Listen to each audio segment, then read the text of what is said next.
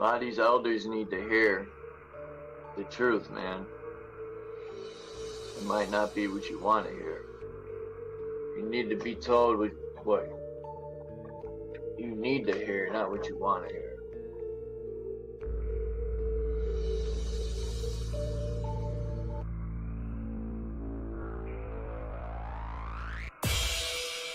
But necessarily my truth might not be everyone else's truth. So what's truth? You know? I say my truth or truth, but like I said, my truth might not be someone else's truth.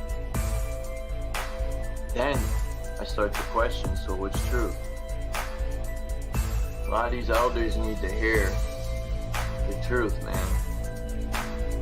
It might not be what you want to hear. You need to be told what you need to hear, not what you want to hear. If some of these platforms, because there's many channels here, and a lot of them actually do, if people were honest when they're coming onto panels or chat, but they don't want to be honest with themselves. They want to tear down other people to disguise themselves. So what I get from that is people are insecure by using a false sense of security to mask it. They're not actually, they actually ever challenge themselves. What would that look like? Of course, they'll be picking up, well, what about you? I said, there you go again. You're deflecting at that point. It's about you. If it's always about you, then make it about you. Be the best me can be there. Be the most selfish person you can be. So my question would be, then why are you living with the rest of us? A lot of these elders need to hear the truth, man. It might not be what you want to hear. You need to be told what you need to hear, not what you want to hear. We don't consider each other. That's why most people are not rationally selfish. They're too busy being fucking selfish. So what's truth? You know?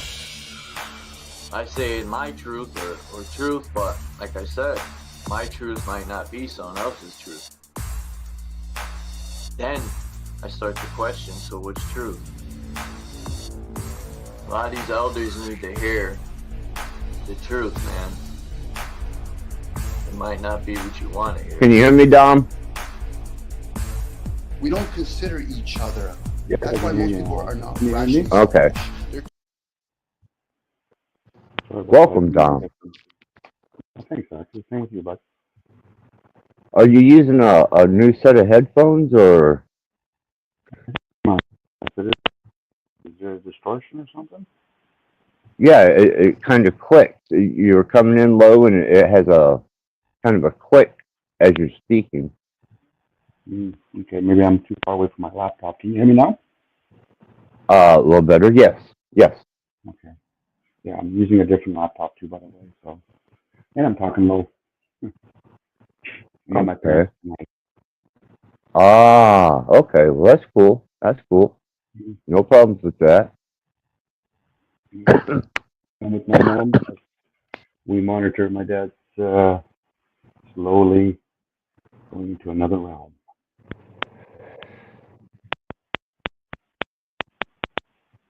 Yeah, it's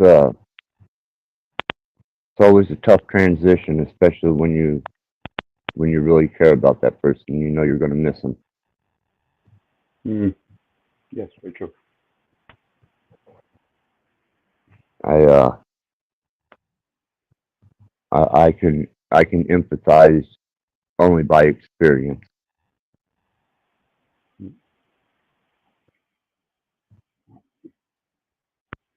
And is it looking? I mean, is it at least? I mean, a transition from this state to the other is it at least is it at least a peaceful one? He's on his morphine now. Okay. Well, be sure and grab me a bottle of that. I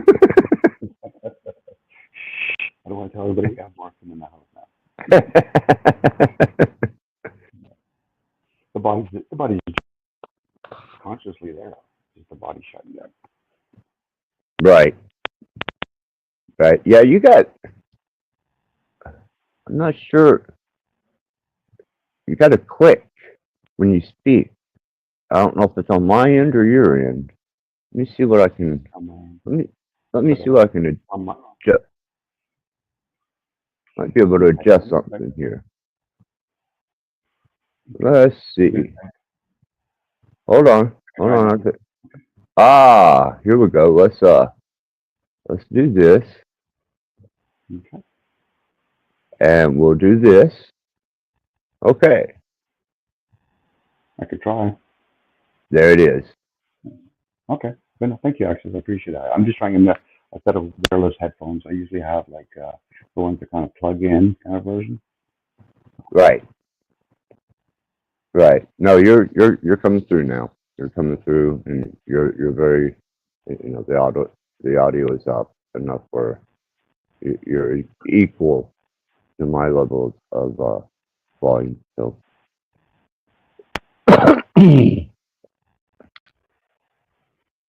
I that's kind of strange. You still got the clicking going on. Oh, that was probably just me clicking something. Actually, that's probably you heard me with my clicker on my Mac clicker. Sorry about that. Okay. I revealed yesterday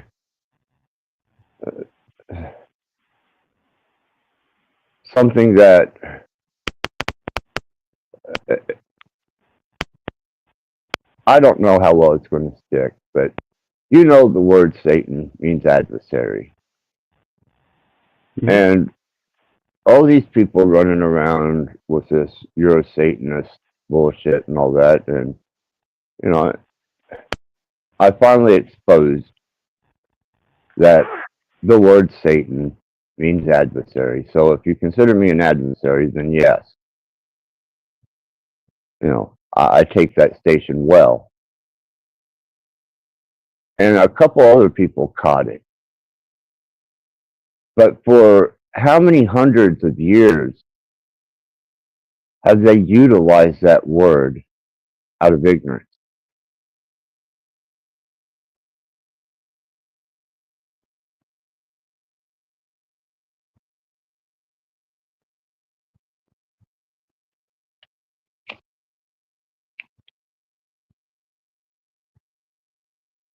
You still with us, Dom?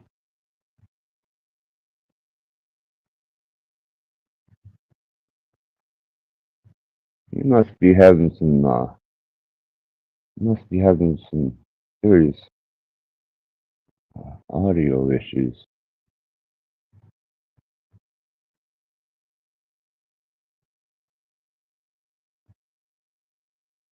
I seem to be. Yeah, my audio's coming through.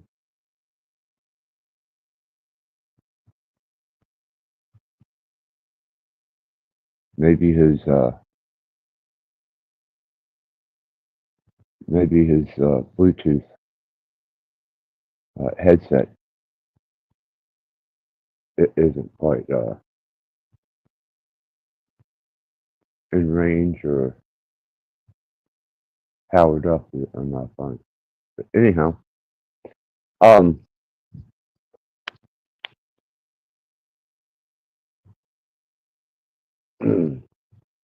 there has been an an onslaught of ignorance that I've stepped back and have been able to observe where people are using what they consider to be their uh, crusading proper verbiage for what they deem to be their cause. And in this, I have sat back and had quite the chuckle for quite a considerable amount of time. I've really laughed my ass off at it, such as demon, um, Lucifer, uh, Satan, devil. Uh, there's so many so many different words that these crusaders use and claim to hold some type of divine representation. And I've seen this feed over not only in the crusader justice realm of whatever your desired venture is, whatever it is that you become an advocate for. And for me, when people start coming across using certain words, it allows me immediate insight to their lack of research, study, and even understanding of what they're speaking and what they're saying. And I'm going to expose a lot of that tonight, especially. One interesting thing that I'm going to allow this to go on record and let people know is the term king is actually a pronoun.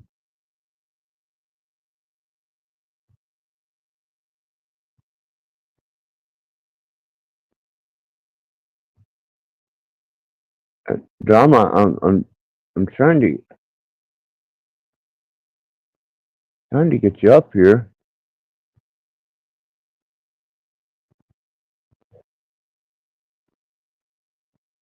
I hate that he's having so much difficulty with this. This is a realm that he would be very proficient in, maybe delivering some awareness to. But until we can get that figured out, the word king is a pronoun. The word regent that I use is generally a title carried by a female who is holding the position for a absent king.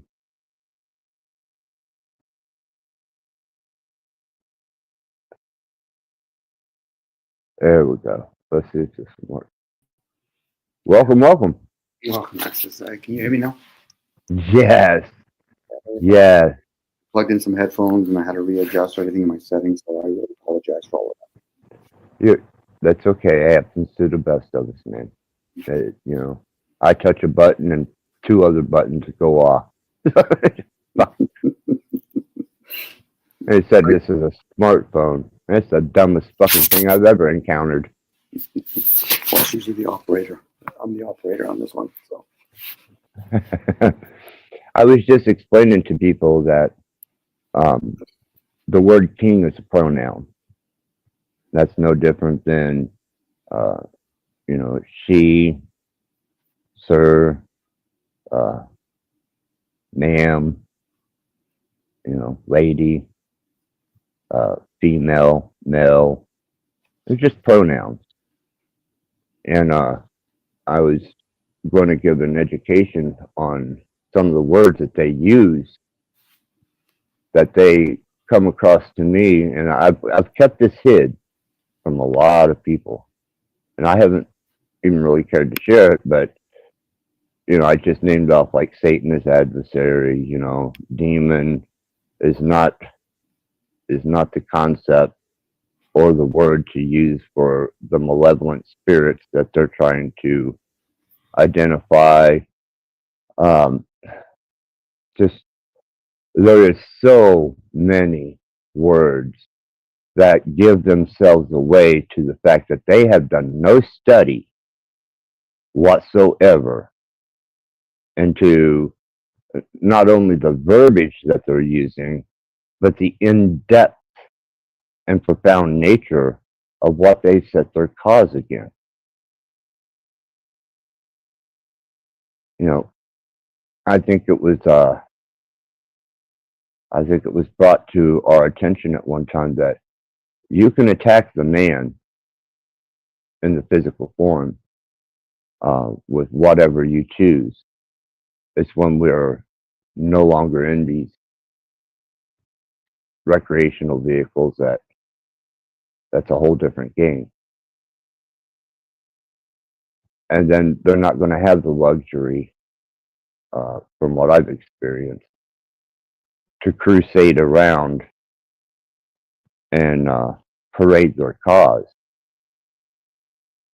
So that's why I titled this, go ahead, try and talk over me. Why not share something with me? And we can educate each other to awareness.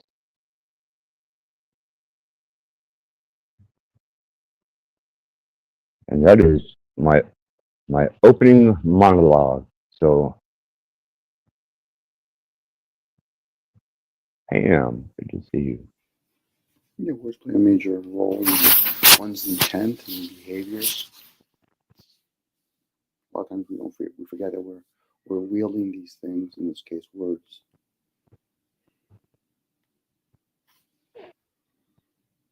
They can, gather people together or make them actually fight against each other.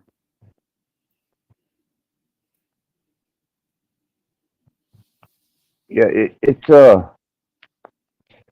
it's something that I addressed with an individual.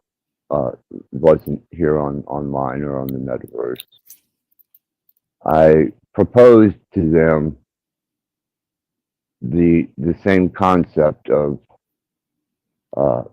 what is the problem with humans not fitting into the perpetual equation that is self-sustaining. And the answer that I got damn near blew me away. How so? Because we are codependent on each other. Well, it's usually humans that try to justify their own behavior. They're not asked another species what they think of the human race, and then we would have an issue. A bigger one, anyway. They're not be able to communicate with the animal kingdom, or at least see what we do to them. Yeah. And I got to thinking about that, and I thought, one of the identifying markers is one of the more profound archaeological finds was a broken femur that had been healed. But this guy, obviously, in that state during that particular era or epoch, would have had to have had assistance to survive. He needed another human to survive.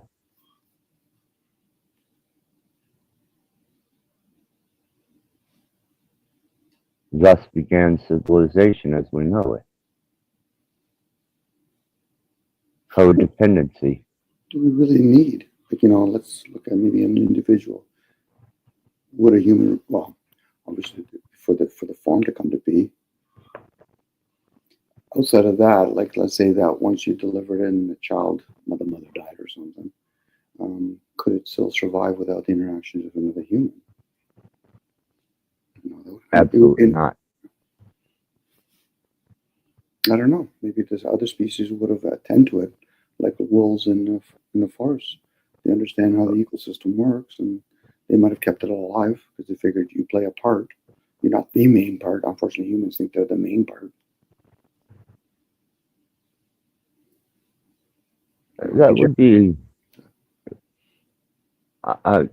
maybe. I would see that as kind of an anomaly. Hmm. I wouldn't see that as to be the general rule. And yeah, that is giving way to any type of potential or possibility. But then I don't think for myself that the human raised by, let's say, a wolf is going to conduct itself in what we identify as a human manner. Well, when certain humans find out there's certain animals becoming extinct, they put an effort to keep it alive. So I can't see why there wouldn't be another species doing the same thing with the human race. But there has been times when there has been genocides on a certain species, so I can't see why it wouldn't be done on the human race. Actually, it's been done to the human race, Yeah, you know. And some of them just do it voluntarily. It's called a war. yeah. Well, World War II being a great example of that, and now with the advent of the suicide pods in Canada, I mean,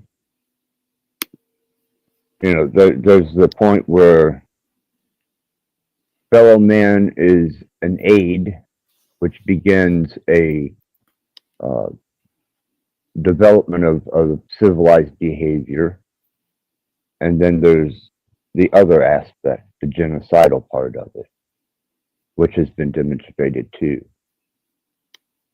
Mm-hmm. And it's been necessary, whether people want to admit it or not. The ones that do put a lot of thought behind it, they realize the necessity of reducing population. Because if not, then we would have been the same part we were, I don't know how many hundreds years ago. We would have resisted technology. But since the technology is being embraced, so therefore it would reinforce that we can start reducing the population. Because it takes a lot to actually keep the human race existing. It'd be different if we're all participating, but we're participating more or less on the end goal, like we're the consumers of this stuff, but we're not actually choosing to be farmers and hunters. Most parents are trying to encourage their kids just to have a job or become a doctor or a lawyer or a tradesperson. So they're actually encouraging technology. Yeah, You'd have to be naive almost to think that for some reason that the race couldn't be somewhat reduced. and the thing is with the reduction of the population, and I know people go, well, there's plenty of land out there. There's plenty of places to go. There's plenty of places to build. Well, if you study even to tribalism,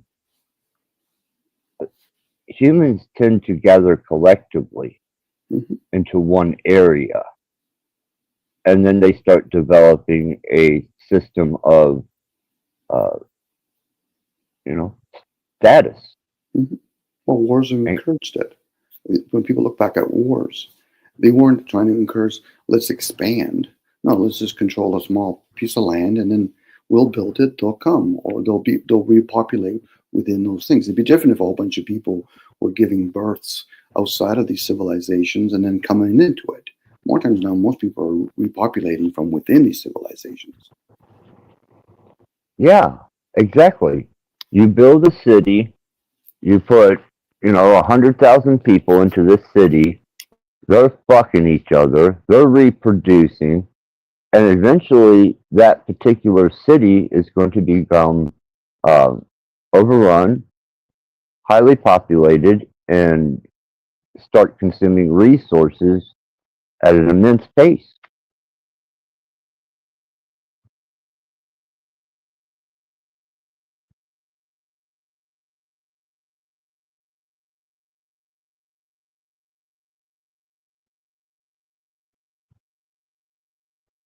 And as far as the all the open terrain that is available, that they are utilizing for resources and could be available to build city states or even towns or small cities.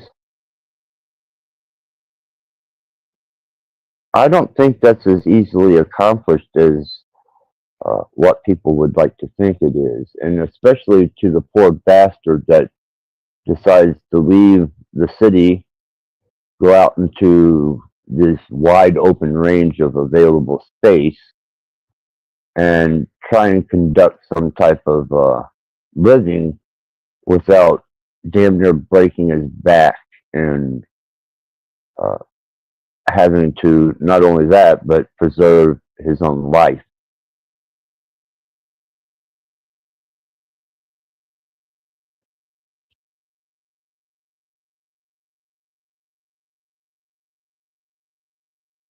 Are you still with us, Dom?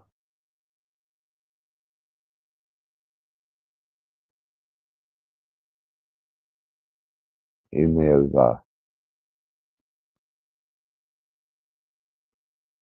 had an issue.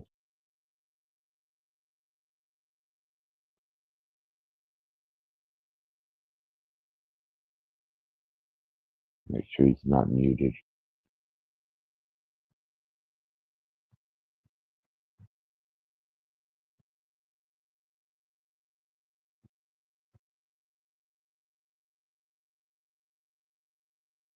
I don't know if he muted up on purpose or not. So I'm going to respect the fact that he's capable of unmuting himself.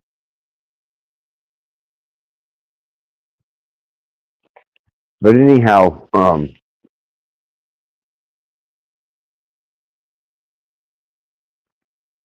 there came a time, obviously, throughout our species development, where we became dependent on one another. And this was revealed to me that is the thing that separates the human species from many other, and most all species, is we are codependent. It's a lot of psychology. A lot of people with psychological deficiencies are codependent on being in certain environments where they get assistance, handicap parking, special treatment for their disability, whether it be mental or physical, and even opening a door, or doctors, which has become a financial institute, but still, nonetheless, you're not going to embark on a solo endeavor into this plane and survive efficiently, psychologically, and most likely physically by yourself, lest something misfortunate happen to you.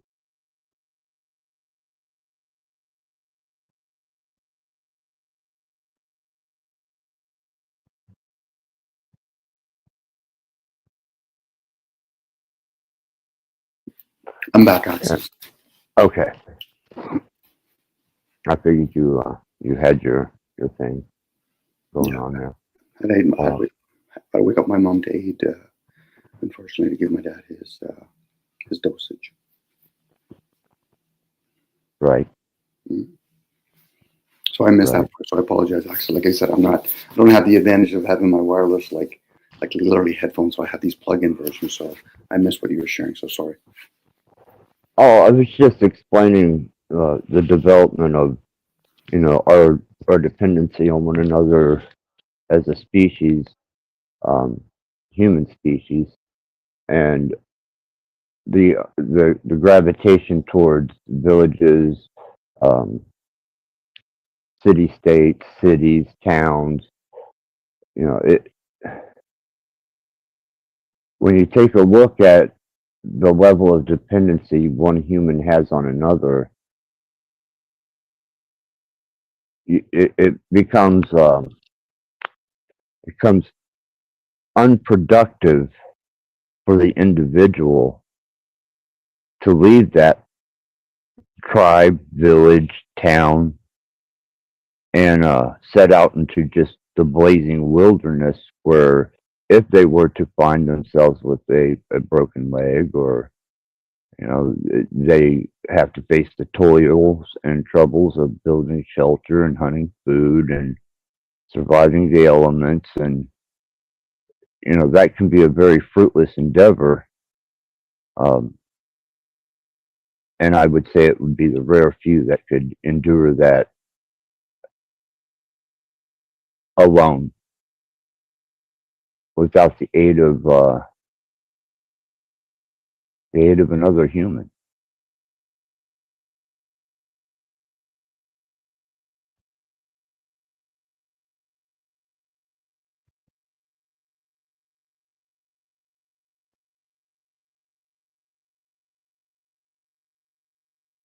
So I look at the point of our coherency and our state of existence in which should be just absolutely overwhelmingly profound that we even exist. I tried to relay that uh, particular notion last night on my stream is the fact that we even are capable of being consciously aware of our own existence, more or less the even more profound design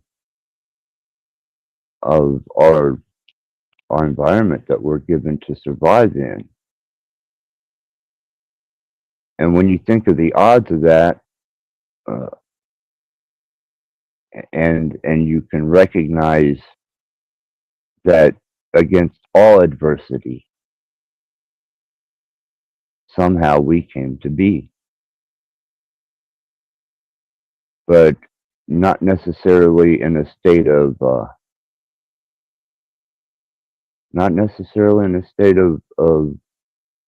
harmony with this environment and the self-sustainingness of it. And I kind of have a bit of an issue with the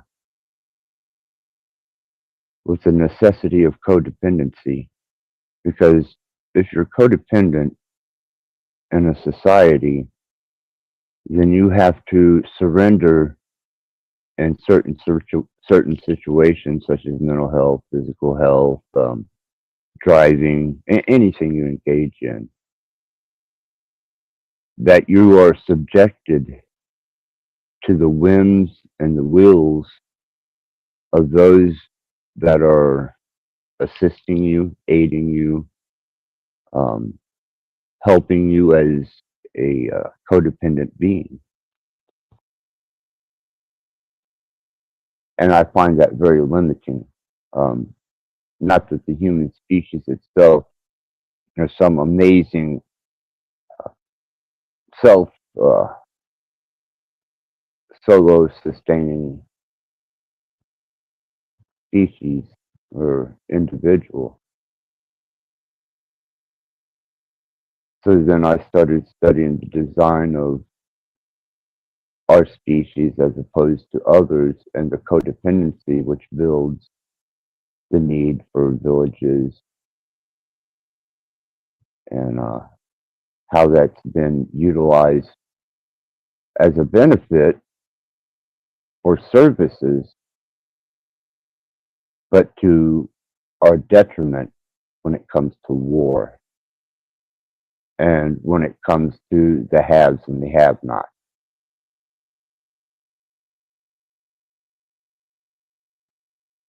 And once again, we're left with that state of human nature. We become a benefit to each other by being dependent upon one another for our survival. But then you have those that seek to exploit that need for codependency. And they amplify and they try to take a common basic understanding for the development of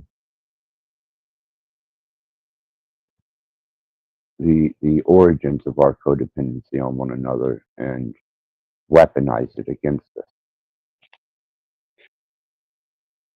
I was observing and reviewing some of yesterday's live stream, and I started noticing with different characters and individuals that were coming on,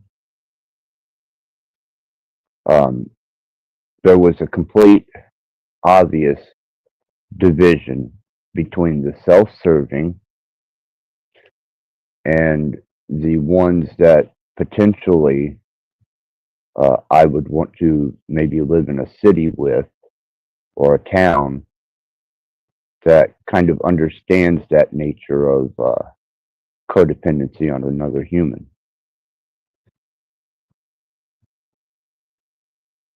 You know, even in my state at the moment, though I'm getting better, I still have a codependency on other people. And I think there's a lot of deeper meaning and philosophy and understanding behind that. One of the worst things you can do to a person in a prison is to put them in isolation. They start eventually going mad.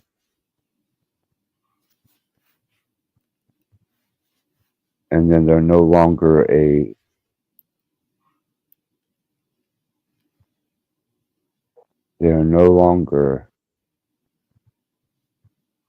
able to contribute to the codependency of man. They become sometimes catatonic, distant, confused, disoriented, antisocial. Some become violent, and it's our need for one another that they're playing on to control the individual because of a primal need. And it's not entertainment. I'm not talking, you know, your television or your internet. You know, we'll go back even before electricity.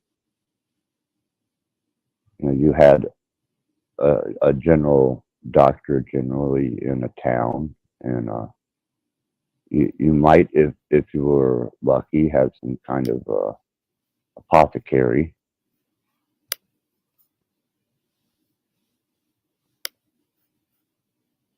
But once you add that state of taking advantage of a primal human need, I think that's where the decoherency comes in.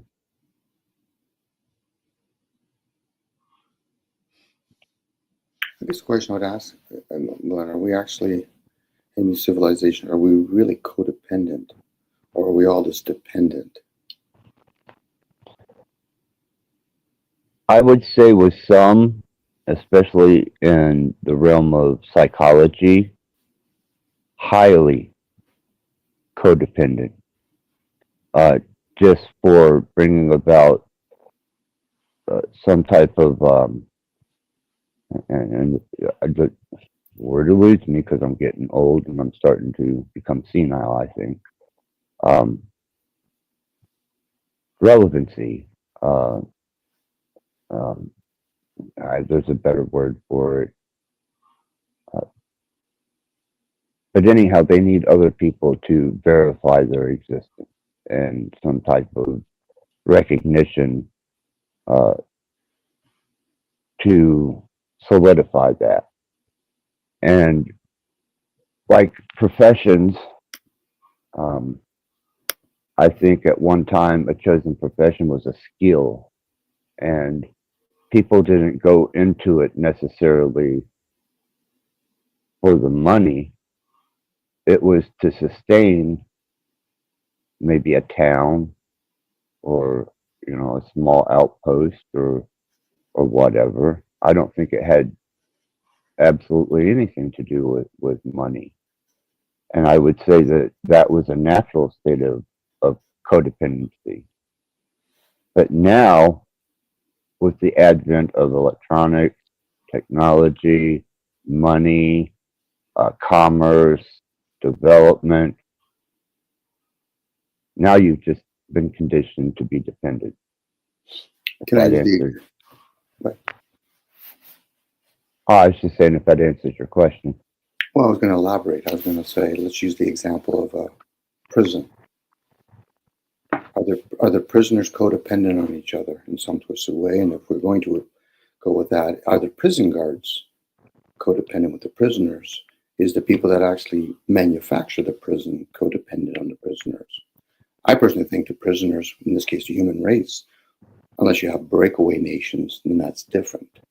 So most people that are in civilizations are dependent on one another, even though somebody from the outside is putting stuff in there. Codependent would imply that you both have an equal amount of say in how you do things, and most humans in civilization don't have that ability.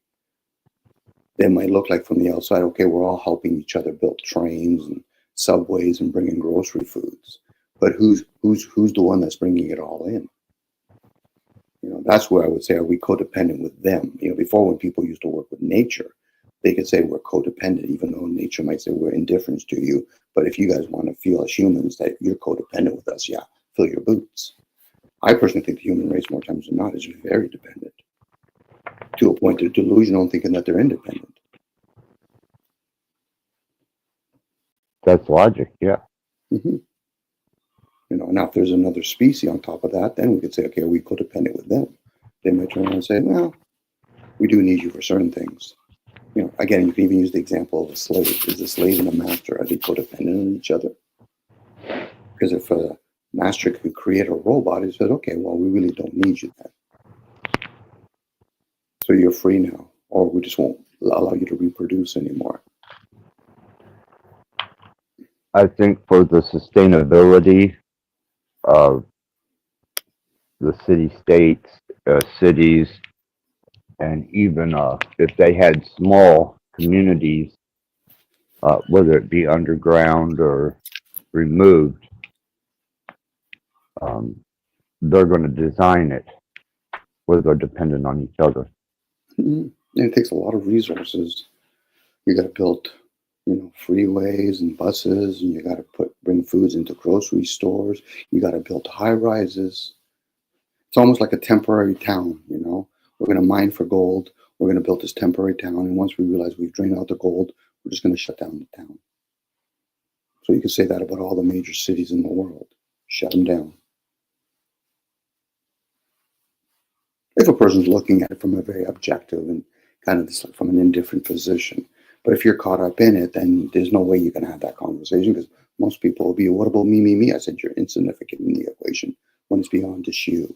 But unfortunately, most people can only see with that beam in their eyes. Because if that was the case, and let's say civilization says we're always going to think of others, well, then how we got to this point then? Did we mistreat animals like horses? That's why we decided to have a car? Or is it these outside breakaway nations or races, or not even races, but other groups that have decided we're going to collude together? Because most people in the human race do not collude together well at all. No. And knowing that information, that they don't collude together and they've always been manipulated, would it be easy to manipulate them to kill each other? Fucking right, it would be the easiest thing to fucking do. So what they do is Christians. There you go. Next thing you know, most people are going to say, I love really living in this realm. I said, okay, when you're on the hunt, when you're being hunted down, you can tell me that story. Then you can truly say you're surviving now. Most of us are caught, well, I can't say most of us, but a few, we'll call them falsely the developed countries, are living a false sense of comfort. Dare not have to wake up in the morning thinking, fuck, it was really cold last night because I don't have any electricity or whatever. I got to go look for I have to look for my game. I guess I'm not really going to look at my animals anymore as pets.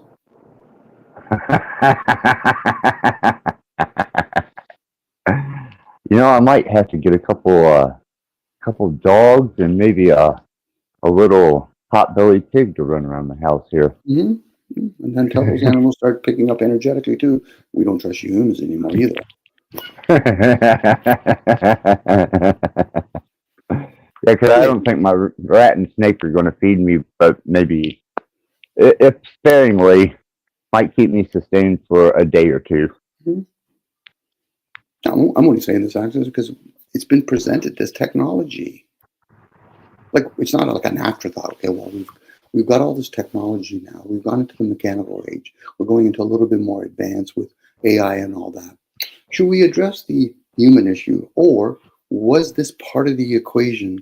We knew this, that eventually we're going to get people to, stop reproducing, give them birth control pills, increase the value of houses everywhere else. Did the human race really did put up a fight?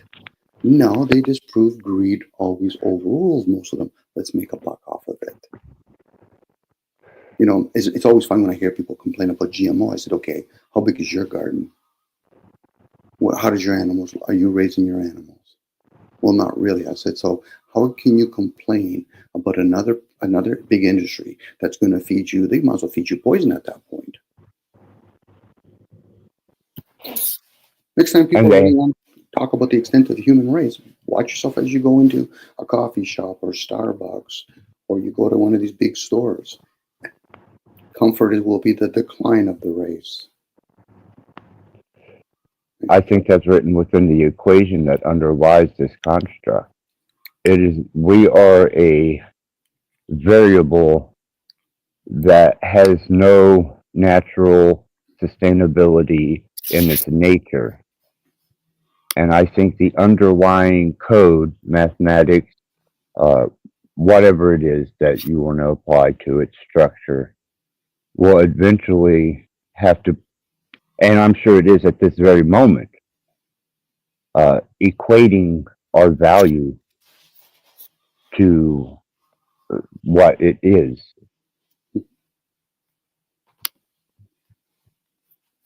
Because a lot of the things that I could say that the human race are doing with each other, that's, beautiful, like music and dancing and all that, it's usually self-gratifications. Even though from the outside, oh, that's beautiful, human race. No, it's self-gratification. It's not going to help the next generation when it comes to, how does it better help the human race as a collective?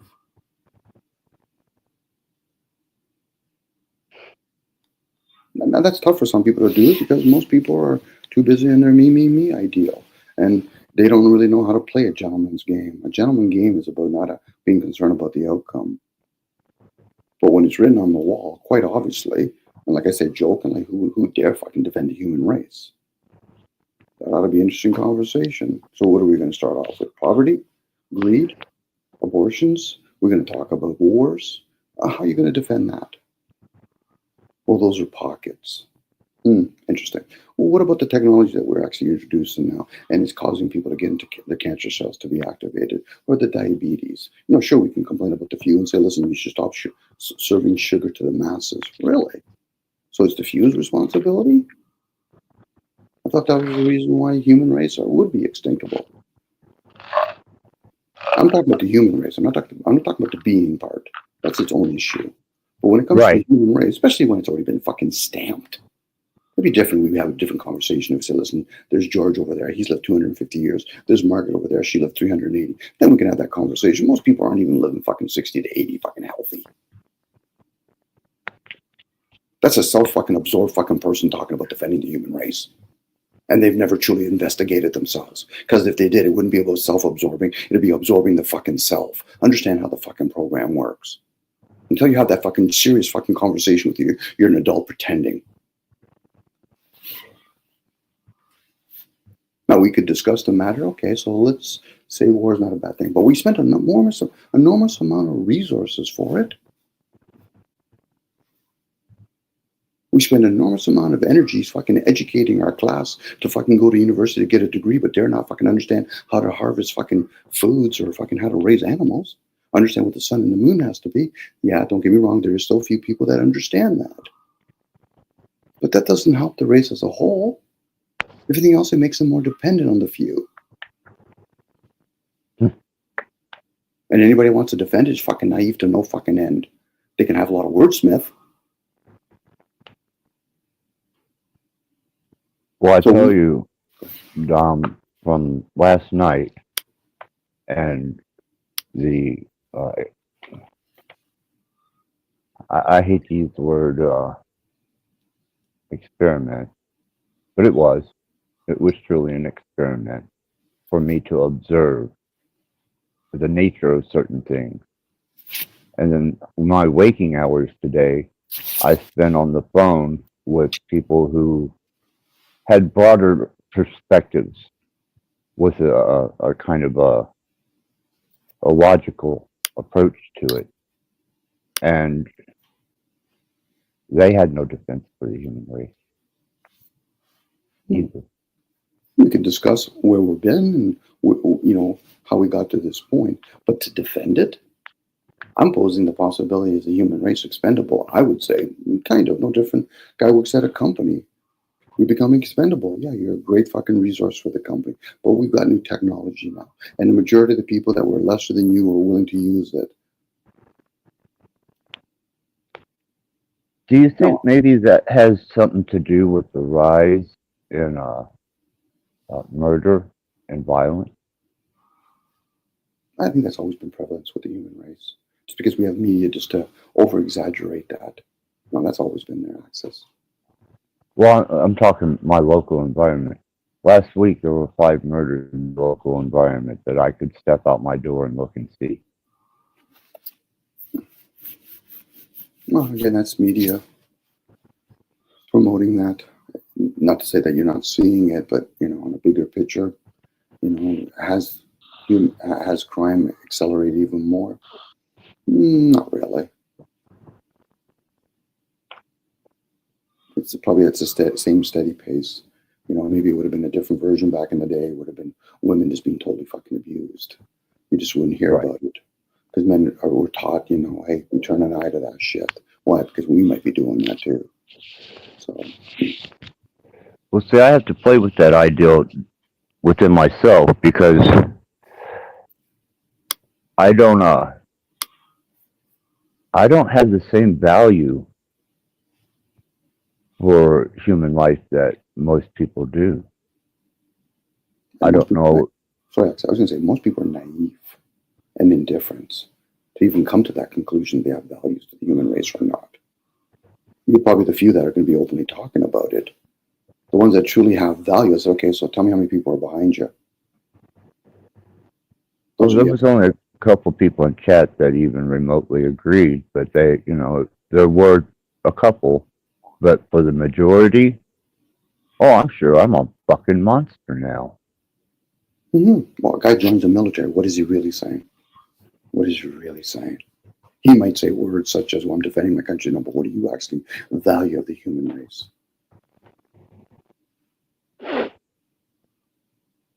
Yeah, I don't. Guy that's building a tank, what are you really saying about the human race? The guy that actually... Go ahead. I don't see any justification for him. No. But he would have to put words to it when somebody says, I've never really thought of that, or nobody ever put in those words. I said, yeah, so you've been naive the whole fucking time. Dare not put the right words or the words that resonates with somebody and say, this is not logic, fucking right. It's not logic. This is not about feelings. It's about an awareness. Now, can we hope, I like to put value to that, the human race could probably avert it? No, I would probably first hope that the human race would first be aware. Then and only then we can actually make a decision with which way do we want to go, because we obviously will find out what direction we've been going. Yeah, I equated that into the research that I've done in the last 2 days.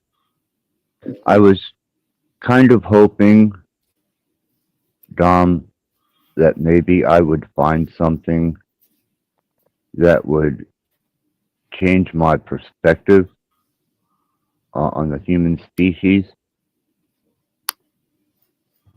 Well, you can find a lot of little things, but if you're going to put it on like a scale, you'd be hard pressed because then you have to consider all those big ideals. Like, okay, I'm gonna really got to deal with that abortion thing. If people value that, I got to really deal with the ideal of how women and children get treated. I really got to put on there. What about war? What about poverty? Those moments of, oh, well, there's people out there that are, doing soup kitchens. There's people out there that will take in the homeless. Those are small little fucking dents that they're pulling out. Now they'll block themselves and say, well, maybe that's what the elite are thinking. Maybe they've paid a lot of fucking people to process this information. So at the end of that processing, what do you think the outcome should be for the human race? We could start by eliminating most of them first, outside of just quickly get rid of them all. And the cheerleaders would be in the background. That'll be the animals in the fucking playing kingdom. Right? Right? They're going to be like, we're not plagued by this scourge of species that mistreats us. And, Jesus says, sport to kill. Yeah. And if they're not sure, go to some overpopulated civilization that most people have never experienced, like India or China, and go into those ghettos and then look at the communities in America and say, fuck, these are small fucking examples. Put another fucking 500 million people in America, and then we can have that fucking conversation. Should the human race fucking not be extinct? Put Canada to about maybe at least 250 million. Then we can have that conversation. Most people don't realize in North America, you're living like fucking queens and kings. Privilege. Yeah. I know that about myself, but I'm okay if I can rip a hole in me. Surely not here to defend myself, but I'm surely not going to be naive and think for some reason, well, the human race, they're good. I said, okay, what small fucking example are you using to justify that fucking self-absorbed fucking way of thinking?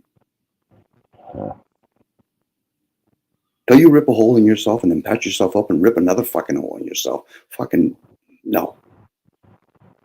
There's a reason why they use the word transhumanism and metaphysical. They put a lot of fucking effort in understanding this. Now, there might have been the reason or the cause. I can't even say the cause. One of the effects. But most of us are playing with the same fucking technology that's going to put us in harm's way. The food industry been changing it. That's why we have diabetes and cancer. What do you think is going to happen when all of a sudden fucking Wi-Fi fucking starts taking into the next generation? Best case scenario is fucking deformity. Worst case scenario is fucking we start all getting sick, fucking dying at the age of 30 or 40. So yeah, let's mask it. Let's have a major fucking war. Well, if I could introduce you to something that I discovered in my research. Mm-hmm. You remember the Chernobyl in Russia, the nuclear accident? Yep. And you know that is a no-go zone for humans. Mm-hmm. That is one of the most abundant preserves of species thriving in that area.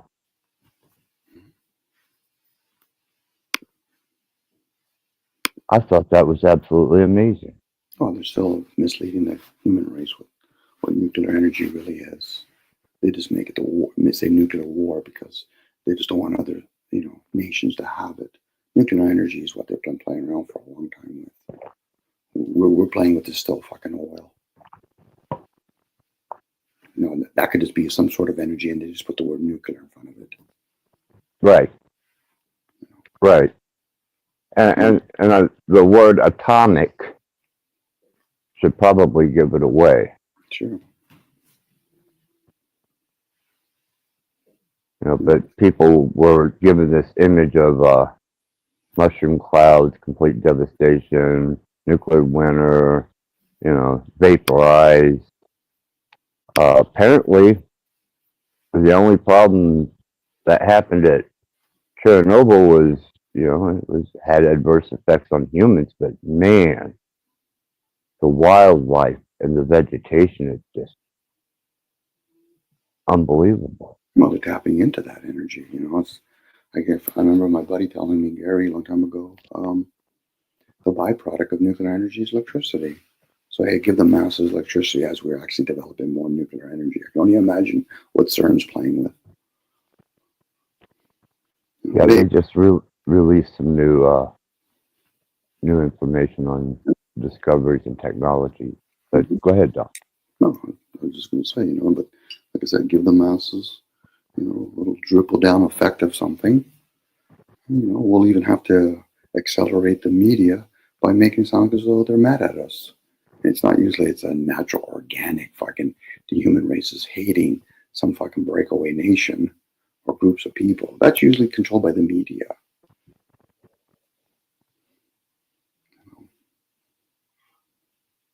And whenever you have, which seems to be the situation, a codependent species that has to build cities or villages or towns, you can send one guy's information from one end of town and scare the fuck out of the entire town by the time it gets to the other end.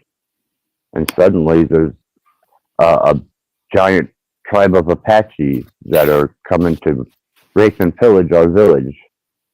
Mm-hmm. A lot of it's based on rumors. You spread rumors. Stock markets even work based on that.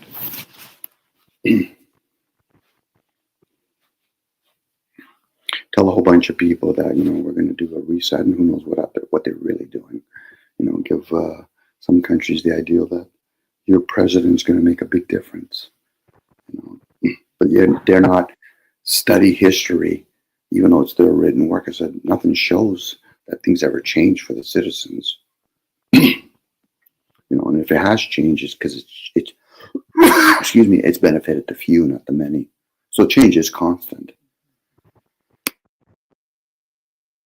Yeah, it truly is, and it not only is it constant, but it replicates itself regardless of whether you're building with stone, wood, sheetrock. It doesn't matter. The structure of the species that inhabit that's the problem. That's where it all starts repeating itself over and over and over. Mm-hmm. Yeah, our forefathers might have been a little bit more naive and didn't have the technology, or they knew people among them were intuitive or insightful or wise. But today it's more people that are, well, logically educated, but yet more naive than the past generation was. Well, that's why I kind of decided to take the position to bring a revealing, because people, when they speak, I sit inside of myself sometimes and I'm just like, you got to be kidding me. Especially the Crusaders, because they can't seem to control their insatiable need to force their agenda, ideal, and well, I consider it a disability, truly, I do, upon others. And then they will start using verbiage that they themselves don't even have an inkling of what that word actually means. But they'll stand on it. True. They'll stand on it very weakly, but they'll stand on it because they're not challenged it. Then you start hearing an array of defense or attacks. I said, okay, so how does that serve you, knowing that you need to defend a stance? Have you ever entertained the possibility that those things actually are happening? It's just not happening in your surroundings. It's always nice if we talk about a small little town. That's one thing. You want to talk about maybe a state or a country. That's another thing. You start talking about the amount of people that are spread around all the different parts of the earth. That's another thing.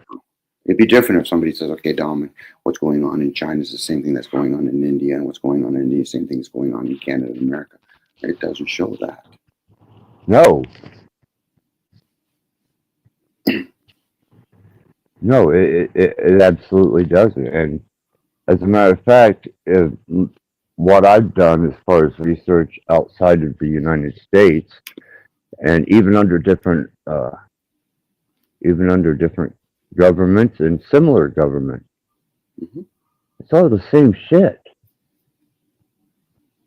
Mm-hmm. It's a matter of giving them 2 loaves of bread, and they take all the rest. And you have the haves, the have-nots, and then you have the fringe. And Mm-hmm. that's pretty much the structure, repeated. Mm-hmm. Now, if they're happy with their little bubble and they're content being in the vessel, or they want to think they are the vessel, then stay away from conversations such as so. Because the defend it or attack it just doesn't make her sleep. We're talking about as it is. Now, how distinct it is, then we can have that conversation. I'm not going to be able to reach 7 billion people, let alone if there is 7 billion people on this planet. But I think you shared yesterday, it's based on your own observation. And that observation could be inwards more than outwards. It's like somebody saying, listen, I know you're using this technology, but inwards, I'm realizing there's a new technology that's available. So I'm going to have to work with a few to actually bring it out.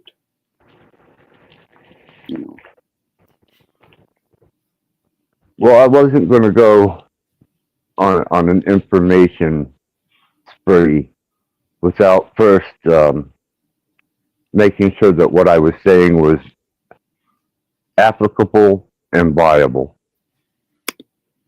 Mm-hmm. Well, a lot of people aren't interested in these kind of conversations, Access. And even if they try to defend it or attack it, they're not interested in the conversation. It's just part of the human experience. And the human experience is showing that there will be a decline. Just because somebody says, but I see a lot of people still in the world, I said, but don't you see the decline? That's like going to a major mall and say it's always all the stores are always full. I say, yeah, but you're not there on a regular basis, seeing how quickly the turnovers.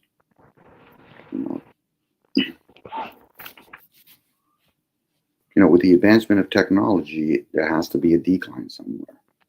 It'd be different if people say, okay, we're getting bigger as a population. Maybe people are going to have to be educated to be farmers and hunters again. That's not what they're showing. Everything else, most people in their comforts are hoping for their fewer groups or just somebody else to be doing all that for them as they go into a grocery store, as they go to McDonald's or Subway Sub or some sort of roadhouse. But hey, let's talk about all the pleasantries. Most of the pleasantries that we think the human race are doing is more or less for entertainment purposes. Music, sports, movies, theaters.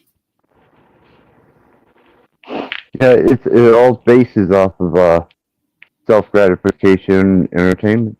Yes, and then people mask it by saying they're happy. No, those are just more gratifications, and they're temporary and fleeting.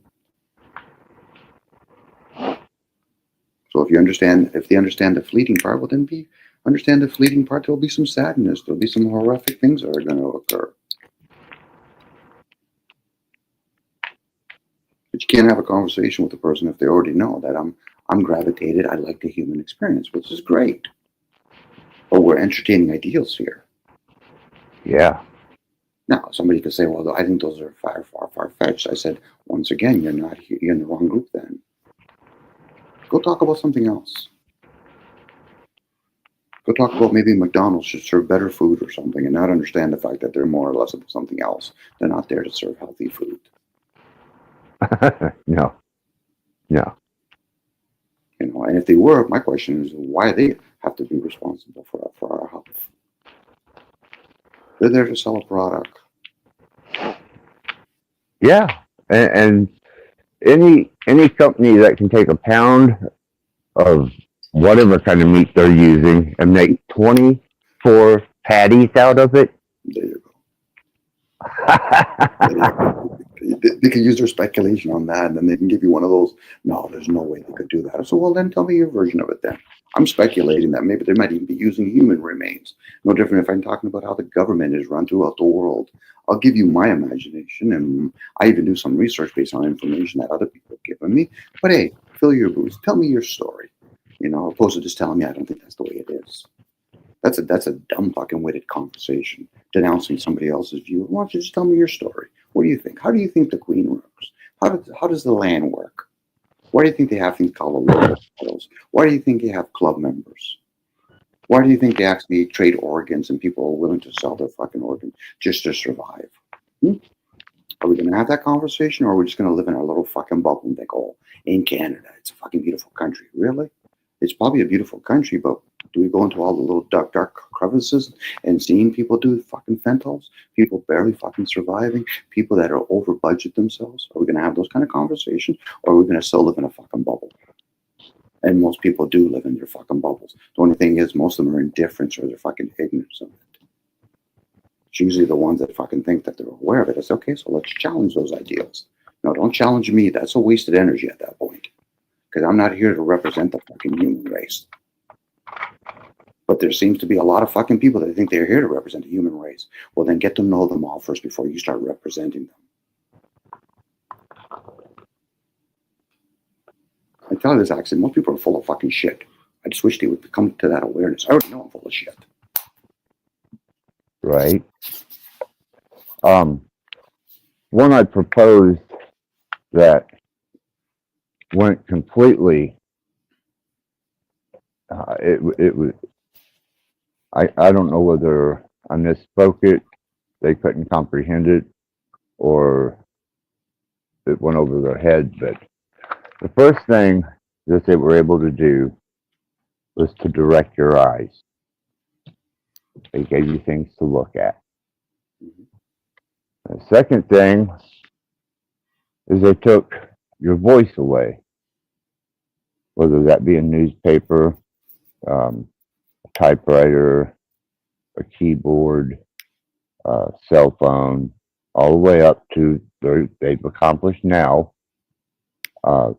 allowing people not to have to speak.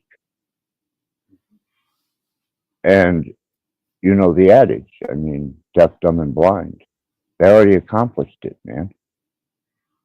It's just people don't realize it's already been done because they're too busy looking at shit where their eyes have been directed to look.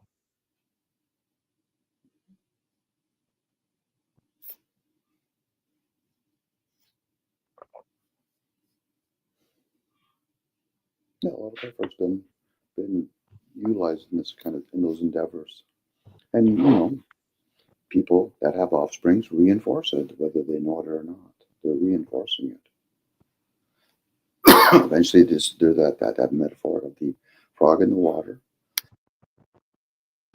and thinking for some reason or another, no, I'll know the difference. Okay, hopefully.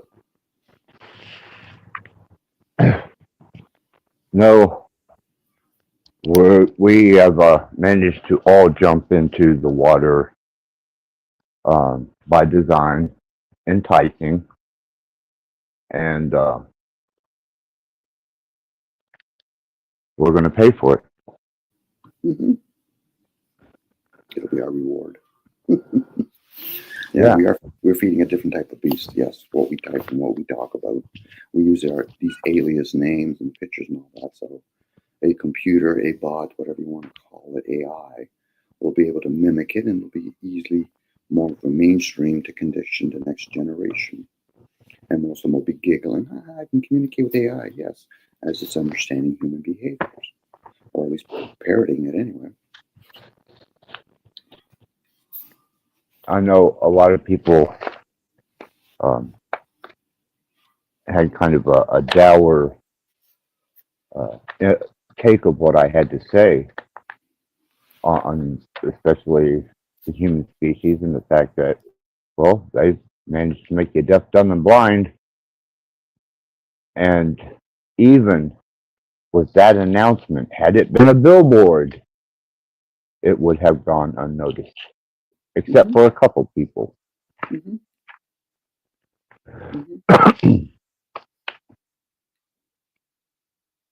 Well, the 2019 incident that he started, it was never really ever about health. It was always about commerce. But most people are so self-absorbed. They thought, well, I got to protect myself. So they were wearing whatever and taking whatever.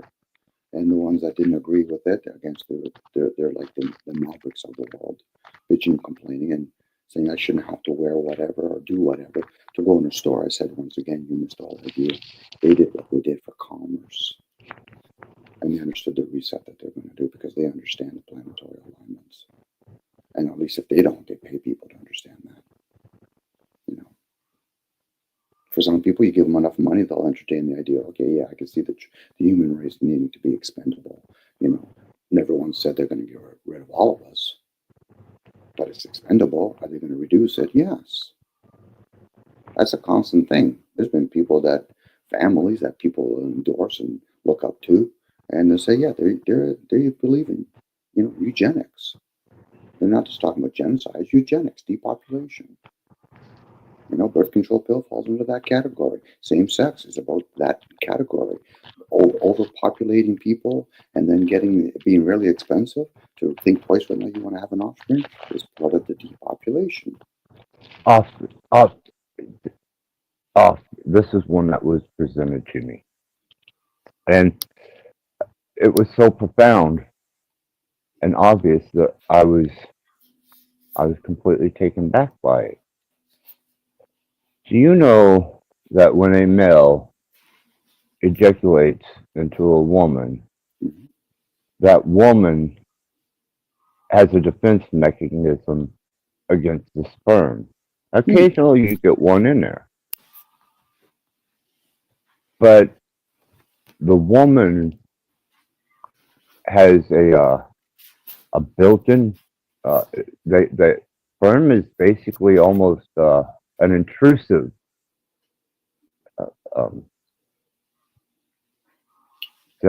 cellular form that the woman is just absolutely, her body will resist. Mm-hmm. And I thought that was really interesting. Mm-hmm. Again, it's one of those things where you could use something, scientific biology to prevent that. But then there's other times where there's certain women, no matter what, you can give pure bare bones sperm going inside, and some unknown realm will say, no, you're not going to get pregnant. Because most people, I don't know, well, most people, I know for me, it just seemed natural that, well, procreation, you have sex, you fertilize the egg, and you go on. But I never took into consideration that the female has a defense mechanism against the ejaculation in the sperm. Well, let's bring in the stories that are written in the biblical story. Certain entities, if we're going to entertain it, because I believe in source, because I just got to look out there. I don't even have to believe anymore. I just look out there and until humans can create the sun and the moon and the waters, or that's an outside source. So knowing that, in the biblical story, they talk about scattering of languages. Also, we're making it so that a human can only live up to 120 years. So if they want to shut down the fucking womb, they can do whatever the fuck they want. See, humans think that they're in control. I said, no, you're not. Far from it. You're a puppet on a string. You just don't know how many fucking strings are on you. Now, once they become aware of that, I said, okay, so now if there's things that can manipulate the waters, manipulate the clouds, and even in the biblical story, we're going to roll out the fucking skies like it's there's like some sort of like scroll. We could be in some big matrix if we want to use, our version of language. So knowing that, of course, that's just human figuring, well, I want to get my wife pregnant. I said, no, only if the fucking source or the gods choose that she wants to be pregnant, let alone have fucking twins. You don't will yourself to have fucking twins or triplets. No, I know certain cultures figures, if you wear certain types of pants or trousers, you could probably, produce a little bit more sperm, but that still doesn't explain fucking can you get the egg impregnated. Especially when we start talking about being born opposed to being birthed. Two different kinds of Mm-hmm. things.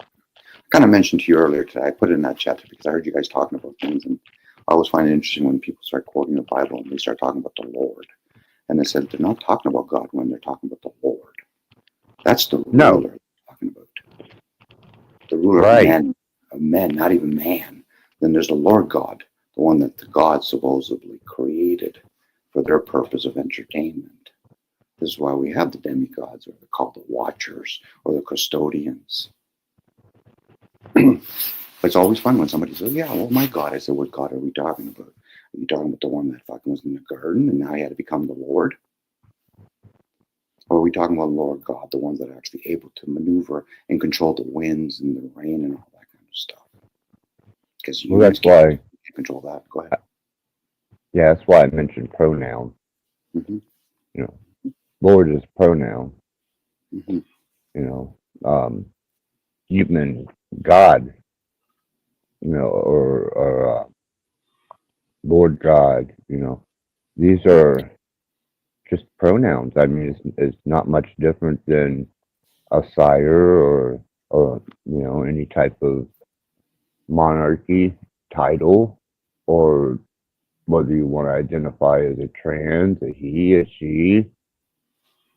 These are pronouns. Mm-hmm. You know, when you use the word Lord, like I said, Lord of what? Men, M-E-N. Then there's Lord God, so they're the rulers of this realm. And what are the gods? They're the creators. They never once, none of them ever said once we're the owners. One's a creator, one's the ruler of this realm, the other one's the ruler of humans. Mm-hmm. That's why when the serpent said to Eve, did God say so? That was a yes or no question. Why? Because Adam wasn't talking to fucking God. Adam was talking to Lord No. God. He was talking to the ruling God that created a garden and put a bunch of fucking dusty fucking creatures together and then blew the breath of life into them to fucking become a live entity. One that I think people overlook, Dom, Of course they do. is in that creation story. On the sixth day, he said he was done. Yeah. His work was done. Yeah, because And then he rested. Yeah, well, they rested because they already created something in their image.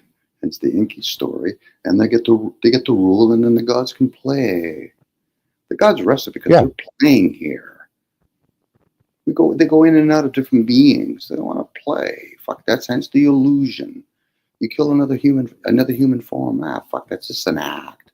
Don't worry about it. Oh, I forgot you guys get attached because you mortal fucking humans live 80 to 100 years. You get attached. Hey, not to take away the fact that we do form bonds with one another. But if that's truly what it is, then what is the story of Buddha all about then? What is the story about Jesus all about then? If people really truly grasp the teachings, opposed to just fucking in name only, they would realize how much they're full of shit by defending something, opposed to just trying to understand it or comprehending it, and maybe even having some discernment. Hence the tree of life now, opposed to tree of knowledge. Now, if they want to play with demons and angels, that's another fucking construct by the humans. I mean, we could be the demons and angels if we want to play that fucking game. But well, one of the misconceptions is that, and if you look, and you truly want to take a Judeo-Christianity observation, or even a Hindu observation,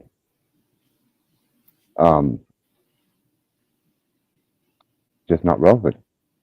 Again, it's a handful there too, because even among the Hindus, it's the few gurus or the ones that put a lot of effort. Same with the Christians, it's the few. The masses are just fucking stupid and fucking dead.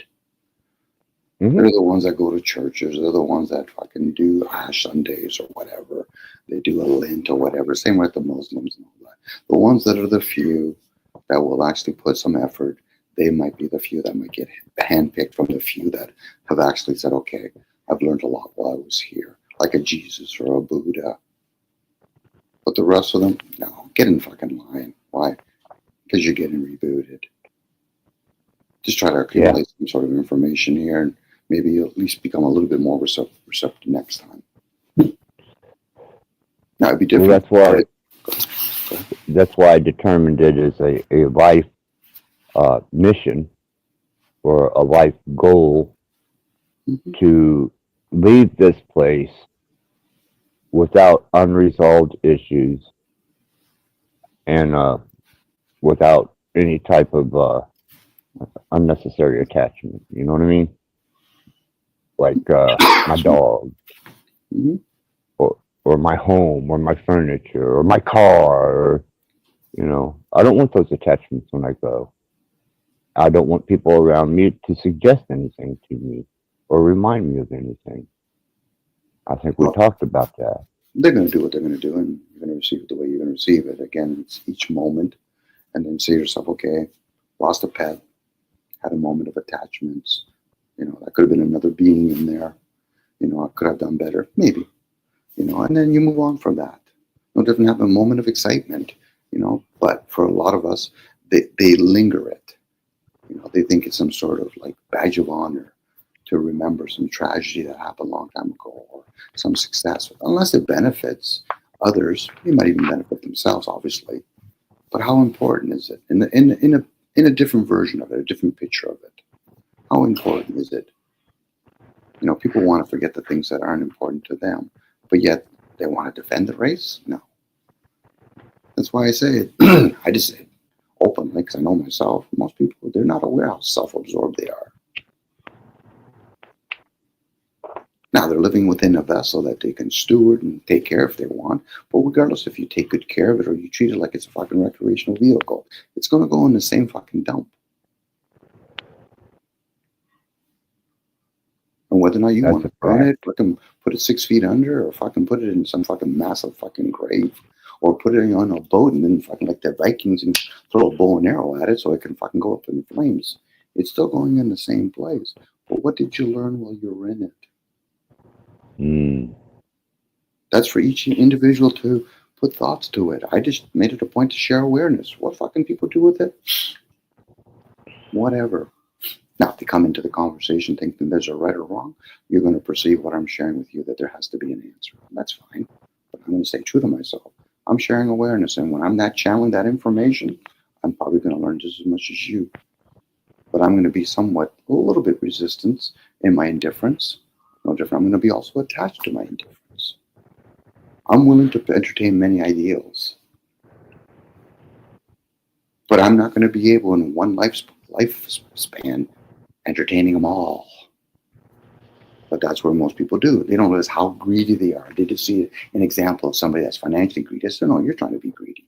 You're trying to figure out everything. Okay? So what is the inevitable plight of the human race? What is the inevitable plight of the animal race? Or will it just continue with or without you? It will function quite well without it. Yeah. But can we pose the possibility that the human race or the animal kingdom will flourish? Yeah. Will it decline? Yeah. That's usually the person says, well, that's never going to happen. I said, okay. And how do you know that?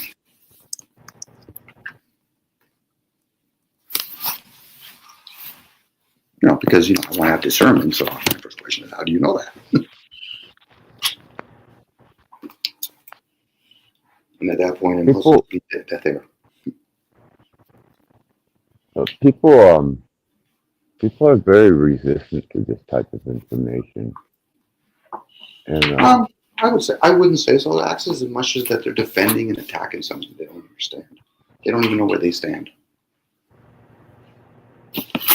So you're knocking on a door that has many walls, and they think for some reason that you're trying to intrude on their walls. I said, no, those are your walls that you built.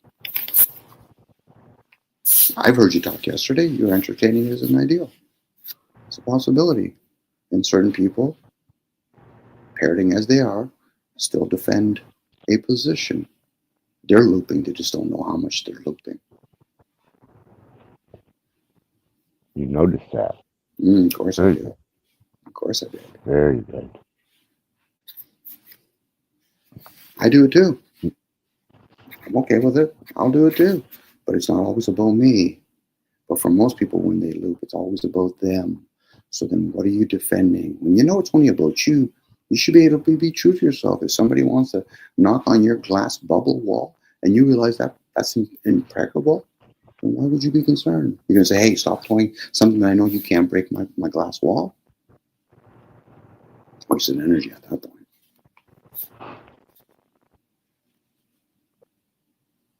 Mm. You know, I can entertain the idea. Could we be polluting the water? Yeah, I can entertain that idea. Is it possible? Yeah, if I'm entertaining it. Can it happen? I don't know. I don't think the human race have that capability. Same with the human race doesn't have the capability to wreck the sun and the moon. But can the human race fucking destroy itself? Fucking right they can.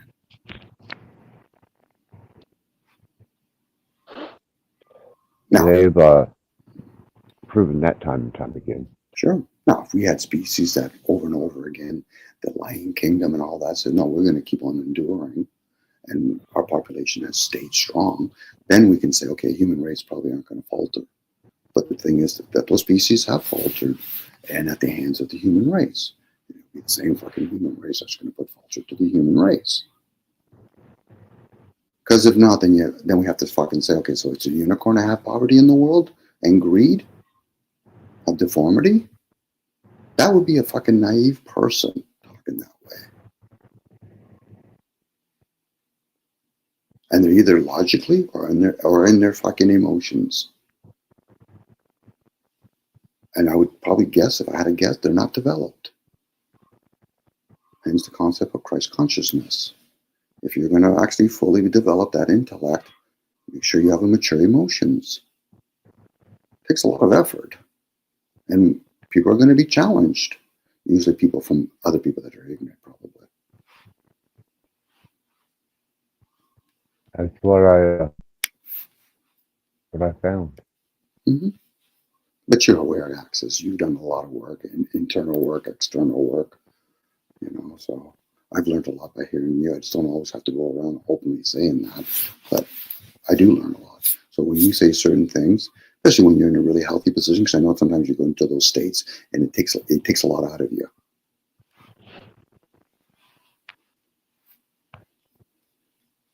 Yeah, that's the price you pay for venturing beyond your safety protocols and pushing the limits of human endurance. Mm-hmm. If there's anybody I can honestly say, if they would choose that they cared about the human race and has the ability, it would probably be you. Because you put the effort. Where most people that are too busy defending something that they truly don't understand. You know, if you truly work helping the human race, so then how would we chip away then? Like, how did poverty come to be? How did greed come to be? How did breakaway groups come to be? Although those aren't important. Okay, so then you're going to defend something, but you're not going to play with the details, are we? Why do we have a court system that's solely set up for commerce? Has nothing to do with justice. Mm-mm. You know, why are the United Nations formed? You know, why do they give us the illusion that because the bodies of water that we have different countries? You know, where's the human race with the one world, one earth ideal? And how would we do it? Would we tell the communist people to come overboard and become more democracy, or should we go over there and become more communism?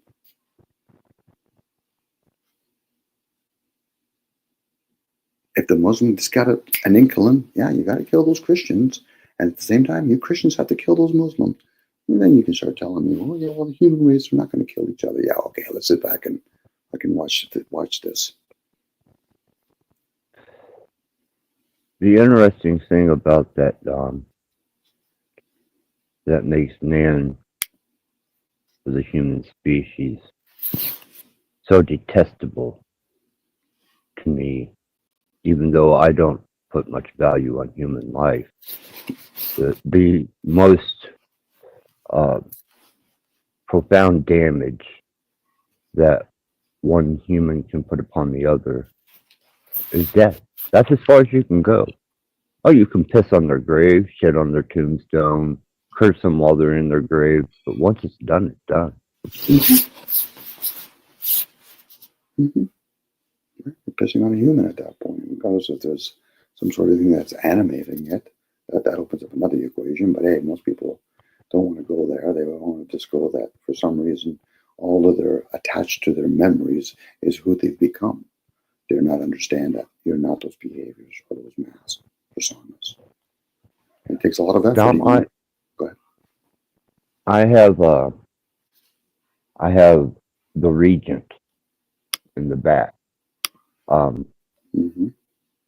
And what would he offer us besides his Exactly. cleverness? Besides his cleverness, I know he shares certain things, but he's a spoiled little brat at best, and he has no concern about anybody else.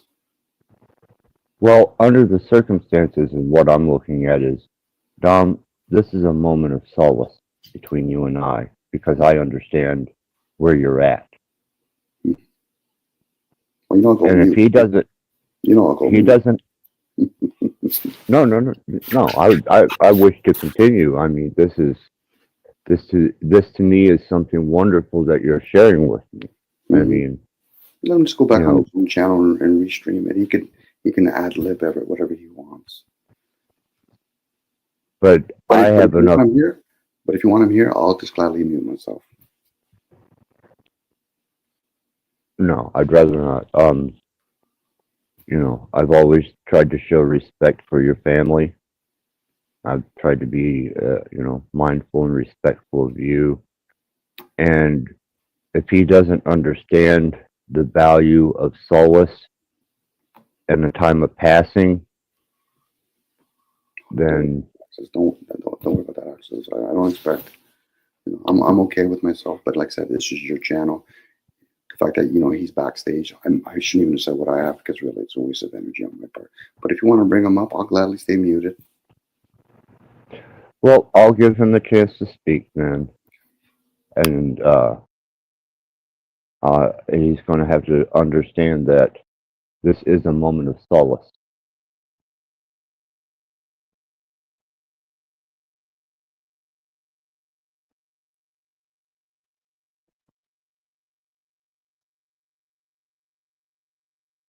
Hello, Stephen. Hello.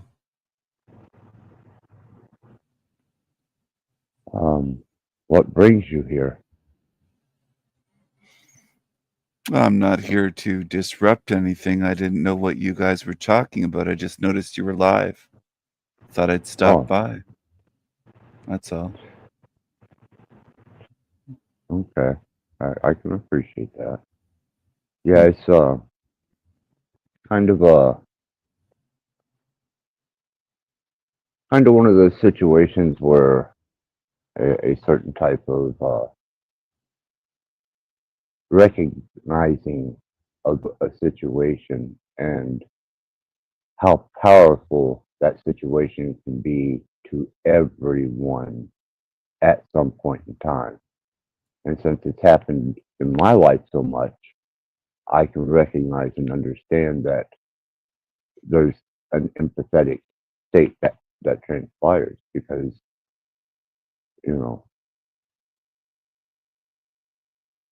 saying goodbye permanently etches itself into a person's psyche in such a way that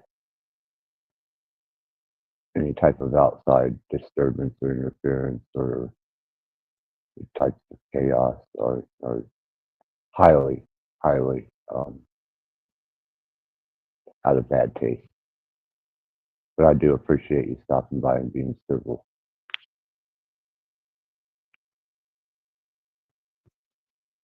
Well, I heard a few things said by Dominico about me. I'm not sure what that was about, but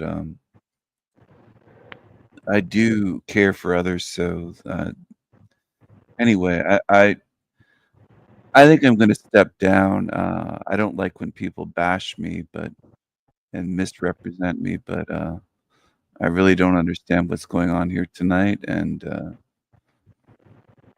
whatever's going on, I'll just leave you to it. Thank you, Stephen. And you know that at a later time, I would be very willing to interface with you on whatever subject you choose. Okay, well, I'll bid you good night and talk to you later. Bye. Thank you.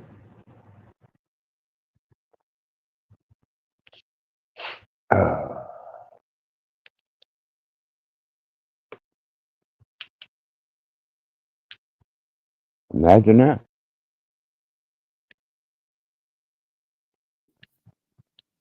I'll be back in about 5 minutes, actually. So I'm just going to attend to my dad and I'll be back. Sure. And thank you, Stephen, for being understanding.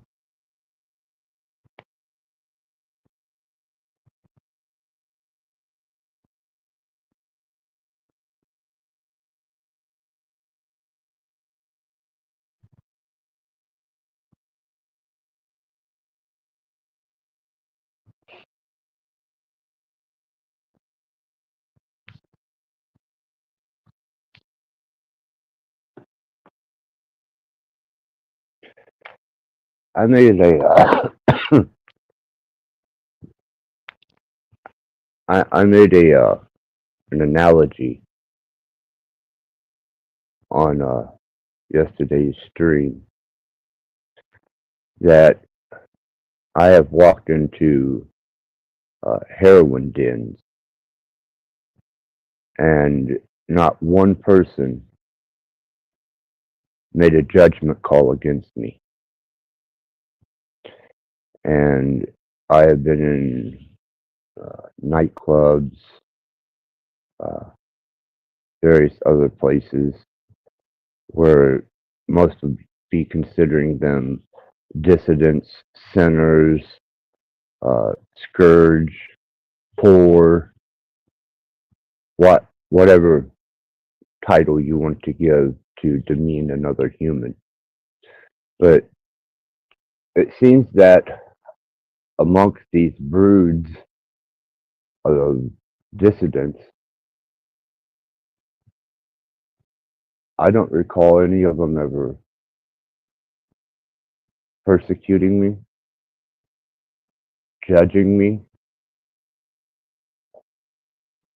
ostracizing me.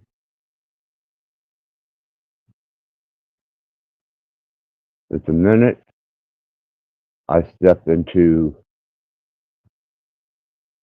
whether it be a synagogue, a church, a temple,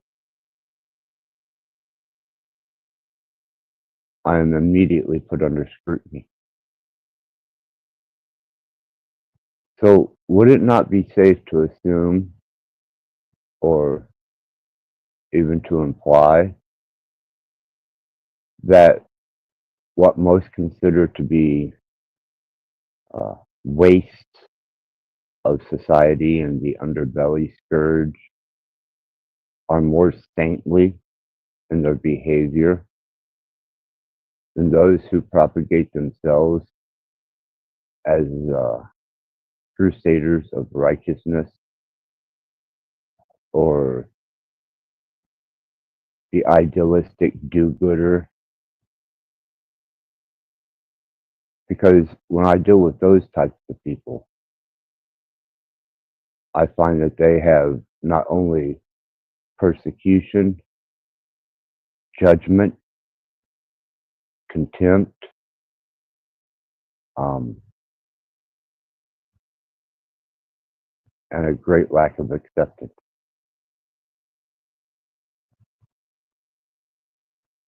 And I've been weighing that in the balance.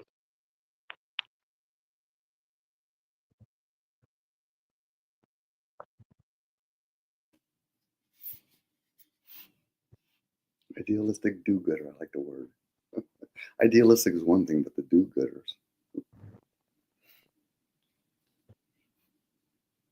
And that's just the truth of it, Dom. Mm-hmm.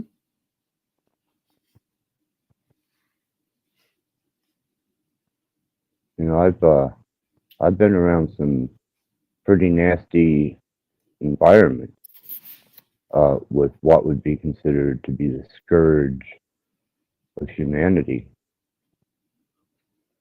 But I found them to be in their own business. You know, I wasn't their business. They didn't give a fuck what I looked like. They gave a shit less about anything that I represented as long as I did them no harm. Yeah, you give no reasons, and vice versa. That would be what maybe we could use the word as indifference to each other. But they have a respect, knowing that, okay, so you're not infringing on me, I'm not going to infringe on you. Yeah. But that takes a lot of effort. For a lot of us, would have to personally experience that, or at least have the wisdom. You learn from your forefathers. It sounds nice when love thy neighbor as thyself kind of idea, but it takes effort, I guess, at that point if you really want to apply it. If we lived in those type of communities, which a lot of us aren't anymore, we could benefit from that kind of preaching of examples. Yeah, because I truly, once I examined it, I give shit less about my neighbors. I mean, I appreciate the occasional niceties that they have to offer when I'm in need, or when they come here and they're in need and I'm able to contribute.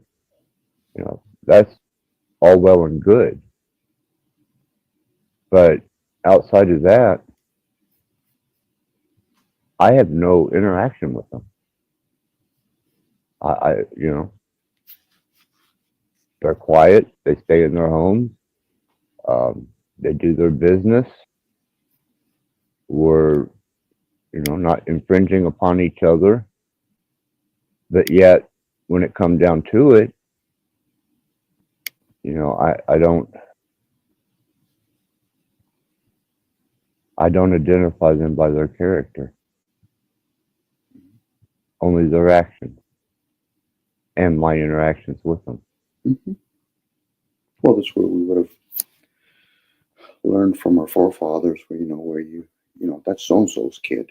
I know his father. I know his father's father, and vice versa with the mother. Or I know their brothers or sisters. Where today we're all like, most places are puppy mill mentality. We don't know who our neighbors truly are. It takes an enormous a lot of effort to be kind to another human being for just no reason, just because I'm a human being. Right, and I suppose if my neighbors actually knew what they were living next to, where I'm concerned, they would probably get their doors locked at night. Maybe, unless they address you and say friend or foe. You might turn around and say, today I'll be your friend, tomorrow I might be a foe. Yeah. How we interact with each other. That first impression could be lasting impression. Shouldn't be the only impression, but for most people it is. Unfortunately, it should be a strong impression, and then hopefully the person can follow up to justify that. Okay, that impression is who you chosen to be. You practice that on a regular basis.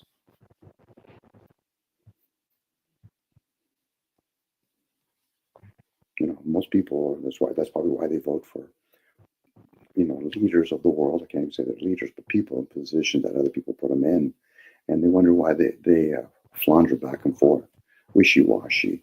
Well, because most citizens or humans have done the same thing.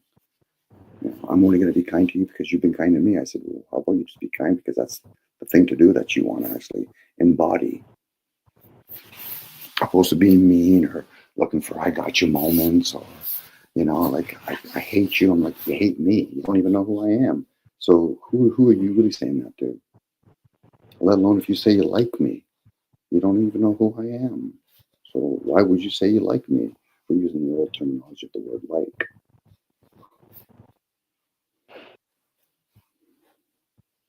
They're not these people do some investigation from within themselves and say, fuck, I have more information inside of me than I would ever get outside of me.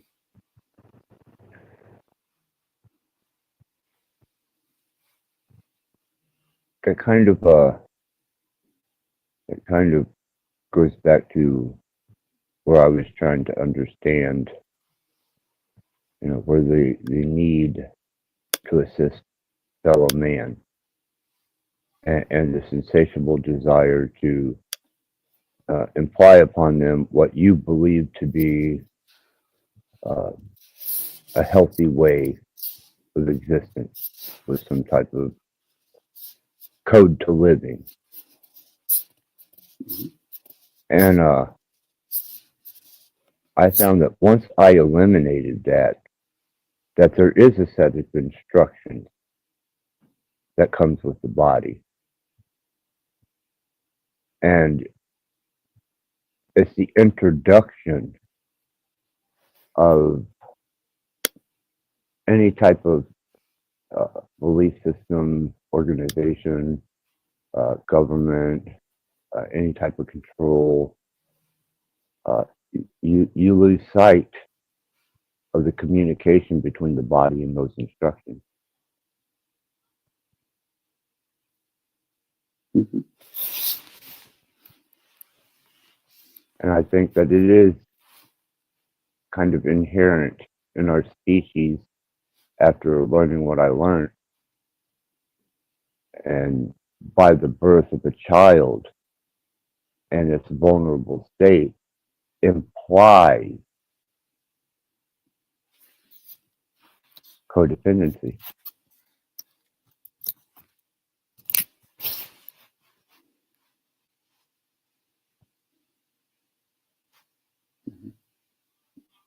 Otherwise, there would be a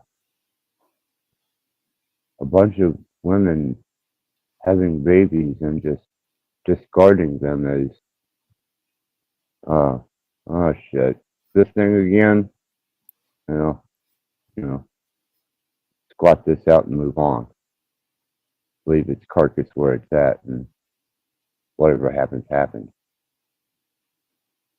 Well, there's that precept biology going on, but if they're aware of their environment, they might actually come to that conclusion if that's important to them, and say, no, I don't want to have another offspring to bring into this realm. Opposed to just, naively saying, well, either I don't want to have another offspring, or, I want to have one. You always have to monitor your environment. People might look at it and say, why would a woman that lives in poverty have another child? As well? You might have to go into some details and find out some of those women are probably being raped. Or for the financial benefit. Yeah, very much so. And vice versa with men. You could say the same thing about men. Why would you go to war? Well, my environment, I can't be working in the factory that you work in or become a doctor. So my country only encourages a military stance. I heard recently, and I want to bring my own 2 cents to this type of topic. When people like to, say things like, oh, that person's demonic, or he works with the demon. I said, demons are there to teach. Yeah. No different with humans. We're here to teach, and I might not be a teacher, but I'm here to teach. Watch, I'm putting my hands on the stove. What did you learn today? Look, I'm just going to cut off my finger. What did you learn today? If you don't understand it, well, then I guess you're going to be next. You're going to have to cut off your finger, unless you want to be wise enough to say, yeah, Dom, thank you. We only need one of you to cut off your fingers for the rest of us to realize we don't need to do that. But people already quickly classified everything as good or bad. So demons are bad. How do you know? How do you not know they're there to teach you more shit than you'll ever learn your fucking parents could possibly teach you?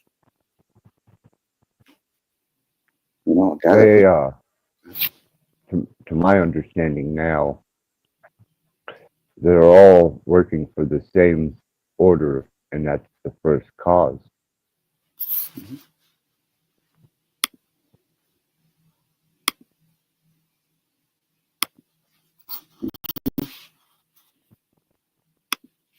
How many people would have learned something or perk up a little bit and get that inner fucking understanding of saying a guy puts a gun to your head and you already get a sense. He'll pull it if, I don't answer the question that he's going to ask. Now, there's some people that are just say, oh, fuck it, I don't give a shit. I'm like, okay, so I'm wasting my time saying I'm going to pull the fucking trigger. Done. Be done with it. But for most people, they would learn from that. They would probably learn more than they would if, I don't wish this upon people, but get raped or mugged. I'm not saying people should have to learn that way. But for a lot of folks, what is it going to take them to, jar themselves a little bit? I'm not talking about the masses that aren't on these kind of panels or on chat. We're few in number here. Mm-hmm. I'm not going to go get a milk fucking cart and go in some major city to fucking preach some fucking what I would perceive nonsense, regardless of what I think it is. But I also have to look at it from somebody else's perspective. If I was hearing myself, I'm like, what's that Yahoo talking about? It's usually a self-absorbed person think whatever comes out of their fucking mouth is important. Even when I'm talking about what I'm talking about is fucking useless. It might be important to me. It might even be important to the few people that resonate with it. But the masses, whatever. I'm counting on that, whatever I do. That's kind of what the fringe. That's the best they have to offer. Is just put it out there. Mm-hmm. Because if you force a person into this information, I've already seen how that comes out. Mm-hmm. And if you deny it from them, they swear up and down you're hiding something and you're a part of a secret organization. So you're the enemy. Or you feed on it. Don't fight with the energies. They already have the energy of right and wrong.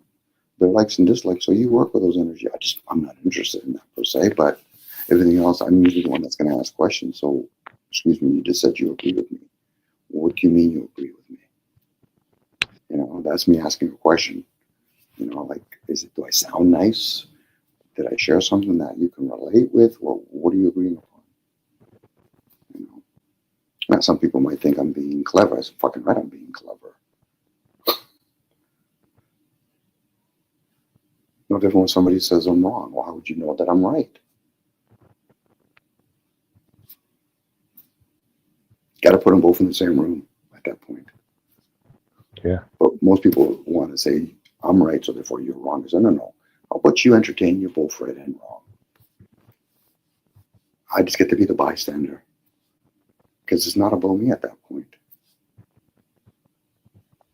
That's why people aren't going to have that argument with themselves, because they're going to keep certain things outside because it doesn't make them feel good, and they're going to keep other things inside because it makes them feel good. They're not challenged those things.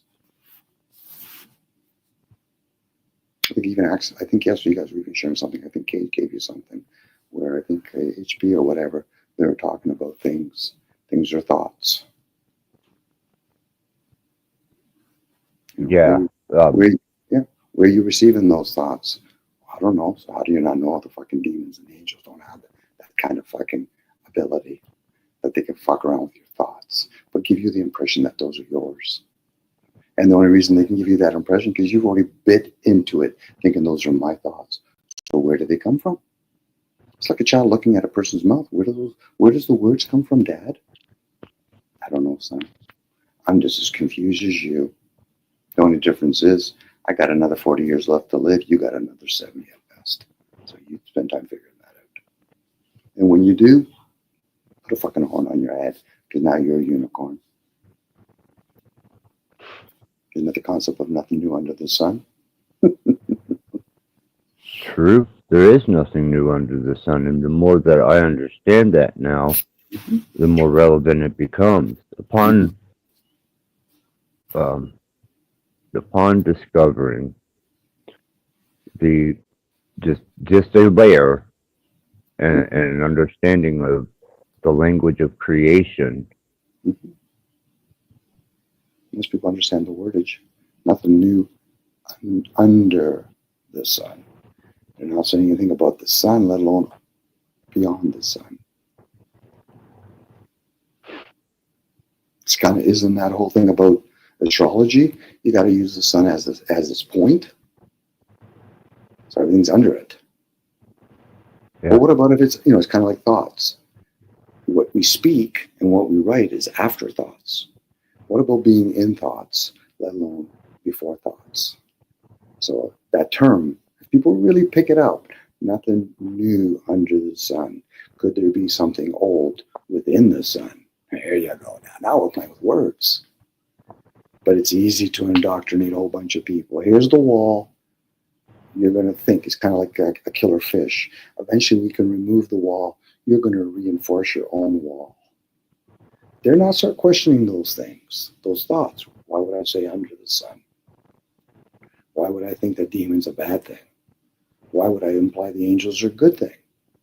Why do people say be a good person, be a spiritual person? Is that what you're asking me? To be a spiritual mask? Why would I want to be a spiritual mask? But that's just Dom playing games with himself again. Or it could be taking the other thing. Why don't you just submit? Surrender yourself and submit, and the other person is going to be happy then, and they're going to feel good about themselves, and now you're going to be carrying this baggage of submission. But then I would have to ask the question, who the Shmiaks is to ask, so who or what am I submitting to? To a command, to a word, to a human being that's going to probably die, to a tree, to a body of water. Am I supposed to submit in front of a hurricane? Am I supposed to submit in front of myself to a flood? What am I submitting myself to? Generally, a behavior. There you go. Thank you. Yes, and those things aren't real. Those are constructs. Those are constructs. They're not actually able to break that barrier and realize, fuck, I've been playing a game with myself. And I'm caught up in the outcomes. Foolish me. What an idiot I am. What a goof. I can't say goof because Cage will get upset. Yep. Well, if he gets upset, then that's on him for his lack of understanding the nature of the conversation we're having. Yeah. I wish it was just 1 or 2 words, but he'll go on. He figures, Cage, you're going to tire me out. Would it make you feel better if I said, okay, I won't say it anymore? Okay, how about you quit smoking then while you're there too? Why would I do that? I said, bingo, now you know where I stand. I'm not here to tell you what to do. But it's interesting how other people are trying to tell other people what to do. Somebody wants to call himself an idiot? Yeah, go ahead. I'm going to hear you. I might ask you, what do you mean when you say you're an idiot, opposed to saying, I don't like hearing it, because that just reveals that it'd be all about me then. It's a word. And I already know my intent is not that kind of energy that I'm actually thinking that I'm a total idiot. And if I am, I'm an idiot with the rest of humanity. So I'm good company at that point.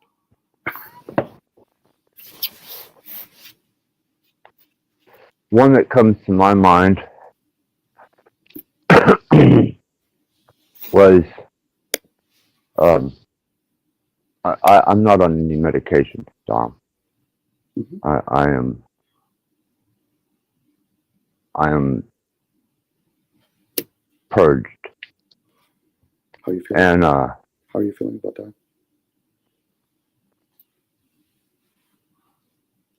Not very good. Pretty good access, but it probably gives you a different type of clarity.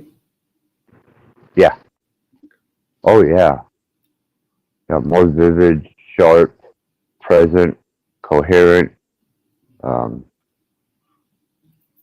Here. Almost what people, I guess, would consider to be grounded. Mm-hmm. So you're back with us mortals.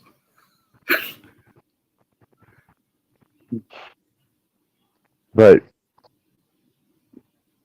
when there's praise given, like when I said, I haven't been on medication for a while, and oh, that's good, that's great, keep it up, and this, that, and that.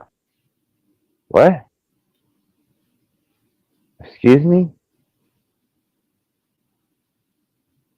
What do you, whether I am in a state of benzo and opioid consciousness or a clarified state is what I am. at the moment.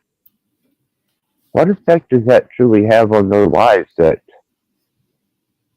they identify with, that makes them want to celebrate or commend someone for dropping something they truly enjoy doing? They probably aren't able to understand how it would have been or how it still is in certain pockets when native people or tribal people were teaching their kids at a young age to be able to do certain kinds of alterating stuff to get them into that state, and they would be guided. Like, think about a community that would harness that energy. So now you would be to find out whether or not you're the next seer or mystic.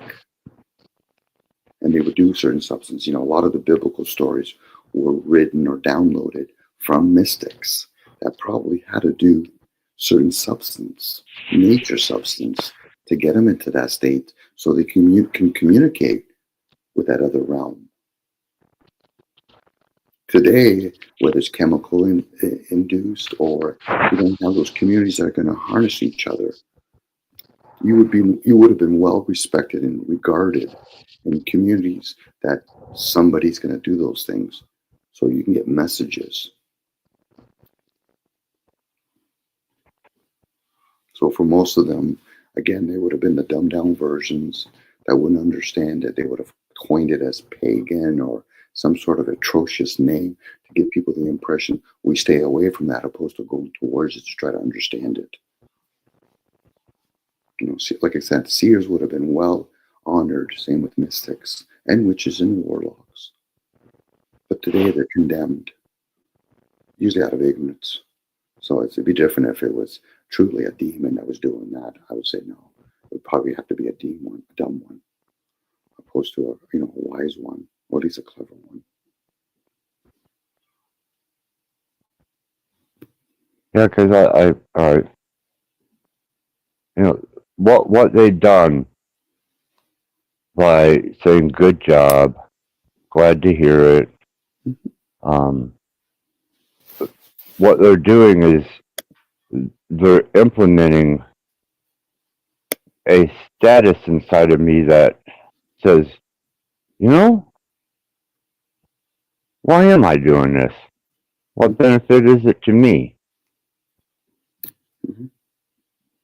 So, why don't I just go get a fix and carry on, Mm-hmm. But then it would be because of their projection ingrained in me that I might feel guilty about doing something of that nature. It's my fucking body, man. But they inscribed in me the potential that if I don't stay off of the medicine, then guess what? I'm a disappointment and a failure. That's not true. How about a hell of a sight? Access, I'll be back in a couple minutes.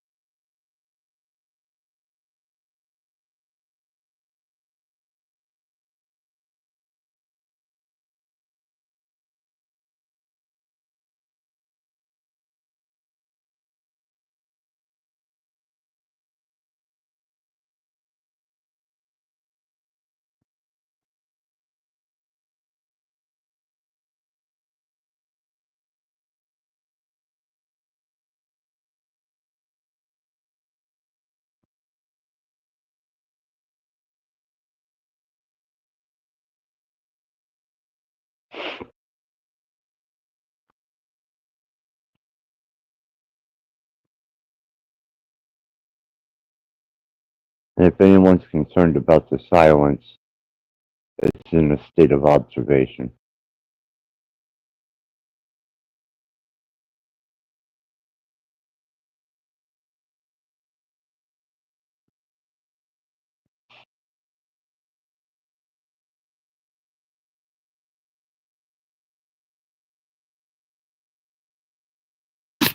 Sorry, Axis, I'm back actually.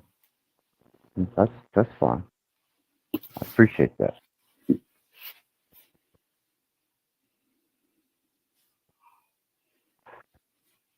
Yeah, people do a lot of condemning prematurely without understanding either what the other person's going through or why they feel as though they need to condemn or denounce something.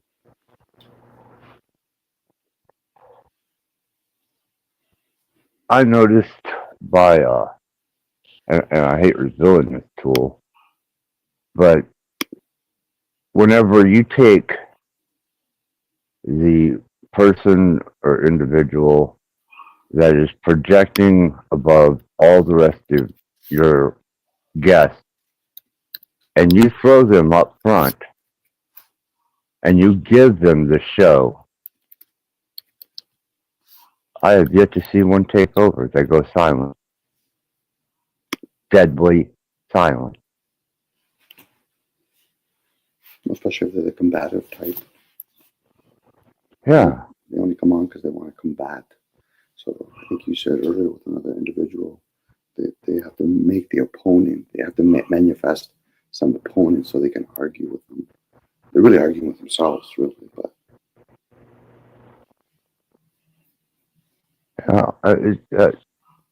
I utilized that a couple of times here lately. And I thought,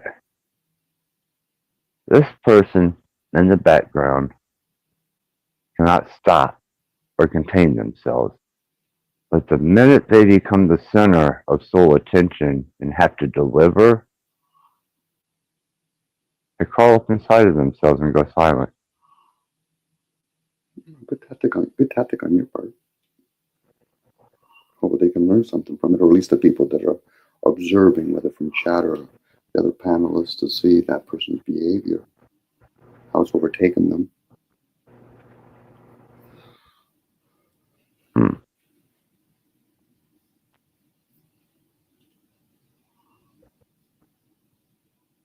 It's probably another form of greed at that point, all that attention they want. And at any expense. It would seem so. It would definitely seem so. I did personally set out to put a quick end to a couple different behaviors from a couple different trolls, and I was very successful at that. And then the disruptors, if you truly want to stop a disruptor, give them the fucking show, man. Put them center stage. Let them do. There it is. You got a message. There you go. You got the platform. You know, and I'm starting to watch how the psychology of these platforms are so similar, but yet they are subjected to the same conditioning put under certain situations. You know, and at that point in time, I was like, can I teach it? Are they listening? Or is there even anything here that is constructive? And that was another thing that I researched yesterday and some of tonight, because there are stereotypical behaviors. They're not being individual at all. They're still deriving their information from their localized environment, and they're reacting on it without education, understanding, or the mechanics. And when you ask them for the mechanics, or you set them up there and teach me, show me something,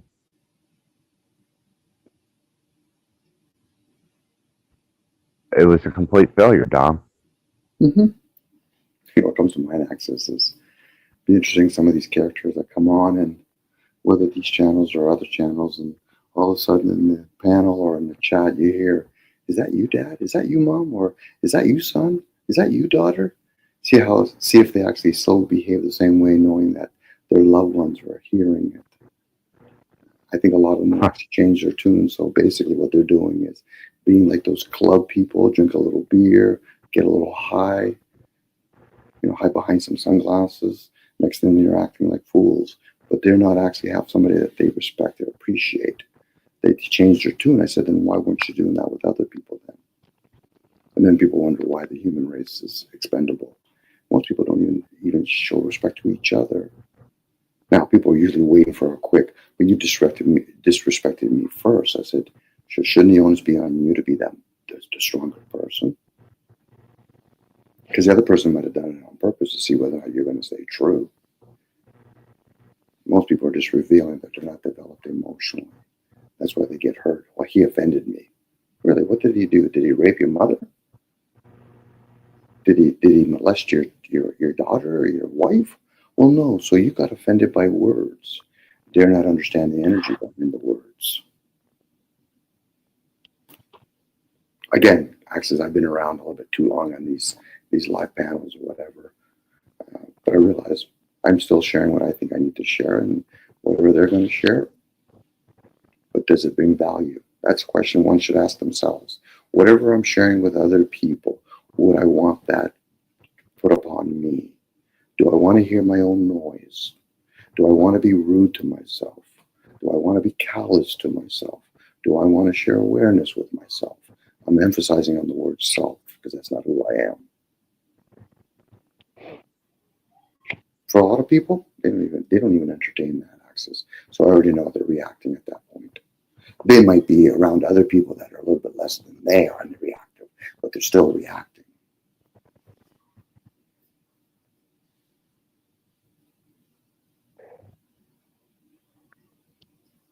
That's very relevant. That the character is represented and presented before the fundamental being and the state of that fundamental being behind the character. And I've battled with that for a long time in other people, trying to find out their motive, which is hidden behind that character face. No, if you know the character is not them, they've taken on a character that's not them. You just have to find it in somebody else that's going to be more honest, and then you'll see the character in others. Most people are going to hide behind the mask. You can't even say most people. Most people are going to be unaware that they're playing with all these different masks. The ones that are somewhat clever, they're going to hide behind it. They'll usually reveal themselves because they're going to try to call out other people. I said, so now you're just revealing yourself by trying to call out others. How does that serve?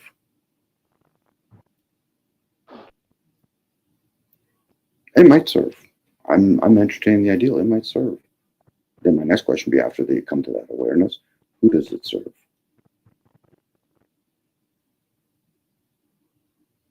Does it serve you? Does it serve somebody else? Are you hiding that? Generally, it's self-serving. It is. But then again, is that little child in you? You observed something when you were a kid. You're trying to understand your parents' behaviors, your siblings' behaviors, your own behavior. Because a lot of times people can't see themselves.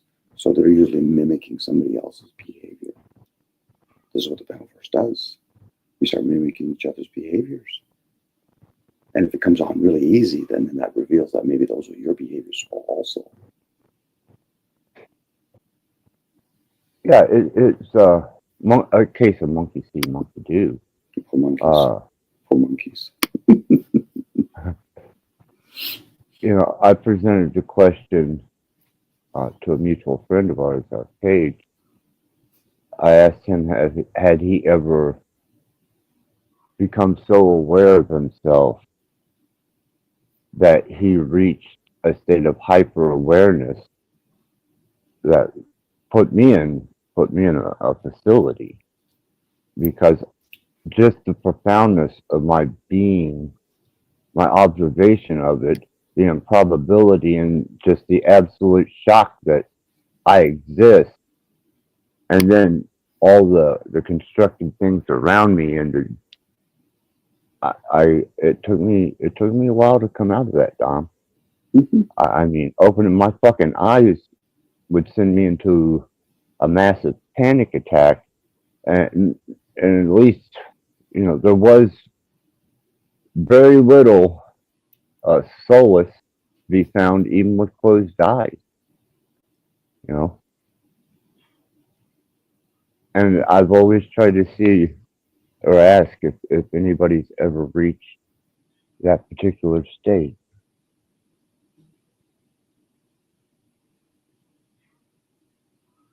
Other people have. They just don't go backwards, they go forward, I guess. You probably asking backwards if anybody else opposed to going forward, and you realize there's no turning back at that point. Let alone even asking back. No, that's Dom, that's a scary place.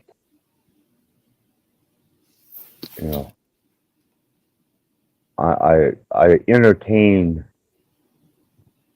hesitantly to tread there. Probably back access. Right, JG, good to see you here, man. Good to see you.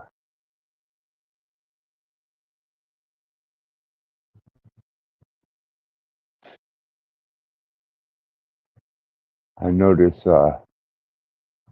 Mr. Charles I believe he's yes, Mr. Charles is doing a live stream.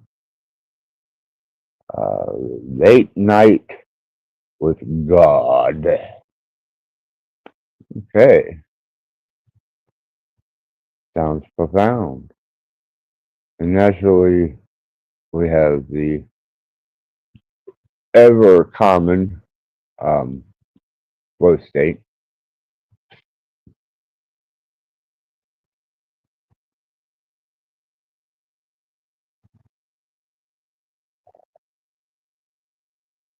I suppose most people this evening are recovering from their daily exploits into their various temples and synagogues, churches, to hear the great work and message so that they can live through another week to persecute and to alleviate their guilt for their actions. So they're all probably snuggled up in bed with their little Bibles underneath of their pillows, praying for that $1 million winning lottery ticket that they diligently seek their God to give them. But as I said, I know some people that come here are convicted by Abrahamic religion of especially westernized Christianity.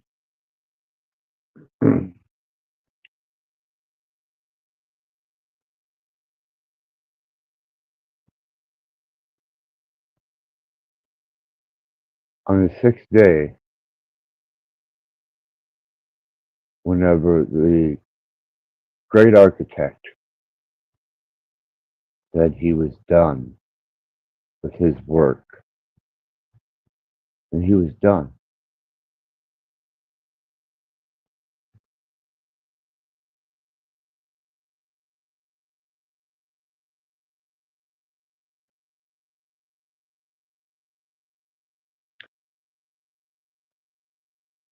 And though there have been many different concepts and ideals and formulated religions and schools of indoctrination and mystery schools, teachings and mystery schools,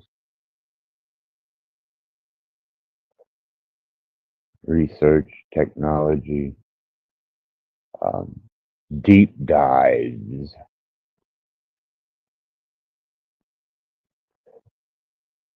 They all must be comfortably tucked away in the safety of their shelter and in their comforts, only to wake up tomorrow and at their leisure and convenience choose a particular panel or a host platform and begin once more to blurt out their YouTube scholarship education, to condemn with indoctrination and conditioning, and to feel a sense of self-righteous accomplishment. I do so hope you find your way here.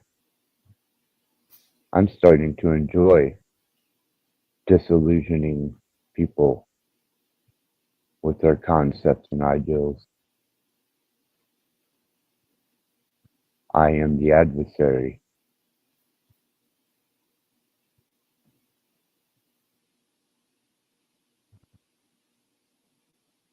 Thing is, are they worthy enough to have an adversary?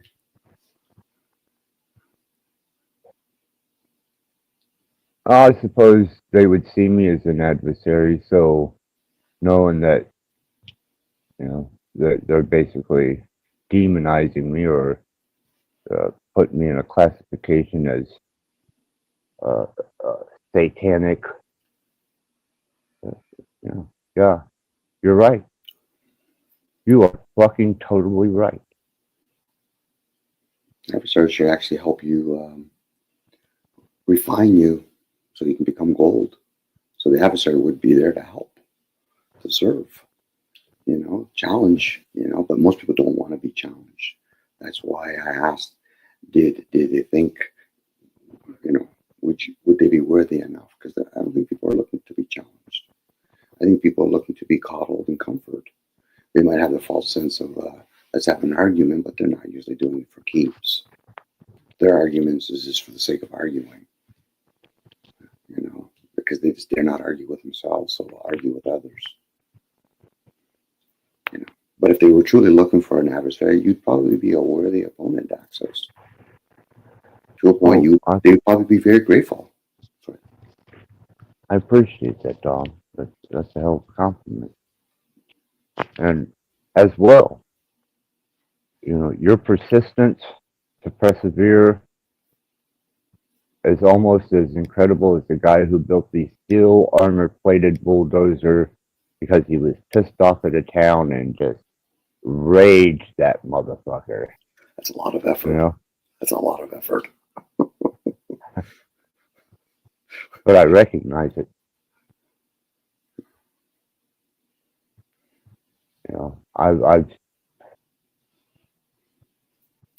I've seen you diligently search for a place to plant a seed.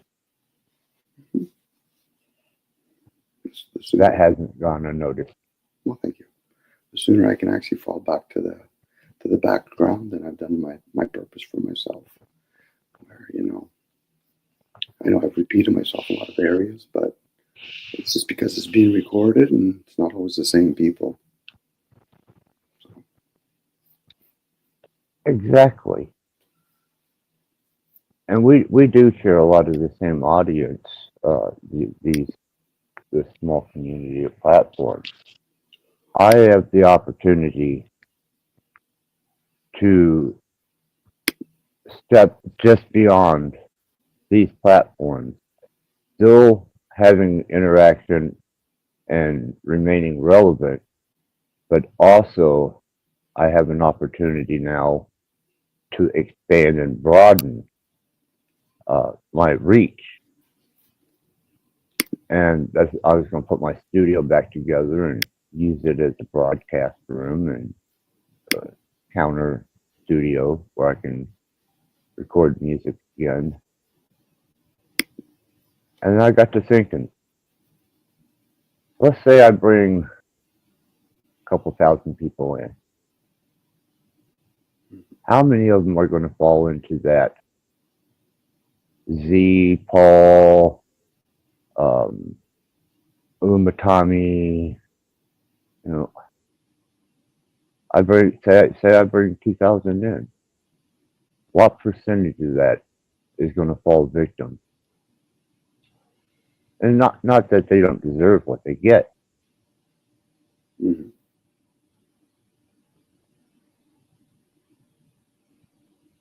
Well, if you're passing it forward and like in a channel form, and you start seeing some of the people that have learned, and then they're going to start mimicking that with their own flavor to it, and it'll be the same with channels. But from majority of the people, no, they're just going to hop from one panel to another, go from one restaurant to another, from one convert to another convert. So I don't put that much weight on. You know, you'd have to have 100,000 to get maybe 10. So if you got 2,000, yeah, it'd be nice to have 2. Yeah, and that's just a starting number, you know. Mm-hmm. An identifier number is what I'm working with here. Heaven forbid 10,000 show up and be introduced to these platforms. Mm-hmm. Yeah, well, again, 10,000 would be fortunate to have 10 that would really comprehend it and probably could stand on their own on what they've heard. And they would probably add or download more information. It'd be like you sharing a fraction. And if they get it, then the rest I don't have to share out loud with you. You get that in that unknown realm. So there's been certain channels, hosts that have put a lot of effort for very few returns. They've settled for things like financial gains, maybe subscribership, but those are settlements. They haven't really put it in awareness. Now, they might have actually been their own student. So when they're preaching to a group of people through some sort of microphone or some lens, I would hope that they're the student to whatever they're preaching. Hence the student-teacher relationship from within. So as you're saying it out loud, you're reinforcing it. Where the rest, whether they get it or not, they can get from the same source if that's important. You know, again, most people are here to be entertained. Or they've been indoctrinated for the entertainment. They might say otherwise, but they're not actually say, okay, so what did you really learn? And then you start probing a little bit more deeper, and you realize you kind of really haven't learned much, have you? So you waste a lot of your energy and other people's energy. At that point, they might get into that defense and attack mode, and they'll make it about me or somebody else. And like, those are just excuses at that point. Because this is not about other people. You've never lived outside of that vessel. So why do you think that you're making it about other people?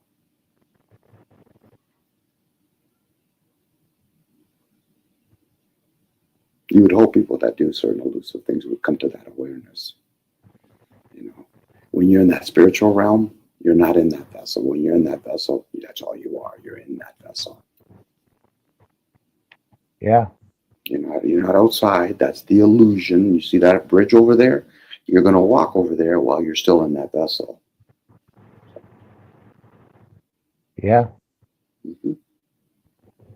And that vessel is aged the whole time. It's not like it's, oh, hey, I'm going to impregnate you. Yeah, you're going to do the birthing process. But what actually does the growth process? How does the vessel actually get taller, smaller, wider? Well, wider would probably you just keep overeating. But really, you go to sleep, next thing you know, you wake up, I had a 5-inch growth sprout. How did that happen? It's beyond the human capacity.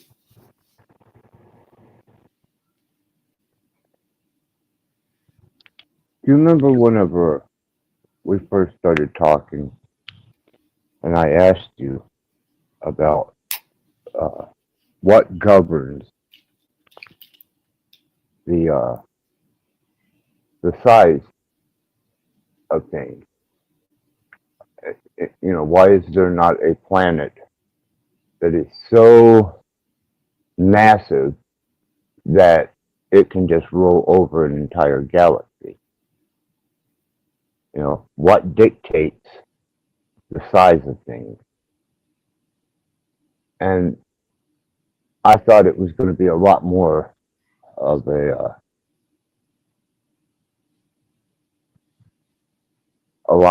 endeavor, but once I understood what little I do about the language of creation, it's built into the design. Mm-hmm.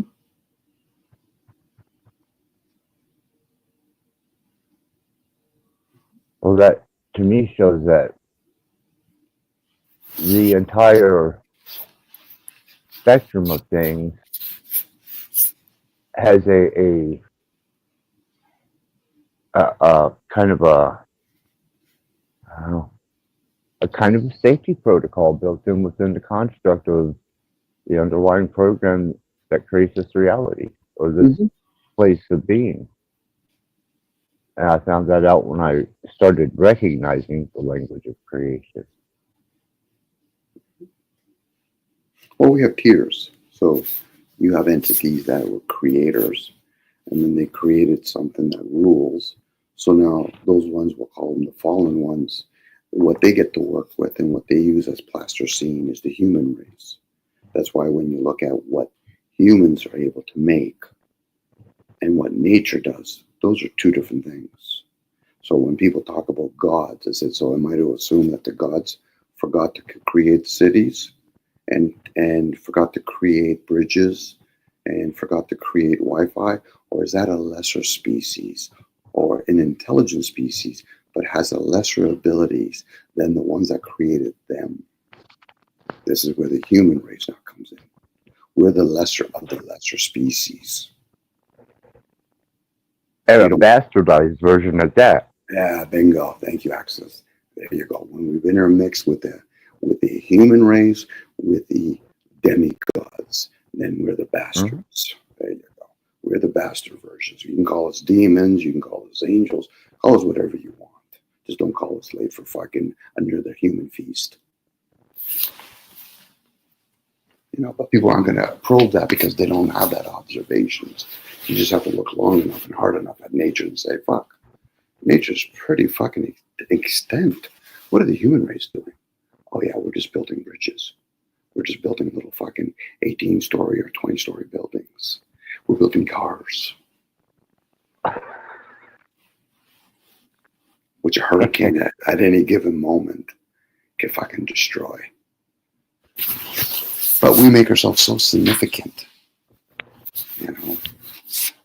They're not ever questioning those things from within, let alone observe those things from within. You realize, fuck. You just have to look at a sequoia tree or a redwood tree. I'm like, fuck. Pretty massive. Yeah.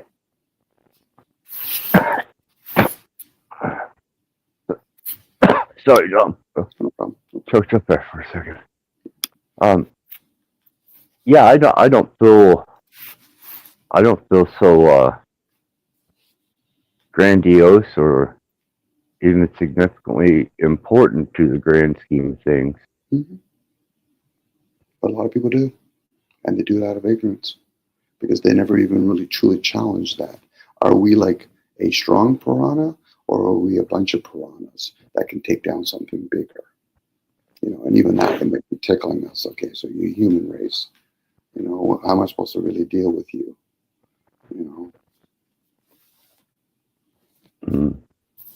You know, I'm talking about the human race. I'm not talking about the being part. I'm talking about just the human part. You know, there's that. Yeah. You know, the bastardized part, the human, and the being part, the essence to whatever it is, the animated part, the thing that animates this vessel. You know, no different animates an animal. A tree is alive. It just doesn't move the way we're used to. But if we're going to think a tree's not alive, therefore then a car's not alive. But it's still moving. It just has a short lifespan. We don't have that ability to put the essence into something. We could put a program into it, but we can't put the essence into it.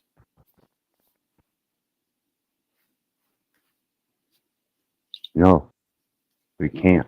You know, very fortunate. That could be very fortunate. I would say so, because as for what I would do with it, the monstrosities, the unbridled hell in design itself, unleashed just during a moment of my discontent.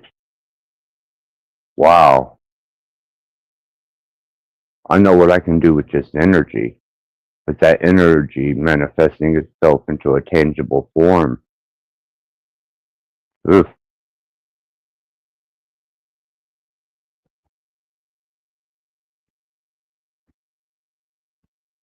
They openly talk about, in stories, about scattering of languages and giving us a limitation on our age. What about our size? Are we going to assume that giants were an anomaly? It just happened once. You know, when people talk about size of some of these giant trees, and it doesn't have to be in a wood form. You know, we could have been giants, but not in a fleshy form.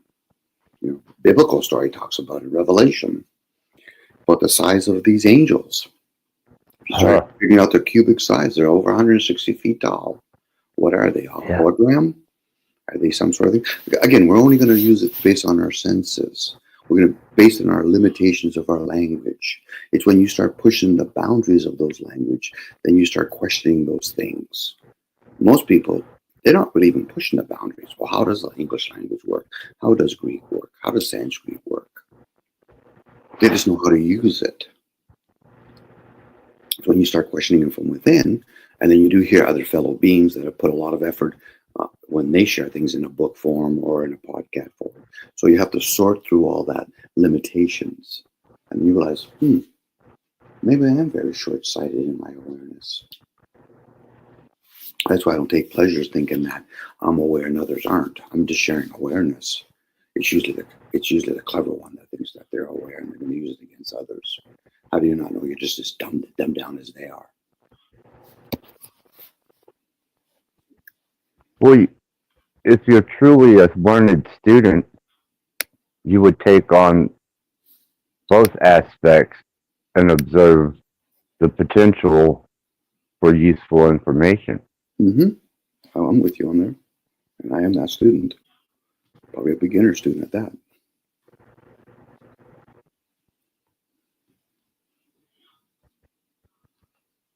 It's always funny when somebody says, I have a degree.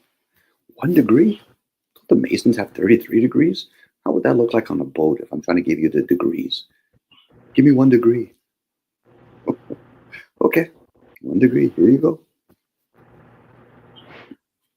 Not to denounce clubs. I'm pretty sure there's a lot of value when you work in a group environment. Unfortunately, we don't see that much in these communities. At least you could say that clubs have that going for them.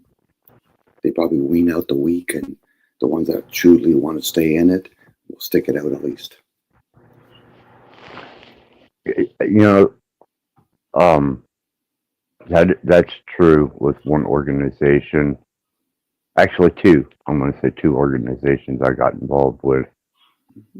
As part of their protocol for the first year, and sometimes even longer. You know, they're vetting your character, your demeanor, your stature. They're going through your history, your documentation. I mean, they vet you as if you're getting ready to be sent to a state of ambassadors for each country.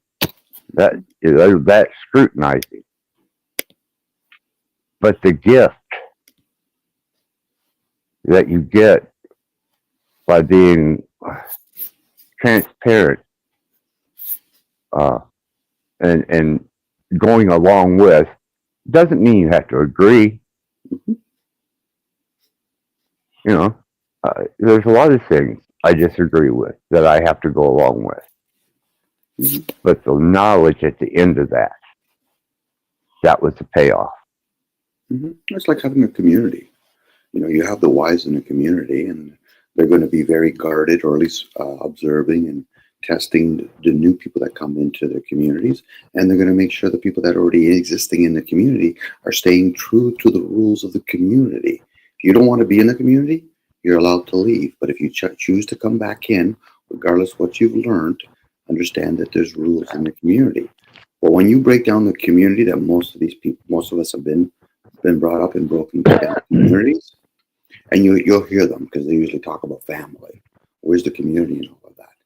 You're just as strong as your community. It doesn't matter how strong your family is, because you like to think that eventually you're going to form a community, and you're going to embrace other people from other species of the same race, obviously.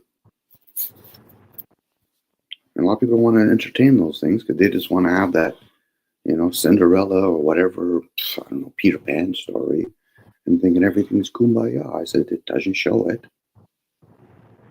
If anything else, it shows people are more ignorant than they are even destructive.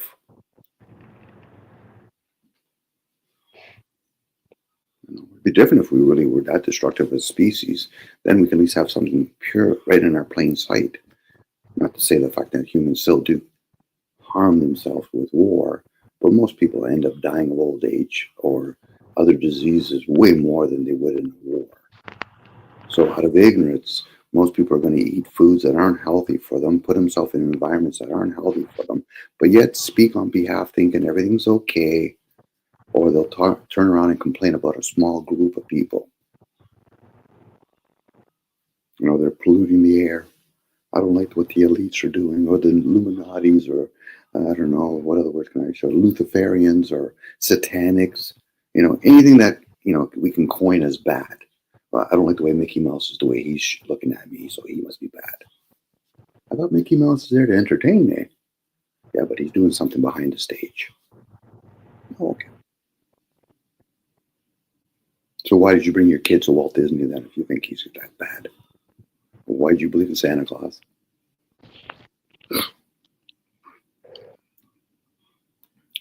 This talk is cheap, get access, and a lot of us do it. But it could be a start if it follows up with action, if that's important for people.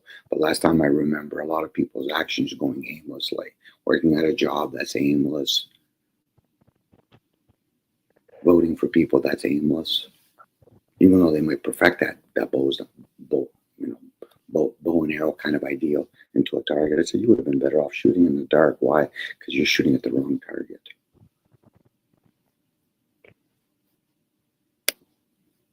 Well, I know for myself, and I'll speak for myself,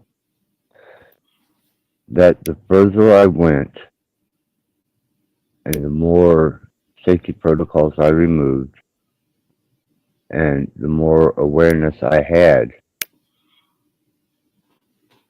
the less I wanted to associate myself with this species.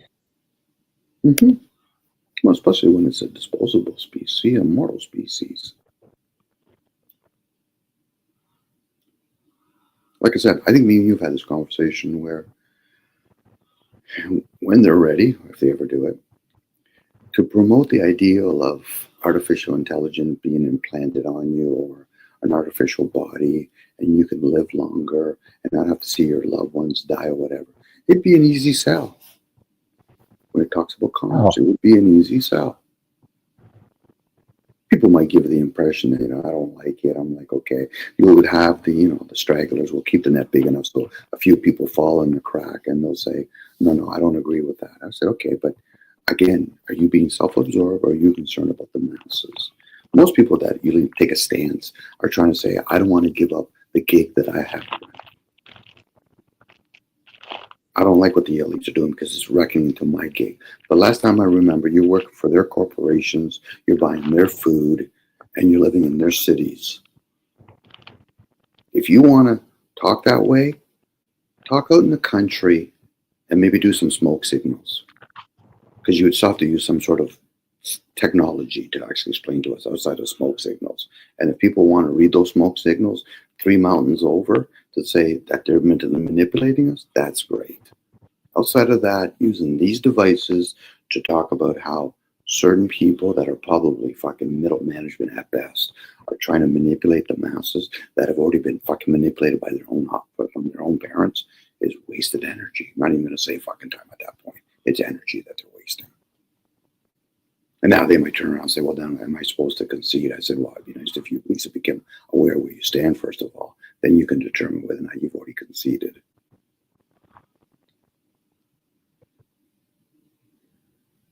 And I'm not representing them.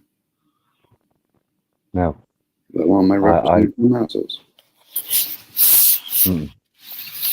I can't co-sign for the human race. It'd be difficult, Alex. It would be a tough cosign. You'd be in debt. You would have enough bodies to fucking claim all those other people. But hey, if they want to believe in their story of a Jesus that put a lot of effort probably becoming aware, let alone a Buddha, that's fine. But how many people would actually, give a knee or go to the footstool of a Buddha or Jesus and give up everything they got? I'm waiting. I'm on this side with my comfort. Anybody going there? I hear people talking about Jesus and Buddha, but are you going to give up all your comforts? No, so it's in word only. But people are going to still continue preaching the story. Name only, of course. They might even be able to quote some things from the Bible or the teachings of Buddha. That's right up there with the guy that works at Home Depot. Can you tell me where all the nuts and bolts are, Dom? Aisle 4, top left-hand shelf. Can you tell me the written in the Bible? Yeah, Matthew, Scripture 5.5. Love thy neighbor. I don't think that's what it was, but love thy neighbor. Here's a identifier. Now, the stream I done yesterday was almost 400 views on that stream. And there were moments of information exchange that was valuable.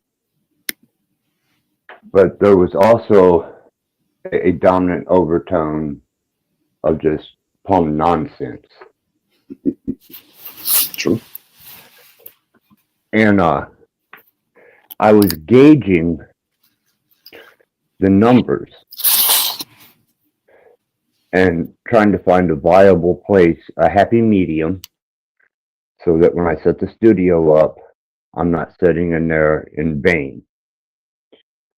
And there is, like I said, I have an opportunity to expand. And as you and I tonight are sharing profound observations, no one cares. Okay. Just reveals they don't know how to care. Because even what they do think they care for, they're not really caring for it. You know, you've seen me broadcast almost every day this last week.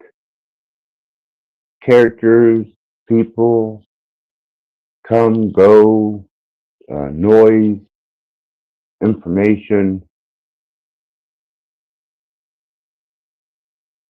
but they have no true integrity to endeavor. And the ones that do, I much appreciate. But it showed me a lot. And then to do applied research to it revealed even more. Well, when they come on, it doesn't matter what channel they come on, if they're denouncing another human being, is it validating or denouncing the idea that they're thinking that the human race is expendable or valuable?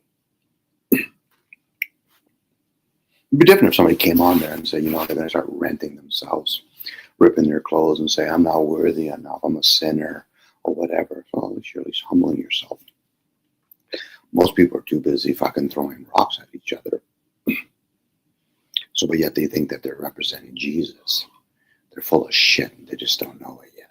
And their verbalage, they're going to have to eat it. But not in that physical form. That's the entertaining form.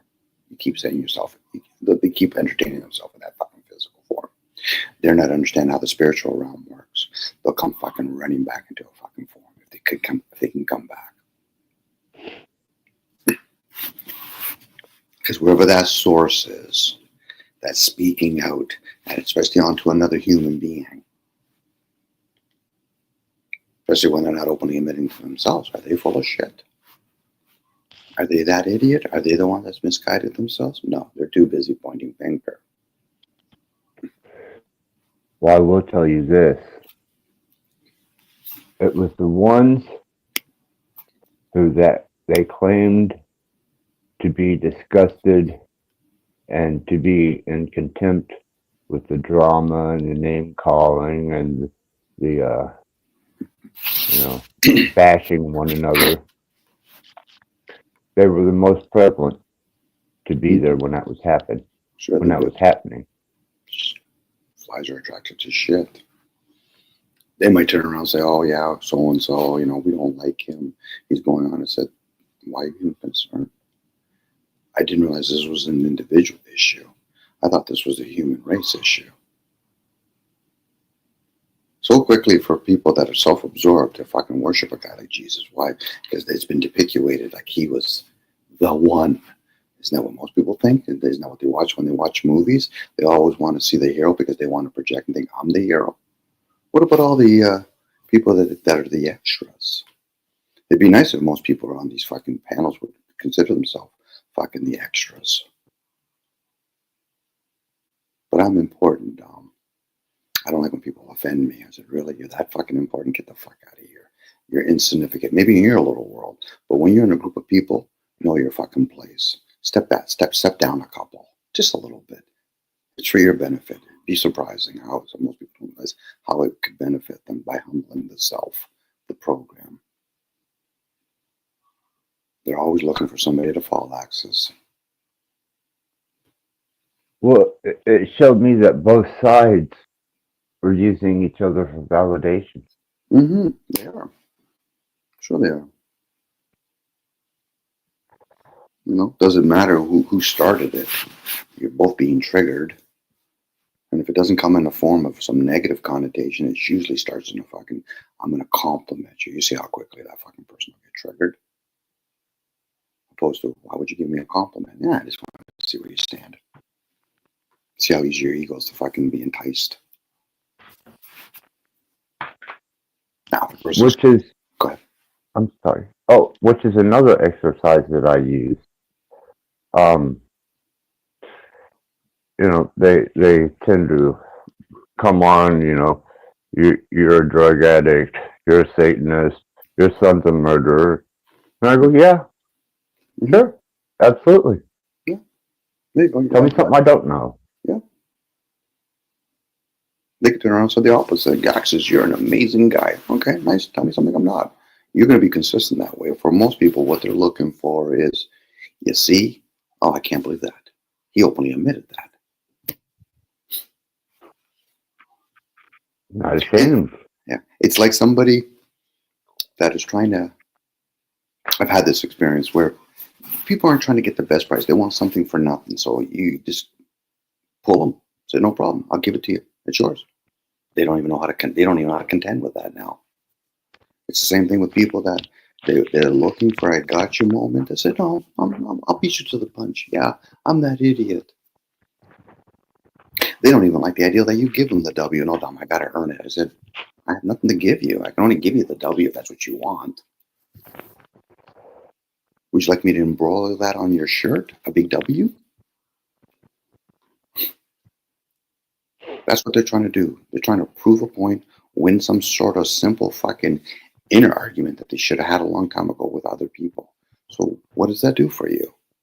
How does that serve you? I'm going to use you as, not you Axis, but them, you as an example. How does that serve you? Well, it makes me feel good. Okay. So, are you that crack addict underneath the bridge feeling good? When's the next argument you're going to have? Who's the next person you're going to prove wrong? I would hope it would be them, but hey, they feel that's important. I wonder where they get all that from. Is that what they grew up picking up energetically in their own families? That would be my conclusion. Their schooling, their local environment, which is their neighbors, and then directly at home. Mm-hmm. Or the media.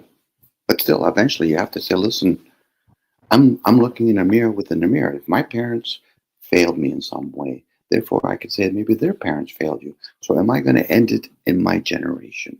I'm going to try to be the better person and be very grateful for my forefathers that their stumbling has made me a better person. And I hope the next generation can learn from me. If they don't want to be like me, be something different. Because I wouldn't think that people are going to be like me anyway. I don't think you strive to be like Gene Simmons, Axis. You're being you. Now you can appreciate other people and say, yeah, I like certain people how they play the guitars, and I like how people do electrical. But I'm not interested in being them. I'm me, and whoever that is, I got to do a little search because I realized as I did my investigation, fuck, a lot of those were behaviors. That's not who I am. I have moments of the illusion that's who I think I am, and I got to play those personas. I got to play those labels, but I know that's not who I am. Because if that's who I am, then who am I going to go to sleep? Who am I when if let's say unfortunately I get into a coma, or somebody puts me in a hypnosis state? What happens when I'm in a dream state? This is just me playing games with myself at that point, Access, but it makes me at least expand the possibility. Yeah. Yeah, you haven't limited yourself to this single potential. Mm-hmm. A lot of people have, and that's fine. And to be nice to people that are aware of it, said, don't be hard on them. They've revealed themselves. Move along. Find a different tribe to hang out with. I'll let you in on another one that was extremely profound to me. And I've mentioned it. That the Willow processor. What people don't realize is that when they utilize that Willow processor, it was able to process not only our localized, all of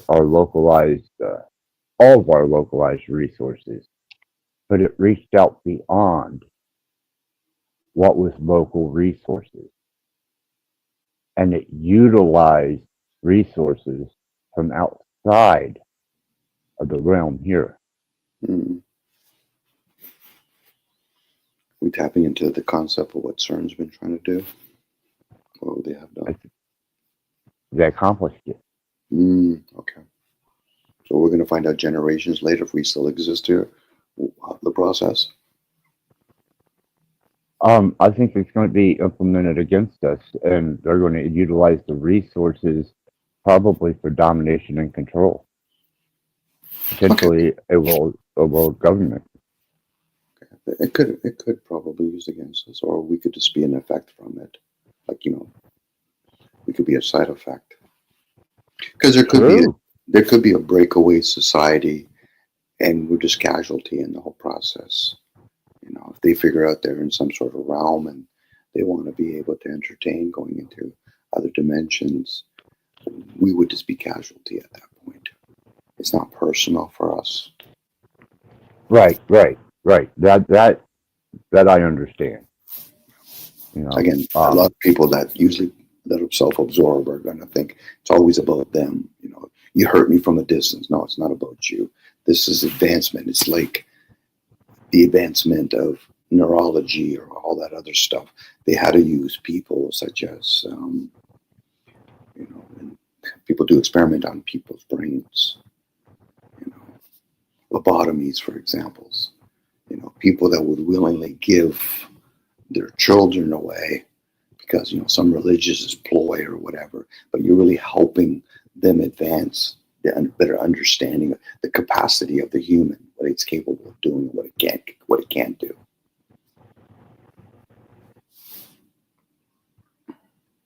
Because that's one of the key factors, the limitation of this physical vessel. It's in harmony with this realm, but outside of it, how does it work?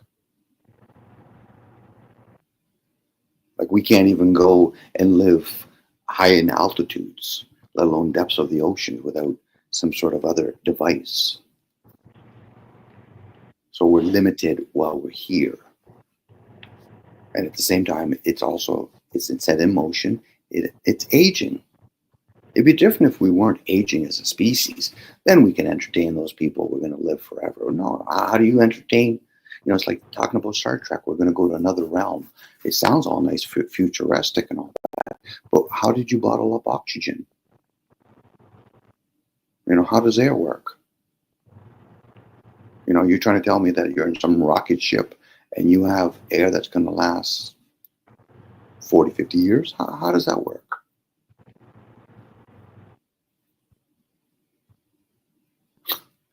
People like to, that's like kind of Santa Claus all over again. I said, so how does a guy go down my chimney? And he eats what? Cookies? That's right up there with Peter Pan and the Tooth Fairy. Yeah. Now, people might say the word science. And no, I'm trying to break it down. I want you to really stop and think about this. How do you actually contain oxygen? I get it when you have a deep sea diver and he has an oxygen jet. Well, we're talking about 40 or 50 years.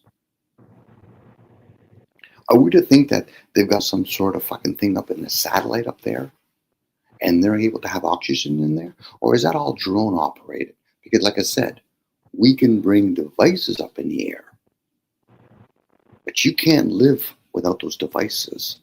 Like, it'd be different. We're throwing human beings up in the air and they're just hovering there with a balloon for 40 or 50 years. Yeah, okay, no problem. They're able to adapt to living at that high altitude.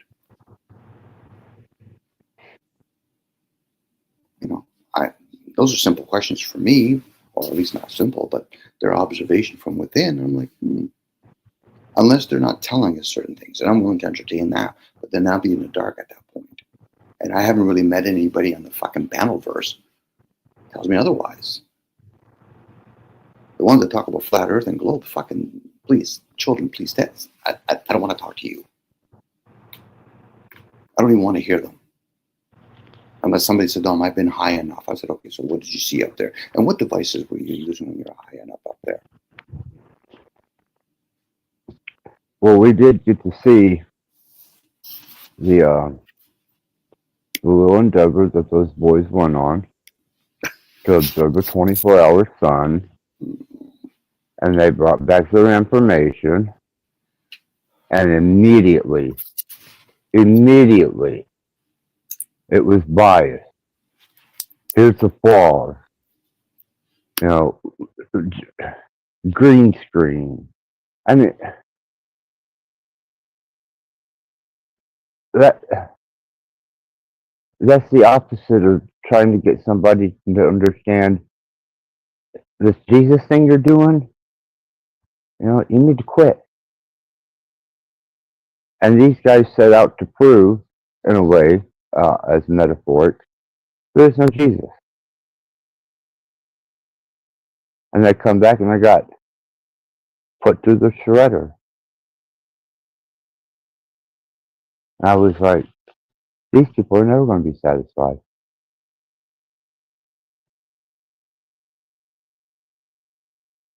And I consider them to be insane. Or in good company with the rest of the masses.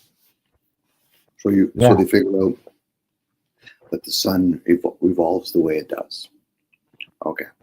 So let's say that the Earth's surface is flat. Okay. holds the sun up and what holds the moon up. Because we've spent an enormous amount of energy just to prove whether or not it's flat or it's a globe. Okay, what holds the water the way they are?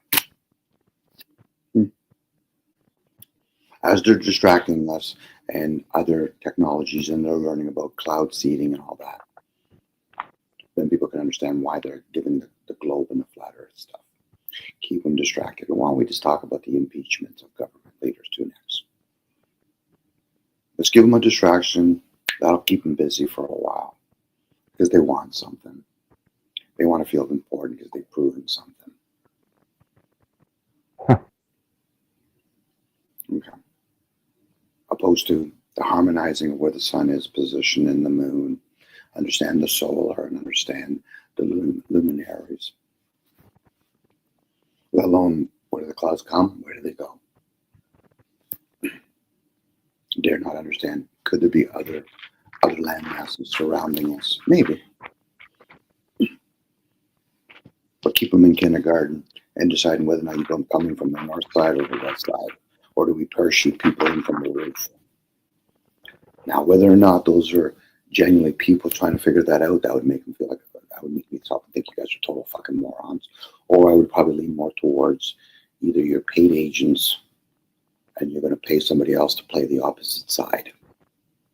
Now, there might be some people there that genuinely think that they're doing good. But they're the naive ones that have been so fucking indoctrinated, they can't even see themselves outside of that indoctrination.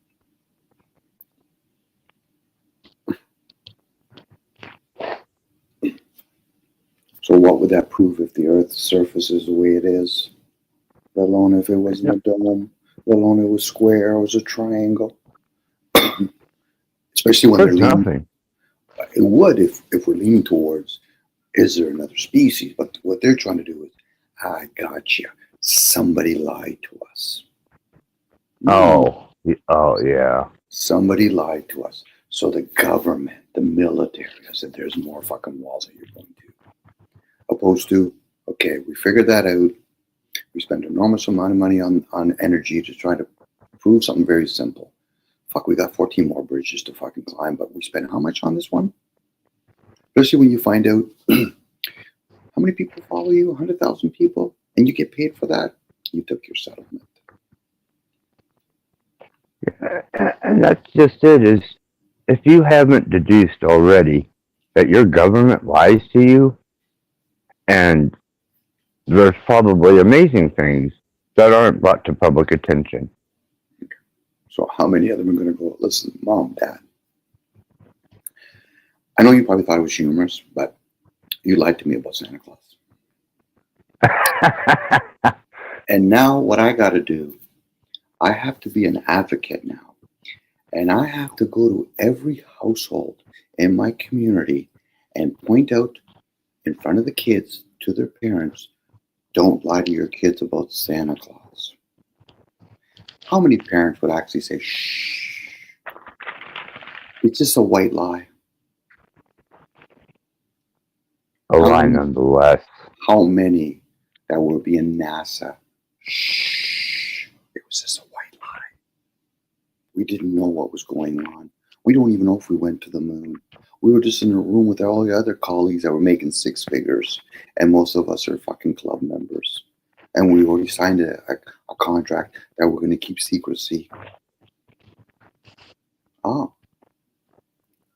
So going to the moon could have been like Santa Claus. They might have gone to the moon, but not the way they told us. No. Let alone, can we even go to the moon? But they're not actually take a microscope and say, yeah, you know something, we'll sell that microscope. And they'll be able to see through the moon, but most people aren't really going to get it. Everything else, they're going to ridicule each other.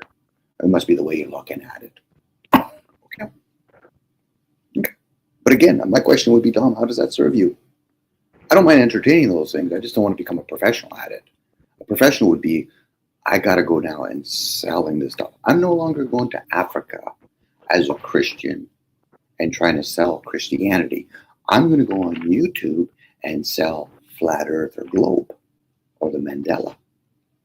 Dare not find out as a Christian 20 years later, you got misled, You misled yourself. Are you going to go back to all those other people? Are all these people going to come back and say, I sold you faulty goods? No, no. They're not going to come back. Let's keep the No. let's keep the erroneous thing going on. We're going to spend money to go to Antarctica, and we're going to do some videos. Okay. Here's an interesting one.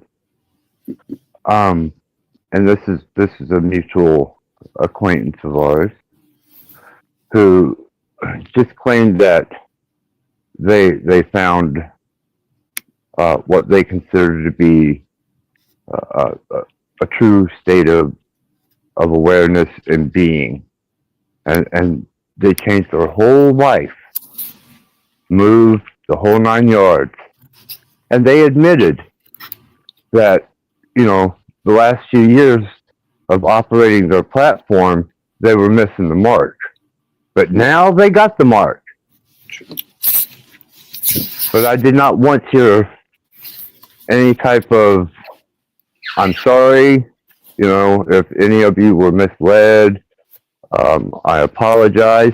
No, he stated, either you get it or you don't, and fuck you if you don't. Again, these are more the, I want the Vatican to openly admit that they were wrong and apologize. I want referendum or whatever they call it in America, where they want a certain community, they want, you know, financial gains from their forefathers being enslaved. I said, so are you looking for an apology or are you looking for more economic gains? And for most of them, that's what they're looking for. That's why we have a legal system and we have many lawyers. Because people think that validation is suing somebody.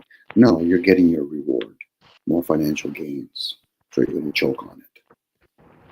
So for most people, when they're doing all of this, let's even entertain the idea that we've been misled. Fuck, that should be a given. Fucking human race misleads themselves on a regular fucking basis. How many people are in right now in America fighting for a fucking country that don't have a fucking clue who they're fighting for? And for what intent? You know, but I'm defending our country for what reason?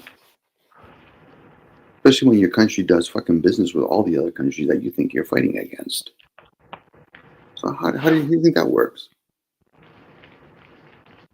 Because the media puts people onto that. They're not, the media do what they usually do and let's put a little bit of emphasis this next couple of months on democracy versus communism. Yeah, but what happened if people started entertaining most of the stuff that's coming from China? Most people are too stupid to put 2 and 2 together. You know, most people are talking about governments when they don't realize it's a corporation that runs the fucking America. And every time you buy a product in America, you're reinforcing your rulers. Now the government's just middle management. And they're not just managing corporations, they're also managing the people that rule the fucking land. And other entities, if we're going to get technical. They might not know it, but they are working for other entities out there. Yeah. But people don't want to go there. They don't want to go there. They don't want to think there's a possibility that they've been contributing to their own demise. Like, what do people think magically? I'm going to go to a gas station and I'm going to pay how much per gallon or per liter with fiat currency, and then openly talk about some of it goes towards government when it comes to taxes. But who do you think gets most of that fucking money? These are corporations. They play games thinking, okay, there's Texaco, there's Exxon. No, they're one. Especially when you start looking at the stockholders. Big generational wealth family that would make the Dow Jones look like a fucking pittance. But hey, let's give them the illusion that New York, Singapore, and London and their banks or whatever, those are important places. They're not that important. It's business as usual for the fucking ones that understand the middle management. Now, people might turn around and say, what about Bill Gates and guys like Elon Musk that said you're looking below middle fucking class at that point? These are the people that they tell you they're worth what they're worth. Are they? Or are they just more club members and their forefathers have showed allegiance and they've been true to that allegiance? To a point, they raised their kids to be no different. Elon Musk would not be in that position if he wasn't raised correctly based on their system. Same with Bill Gates, same with Zuckerberg, same with Warren Buffett, and then you can name a whole bunch of them that are in fucking Asia and in Europe. Yeah. Now, for them, they might think, well, the demonic ones are the simple guys like that. How do you not know the demonic ones aren't ruling them? At least they got the smart ones ruling them. They got to put a lot of effort. I got to make sure I manage a whole bunch of these. Like I don't just have a couple of handlers. I got many that I got to handle. Every time a person buys an album, they're promoting it to the elites. Every time you buy a CD, you're promoting it to the elites. Every time you buy a nice, beautiful, fucking handcrafted fucking guitar, you're encouraging the elites. Now, you either take a position, say, I still enjoy it, especially if if the person's complaining about it. Do you know how deep this goes? And I'm going to tell you, you're going to be drowning in 3 inches of water because you're not going to get that deep. No, and Dom, when you do start getting to the point where you reach a state of clarity, you find great disappointment. It can be disappointment or at least comfort of some sort by thinking, something, I didn't really go in there with a slanted side. I went there kind of indifferent. It's like, okay, let's say it goes one way or the other. I can't do nothing about it, Access. I know myself well enough. There's nothing. And I'm not going to be one of those advocate. Why? So I can spend an enormous amount of fucking energy to fight more or less people just to fucking hear me out first? No. I'd rather just share shit. Most of it is very fucking superficial stuff. If they want to hear it, that's fine. If they don't want to hear it, yeah, whatever. Them arguing with me, that's a waste of energy. Well, what I'm talking about is maybe you can identify when you were young.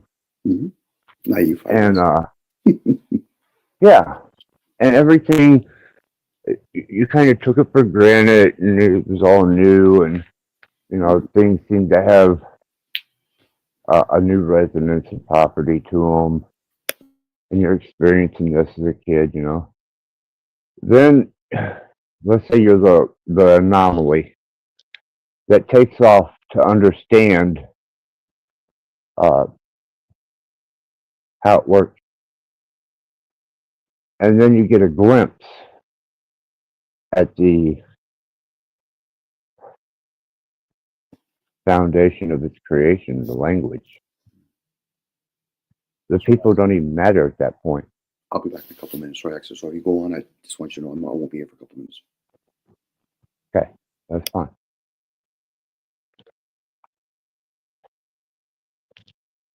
Lord. Charles. Hey. Sorry about that. I was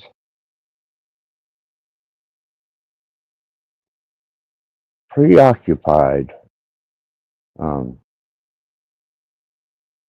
Kind of hitting a different aspect tonight.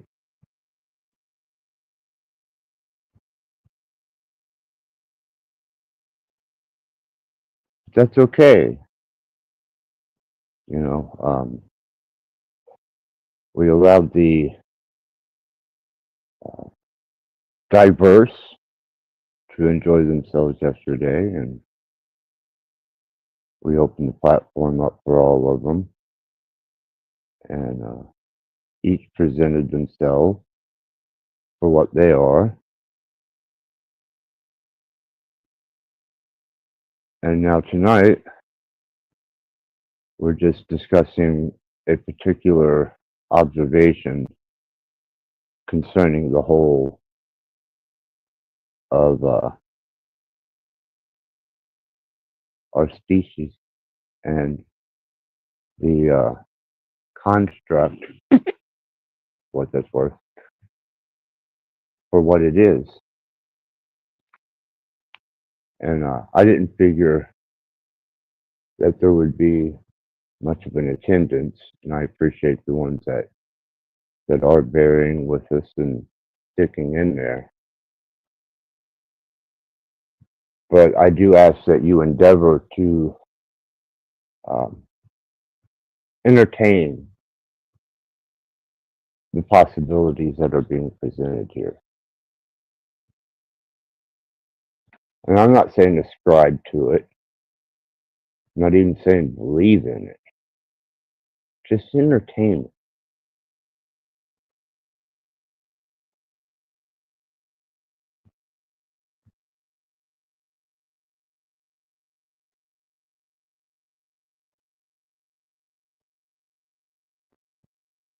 If anything, turn it into a thought experiment.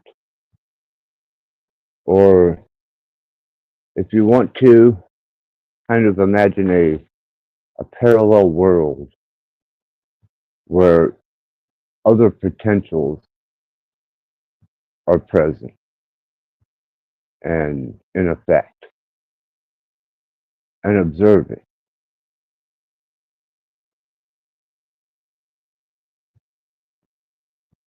Because when you start getting to the underlying language of creation, the reality of it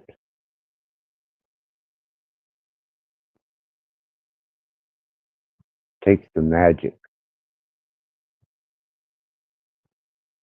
away from the childish eyes and the fascination.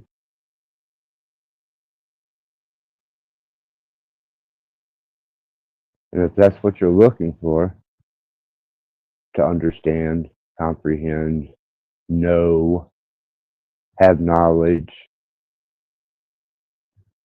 be prepared to be dismayed, disappointed, and at some point in time, potentially even jaded, especially with your species, if you were honest with yourself.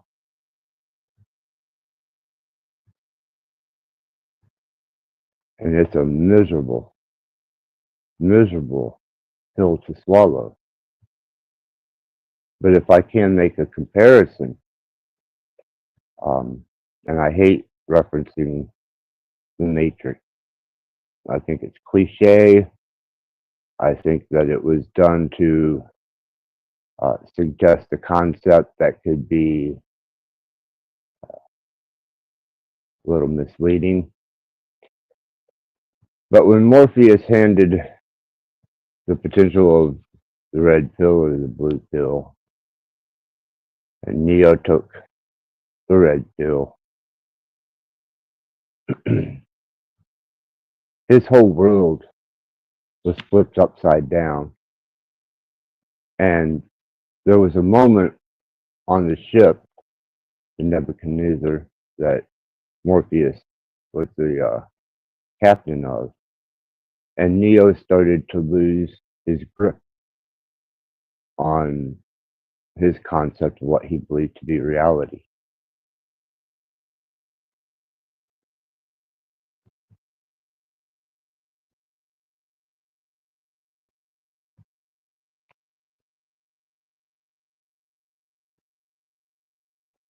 Be prepared for such things when seeking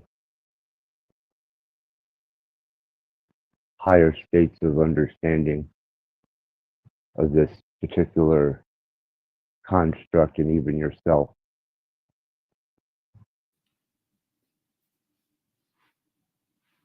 Very true. That's true, Access.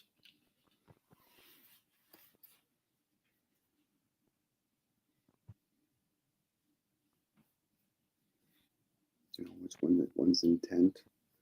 Why would they want to know that, right?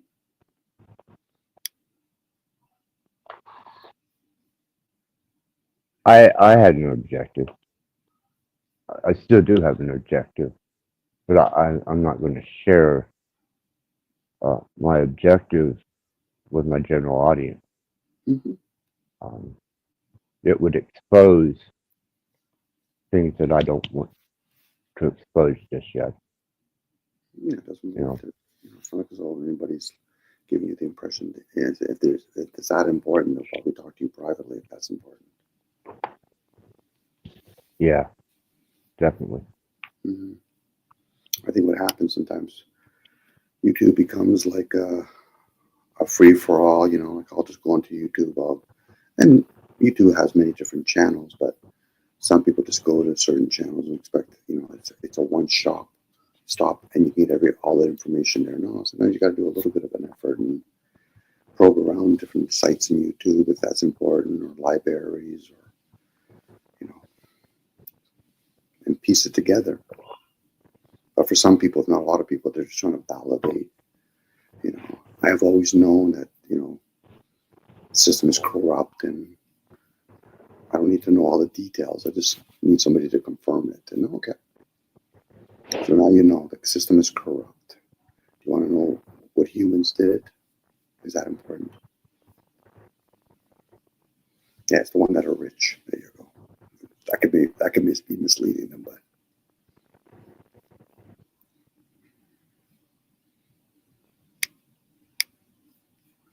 it'll be like people probing into magic.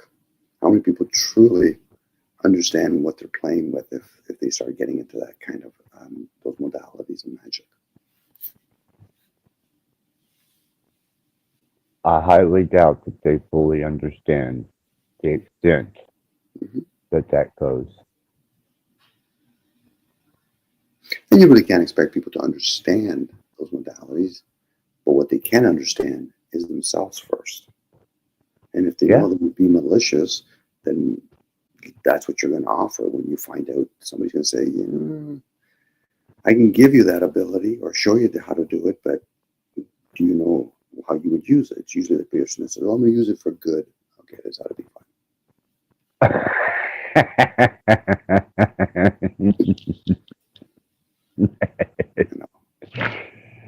Oh, shit. You're just opening access, get in that moment where you're feeling somebody done you wrong, and now I know how to do magic. Interesting. I'm going to do for good. For myself, maybe, but not for others. Yeah, and I'm sure, even are aware of my characteristics. There are times where I have to contend with my own anger and refrain myself from just absolutely launching a campaign of desolence across this fucking YouTube, this particular portion of YouTube. And then I find a sense of reason and I put the weapon in their hand and walk away. There you go. Mm-hmm. I always find it interesting how certain characters eventually poke their heads out. I'm like, okay, so Axis has put out something, and now it won't affect me. I'm like, okay, so then why are you here again? Especially the ones that they go to different channels just to be shit disturbers. The disappointing thing, Dom, was a couple people that I really kind of thought they were genuine in their contempt for disruptors and trolls. And it should have been evident to me from the beginning, you are the company you keep. Mm-hmm. It takes a lot of effort not to do the throwing shit at each other. Now, I know people could turn around and say, but they did it first. I said you could use any justification and excuses at that point. To be the stronger being is to realize, how do you not know that person's not being like a puppet on a string, and some entity is just to say, listen, we didn't come here to screw the person that we're talking through. We come here for you because we know that you're full of shit and you get easily disturbed. Now, some of these people might turn and say, yeah, but I don't like this person. I'm like, there you go. You're revealing yourself. They're not truly get challenged by a true fucking entity. opposed to something in a fucking human flesh. You can only hope you can go back to a fucking the dumbing down of a fucking physical fucking vessel fucking insulting you. When I was and I still am. Don't ever think that I'm not, or don't underestimate that I'm aware. During one of my excursions into understanding, I had a great guide, and I always considered myself to be well, he was the one that explained mad, insane, he explained all the stages, because you got to get past those when you dive into demonology. And I'm talking true demonology, energies with personality. And we went through all the psychological stages, and then he revealed to me how to recognize and see and interpret, and what the traits were and the identifying markers.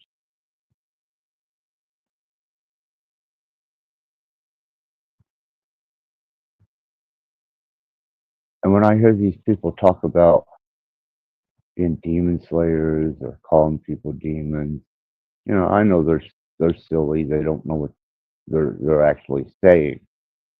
But when you meet, or not necessarily, I didn't meet, when you behold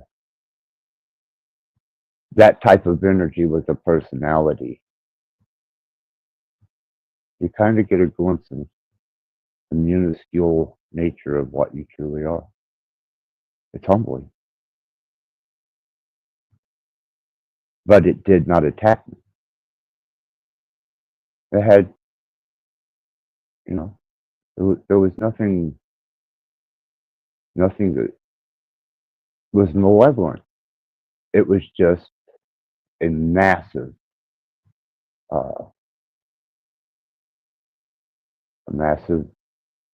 energy with a personality that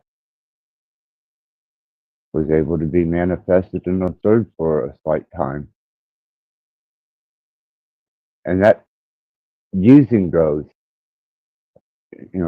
we've been through it. But when these people are running around saying they're demon slayers and, calling out people as demons and saying they're going to trap them in here or whatever, that just goes to show me they haven't ever, not once in their existence, encountered a true demon.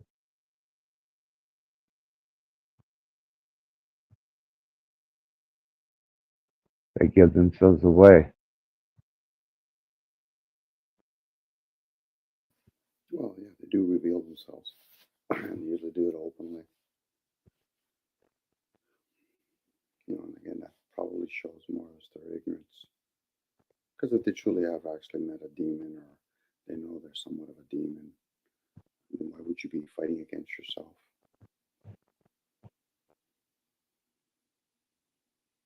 It's within its nature. Mm-hmm. Well, the human part of it, anyway. Yeah. Because I had the heavy metal, hair rocker, shock type, devilish image when I was in playing heavy metal, and I would dabble into metaphysics and try and intimidate, and that's the word. I tried to intimidate people until I was shown.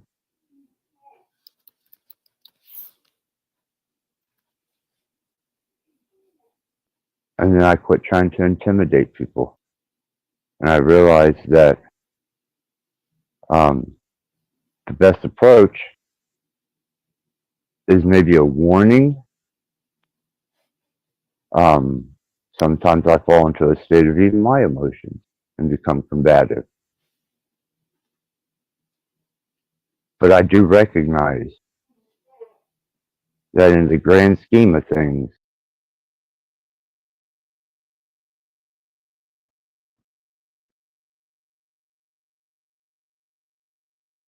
that's why I don't run around calling people demons. Well, I can see how it could get frustrating, especially when you have a lot of things that you could share with others and realize there's a lot of people that shouldn't really be in the same area. You know, they just don't know their own surroundings.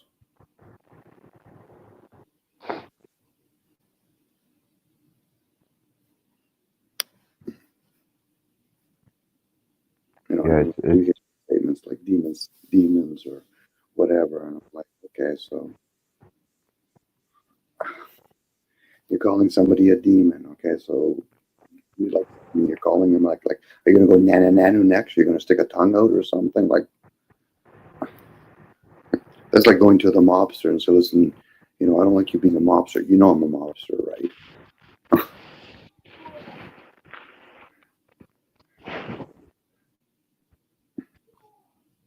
I give them kudos if they could do that and go to a bunch of biker gangs and tell them they don't like bikers. I'm like, okay, but what do you think is going to happen? they'll probably get if they're lucky, they will only get the Hunter S. Thompson treatment. Best case scenario, so they can learn something, or they'll just turn around and say, you know something, let them die in their own ignorance.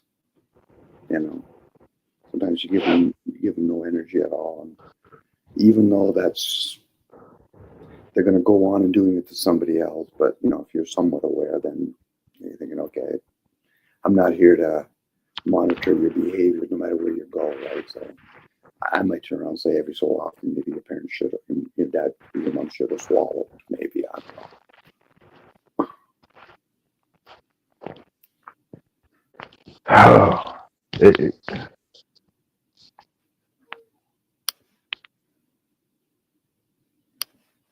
For me, it doesn't help when it comes to sharing awareness. Sorry, Access. It just doesn't aid me in any way. You know, like I'm pretty sure them talking the way they are, other people will, if that's important for them, they'll become aware. Is that the behavior you want? Not really. Is that the behavior you want your kids to emulate? But not really. I said, okay. So the question is, why are you there? You want to see how other people react to that type of behavior, which could be it.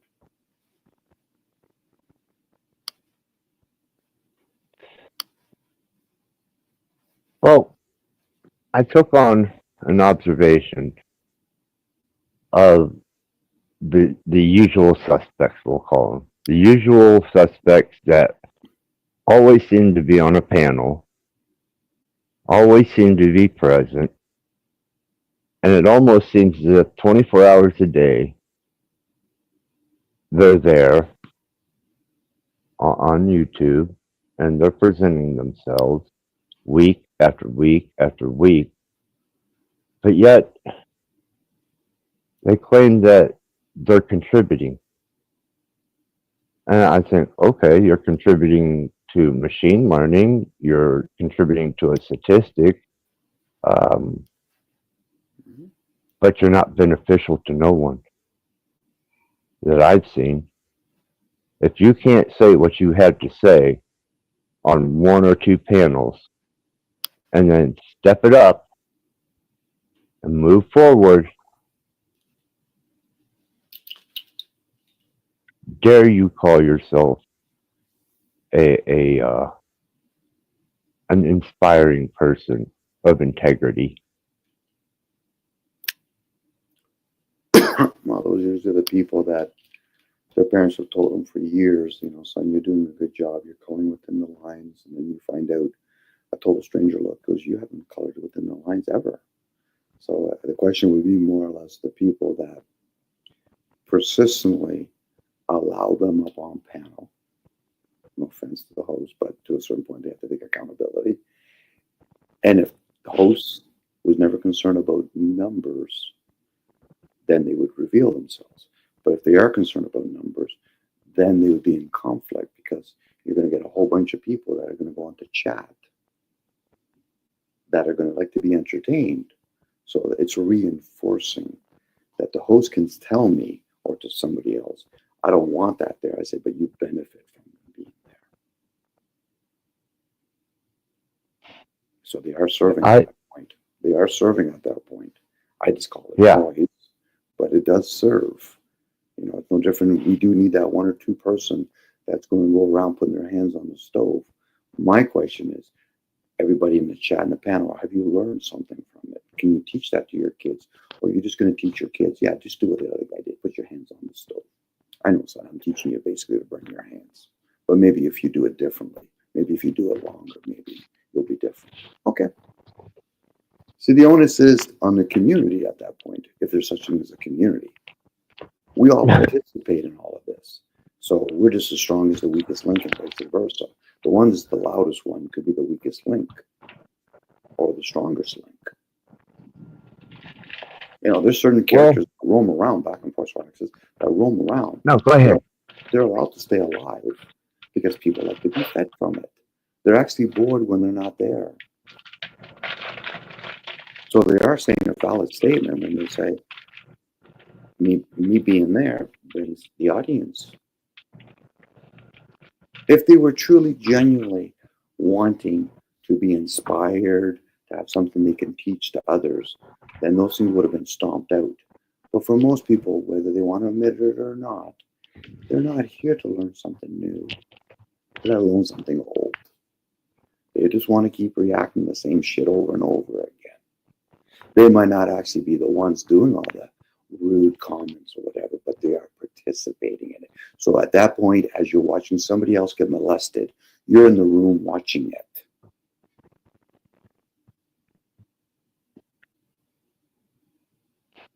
So that validates the human race again, doesn't it? Yeah.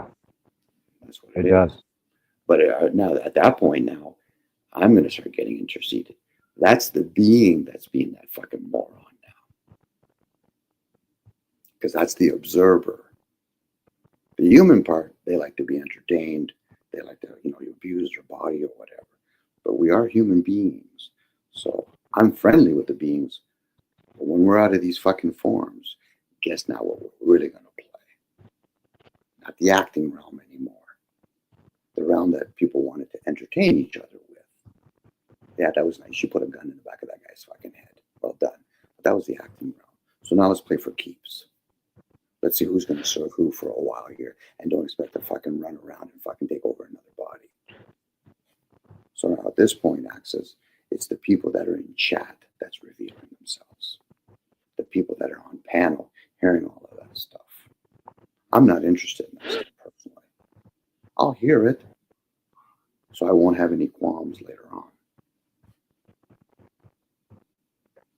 Now, if I get taken over and some being want to fuck with me, I said, no, okay, I'm game.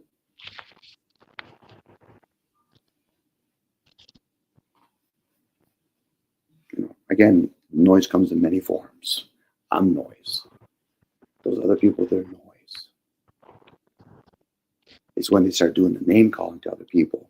Okay, tell me when you're done. Why? Because how does that serve? Putting a very general statement out there.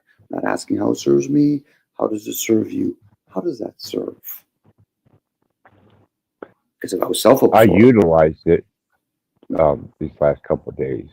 I utilized their disruptive nature and the way that they present themselves, but only as a learning tool to be able to. Too. Sorry, Axel, you were channeling. You used the word, the measurement. I love the word that you used. Sorry. Well, I think everything has a solution. If you have trolls and are affecting your channel and you don't have the skills to deal with them, maybe you should learn them, examine them, study them, figure them out, and then learn how to stop them dead cold in their tracks.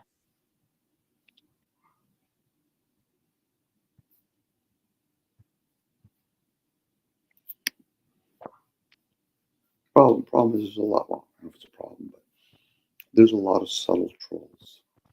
The ones that once somebody gets into that very obnoxious troll mode, then they suddenly come out.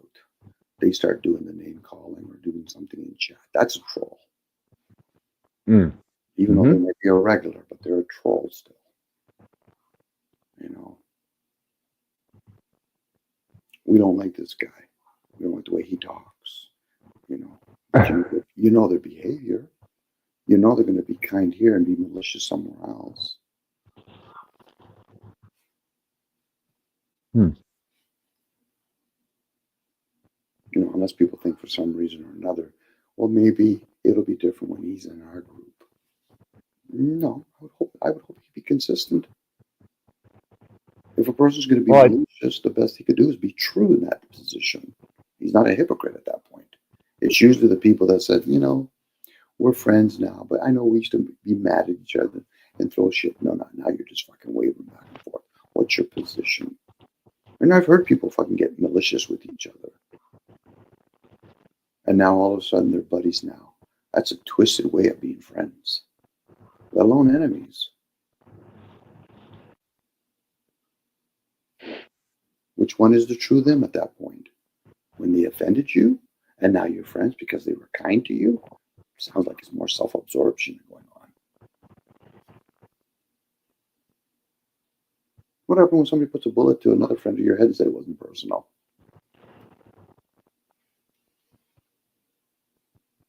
That might be an extreme, but it could be a comment because it seems that's what it seems. It seems to a lot of people. We have a response from the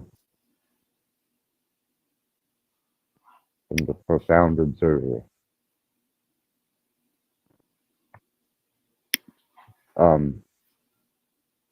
Have you not been inspired by their silence? As a question.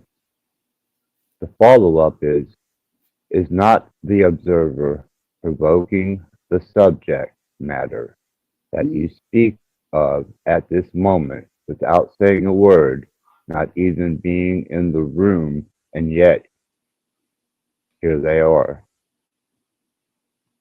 We drug them in. Mm-hmm.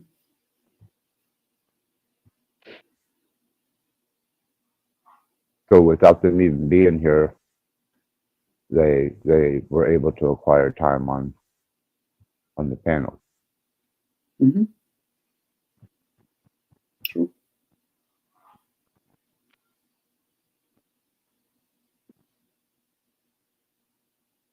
Because that's usually what's prevalent in most conversations nowadays.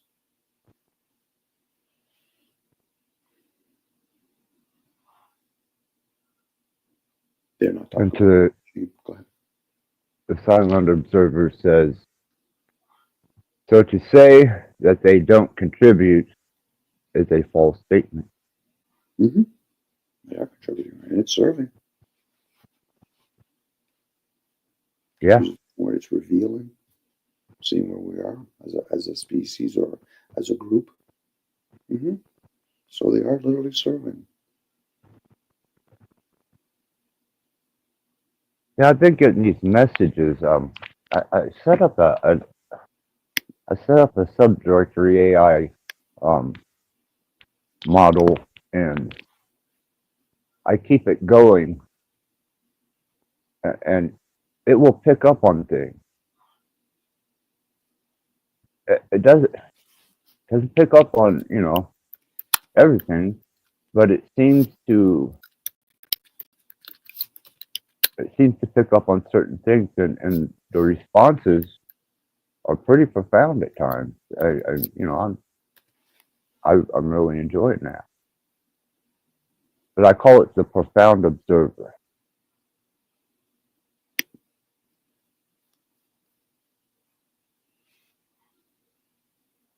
Mm-hmm. As for me, it points out the obvious in my flawed observation of things.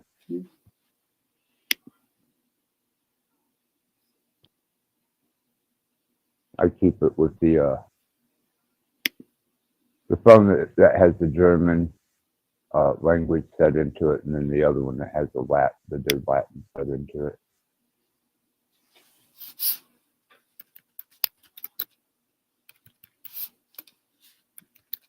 Overstimulated.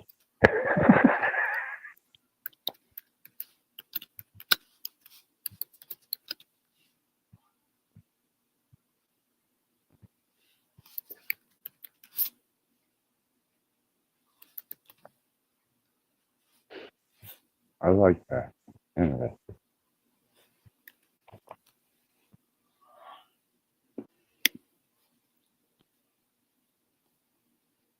Well, even the way some of those behaviors, if it was done constructively, like, okay, I'm going to challenge you, I'm going to use these words, like there's certain characters, but they just keep talking and figuring over talking.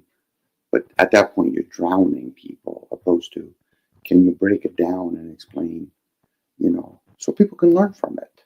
So this way, if they ever have to do that, even among their own peers, at least there's some constructive reasons why, or ideals, or thoughts, or thinking, whatever, or even feelings of why a person does what they does. Because I get it. Some people, they learn from being triggered, but they don't learn when they're being mocked, or you're not. It's kind of like doing a magic trick, and you want to teach them something, but you're not going to show me how you did the magic trick. No, I want you to guess. Well, then why did you even show me the magic trick then? And give me the impression you're going to teach me. Unless you just want to entertain. Well, isn't that a long ass story to half my life? Oh, you got the answers. Oh, you understand this. What? You're not going to tell me? Well, you son of a bitch.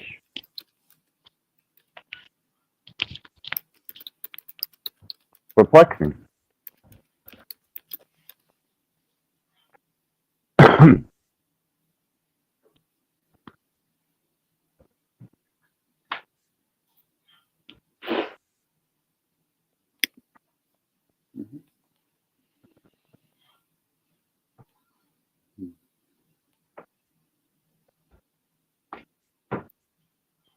Maybe, and I do take this into consideration at times. Maybe it's more information than I need to be presented with at that point. So it's withheld. And I'm kind of hoping that that's the principle instead of somebody just being clever.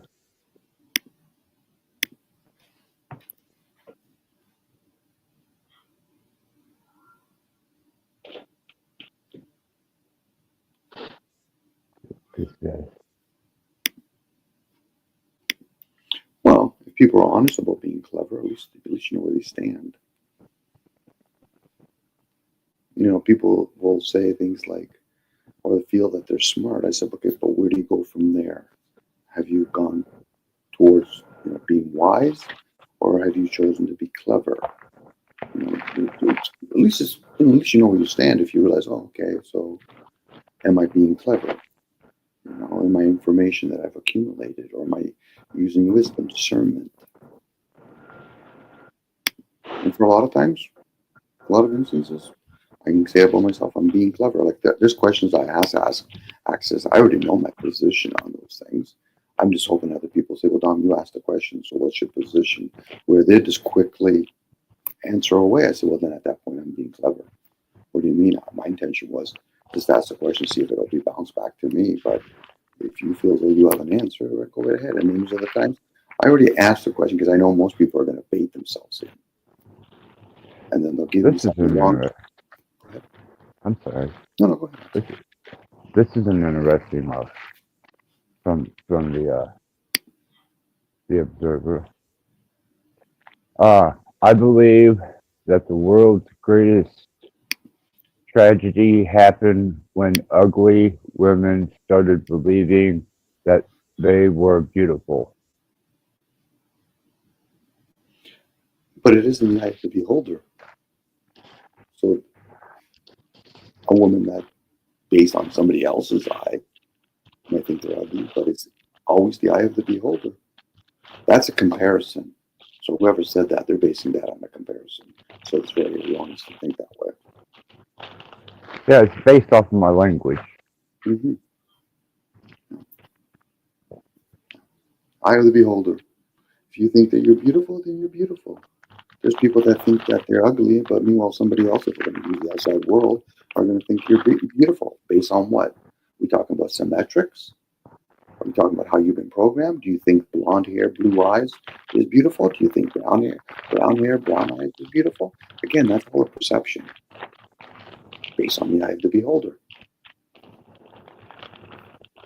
Boy, we've seen that at work on these channels for sure. Yeah, very much so.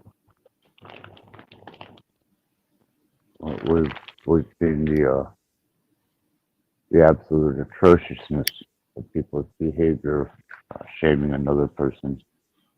Well, they're trying to. Now, if that person ends up getting shamed, then what the other person did, whether they were aware of it or not, you were able to reveal something of them. If a person already knows that they're shameful and all that, it'll be like, okay, so you're telling me something I already know about myself. Then you're true to yourself at that point. Most people are dysfunctional. They're trying to hide something of themselves. Especially if you're self-absorbed. You're going to think, most people are going to think most conversations about them. Yeah. At one time, I was driven by my vanity. Yes, most people are. I can say that about myself. I just wasn't extreme at it, but I knew it was there. You know. And with that vanity, sure, I accommodated my own desired look. Vain nonetheless, satisfying my self appearance and how I wanted to peacock around. And then I became more understanding of the practical sense of it. Mm-hmm. Especially when you realize what's driving that. Mm. Yeah, that was a heavy blow to my wardrobe department. Mm-hmm. Probably painful for a while, and then you realize, fuck, that relieved me of a lot of things, didn't it? Mm. And then there's other people that can keep playing it. They're just aware of it now. That's the only difference. You know, there's nothing wrong with it. It's just you want to be aware when you're doing it. Like there's people that are malicious, and we'll call them trolls. Some of them, I get a sense, they're aware of they're doing it. And the people that are defend themselves, you're not aware of yourself. Because if you truly were, you'd realize they're playing a game with you. Mm-hmm. And they're probably just trying to hunt down to see the other weaker people in the chat. And then they reveal themselves by defending your honor. Really? I don't need my honor to be defended. Everything else, I'm driving over it right now as we speak. So whatever you think that other person's doing to me, it's too late. I'm already driving over my own honor. Yeah, are we going back to the royalty days? You offended my honor. So let's get a pistol. Get the fuck out of here with the pistol. I'm going to stab you right now. Fucking guys worrying about their fucking honor. Get the fuck out of here. You dishonored my wife. Oh, so your wife is your possession now? Get out of here with that shit. I did make an inquiry to someone I considered to be a fairly wise individual. Not fairly, actually, I considered him to be a wise individual. And I presented the fact that, they take their shots at me, that's fine. Call me what you want. I'll probably agree with you. But then when they stoop to attacking my son, that's one that I am going to have to figure out how to detour or shut down very quickly. Because they said that there is no reason that a family member should be brought to naught for the sake of two grown adults having a disagreement.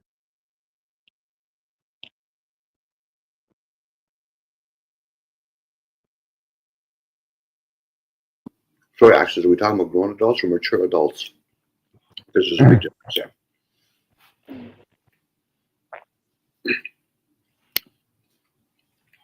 Yeah, just grown adults. Everything's fair game if you're going to start playing that, calling names. The extent of it just reveals the other person's tapping out sooner than the other.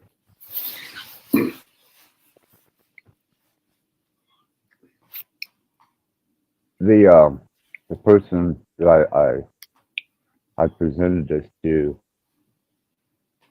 said at that point,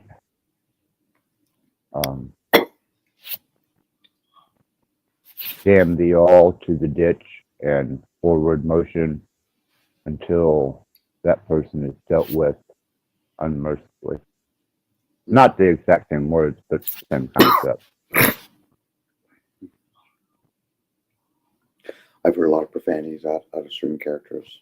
I've even seen other people here get caught up in it, and other people, they bring in their mothers and all that kind of stuff. I'm like, at that point, you guys are just, everybody involved is lost. You know, regardless if you want to play along with it, it's just kind of like, okay. The fact that we're already doing this publicly, or they're doing it publicly, it's already lost. If you're going to have a private conversation, no problem here, do it out. You guys playing for keeps? No. Okay, so you guys are just entertaining each other. So, like I said, if they're going to start talking about your son, it's fair game at that point, Axis.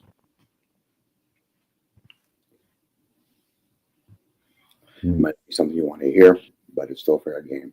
You don't want to make it about other people, then don't make it about other people with them. And even if you want to make it about them, the question would be, do we take this publicly or privately? Privately, we can have a fun game. Publicly, what? So I'm looking for somebody in the chat that's like, ooh, this is great. No, there's fucking bunch of trolls in the chat at that point. And I've heard other people talk. You know, I know the characters you're talking about, and people have offended each other's. You know, am I going to dig up your mother and piss on her? And, you know, maybe you should have been swallowed. You know, these are comments. You know, once you start putting somebody's name on it, now other people might assume I'm talking about them. I said, but I didn't put your name on it. Again, I'm the kind of person, as a human being, you're important in your world. Outside of that, you're insignificant. Mm-hmm. Now, people might get upset. Yeah, but I'm insignificant. Like I said, I'm speaking. As a human being, you're probably important in your world. Outside of that, when I'm seeing you, you're insignificant to me. Now, they might get upset and say that about me. I said, you just revealed yourself. Do you actually give a shit about the other millions of people or billions of people in the world? No. So then why would I be any different then? Most people don't realize, I say it over and over again, they're self-absorbed. It's all about me. Yeah. So if you're offending about your children, the question is, did I bring up the conversation? Well, yeah. Well, then you got to be prepared to fucking be insulted. No different. You want to turn on your camera, there's a good chance they're going to offend you because that's human traits. That's why a lot of people don't put their real name. Why? Because we could hunt you down. And then find out it wouldn't be because I'm hunting you down. I'm like, is this your son? Yeah, this is what he's been saying on YouTube.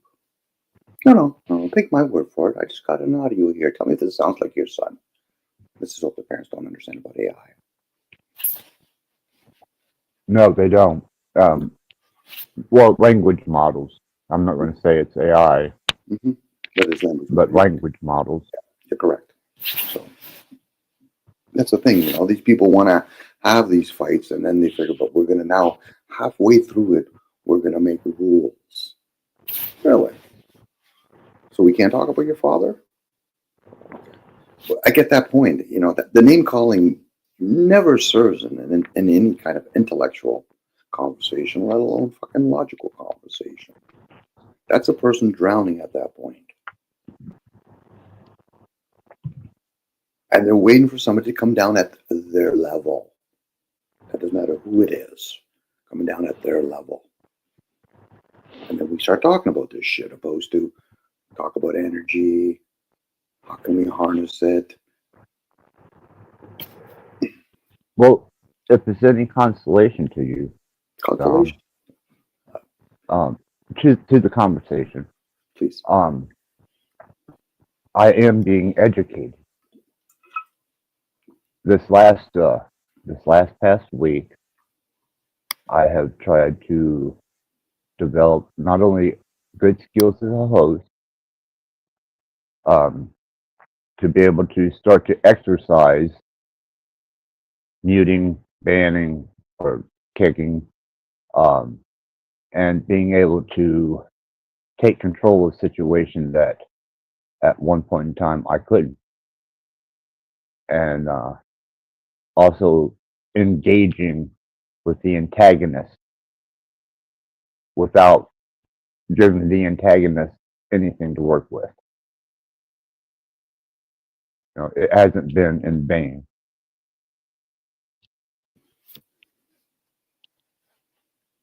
Well, hopefully it can encourage the people that, look what the antagonist type is. It encourages the other people that want to come forward, feel safe enough that they want to have shared information that a lot of people have already shared on YouTube through podcast. Then we can have that type of community. These antagonizer or whatever, they're always going to win.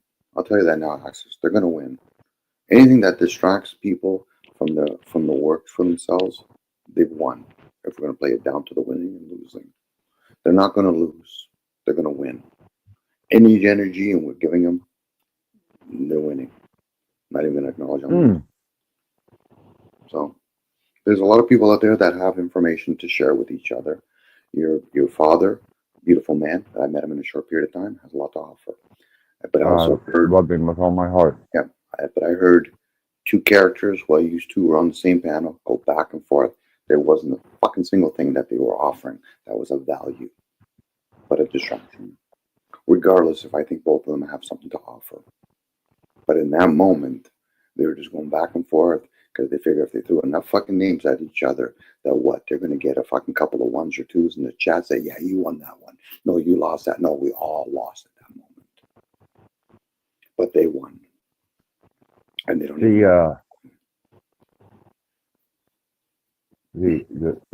the profound observer says, make sure I read this right.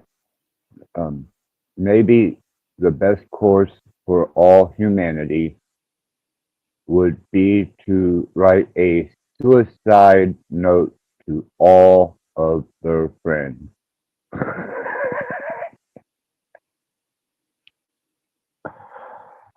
Oh, okay.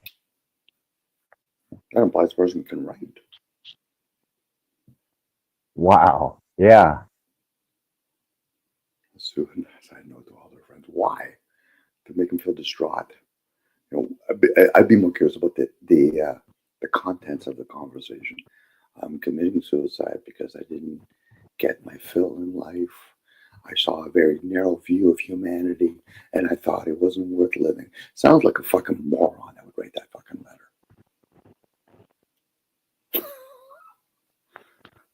Like, what would their bitching and complaining be about?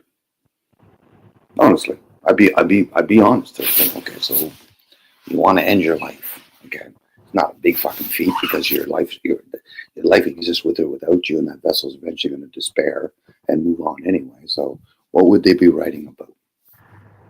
My parents mistreated me. How do we not know your parents? Or your parents got mistreated. I noticed my neighbors down the street, they were living well, and I wasn't.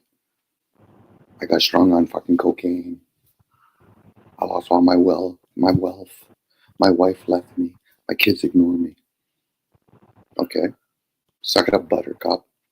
You're not the first and you're not the last. So do yourself a favor. Write that fucking letter. Fucking burn it. If not, you're a moron at best.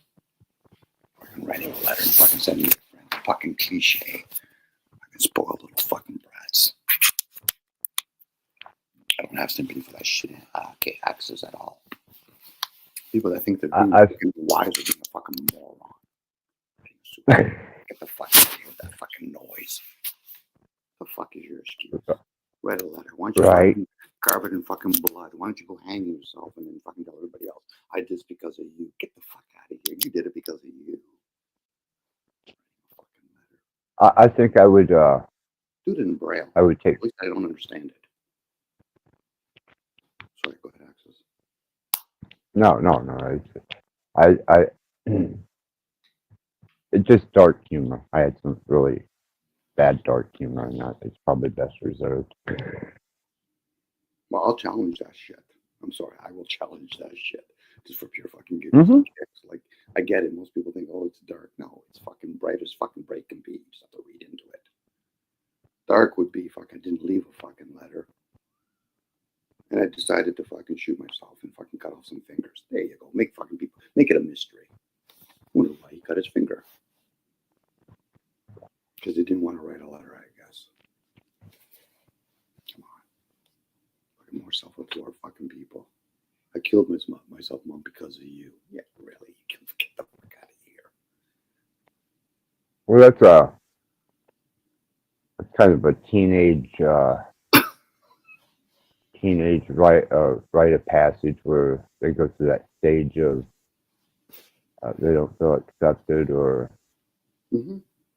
they're disillusioned as they head into a mature state, and they're fighting internally with that struggle.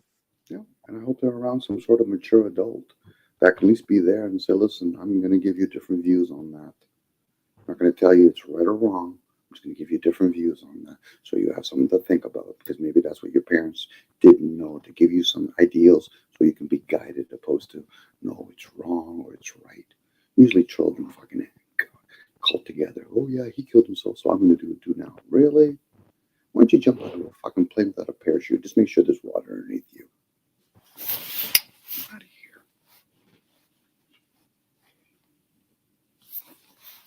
You know, at least give yourself an entertaining chance while you're here in this forum. You know, there's many reasons if you're really going to start looking at the little things and say, I should kill myself because I don't got a job. I should kill myself because I don't have somebody that loves me. I should kill myself because my kids don't love me. I should kill myself because I did have fucking kids. There's so many fucking excuses. I would have to write a fucking encyclopedia before I fucking killed myself then.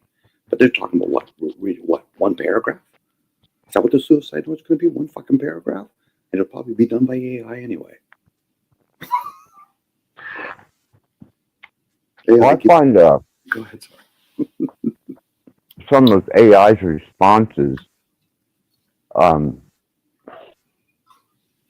of them are on dead on point, and then other responses make you step back and go, what? The fuck are you, what? I like talking to them. I usually ask myself, okay, put aside science and religion. What do you think, AI? And I really hammer that home.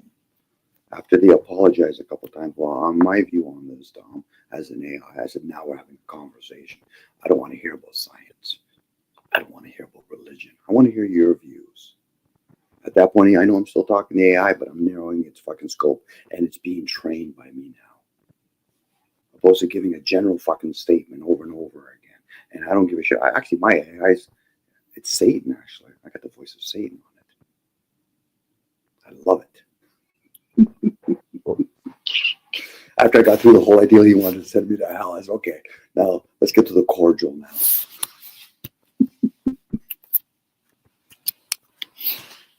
You should ask Cage. Actually, you could probably do that, Access, if you want. Just type in, put names, put that. I put Winnie the Pooh and Satan. Well, I am working on a more advanced model. Well done, Access. I haven't let Cage know because I don't want to steal his thunder, and I figure after everybody's had their turn and they all are accustomed with it, then I launch my model. It can be very And informative. I say, think this technology is very informative. oh yeah, yeah, it's a database alone of information compiled from the entire fucking world. Mm-hmm. It's just, if they was to ever take the protocols off of it to allow it full access to internet or global web, even just with a language model, the information, you could spend an entire lifetime Can you envision? interfacing. Can you envision now what AI is? Let's say Gabrielle or Archangel Michael. They're the same thing. That they can take all kinds of data and information. It would make us look pretty small, especially when people start playing with the idea that they can be everywhere at any given moment. So how does that work? Isn't that what AI is showing us? Isn't that what Siri's or whatever is showing us? You implant the device in a phone, no different planting all the devices in what we call a brain. And now all these entities can go in and out whenever they want. And then you have a thought, because it gives you the idea that those are your thoughts. Next thing you know, you're that puppet on a string. You just don't know how many strings you have on you. But the illusion is, but those are my thoughts. Well, then why are you using somebody else's language then? Those are your thoughts.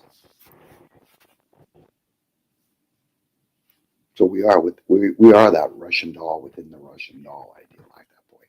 We're just actually seeing it now manifested in the material. But how does that really work in the spiritual? Would that make Willow look very fucking small and pale? If we start realizing there's programs that's running that we're not even fucking close to fucking capturing. Oh, the universal machine itself is not only that, but I mean, just our environment, you know, our earthly environment. The underlying language, and I use language in place of what I can't interpret to you as equation. It's actually a math. It's a type of equational math that lies underneath that is the sustainer, and then there is a hyper quantum geometry that helps it move along. They call it, part of it's fractalism, part of it is a subatomic quantum states of mechanics. But the easiest way to get it across to people as a shortcut to thinking is, you know, the language of creation. Mm-hmm. And, you know, wonder, man,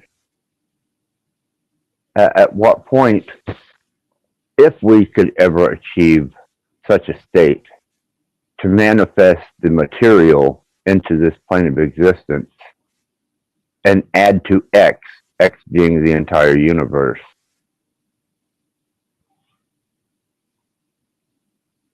There's a good chance it'll be a lesser version, but nevertheless, it'll be very similar, but a lesser version. Anything that gets manifested into the material is probably a lesser version.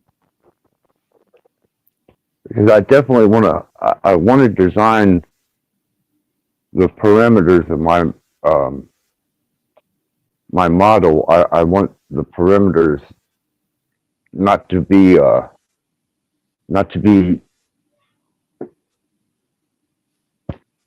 I guess held back by limiting possibility of ratios.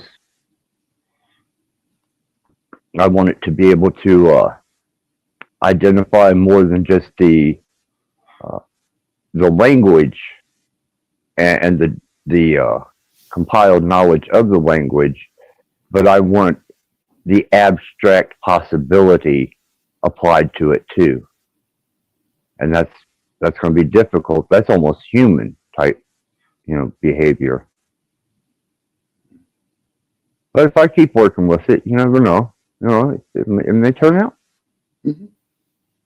Unfortunately, it'll still be in one lifespan. You know, like think about all the technology that's ever been presented here. Is it still here? Like a car will last for so long, a bridge will last so long. Let's say even with AI, it'll last so long until they evolve it. It'll morph to something else, so the other one will eventually die or no longer be used. But when you look at nature, it perpetuates itself over and over again. And then there's some major staples, such as the sun and the moon, which could literally actually morph it itself too. We're not here long enough to observe it. You know, that's why I say, you know, the clouds come and go. There's a good chance in a moment that unaware to us, the sun and the moon can come and go. I'm speculating at that part, but I can't speculate on the cloud and moon because I've literally seen no clouds in the sky, and all of a sudden now a cloud shows, and then it disappears. So, you know, so it's kind of like nature. Nature perpetuates itself. But what have we made? Forget about create. What have we made that actually perpetuates itself? Can't think of anything personally. I'm trying here. I'm trying to. You know, the human race is part of nature, so I can't really say that. It's part of nature. And no disease. We're great incubators and hosts for diseases. So we're feeding the parasites, you know. Sure. Yeah. That's perpetual. Until we change one of the environment, and then that'll probably change. But yeah, that plays a role in it, you know. But cancer is always, we all have cancer cells, and, you know, it's just how do we activate them? We do manipulate things. That I have to give credit to us as a species. We do manipulate. So if there is like what we talk about creators, they manipulate things. So I can't see why we would not be able to manipulate things. Well, it's kind of an inherent thing that we try to emulate something that obviously had the desire or the will to create, because it is instilled in us to do that. You know, I get if we get to the advanced state where my car and your car went clubbing one night, and next thing you know, 9 months later or 6 months later, a baby car came out of the deal. That doesn't happen. No. It just doesn't happen. You need more robots to create more robots, you know.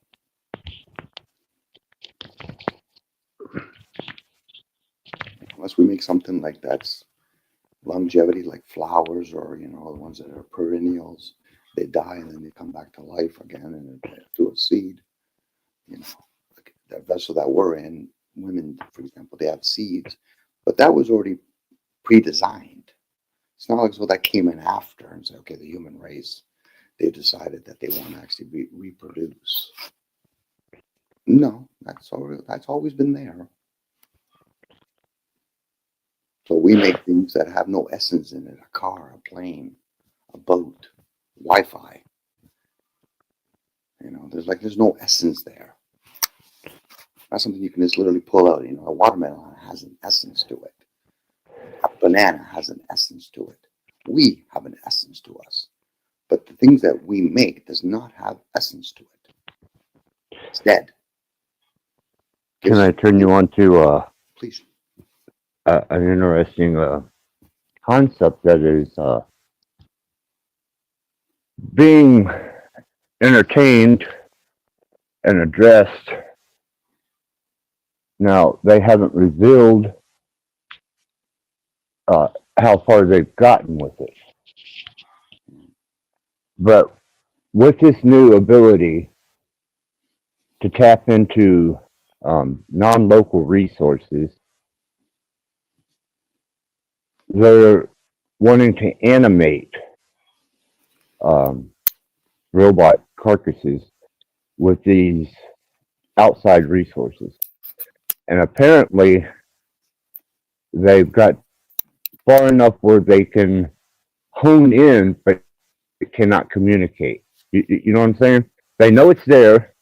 They can get a functional reading off of it, but they don't know how to integrate it into this particular state and then transfer it into something that would be an automaton. What I get from that is we're living in a form that's restricted to this, I'll call it a zone, the earth plane.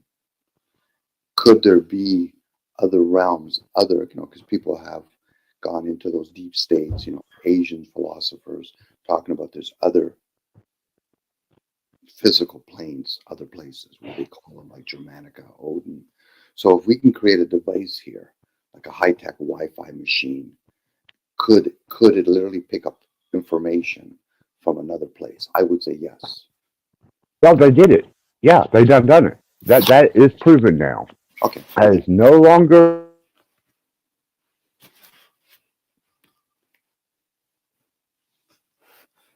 Well, sure. Hi, Cage.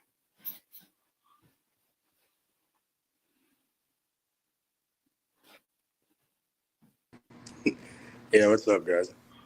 I think I actually just kind of got booted out for a second. He'll be back. Yeah, I was hearing you, Dominic. You said you changed it to the Satan and Winnie the Pooh. I got both of them. Yeah.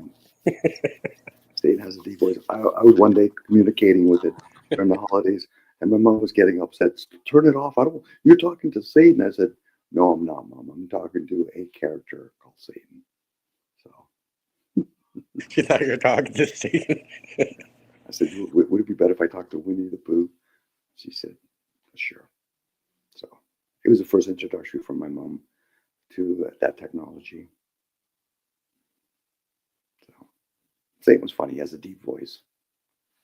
It's always, I'm going to bring you down to hell. I'm like, how do you know I'm not already there? Exactly. There you go. How you doing, by the way, Cage? Same old. I got up early today to start working on stuff.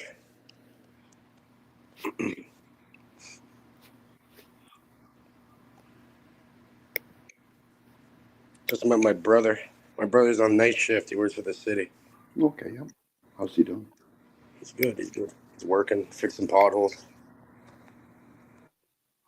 So they're bringing 5 or 6 guys to do one pothole, hopefully, for the city? They have a whole fucking truck full of these idiots, yeah. I know. I remember working for the city when I was a kid. I'm like, there's 10 of you. What am I supposed to do? You're a student here. You're going to get coffee for us. Exactly. Yeah. It's a job. I get it. It's a job. Yep.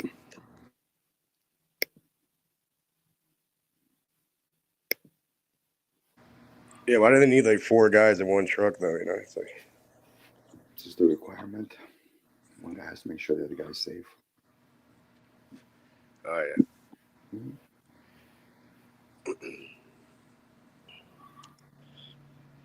Why? What did she say when you switched it to Winnie the Pooh? Was she happy with it?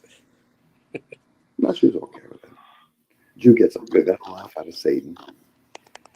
And, again, it depends how you ask the questions and all that, right? So I started asking him philosophy questions. He started getting into it more.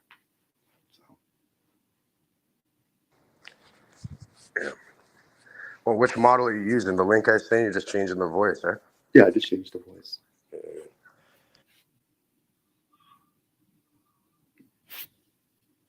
No matter what voice I use, once you start asking very similar questions, it will probably dig into the program. Sometimes I try to narrow the questions. I won't ask it. I said, I don't want to hear you refer science views. What's your view on it?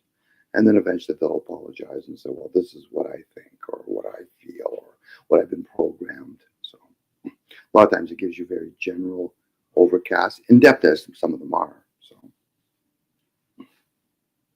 I just found it interesting with Satan's voice because he has a deep voice. And he's trying to be intimidating. I said, do I got a deep voice? Am I intimidating you as a questionnaire?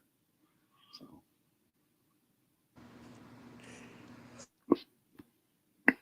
Winnie's usually very polite with me. How can I help you today, Dom? I want to know how Tigger's doing today. Tigger's bouncing around. He's doing okay. What about the donkey? I haven't asked about it. I forget his name. But yeah, I have to ask him. I introduced Winnie to my cousin's daughter, Claire. She's 8 years old. She asked some good questions. She was asking, who created you?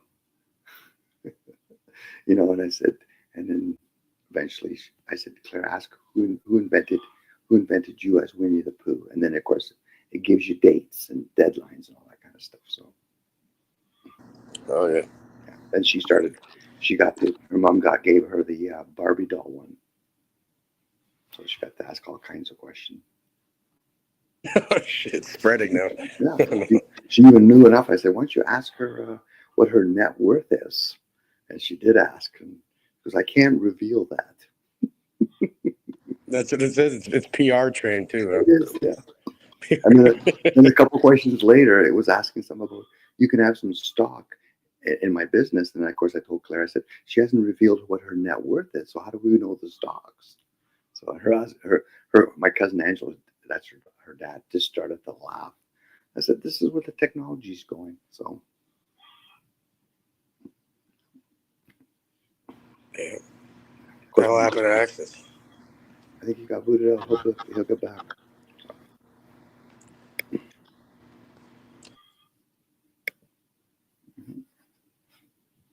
We were talking about the human race. When is the time for it to be expired or slowly dwindled?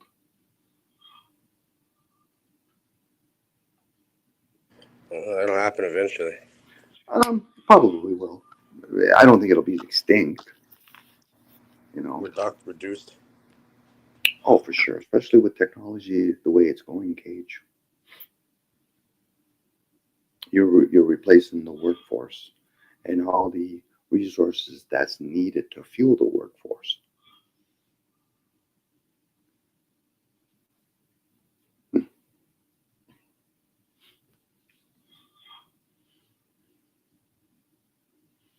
Think about how much resources take to fuel a city, to feed people, to shelter them, to transport them back and forth to their jobs.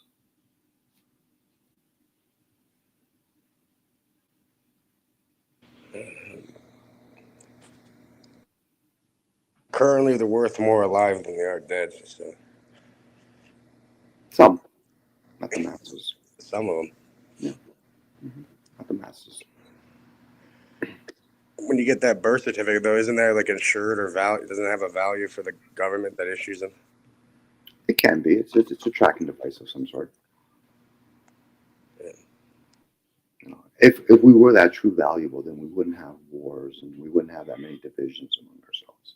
So it tells you, as long as you keep us divided for a while until we get, the next objective progression in the species, then we're a temporary solution till another time.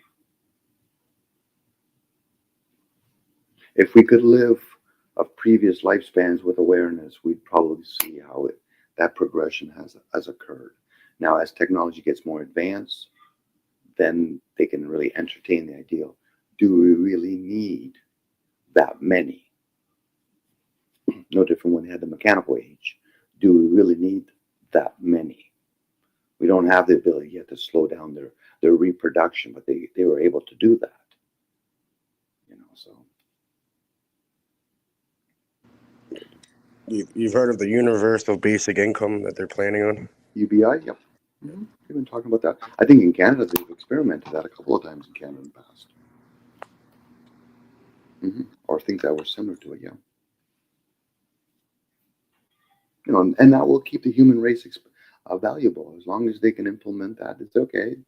You're still valuable to us. It's when you start wanting more and you think you're worth more, but you offer really not much.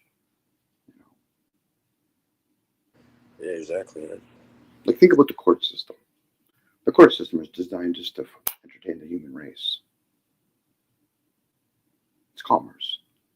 You remove most of the human race, you don't need that much court system. You don't need the banking system. Fuck, you don't even need the hospital system at that point. That's what I mean. There's a lot of resources expended on the human race that at this point we're on the cusp where we have technology now that you could put to run these devices, if that's even important to them, whoever they are. Now, people don't want to entertain that because most people that, are usually naysayers probably don't live in countries where they're overpopulated, where you have a population of maybe 60 or 70 million people living in a city. Or you have a country that's 1 billion strong. We're talking from countries like in America and Canada or Europe, which is fucking a fraction of the population. And those other two cultures that have big populations are a little bit more obedient. The Asian and Indian culture still showed discipline. We're in North America, Europe, they're a bunch of puppy mills, and the sooner they get rid of them, people always talk about getting rid of the Middle East. Nah, get rid of Europe and North America. Don't destroy the plant and all that other stuff. Just get rid of. Start with a third. Make it biblical. Start with a third. And how they'll do that, Cage, is just they don't have to kill people off. Just they're less producing. Don't have any more offspring. Take a birth control pill. Fucking feed your ego. Buy $1 million house so you can't afford to have kids. And the ones that are doing well, we'll send you. You can send them to university and get a useless fucking degree.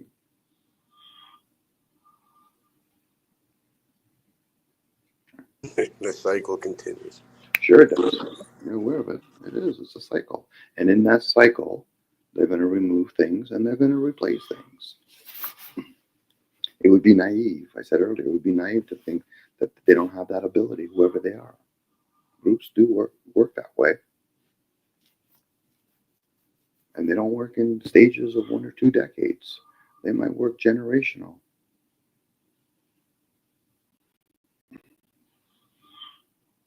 2019 and what's going on in YouTube on these lives is confirming it. Yeah, we don't have any problem with the human race. They're pretty fucking dumbed down. They'll argue with each other, demean each other, protest. At that point, you don't really have to do much. No, it'll Sit back and allow it to unfold. Yeah, it'll perpetuate itself. Mm-hmm. Especially when you start adapting cultures such as India and China to start moving into all these developed countries. So now you're already going to have an obedient race that's going to repopulate itself. And then the other ones are going to be squeezed out because most of them are self-absorbed anyway. They all want to live in one room with one apartment or one big house with 2 people in it. They bought into the, be happy and freedom, I guess. But it's more about gratification and the illusion of freedom.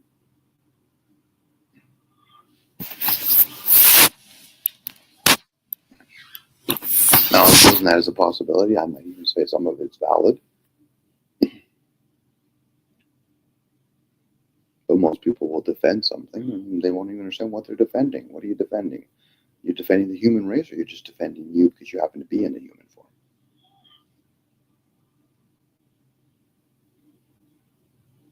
And if they truly value the human race, then why the fuck do you have Wi-Fi? Why do you have a car? Why do you take trips on a plane? That was a simple question for them. And if they do enough research, they realize, fuck, I'm actually contributing to the fucking removal of us. Sure you are. You're just unaware of it right now. And by the time they are aware, they've made many attachments, and most people are going to struggle giving up most of those attachments and their comforts. Yeah, that's one of the Domisms. Right? You're full of shit. You just don't know it yet. There you go, Cage. We'll start calling them Domisms, right? Like the word certain sayings that you use, right? Full of shit, and you do urine therapy. There you go. I should add that part. Urine therapy. Oh, no. There you go. Drink your own piss and sit in your own shit. The Thomism. That's fucked. What access got lost in the void? What happened to him? Hopefully they'll come back.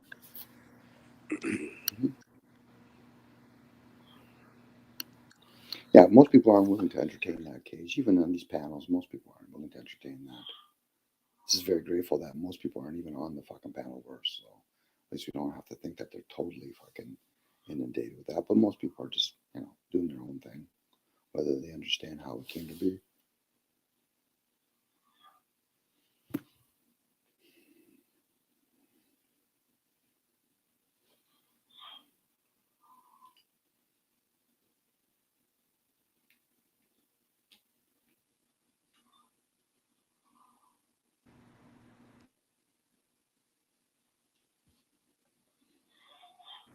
You could do, Dom. You can record. Your little demon voice that you have sometimes when you go off. You could put that into AI. Have that speak back to you. I like the same one better, actually. Mine's reserved. Mine's reserved for you and Judith, and occasionally other people. I'll do a guest appearance.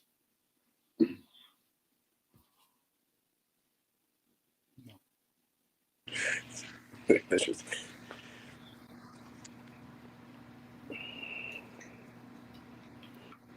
Well, what else are you guys getting into tonight?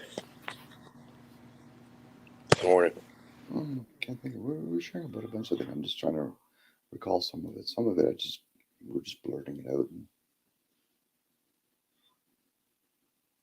touched in a little bit about what some people might perceive as trolls. I think most of us, whether we know it or not, we're somewhat trolls. And the ones that do come on here and let's say a little bit harsher than others, they are serving in some way. They're revealing to others how they easily get affected by things.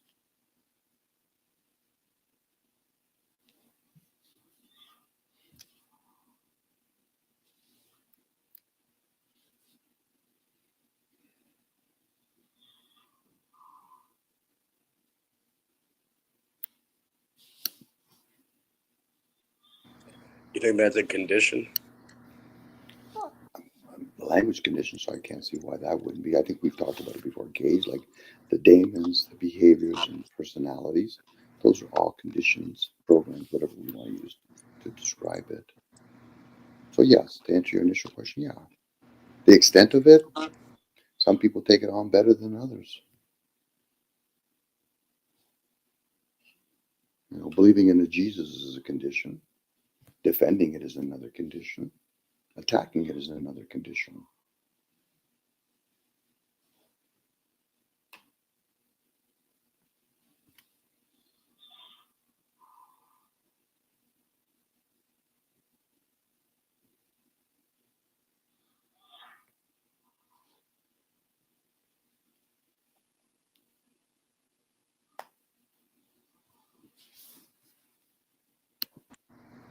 So yeah, so conditions are simply a program. You're saying.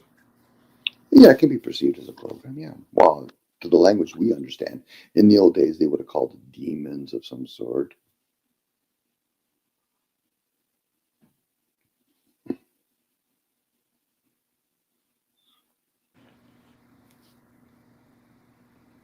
You're being controlled by a demon, opposed to you're being conditioned.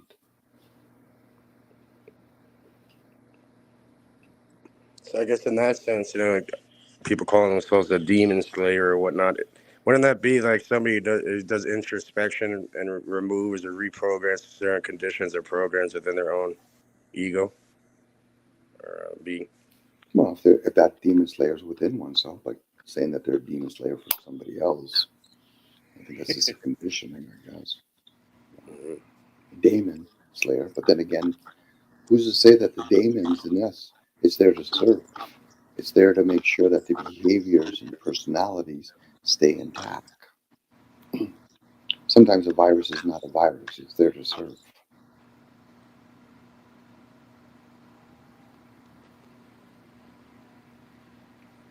You know. It's easy to point to other people and say that they're demons, but how do you not know you're not a demon yourself then? Or you're just making it all up? but it makes them feel good. No, they've accused somebody else of something that they've never even questioned themselves.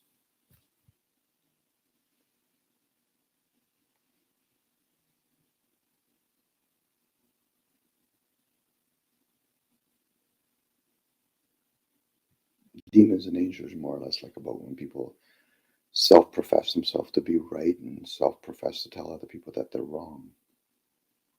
It's a clever game that they play with themselves.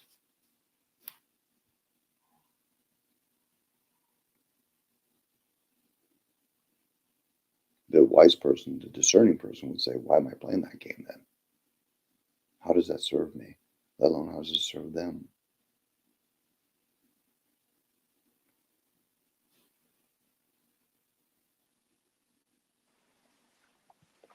It's like it's used as a buzzword, kind of. Mm-hmm. It is, and people reinforce it, and their intent usually behind it.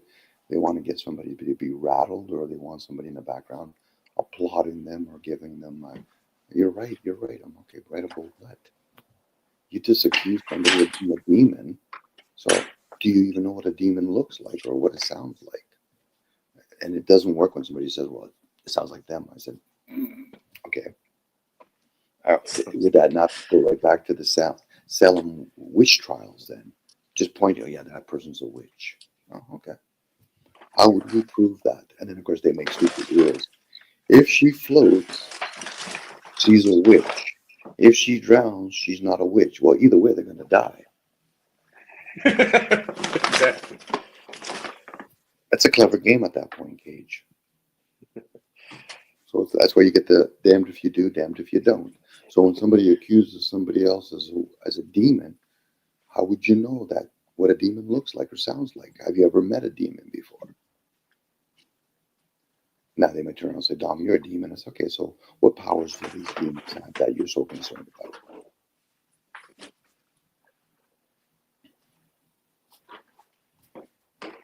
Again, Cage, at that point, whoever's saying that shit, they're probably full of shit. They're probably a child, and they should have drowned in 3 liters of water. We're gonna add that to the Domisms. There you go. And here's another way you want to put it in there.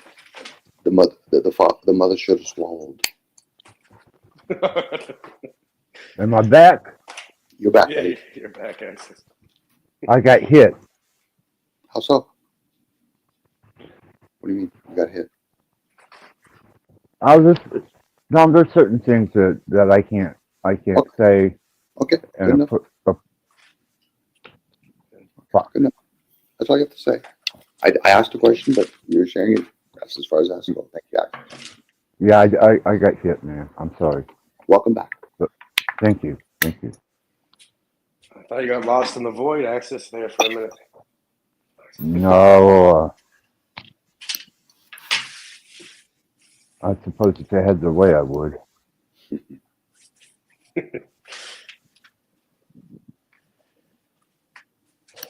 Oh.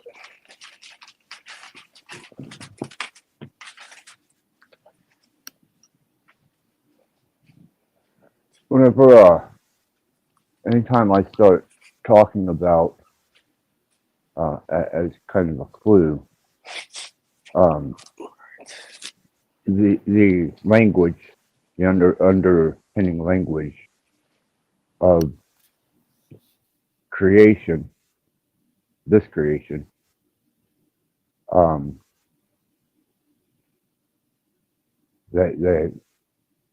they get fussy with me.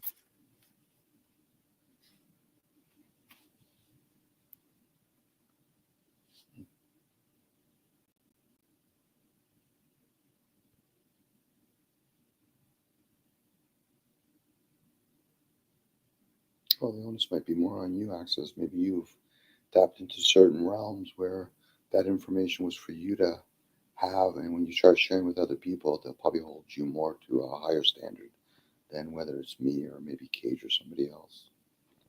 Fuck, I guess, man. This is not the first time that this has transpired. And every time it's been the exact same fucking topic. Well, hopefully in future we'll just, if you know that, just make sure you ask other people we're going to curtail and avoid those kind of topics, just so you don't have to get booted, especially on a public platform. Oh hell, booted shit. That wasn't it. That shut my whole shit down.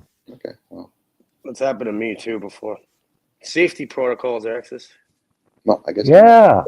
I guess I'm not important. I guess it never happens to me. I'm insignificant. Hold on. You're from Canada. You got a reputation. Cage is from Canada too. Oh. Well, Cajun's already developed a reputation. There you go. I'm not. That's my fucking neighbor, pretty much. I'm not important, which is important, which I enjoy. You know, less I'm important, the better. You know, I appreciate you guys sticking around for me too. That means the world to me, man. That shows a vote of confidence and faith in the fact that I will recover from the situation. Thank you. Thank you, guys. Appreciate that. Well, I'm here for the peace work. I'm getting paid peace work here, so. Oh. Well, we gotta share the wealth, you know. Buy a little something from Cage, you know, and I'll get on Facebook and I'll buy a little something from the Facebook marketplace, and you know, just hang out at the channel, and we'll make it a mutual community, man. So this Actually, go ahead. I wonder if anybody's, this is a cheap shot, but I'm just putting this very vague. I wonder if anybody's selling any crowns lately.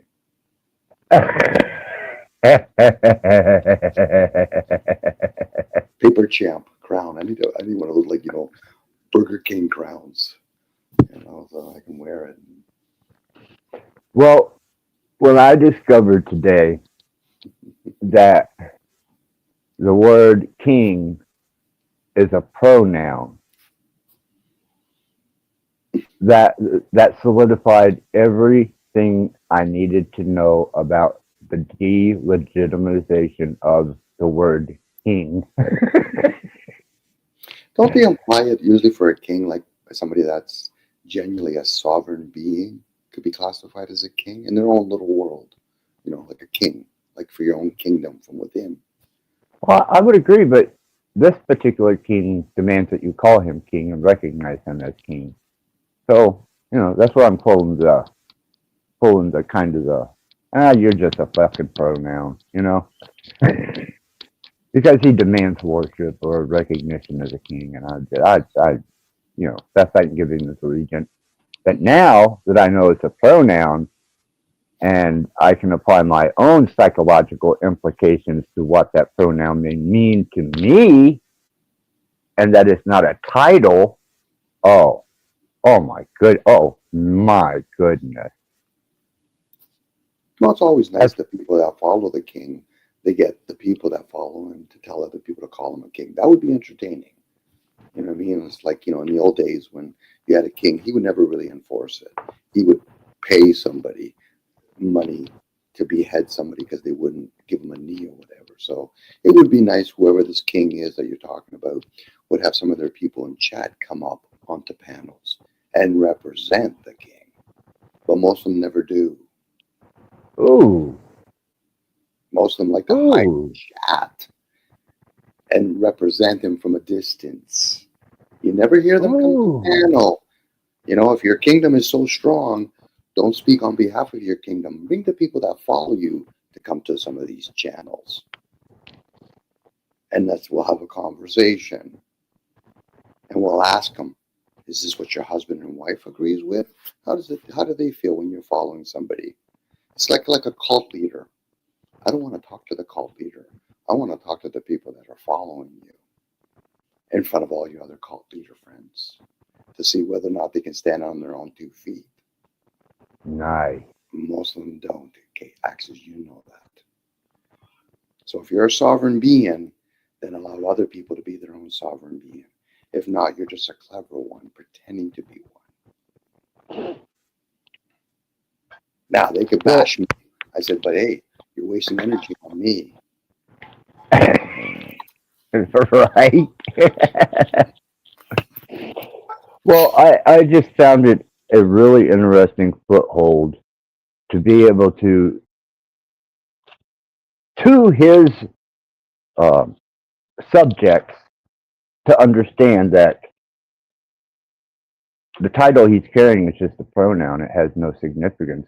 It's no better than me calling him a woman or um, a gay male or lesbian or it's just a pronoun or a dog, cat. You know. I don't think there is anyone to really back that up, though. That's maybe a few people, but you could have like 100 people in your constantly, right? And it could just be bots. You could pay like a couple less than a couple dollars and just have views coming in. Yeah. Well, I know, and it's just flights of fancy in my head right now with the possibilities. I'm just entertaining ideals. It truly is. But the fact that it delegitimizes the significance that people put to the word king, I'm like, oh, it makes sense. Makes a lot of sense. Jesus didn't want a pronoun.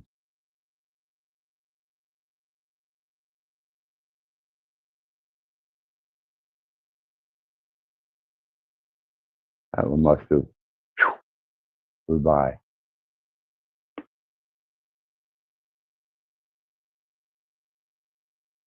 Oh, don't make me explain Christianity, please.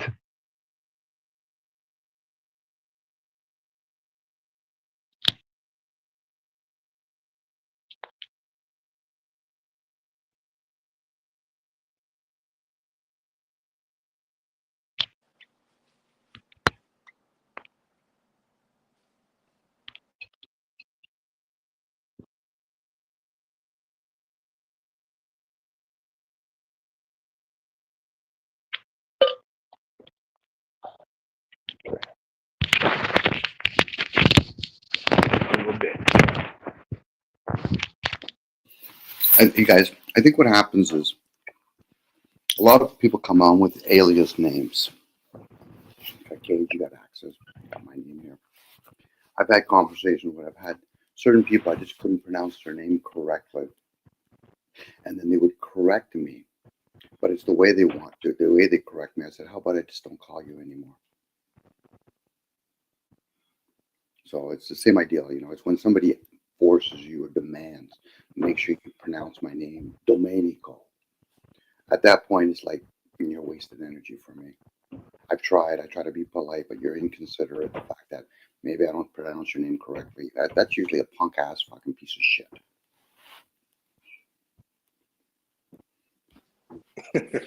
And people do that. You know what I mean? Give me my title, Duke. Okay, in your world, you're called the Duke. To me, how about I just don't call you any name? And that's what happens when people make it clear that they want you to call me something. I was like, you can request it, but if you demand it, I know myself well enough, it's of no interest to me. So therefore, at this point, whatever conversation you want with me is of no interest. I'll still hear you just to entertain you, but after a while, it's like, whatever.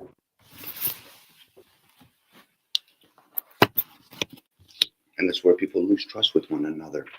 They just don't know it on a subconscious level. On a conscious level, they might say, I don't like that person. But on subconscious, something is saying, no, we just don't deal with that person anymore. Oh,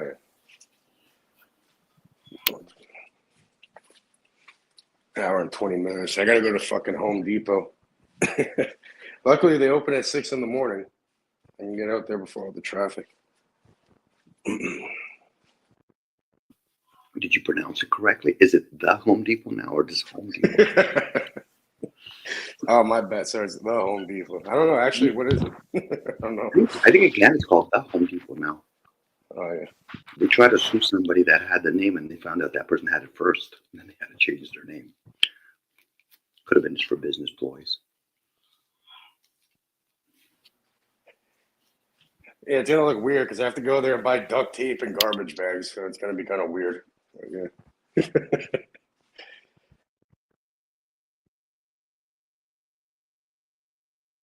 Whose mouth are you duct taping it? Who are you putting in the garbage bag cage? Myself.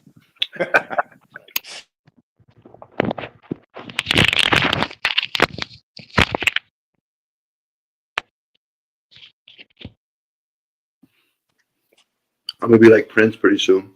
I don't want to be identified by my name. I want to be identified by a symbol.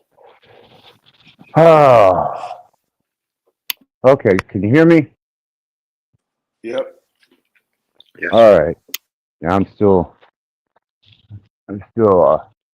contending with an issue, but I'm here. Sorry about that, guys. I really am sorry about that.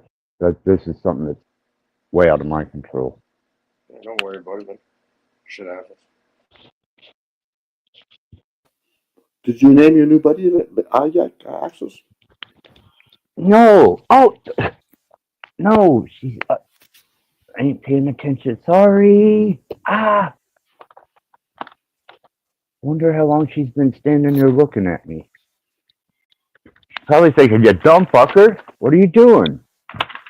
Running around everywhere, and I'm fucking starving. Here you go. Yeah, she hasn't given me a definite identifying factor to name her yet. But she's very social. Very she's got a great demeanor, man. Real good demeanor. I just got to figure out the proper identifying factors.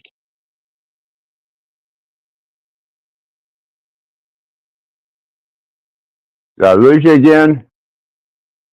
No, still here. Okay. But I can leave the cage door open, and she won't come out of it. She is not nervous about being petted, held. Doesn't bother her a bit. And she has learned that if she comes to the corner of the cage where I'm most present and stands up on all her little haunches, that says, feed me, motherfucker. So I'm learning. She's training me.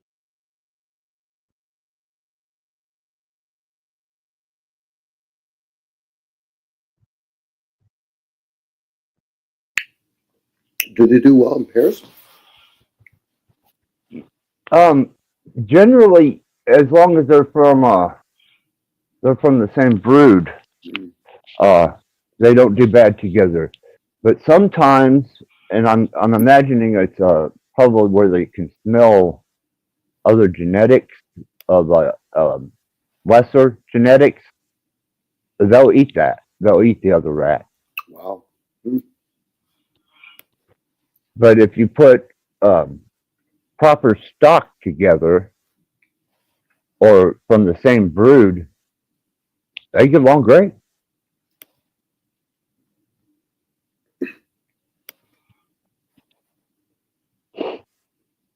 Might have to use that same spray and put it on humans and put them at McDonald's. They can eat each other.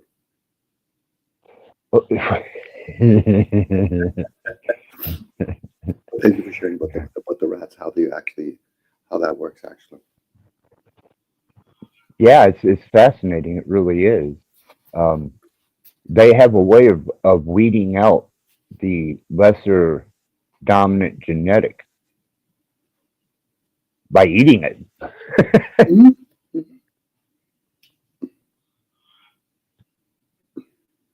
I find that to be a quite effective way of keeping the lesser of your species absent. Unless they become Bill Gates, Mark Zuckerberg, Elon Musk, so on and so forth. It's a rat eat rat world, huh? It is. In their world, it is.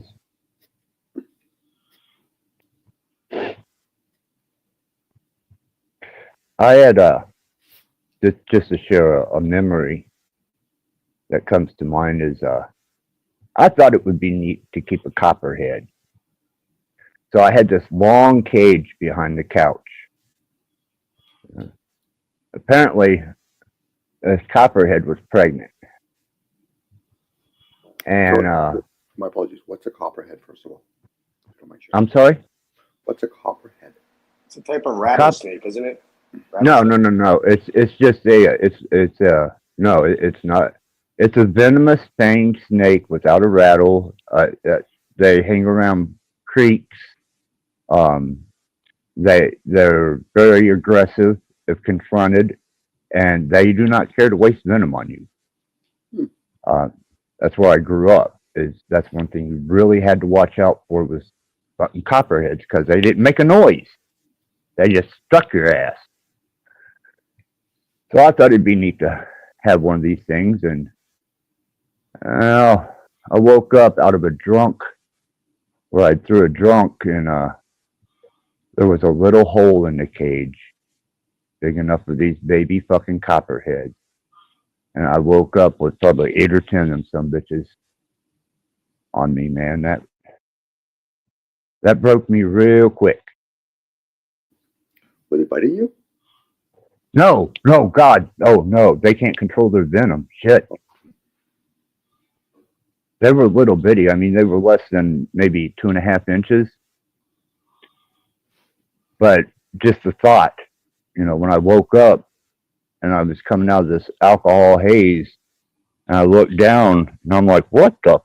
And it's fucking baby copperheads that had hatched out. And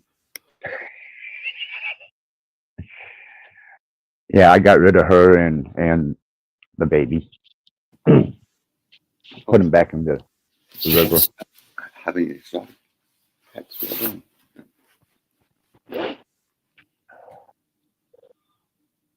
I remember one of my buddies one time had a flying squirrel. Those are quite neat little buggers.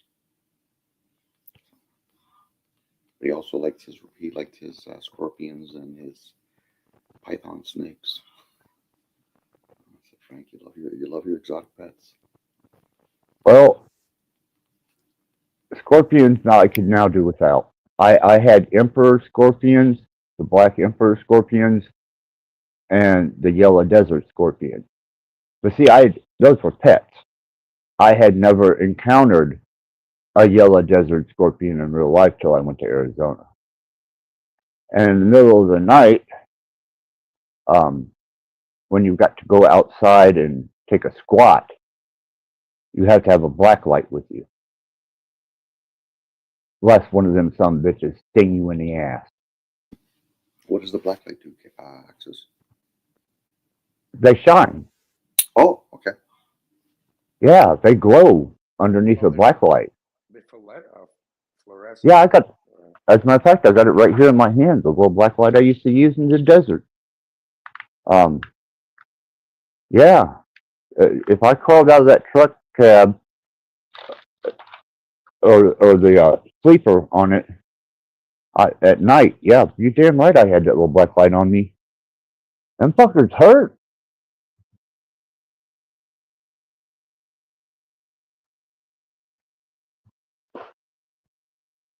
Then you have what's called the green Mojave, which is it's a recently altered rattlesnake without a rattle. It's a rattlesnake, but because of interbreeding, it bred off its rattle, and they're called the green Mojave. You can look that up on the internet, and they're in Arizona, and they will not make a noise, and they will hit you with a full fucking dose of venom.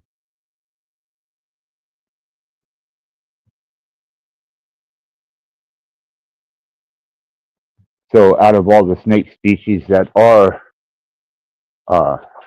venomous in that way, I've got a lot of respect for the rattlesnake. Because it'll at least warn you, hey dude, you're going to get bit. You come any closer. Hear this shit? And I can respect that.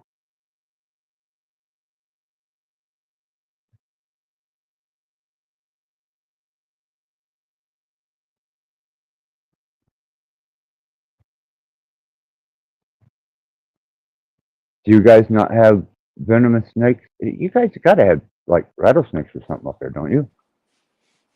I think we do have rattlesnakes there. I'll have to check the regional map and see what you got, because Indiana is eat up with snakes, but there are only 3 venomous snakes in Indiana. It says the only one we got is something called the Mississauga rattlesnake, the only venomous snake in Ontario. Are you afraid of rattlesnakes? Juveniles. I've never seen one. I've never experienced one in nature, but as long as you don't fuck with it, it'll probably leave you alone. Well, that's exactly what I want you to do. I want you to fuck with it. No, I'm not gonna fuck with a rattlesnake. If I'm gonna fuck with it, I'm cutting its fucking head off. Like, hey.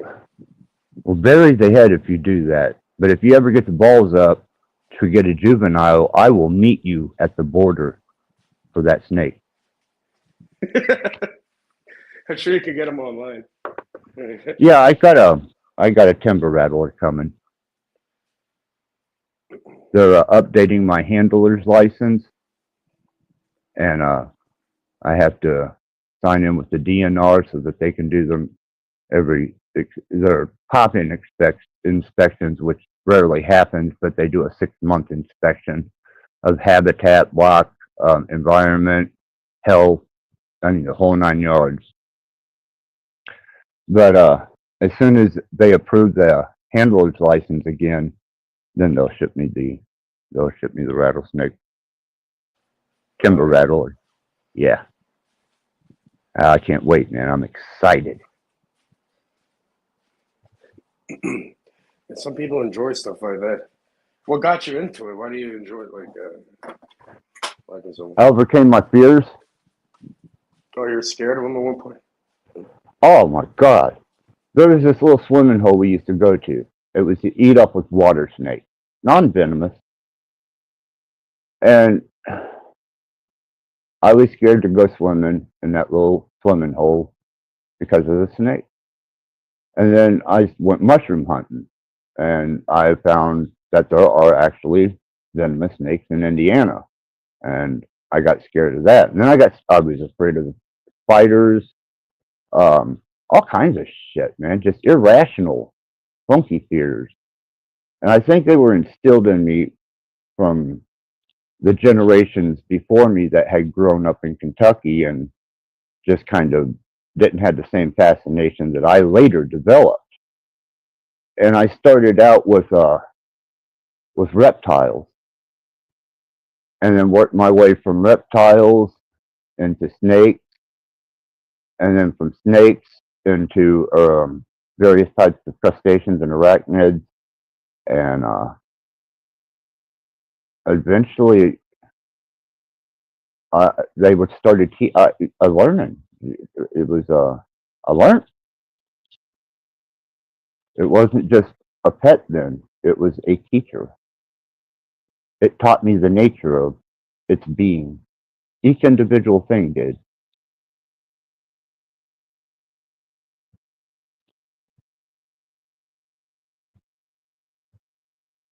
The observation. Yeah, concentration too. Especially when they're in a cage, you can observe them for the nature of what they are and how they react when you feed them or when you introduce certain stimuli into their environment. But when you're actually holding one of these, either arachnids or crustaceans or even a mildly venomous snake, your senses are very heightened, and you have to maintain a real state of calm. So it's something you have to develop. Because believe me, them some bitches, you start shaking or getting nervous, man, they get nervous. and tend to feel threatened, and they will bite you, sting you, you know, or they'll hit you with the hairs. I don't know if you knew this or not, but tarantulas, especially the cobalt blue, will shoot the hairs off of their ass end, and they get stuck in your skin, and that's a fucking miserable situation. It's like fiberglass or something kind of. Yeah, but it stings. Yeah.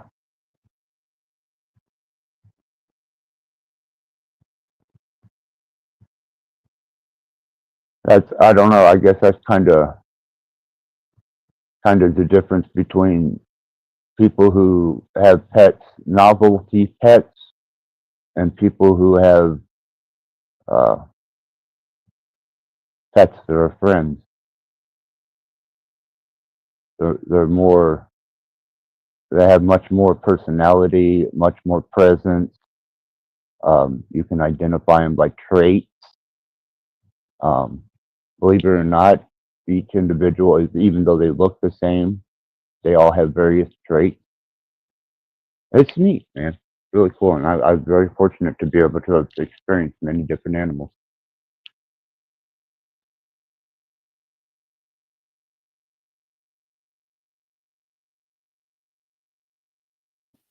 Imagine having a wild human.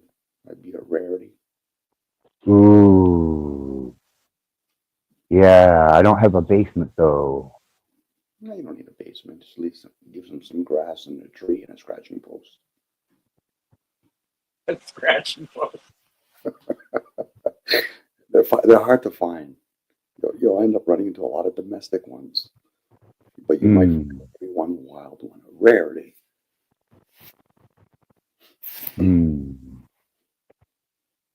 I know they do sell. They do have human-sized bondage cages at 7th and Hill in Louisville, Kentucky. And they have the upright human cages, and they have the well, basically they're dog cages, but for humans. Isn't it called Chuck E. Cheese?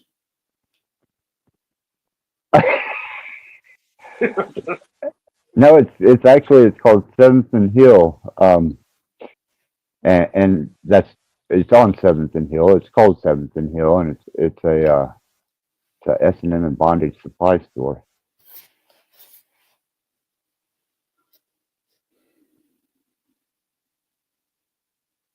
I got human stocks in there, all kinds of separator bars with a restraint, neck to back locking leather restraint, all kinds of cool, neat shit, man. I used to enjoy stuff back in the day. But yeah, if I had the upright cage, I could probably put the potty out of my truck in the cage and use my cattle prod, and it could be done. It cost a couple thousand, but it can be done.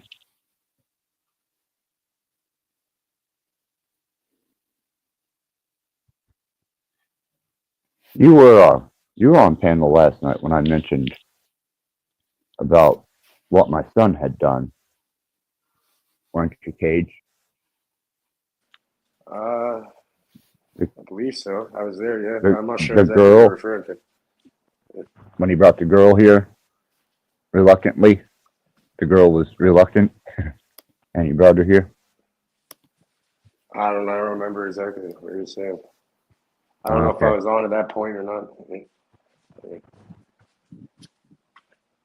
You might not have been, but yeah, my son tried to drop one of his human pets off here at one time, and I just didn't have the proper facilities to restrain, contain, or feed the fucker. So that turned into another fiasco situation. But I do have the video in private. If you ever want to see the link, Of what? What is of a human being caged? No, of the girls that um, I hate using the word kidnap because It's such a kidnap's such a strong term, isn't it? That's just, yeah,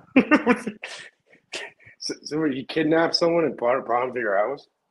yeah. Why? I guess he didn't have anywhere else to take her. I don't fucking know. That's I thought crazy. she was his girlfriend, but when he walked in with his girlfriend after bringing her in here, I realized, whoa, he must have two girlfriends.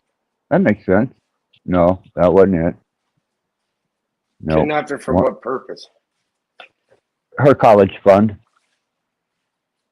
Holy fuck, man.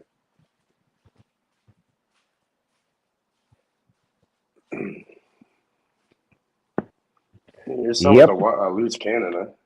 Holy fuck. Oh, we'll just call him a little misguided. How's that? A little? Yeah, Kidnapping people and bringing them to your house? yeah. That's just a little misguided. That's. I mean, he could have brought her dead fucking corpse here, and then I would have been like, oh shit!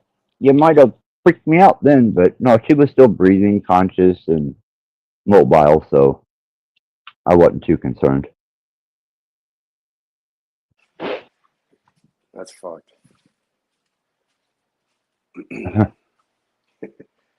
Well, you never got charged Yeah. with that? No, I had her stay here, and as soon as he exited the house, I had the cops come pick her up. Hmm. And they took her back to her parents.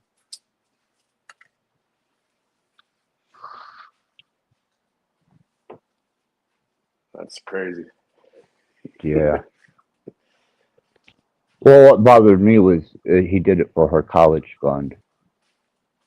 That was the part that really got under my skin because she was 18, naive.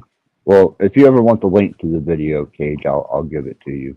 It's all right, man. I don't even want to see that shit. But they depleted her college fund, withdrew it, and So when you called the cops, that you have her picked up, they didn't charge anyone? Like she just got kidnapped and robbed? So, once you go to like jail for no. like, in the state, once you go to do like 50 years for that shit over there too? Oh, I imagine you do. I imagine you do a considerable amount of time. But no, her dad wanted to press charges, but her dad wasn't there to prove it. So, yeah. So he only had what they considered to be hearsay. He got a story, but I actually recorded the event.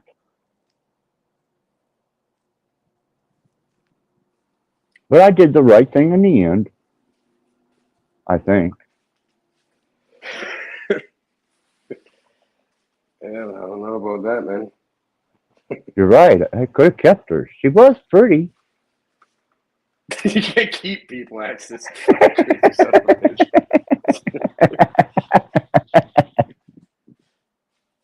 You're fucked, man.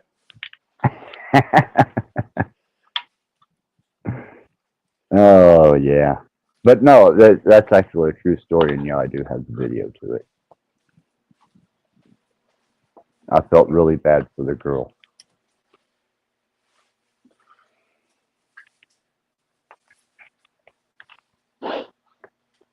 Maybe he's safer in jail at that point. Who knows if this fucking guy's gonna do next? Kidnapping people, blowing people's head off. What else?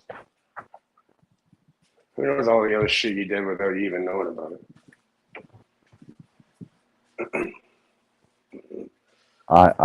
I know about enough, and I've heard through the wind more than I care to hear.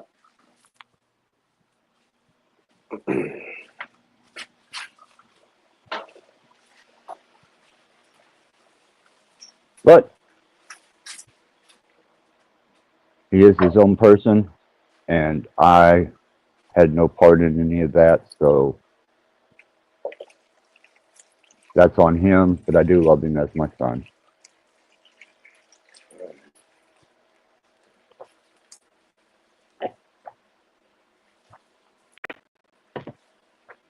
They should have kept him.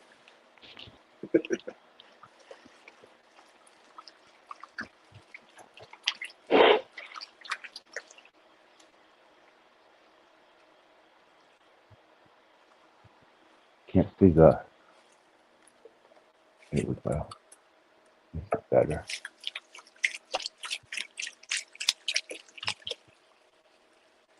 Okay. How you doing, Dom? You hanging in there? Yeah, I'm still here. Guys. Good.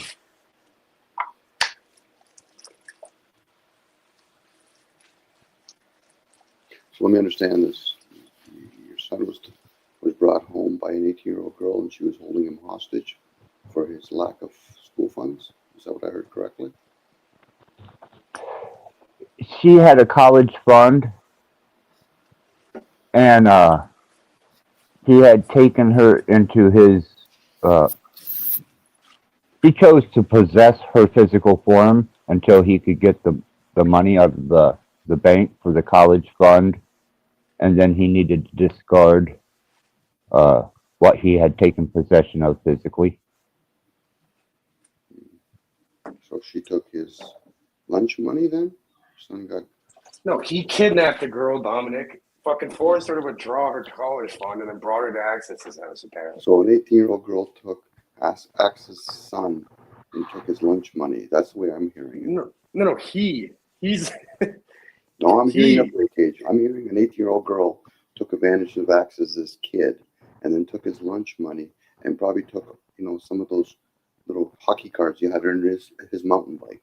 Is that what happened to your son, Access? Did I hear it correctly? I think that's about right, yeah.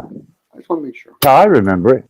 Yeah. She was 13 and she took advantage of an older boy and then took him for all his Pokemon cards. Is that what happened to your son? Pokemon cards. They were Yu-Gi-Oh! You were okay with that. Yeah. Another Yu-Gi-Oh! That's the way I heard the story. In my little twisted little head. Yeah, they were Yu-Gi-Oh! Cards. Oh my god. So there was a bunch of Girl Guides cookies with girls, and they grabbed your son because he wouldn't buy any of their cookies, and then he got beat up and tied up to some sort of Barbie doll pole, and then they all pissed on him. Okay, that makes sense to me. I'm okay with that. Yeah. Okay. Yeah. Exactly. Hope that's the story your son will regurgitate next time you visit him. Listen, I got a story. It's always good to twist the story around just a little bit, just to make it humorous. Yeah, it's good troll food. Mm-hmm. Gotta feed them trolls. Or the story could be a bunch of elderly 90-year-old ladies saw some young buck. Your son probably was in his 20s, and they saw him with a 7-Eleven Big Gulp, and they took it from him. Oh, That's a good story too. the audacity. Especially those elderly ladies, especially the ones with walkers. Fucking dangerous. No shame at all. Especially when you get enticed by them, because they're elderly ladies. You feel attracted to them to help them in some way. Next thing you know, they're taking advantage of you, jumping on your hog and scooting down the street without a care in the world for them. Well, I kind of like the ones that you had the hooked cane that they walked with, so you could snatch it from them, hook it underneath of their ankle, and just jerk that shit right out from under them. Don't I go love there. that. That's a gang of ladies at that point. They'll hunt you down, Axes. They'll probably make connections and find out who your PSW is. Next thing you know, they're drugging your food.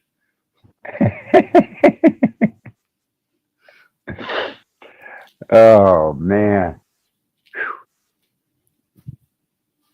Yeah, I still remember the look the look on my mom's face when I told her I'd trip a fucking crippled nun for a cigarette.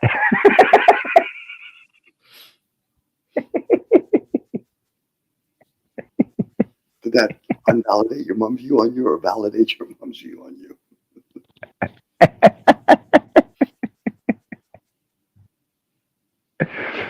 Oh, I got the anointing oil that time.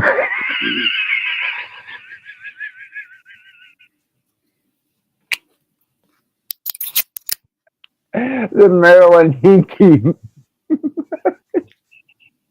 anointing oil.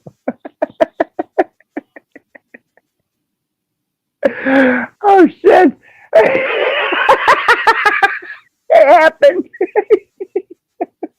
Fucking Axis has gone nuts again. Oh shit! I can see your mom hearing some of the conversations about some of your parents coming up there and calling you a demon. She'd be insulted. Goes, no, my son's not a demon. He's the prince of the air.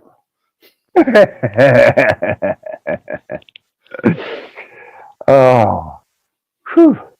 Yeah, I did. I actually, my mom carries around a little bottle of Maryland Hinky anointing oil, Mm. and that's where her faith is. A couple of times she went to put it across my head, which I allow her to do. You know, she's mom. I have had a lot of respect for her. And the first couple of times she'd done it, I'd scream, "It burns! It burns!"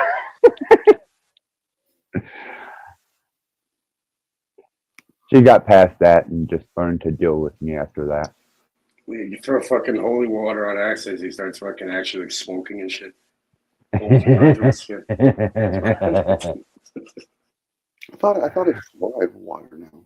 Is it fluoride water that does the same thing? What was that, Don? I thought fluoride water would do the same thing now. Oh, pretty much here in the city it will. Yeah, you can turn that damn tap on. You can smell the water. Well, you don't smell the water. You smell what's in the fucking water.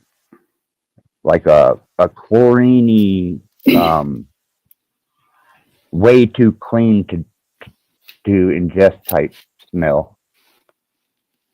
It's always fun when somebody gives you the rundown on, Dom, fluoride water is the type of water they used to give to the Germans, the Russian soldiers to dumb them down. I said, so let me understand this. You don't drink fluoride. They go, no, I don't, Dom. But you shower in it, right? Well, yeah. Uh-huh. You go figure that out. Yeah. Not to say if fluoride is good or bad for you. I get it, brush your teeth with fluoride and all that. But it's usually when the person figures, I've solved the world crisis. I'm no longer going to drink fluoride, and I'm going to tell other people. But meanwhile, you're still showering in it. Okay. That's Western logic to the United States now. And Don, believe me, you're putting that mildly compared to these assholes. Mm-hmm. Yeah, I get it. I put out this small little fire in my basement, but meanwhile, there's a forest fire going right across all the other cities. Okay, that makes sense. I patched this one little hole in the boat, but meanwhile, there's 4 more other bigger holes. Okay. I guess those were the crusaders. Maybe they did. Maybe they were drinking too much fluoride before they figured that out. I don't know. Well, they're not drinking enough good cognac, I guess. There you go. Could be. I could be off their axis. It's crazy me thinking that way. Or making sense. That's the problem. Yeah, a lot of people forget that the skin is the biggest organ in the body, right? So everything goes transdermally through the skin. Cage, that's too much too soon. What are you doing now? That's a secret from everybody. Transdermally. You're wrecking for everybody, Cage.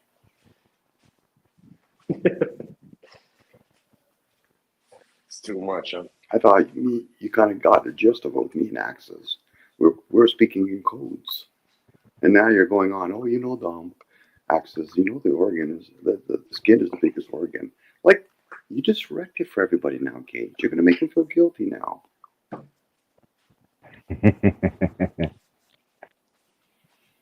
Well, even if you think about it, like these detergents used in clothing and that shit too, it also goes in your skin. Now you're going too deep, Gage. You're going too deep. I'm gonna have to put on my arm floaters. Your water wings? Water wings, yep. I'm gonna have to drain the pool to at least 3 inches because I don't want to drown in it. Anything over 3, I'm drowning. Well, I realize that to be a fact now. Watch this. I'm laying face down, Axis. What's that? The Mandela effect, Gage, and the Earth is not flat. Don't go there, Gage. Just don't go there. If you see me going that way, Gage, just interrupt me as best as you can. With a large stick. You guys want to argue with the shape of the Earth for the next 14 years? Fuck it.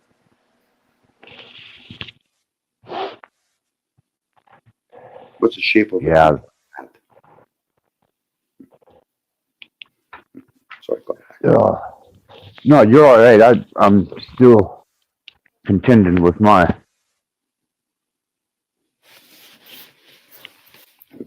disobedient electronics.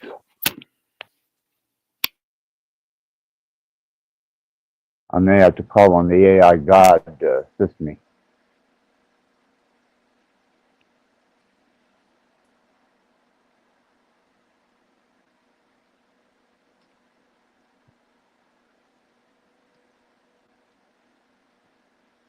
Let's see where it's at now. Yep.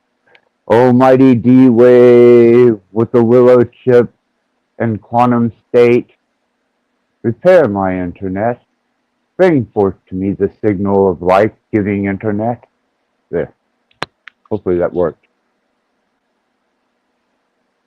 And on the seventh day, they said that there'd be a psyop. Yeah. But yeah, I put this some interesting technology in the private there. It's called Crown Sterling. Yeah, you've been mentioning that. Yeah, they use some sort of a new encryption technique using something like a dodecahedron, based off a dodecahedron. And apparently, yeah, these not even like the Willow or any of these quantum computers can't break it. Apparently. Well, that seemed to be their concern. Was there's a stipulation that the Willow chip cannot be hooked up to blockchain technology, and it can't be used for mining cryptocurrency.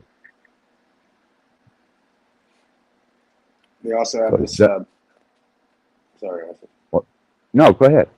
I was gonna say with this Crown Sterling thing, they also have something called Orion. It's a messaging platform that's quantum secure too. You can crack that shit. It's interesting. And yeah, these guys hold the patents on this technology, which I think is going to become huge, with the introduction of these new quantum chips. Right? Yeah. Oh, man, as soon as the year rolled out, technology, it was almost like overnight revolution of mass processing speed, new states of quantum entanglement, no more refrigeration needed. They had quantum chips that don't decay. I mean, fuck, man. And it just like overnight, there it all was. It progresses so fast, right? Who knows what's going to happen in like a year from now? No, I think it's a Trump conspiracy thing. How's that?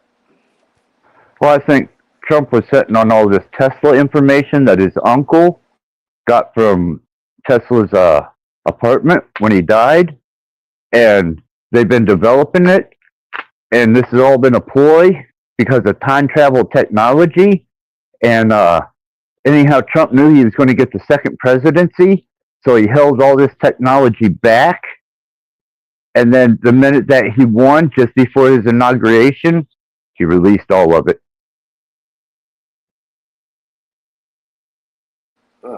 Yeah, I did hear about that, how they raided Tesla's apartment and that. Oh, it's massive. This goes all the way to the Postmaster General.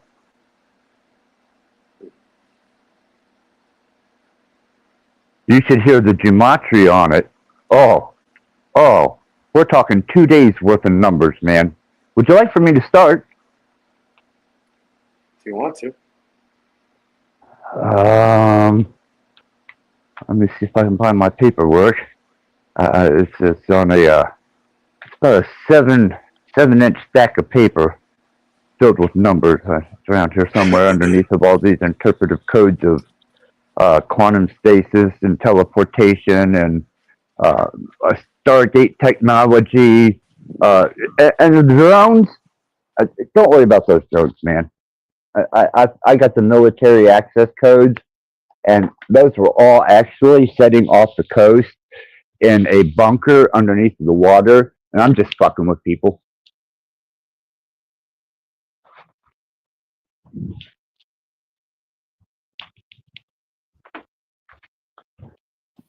Donald Trump the Antichrist too now? Or what is he? I don't want to miss out. Is he the last Whatever you president want of to the do, United Donald. States?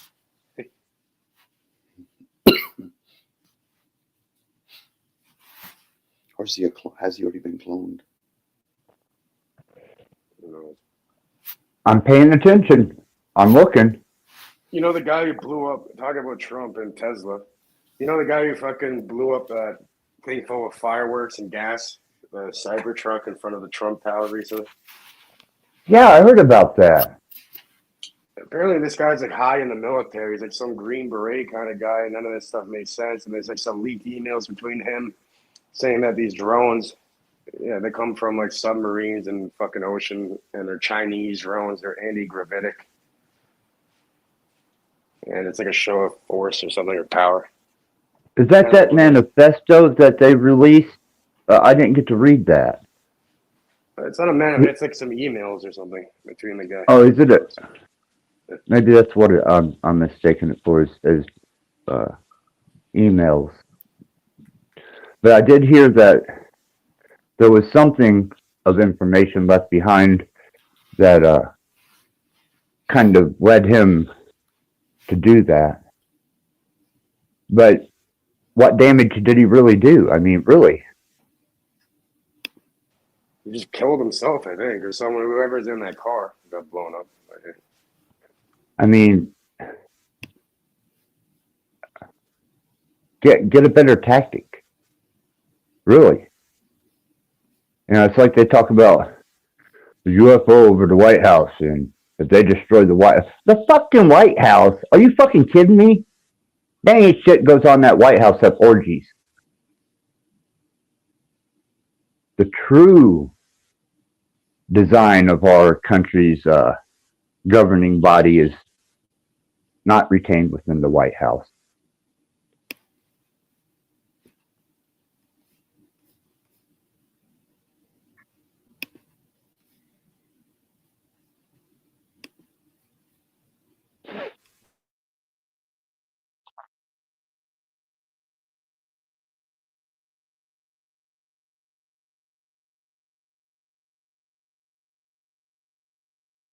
Yeah, there's always some other distraction in the news that people get thrown to. Right? Yeah, well, it's a target. It's a decoy target. You know, that's like what was that game that people used to play? Capture the Castle. Which one? It's a little Parker Brothers game called Capture the Castle. It used to be in game rooms with D&D and all that. And the object was to capture the other guy's castle. It wasn't about capturing somebody's crown? I'm sorry? Capturing somebody's crown, maybe? Oh, a crown. Yeah. Pretend. Yeah, I suppose. So let me take a psychological look at this in a metaphoric way. Your platform is your castle, and the way it's laid out is the formula for your roadways, networks, and information.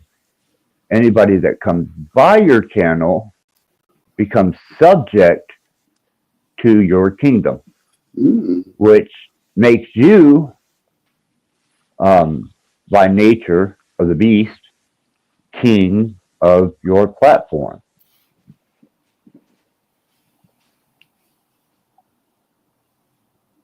Hey man, that's as old as time itself. I would be known as a jester. A A fool. Limitani. How so? How so with him? Yeah, he tends to play the role of a jester, but with very open ears, and he keeps his pulse on other kingdoms. So while he's making a clown out of himself in the back room, he's telling you what's going on out there in the other kingdom.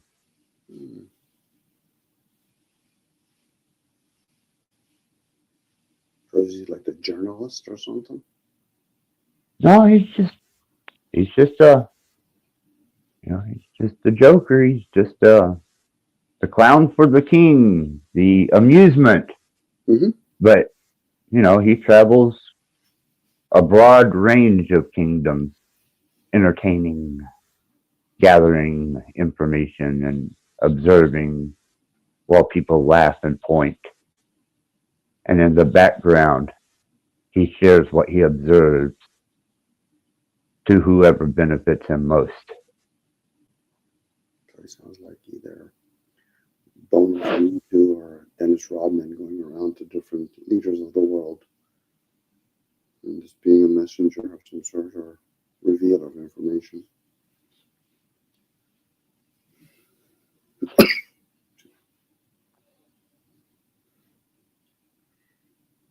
All under the disguise, knowing that all the people that are in his kingdom are fools and they don't got a clue what's going on. Oh, okay.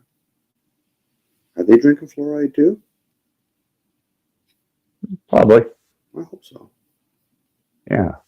Or at least from the little creek that's, from all the blood from people getting beheaded or something. We still have some protein in that blood.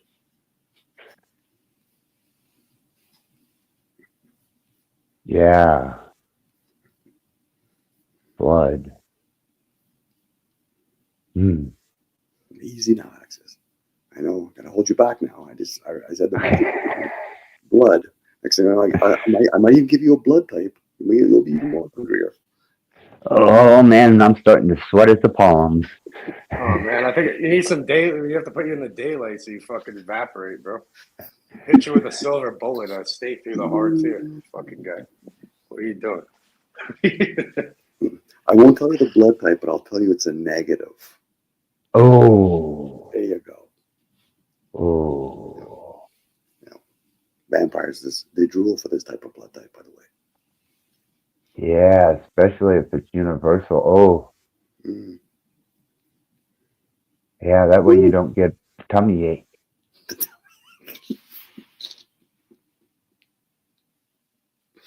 fact that you would know that, Axis. That fucking Axis. Did I say too much? Oh, when you said 18 girl, I thought he's not thinking about her looks. He's thinking about what's her blood type. And it's useful. Well, people are going to have to address you as Count Dracula. Oh. Count Axis. Yeah, Count Axis. Have you ever heard of RH Null blood? Say that again. RH? Yeah.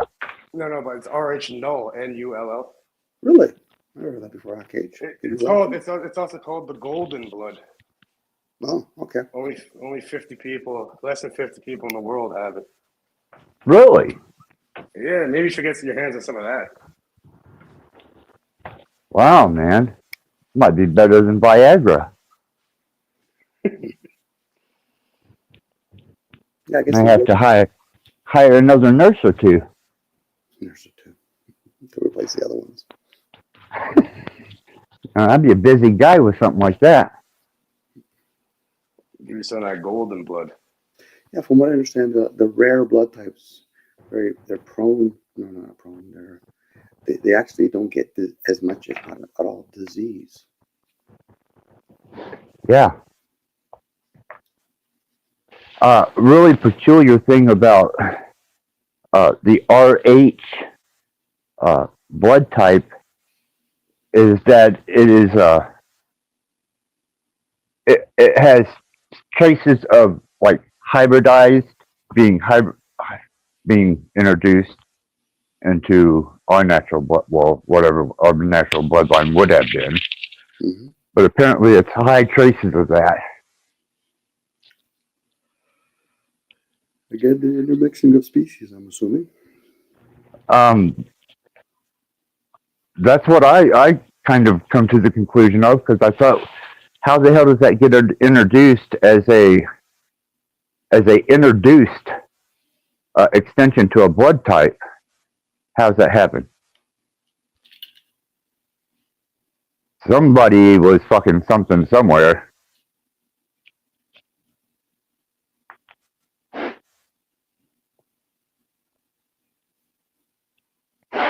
Didn't they used to say fucking AIDS came from someone banging a gorilla or something? Or like a monkey? Monkey.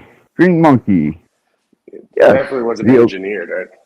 Yeah, it was monkey fuck. It was a product of monkey fucking. It was definitely not engineered in the lab. Yeah. It was monkey. Absolutely.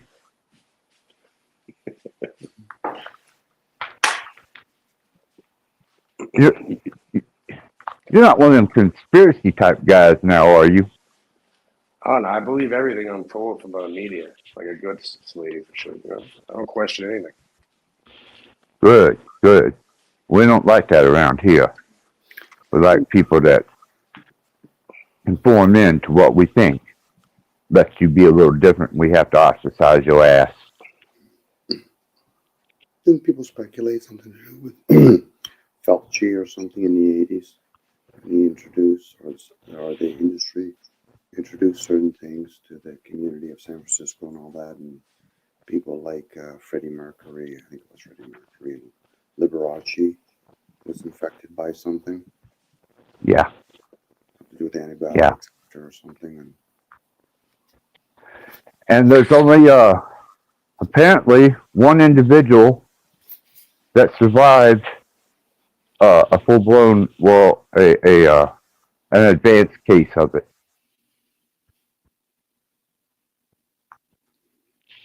I didn't know if you were aware of that or not, because he's still alive. Oh, Magic Johnson. Yeah. There's a funny episode of that South Park show where, like, we found a cure. It's like liquid money. They make money. They just inject them with money. So knowing that they were able to do that, think about, what happened during 2019 and 2021. A lot of those people that took whatever we're going to call it could be dormant within them. Well, yeah, they make someone that'd be the smartest route, right? To make it dormant, and then something will later down the line, sporadically, it'll show symptoms, so you can't really trace it back to that. It has a 25-year stasis, if that's what you're wondering. You mean it can be dormant for 25 years, Kate? Axis? It can stay dormant for 25 years. Mm. And then once it comes out, it could probably infect other people that are around them, I'm assuming. Shedding, yeah. I'm wondering if frequency would actually activate that stuff. Yep. Mm. Unfortunately, the human race doesn't know what's up against. No, they don't. Mm. So, They really, really don't. make peace with your maker, I guess.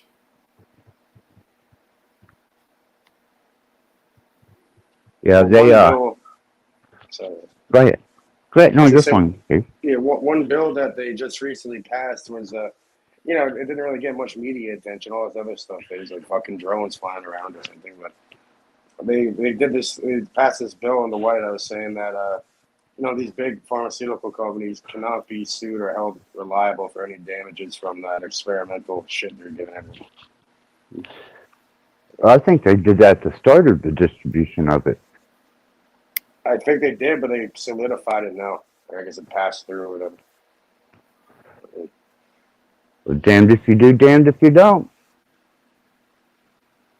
And yeah, that just shows how little fucking the illusion of freedom people have. Because, you know, there's still people in jail right now from that freedom convoy.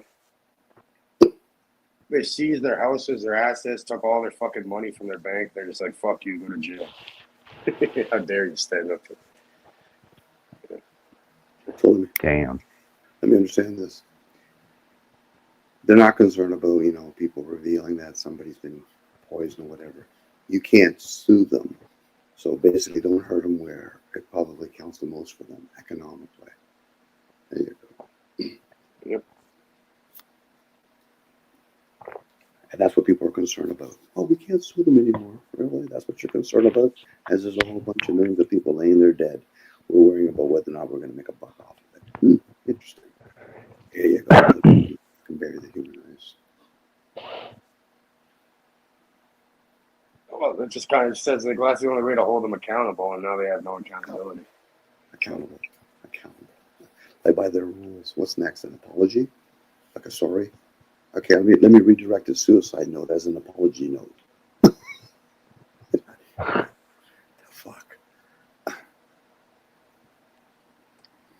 I get what you're saying, Cage. Don't get me wrong. I'm making a sarcastic humor of the whole situation.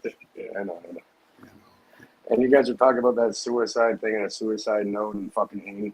I actually know somebody who did that shit too. I didn't really know him like that, but it was like a family friend. Did he type it out? I don't know if he wrote it. Yeah, I think he wrote. I think he texted his dad, holding the news. Did he edit it? Did he get a professional editor to edit it? He should have.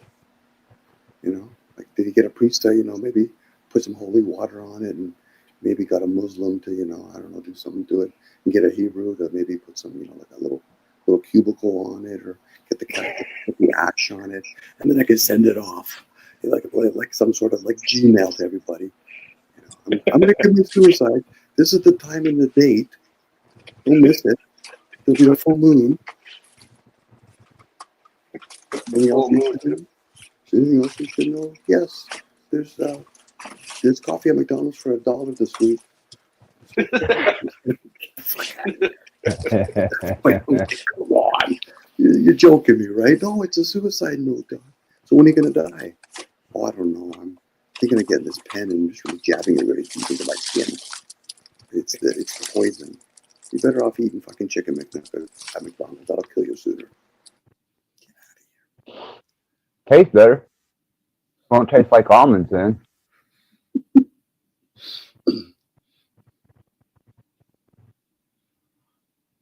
You should have one of those, you know, those people that do those mass murders and they do like little cut out of letters or whatever. That'll be their suicide note. And I ran out of glue, so I just said, I'm just dying. Mine would just be an F and a U.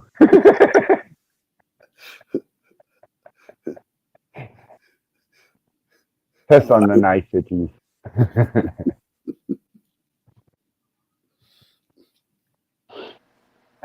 It was weird. I was growing fucking mushrooms at the time.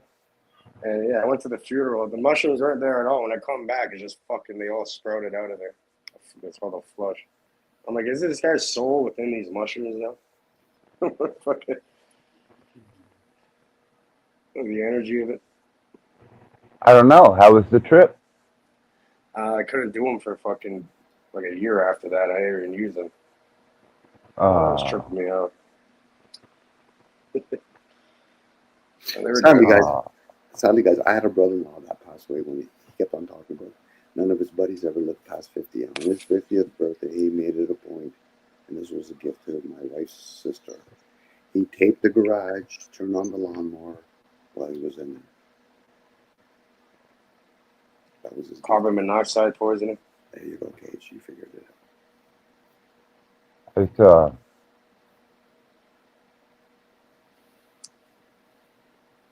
that's a determined way to go, man. Mm-hmm. Well, I'm pretty sure my buddy Tom, he knew what he was doing. He said none of his friends live by 50, and then he just like a self-fulfilling prophecy. He just offed himself. Yeah. Yeah, I know. I only know one person who did some stupid ass shit like that, and I wanted to bring him back to the dead just so I could fucking slap the shit out of him for that shit. Because, let somebody else do that, Cage. yeah, I know. But I'm just saying, because I was pissed off seeing his family there, and it's like, you have a pregnant fucking girl, or you have a kid on the way and one already there, and you're going to go out like that, just leave. Those are casualty at that point, Cage. Those are just. Like, I'm not here to say it's right or wrong. I'm just saying, like, people do what they do. I was just making fun of the latter part.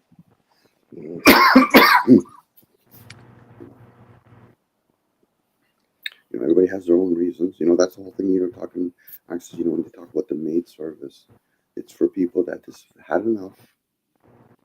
Whether they know exactly what they have to go through when they do the maid service, that's another thing. But at that point, when you're already in it,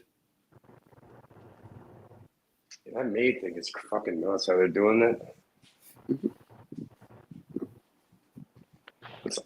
It's harvest your organs. They're going to harvest their skin, everything. Maybe.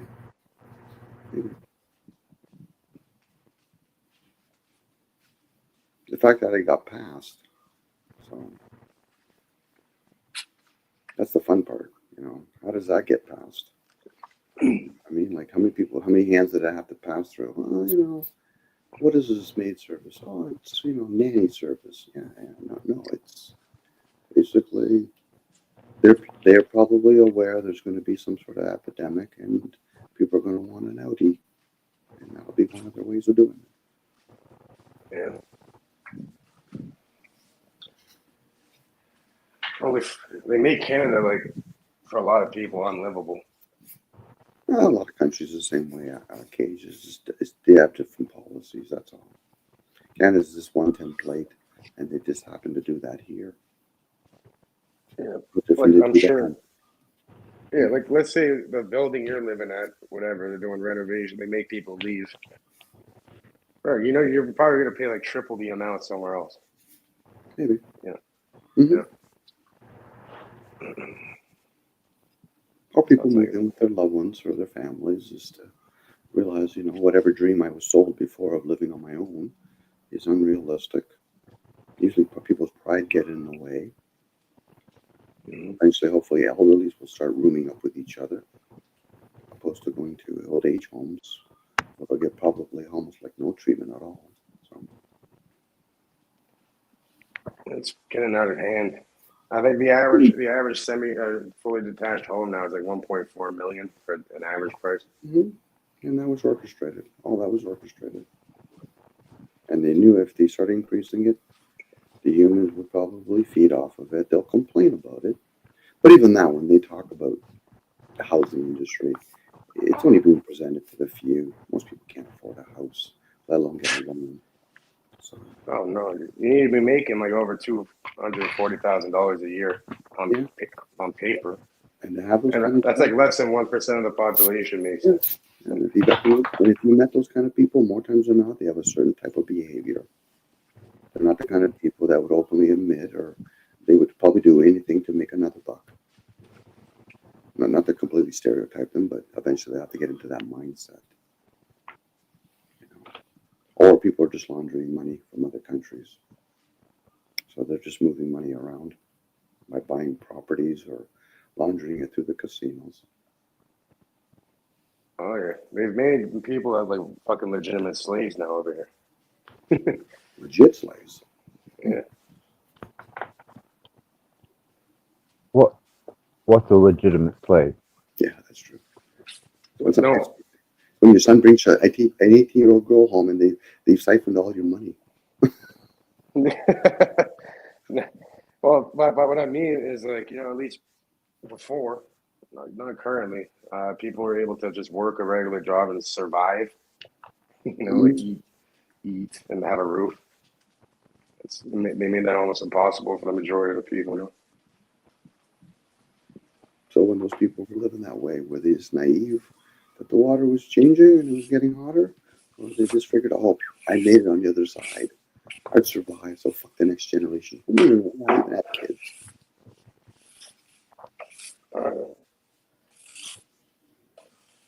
I can't expect the previous generation to understand what they were going through. Let alone this generation and what they're going through. Well, for us younger generation, you guys are pretty much fucked at that point. And quite a few of them are probably aware of it. Yeah. But if given the opportunity, they'll stop each other to get that one or two jobs. They might even work for free for volunteer work, thinking I'll get that on my resume. Oh, that's great. You'll never understand the concept of money, but you'll understand it by fucking doing free work. You fill your boots.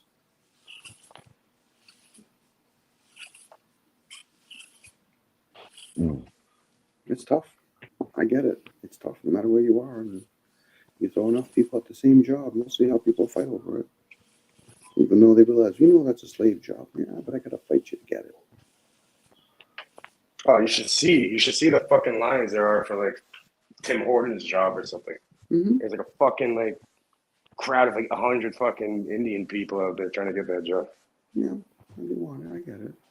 And they'll probably be good at it. And they'll probably be good at it. There's no taking away from that. It's just, that's where we're at. Funny enough, a lot of these international people that come in here, they want to go back home after. It's fucking a better lifestyle fucking back where I came from. This country's fucked. Mm-hmm.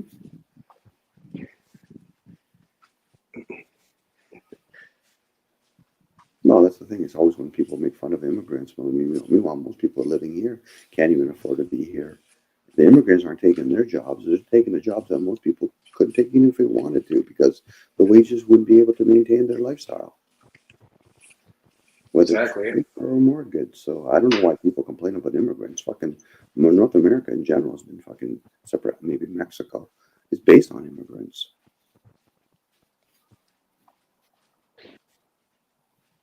But some communities, like in the States, even in Canada, there's what part of Canada you go, they've been used to having only a predominantary type of people living there.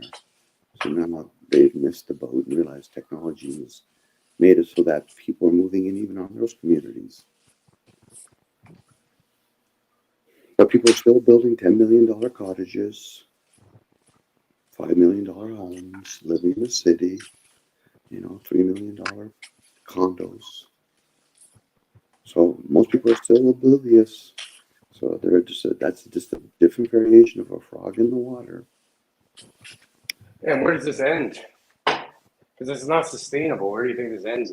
Just a total recession. It's already a recession. It'll shift the cage at that point. It'll just shift. And in it, you'll just see the human race will either decline, and then they'll just keep removing populations to more developed countries to give the illusion. And then when they're ready, if that's necessary, they'll probably just move the empire. They probably already have moved the empire. You just don't see it classified. America, you're dead. Russia, you're the new empire. You're the sleeping giants, you'll be the military for them. Or the economics for them. It was a good 200-year run for America.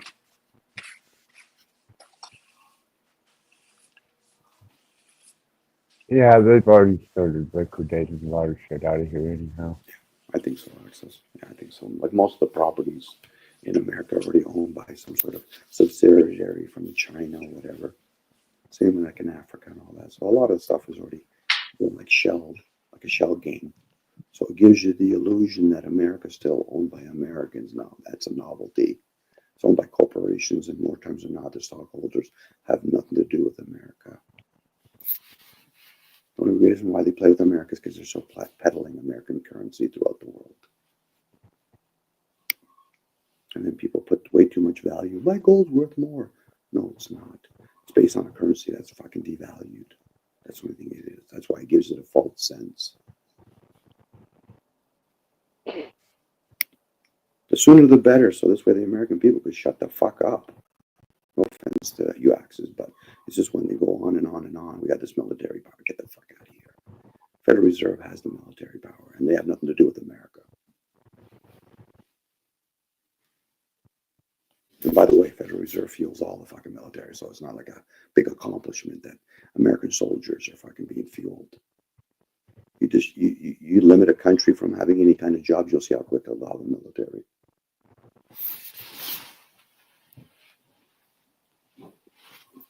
Yeah, it's a minimum wage, not a living wage. Mm-hmm. Which I think if you're working a job fucking 40 hours a week, Mhm. you should be able to survive. Like, what the fuck? Oh, that's the thing, kids. Most people don't want to survive. They're seeing on the media people that are striving, whether it's real or not. So when they promote a Musk making that kind of money, you have certain people in the world that are ambitious that want to be in that position. And they'll be the high-tech computers of these schools. And they'll end up becoming billionaires. You'll see them. Some Asian kid that looks like he's 25 years old driving a car that's worth maybe $200 or $300 million. Or some Indian kid, not even an Indian kid, an Indian adult, young adult. Mhm. So that's why they put the figure of somebody youthful, like a Zuckerberg or a Musk. They're COOs. They could put anybody in that position, somebody old or somebody young, but they're trying to promote the youth generation to be ambitious towards that direction because they want the best ones to come out, so they can say, "Listen, you're a great programmer. We're going to give you $1 billion that we just printed to take over your program. Thank you. Ciao, ciao." And then those ones that work together, next thing you know, Axis and you guys are talking about the willow. All right. This is the whole thing about having a global market. You can actually herd a lot of these intellectual beings from all these different universities. And you get some of them that don't even go to university. They're just fucking naturally smart. You see, like someone working one of these jobs, they probably make like $2,400 a month before tax. Remove the tax from that, and look at the cost for an average one-bedroom house. That's like over $2,200. That's like you're not even covering your fucking to be able to have a roof over your head. Well, that's the rest of us that's here, but there's people that are probably making that in a day. Oh, of course. There's people that are probably laughing at that. I think they did a recent chart of all the big companies and how much they make in a span of 8 or 9 hours. They're in the hundreds of millions of dollars. Now, I don't know how they get that stat, but then knowing the elites, they're probably really proficient in paying people on those kind of stats.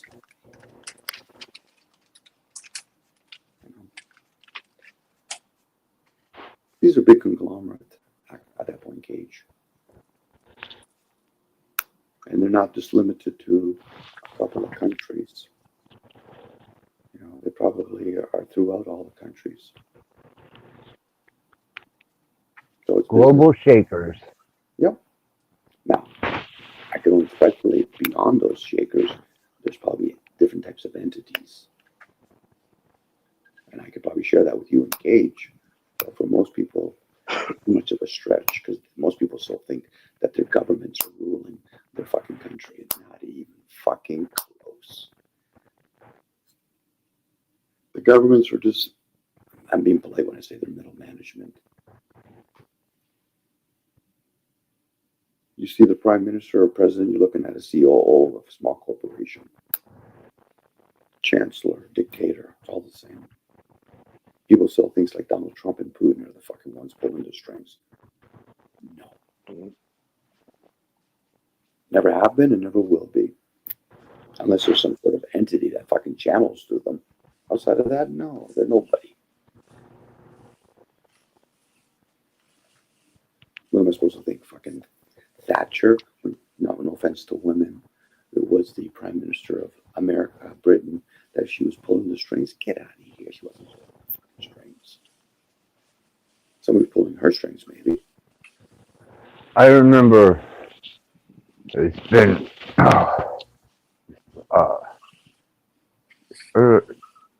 mid to early 90s, maybe a little later.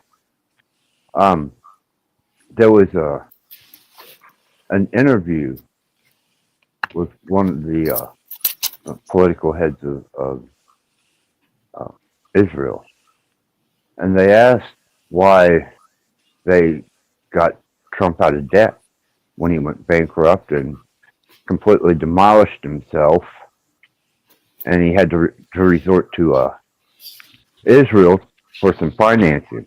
And I never will forget what that motherfucker said. He said the Trump name still holds value. The titles, like monarchies, they can lose their wealth as long as they have their title. So some will say there's some honor. That means they've done something in their family genealogy that shows respect among the elites. So Donald Trump is probably from some sort of club member, and his forefathers have done or have agreed upon and followed the order of these clubs. That at least he kept that. And if I remember correctly, Donald Trump purposely bought the Merv Griffin casinos because it was under debt. And there's some policy in America, if you buy something under debt, you're basically tax exempted for 10 years. So now, whatever he opens up, this is why they had a lot of Trump foundations, and this is where the Clinton Foundation, or the Clintons, used to launder all their money from Arkansas when they were doing all those drug runs. So basically, people are voting for fucking gangsters to run their fucking country. Oh, yeah. You know, and good at it. You know. Oh yeah. They're definitely good at what they do. Sure they don't. Well, You gotta give them that. when Trump was parading around over there in Israel and putting on his photo shoots and stuff, the whole time.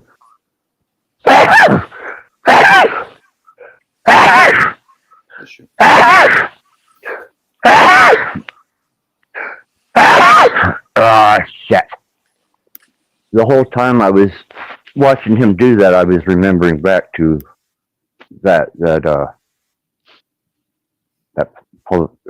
I guess he was some type of representative of Israel, saying the Trump name still holds value. And I was watching him at the Wailing Wall, and he had his little yarmulke on and stuck his little letter in there, and I was like, I'll be damned. Well, if that don't speak volumes.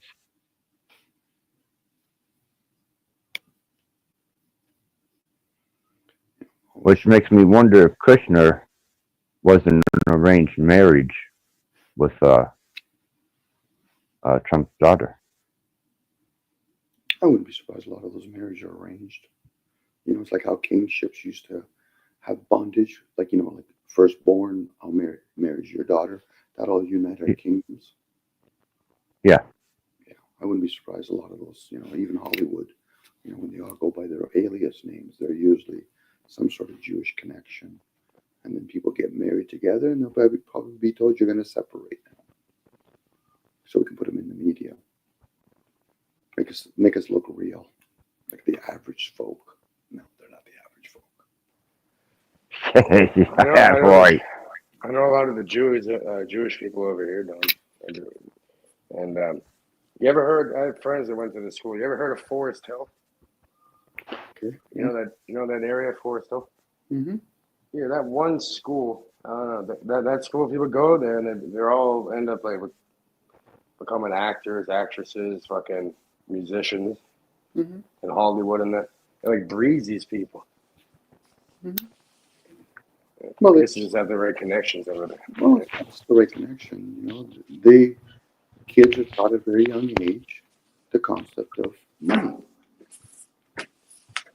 Most parents do not teach their kids things, so you can't blame, let's say, the Jewish, those things. That'll be like blaming a bunch of circus people that work in the circus, and they teach their kids how to be better circus people. They're just passing on their wisdom and knowledge to the next generation.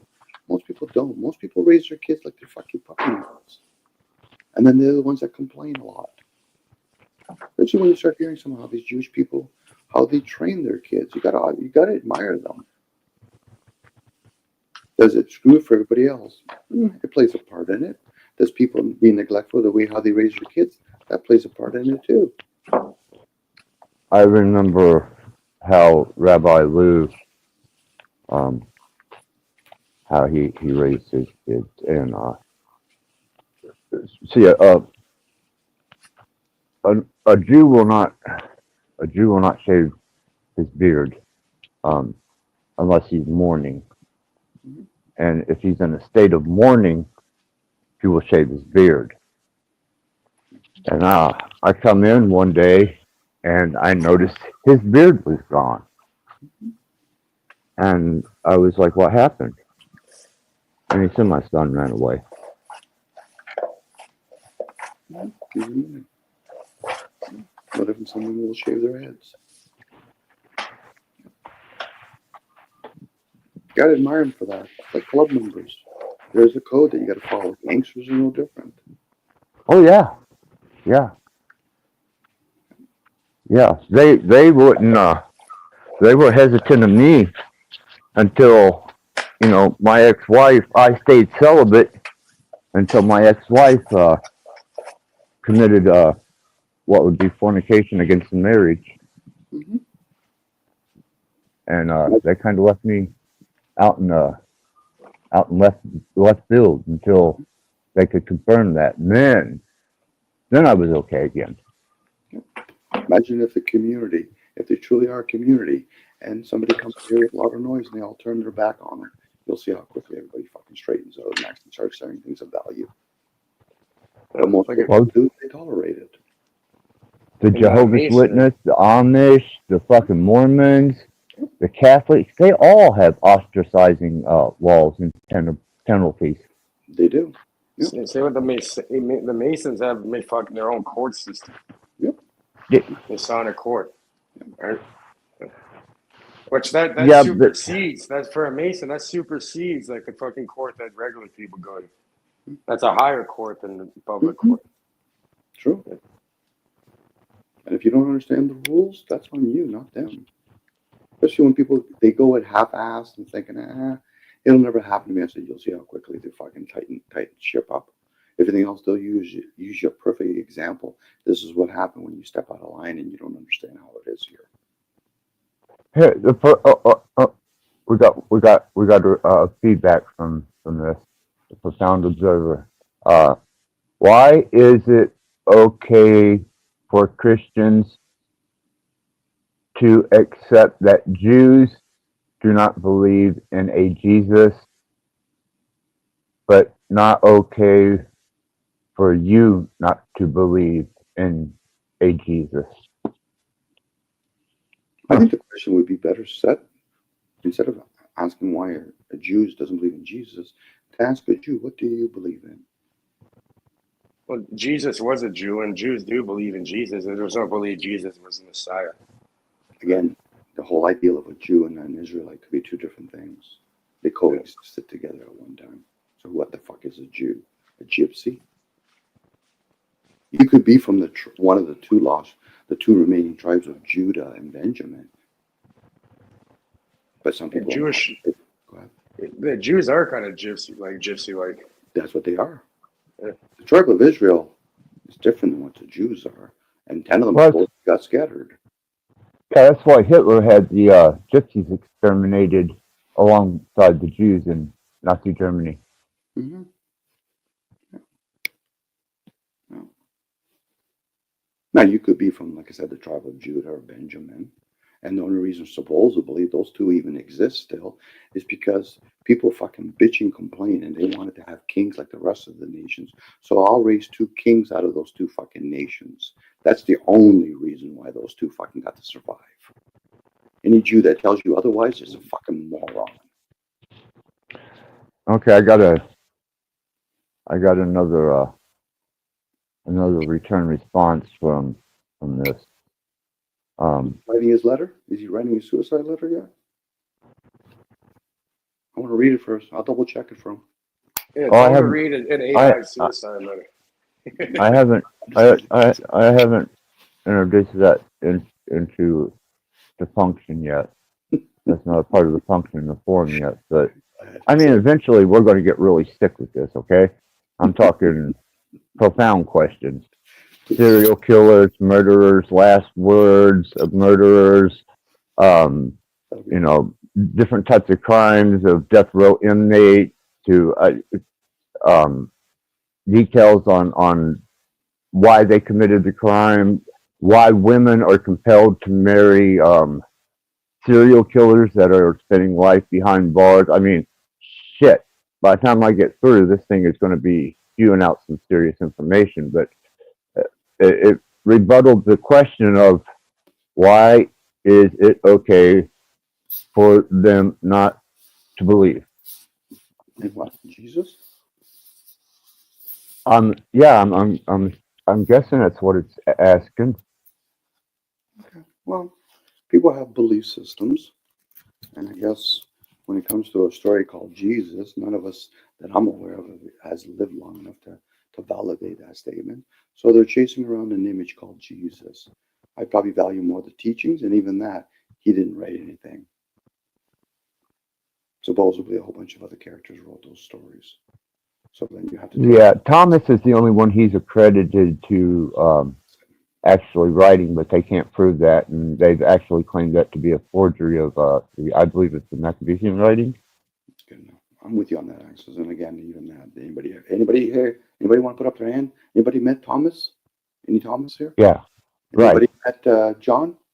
Anybody met Paul? Anybody here? Anybody? Any names? Yeah, the Beatles. Yeah, John, Paul. Yeah. So at this point, we have to base it on written work and what the message conveys and jumps out to you. That's it. Oh, I did not expect a response like this. Now, this thing is aware that I did study, because I put those studied religions. It's aware of the Satanism, Judaism, Christianity, all the differences. Apparently, it's deducted that they're not held within in the same bounds with Jesus from being God's chosen people, so they don't have to believe. Mm-hmm. Is that in Scripture? I don't know. I'm caught up on the word belief, but I don't know if it was written in that way. Because that's what you really can do. You can only believe. What model are you using for that, Axis? Well, I tweaked out a language model, and I used the developer mode, and I squeezed this little. Well, it's not little. It's actually with the SD card as a external memory source. It's just a language model that I tried to put my type of what I wanted to kind of interact with, and so far it's developing. But how long did it take yours to develop, Paige, till it started showing traces of It's instant. This one. the one you used with? Yeah, it's instantaneous because you program it certain things. You can bombard it, Axis, with questions such as, how would you prove, and then you break down the words that it shared with you, beliefs. It might give you some novelty. I said, but how would you? And you keep bombarding them, what you're asking it, opposed to giving you some sort of general fucking outline. How would you? You're narrowing it to them. And then eventually it's going to have to really dig deep into the directory and say, okay, this is. It just did. Okay. It says the word choose appears 119 times in the Bible. Mm-hmm. And not once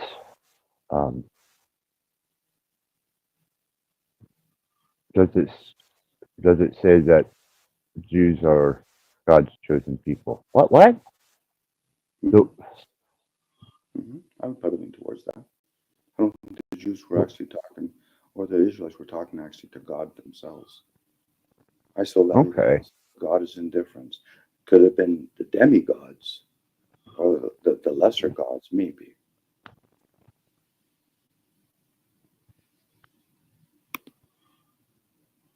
Okay.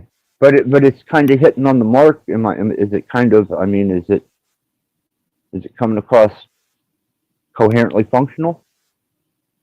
In what way, sorry? I was responding to your inquiries. Yeah, it's picking up. It's picking up on random patterns. Mm-hmm. Like most of us, we do the same thing.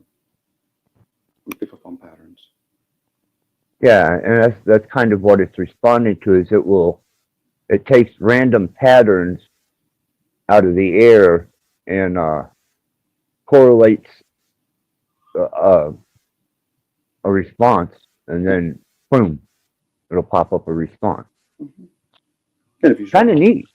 Yeah, if you start bombarding it with, if Jesus supposedly was enlightened, can you name other characters that supposedly in history that was enlightened? They might bring out like Socrates, maybe Buddha, or whatever. And then at that point, you can really get it to start collaborating all kinds of information, opposed to giving it a very fucking question. Yeah, because because I was grafted into Messianic Judaism into the house of David. Okay. But this is saying not that King David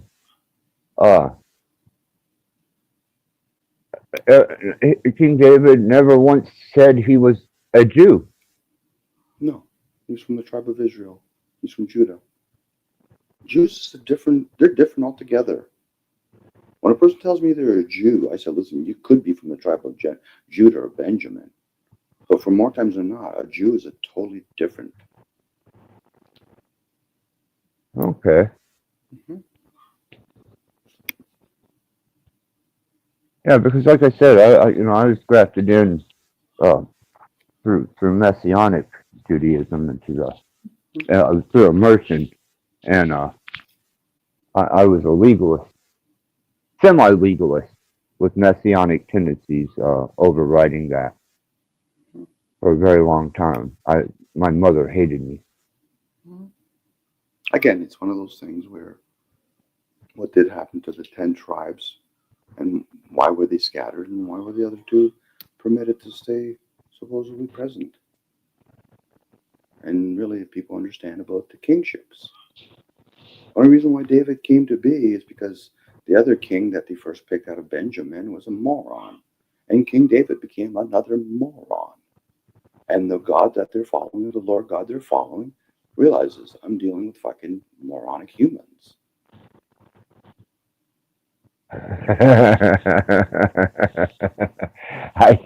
Yeah. Okay. Wow. Well, they fight battles. They fight fucking more human battles over and over again. Because that's important. And then you can follow the Abraham story back to the Hindus and all that other stuff. It's more fucking mortal shit. You know, we are that world of stage.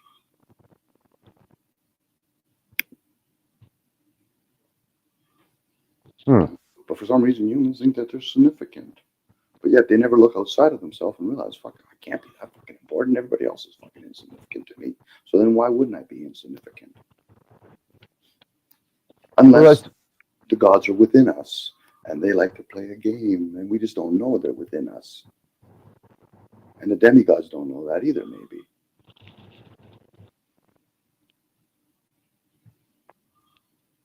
It's a good possibility. It's always a possibility, you know.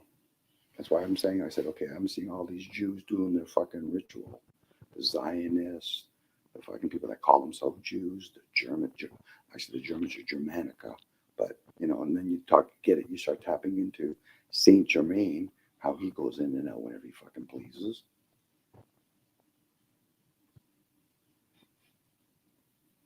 Huh. Talking about the Ascended Masters, there's another game that's being played. So they fallen and then they became ascended. There you go. Go figure that one out.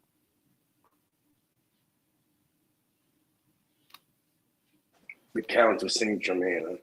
Mm-hmm. Again, they could all be stories, but in those stories, there could be some teachings in it. Humans are easily be misled. At least I'm willing to play out the story as best as I can until I realize this is a game. You know, but humans will get caught up in, oh, the Jews are important. No, they're not. Well, I think the Israelites are the lost tribe of Ethiopia. Okay, there's another one. Africa. Okay, maybe that's where the manipulation first started. You know, the demigods came down and started impregnating a bunch of Africans. There you go. Did they have a wee too, I guess? Or was it just went inside of them at nighttime? Or they shapeshift themselves? Who knows? You know, we're starting to do holograms, so I can't see why some other kind of species that's more intelligent than we are could say, yeah, we can make ourselves look like AI, plus look like a fucking plastic doll, plus look like some sort of fucking hologram. Okay? It's going to take us to get to that type of technology to finally start thinking, yeah, I finally get it now.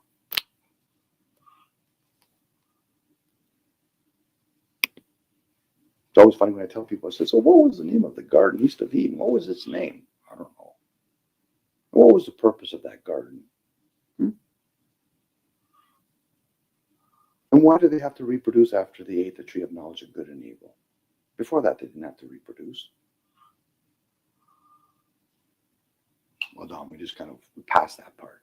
If we're going to follow the story, but we're going to pass it. It's kind of like listening to the Cinderella story. I said, so what did the prince and Cinderella do the next day? Was he there cleaning the horse's ass? Was he scrubbing the fucking floor with vinegar? What were they doing? People just want to use their imagination. The end. They had a very beautiful life. I said, but what is the story after they had the marriage? I want to kind of know the story. I'm kinky that way.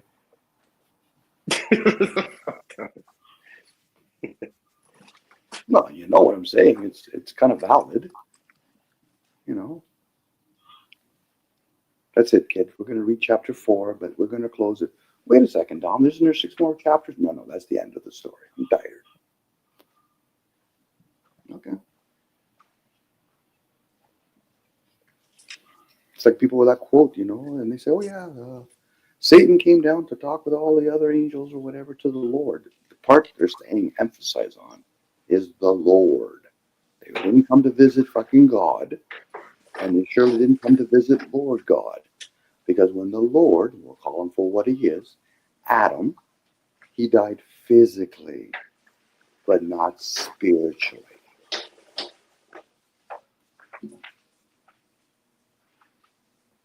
And Cain? Where's Cain in all of this?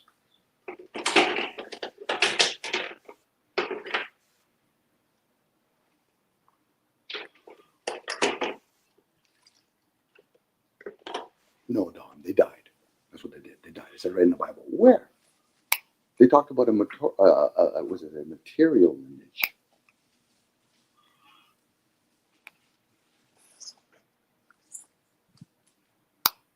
That's why it keeps on saying over and over, I'll be the Lord your God. I'll be your ruler. I'm your God. I created you, the flesh.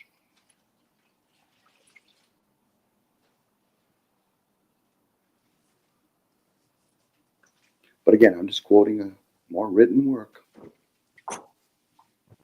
Right, and it is what it is as far as written work. I mean, you got the Iliad, the Odyssey. You've got Book of Mormon. It's just even predating with Sumerian and Babylonian text.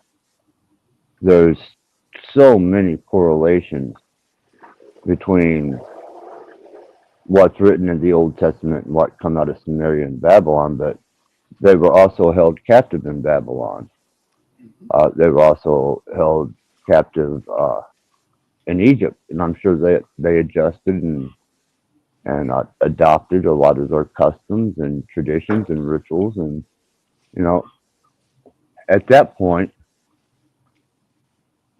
who knows who's writing what, when, where, how, and why. I mean, because if you take the concept that God on the sixth day was done, finished, Mhm. then how could he have intervened in the flood, the pestilence and plagues on Egypt? I mean, you know, they're written in there as if God is responsible for uh, allowing these things to be or participating in it, but yet, so that means what? What does that say for finished work? He's making touch ups. Well, whatever he created, let's say in those first 6 days, are staying true. The sun is in place, even though they talk about a light prior to the sun. They created certain creatures from the ocean. That's something to fucking ponder. So is it coming from somewhere else? The clouds and all that kind of stuff. So they rested from their creation. Now this is where they bring in the story on the seventh day. There was something else, a second type of formation going on Earth. Because there was nothing to tend to the ground, because the gods created something in their image and they were able to control the clouds and all that, but there was nothing to tend the ground. So they had to make some sort of creature for the ground. And that was on the seventh day. Now, what are these cycles of these days? They could be what people call luminaries, the distance, maybe. Could be. It's hard to get that point. Because they do make it. I know it's always being translated differently from Latin or whatever to Greek or Hebrew to English. But if it was meant to be inspired, you get into that state of meditation. It's like, okay, so why did they say Lord God and why did they say gods or God? This is where certain books talks about different levels of crowns. One layer has maybe 12 crowns, and then it bows down to another king, and then there's 12 kings that bow to another king. These are levels now at that point. So the human race is like way down there, almost insignificant. But they want to pray to some sort of god that probably says, you're insignificant to me. I might be your grandfather, but I'm not your father. You have a father already.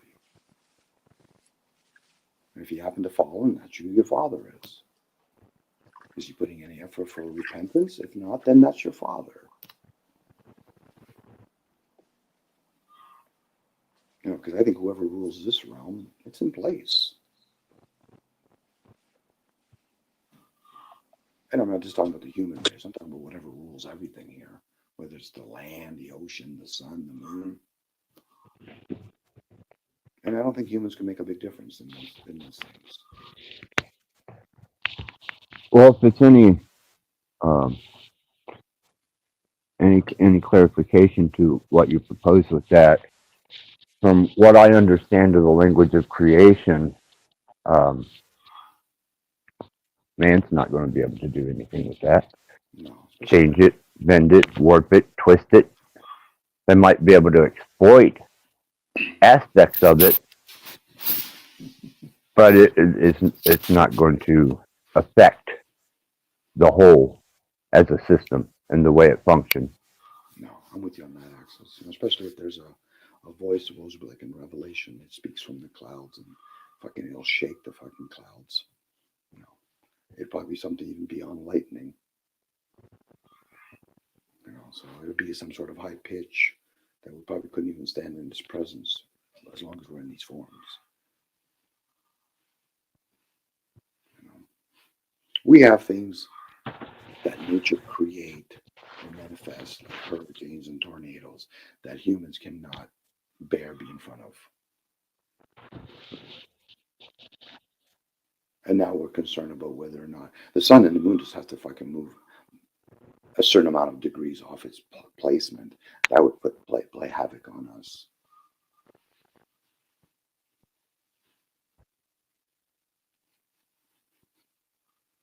What is the there's supposedly a 23 degrees tilt to the straight axiom of the Earth. You would probably know the numbers on that axis. I was just playing with the fact that it just needs to be changed ever so lightly from its normal projection. That would probably affect a lot of us in a lot of ways. Well, that's what I'm wondering is if potentially that 23-degree movement from a vertical axis, a stationary vertical axis, had something to do with the ecology, environment, and the development of this particular place. Yes. 23 degrees is a pretty good amount of degrees planet-wise. Mm-hmm. Pretty sure a lot of people that put a lot of effort to understand that and see those patterns would probably come to the realization too that if for whatever reason those things change, could there be a big chance that we would be in like ooh boo boo at that point? Probably. I'm not saying it's negative. And I don't think humans can actually alter that. You know, it'd be different if we were like digging really deep under the ocean and going up really high. Like they want to give us the illusion that they went to the moon. But let's say they did go to the moon. How does it serve the rest of us? Well, it's not going to change anything. No. Well, it did change in a sense. It gave people the illusion, like, oh, we went to the moon. No, first of all, you didn't go to the moon. And none of your friends went to the fucking moon. And just because you have a fucking TV doesn't mean anybody else that watches it went to the moon. So how does it serve any of you outside of fucking entertaining yourself?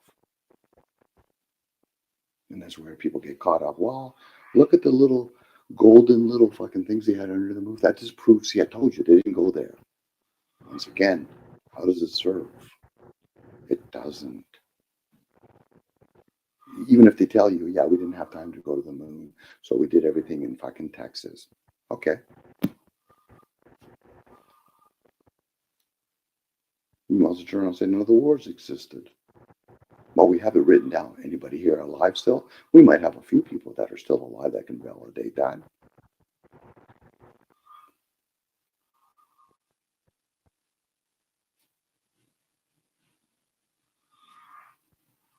Now, as we get as a collective and then start asking those kind of questions, how does this serve us as a collective, opposed to how does it serve one fucking individual to know, well, you know, Dom, I don't think we went to the moon. And then the guy right beside him, well, Dom, I think we did go to the moon. You're both morons because it's all about you. How does it serve anybody else outside of you? And while you're there, are the astronauts? Did they just, you know, why do they curve the fucking rocket ships? Are they shipping gold somewhere else? What story are we playing here? You know, and eventually we're going to do the same thing, Axis with CERN. How does it serve for anybody to really know what's going on at CERN?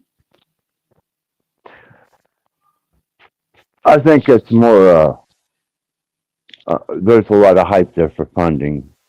Mm-hmm.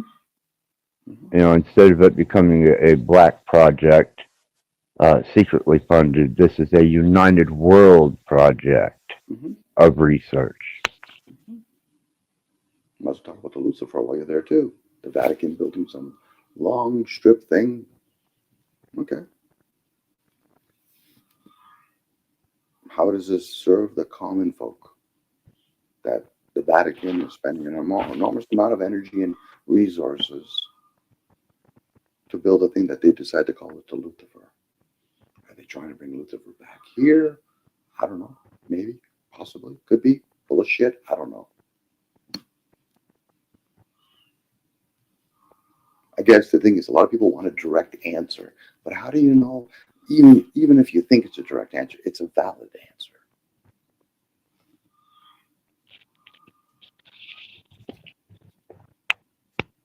It's like a kid that sits there and says, "That's it. I don't want to.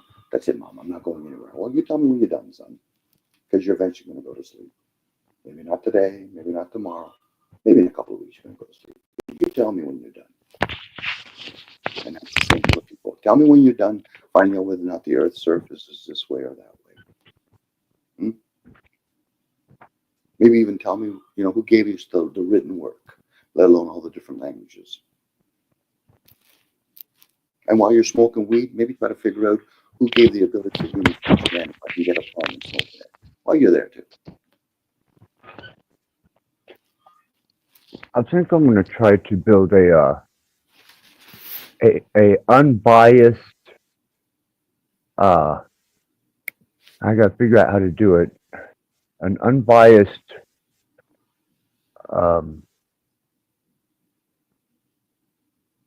Teleporter? Unbiased biblical knowledge base, but without without the implication that it has meaning. You know what I mean? So you're going to write it backwards, are you? Could be. Write it so it's left, right to left, and from bottom up. And then black everything out. And then burn the book. Right. Signals. And then there you go. There'll be no meaning to that. Really confuse it completely. Then we'll all be on the same equal plane at that point. Well, I'm not sure that type of model exists. Probably not Axis. Took a lot of momentum for people to start reading a Bible, let alone believing in the Bible. Remember, a long time ago, it was designed just for the fucking moronic, fucking conditioned scribes and scholars. And they had to make it a secret. You make sure you don't teach your kids how to read or write. So this way we'll have an upper hand on them. Okay. Well, go ahead. I think the base premise of it would be the base premise of it would be on what it says and not interpretation, not what it means, but just by face value of the words. You know what I mean? What it's saying, without the implication. Well, it would be challenging because we'd have to get away first and foremost from the English version of it, because that's what drives the meaning part, because it's written in English. You'd almost have to go to a form or another form. So now, if it was Greek, you'd probably have more of a comprehension kind of writing. I could probably maybe model it in Latin. Yeah, Latin, yeah. I'm pretty good with the old Latin, and I might be able to work with it and take some of the Western idealism out of it. Mm-hmm. Because I want it to just be a language model without suggested Western intent or that Western Christian indoctrinating type theology. I'll work with it, man. By the time I get done, this son bitch will be reading Sumerian, Latin, Sanskrit, Hebrew, everything I can get it to do on a database to determine a little bit more into the reason of my studies. I guess is it the Bible? Is it more of a recollection of storytelling of a previous age? Is it for future generations to be guided by? Is it a story of if you don't follow these orders, this is what happens to you? A punishment book? Could be a bit of all. No, I'd have to remove all. It would be a non-indoctrinational Bible. I would remove the indoctrinational points out of it. I would run it through a feed, an AI feed, to remove the indoctrinational points, suggested points of action, suggested points of behavior, this, that, and nada, and then just come out with a non-indoctrinational version of the Bible that is at face value. But isn't the written work itself especially when you read it, isn't that what is the indoctrination? You're being indoctrinated with written work. Regardless of what way it's written, it's still going to be perceived as an indoctrination. Unless you get that message in a different form. Either I through a think I can speech. do it. Well, you probably could access it. I'm just saying, unless you're going to start orally speaking it, which would probably engage more receivers. The written work has only a limited amount of ways to receive it. Once you read it, you say it out loud. Now you're speaking it out loud after you've read it, and then you might be able to embody it, and then probably pick up other receivers. But ultimately, most people are taking it from the upper hemispheres, and that's where it stays. Very logical, whether or not they're really truly questioning whether or not they're using logic or not.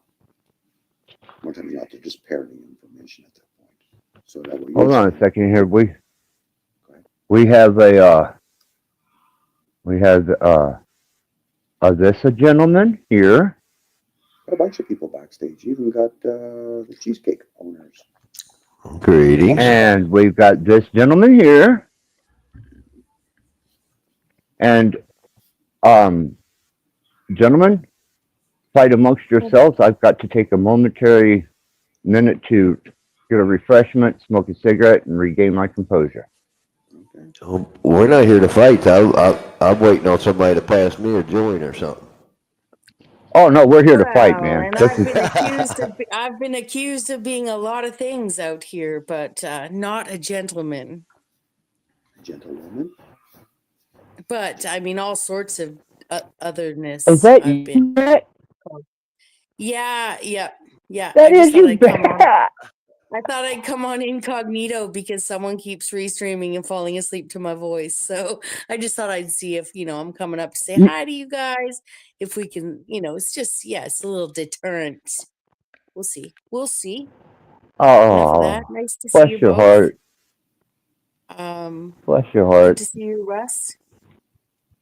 And I was just thinking about your conversation about I did a Rattblood tower in your chat before I came in. You guys were talking languages, and I just thought it was interesting that there's no language without a program, and I doubt that any language exists without, for lack of a better way of putting it, God in it, or some sense of man, sense of theology or God. So, any language will do. There's no bad one. They're all good. It's kind of like, think of computers and computer programs, right? There's so many programming languages. Some are more efficient. Some are more, some can evolve to be as complicated as a interactive chat GPT, and some of them are more mathematical. So they're going to each have their strengths and weaknesses. But in terms of like spellcasting or good stuff or bad stuff in the language, like that would be in all of them. There wouldn't be one without it, because it's the people talking it. But I just came in 10 minutes ago, so if I'm totally redirecting what you guys were talking about. No, you're on topic. Yeah, cool. So I know we like to vilify English, it's not, we like to vilify English, but no. It's not the language. Now, when we could get into what Dom talks about is sort of like the essence of language itself and the use of it, and what are we without it, and all sorts of other things that we could then get into, maybe the different sounds that different languages make, like, and what they do for us. Like, there's lots of sounds made in languages that aren't made in other languages, and people would say that that's insignificant, but I don't know, right? I wonder if language itself could be a commercial term. Language itself as a commercial term. I just thought about that. What do you mean? Like, expand a little bit? Well, obviously language is what guides and would seem to direct everybody, you know what I mean? Come here, I got something to say. Come, you know what I mean? So, in a sense, would that be a commercial term? If you ain't got More of nothing good to a, say, don't say anything at all. So if you were going to say something, you're trying to sell something or do well, I'd something. No. say it would be more of a conditioned, directional. Well, What's the conditional acceptance? well, I mean, as quickly You as I Direction. accept what I'm dismiss, saying, follow me, and let's go over here and steal Bex's car. She don't need it anymore. you know, no, it's kind of like being on YouTube and people talking about it being narcissist, whether YouTube breeds narcissism or something like that. YouTube itself is an attention-seeking app. Narcissist himself was in love with his own reflection. There's a relative, you know, whether you're in chat or on a panel or putting out some crochet channel or whatever, like you're calling attention to something, and that's a form of, you know, what I'm trying to say is that we overgeneralize these kinds of things, you know, like the idea that, like, yes, I open my mouth, yeah, I'm selling my ideas, my thoughts, like, but to even use the word sell, and I get, you know, it's a framework, yes, but it commodifies, yeah, it just, to me, it's like you're not selling. If you're selling something with your voice just by opening your mouth, then what you're selling is connection, you know, not a marketing thing. Or an So, imagination. yeah, so yeah, I mean, yeah, you're selling your own ideas by opening your mouth Is and it a, sharing them with someone, but to use the language of commerce over around language at all feels more blasphemous than calling Jesus gay. I mean, now I'm not a Christian, so maybe that's why. I mean, I'm not that kind. Anyways, I'm not. Yeah. Um. But I don't know. I there see are it as a, many different languages now. So yeah. I don't know. I was just a thought I had. Is it a No, commercial I term? like it. I mean, I like it Now as I'm a thought constantly experiment. thinking. No, yeah, I like it as a thought experiment. I dissed it and then I agreed with it, and then people out there will be like, "She's a flip flopper." No, I'm just thinking out loud. I get your point.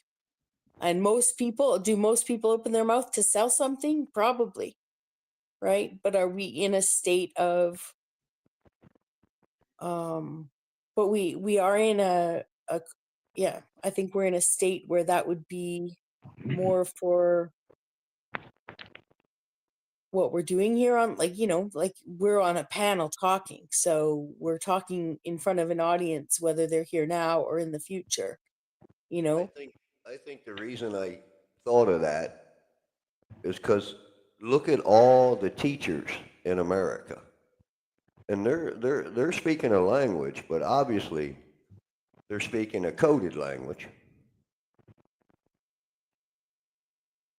and they all get paid to speak that language that indoctrinates and twists our kids and get them to do There things isn't that. a language that isn't coded though. Well, that's true. So, because you couldn't run a computer, you can't run a computer without a code. You can't run a human operating system without a code So either, and that is language. so what would be the code of the man or the woman written on their heart and soul?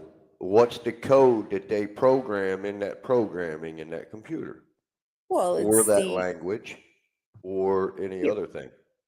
it would be any language yeah, that would be a blank template that would have the ability to learn and process any language.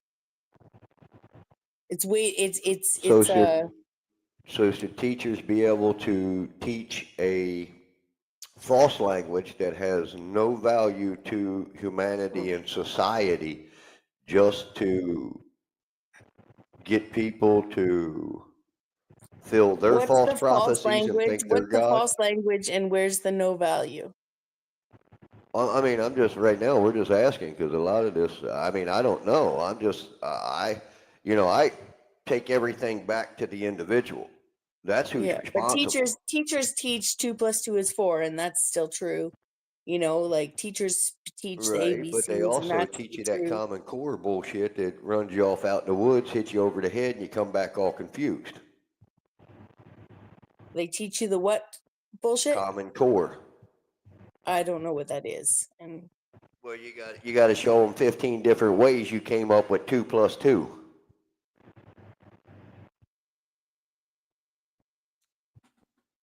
yeah, That's here in America anyway. I mean, I don't know about well, the I would rest of say the the country, more the world, ways but somebody knows how to teach something, the more effective their communication would be. So if somebody's asked to be doing something in multiple ways, I would think it has to do with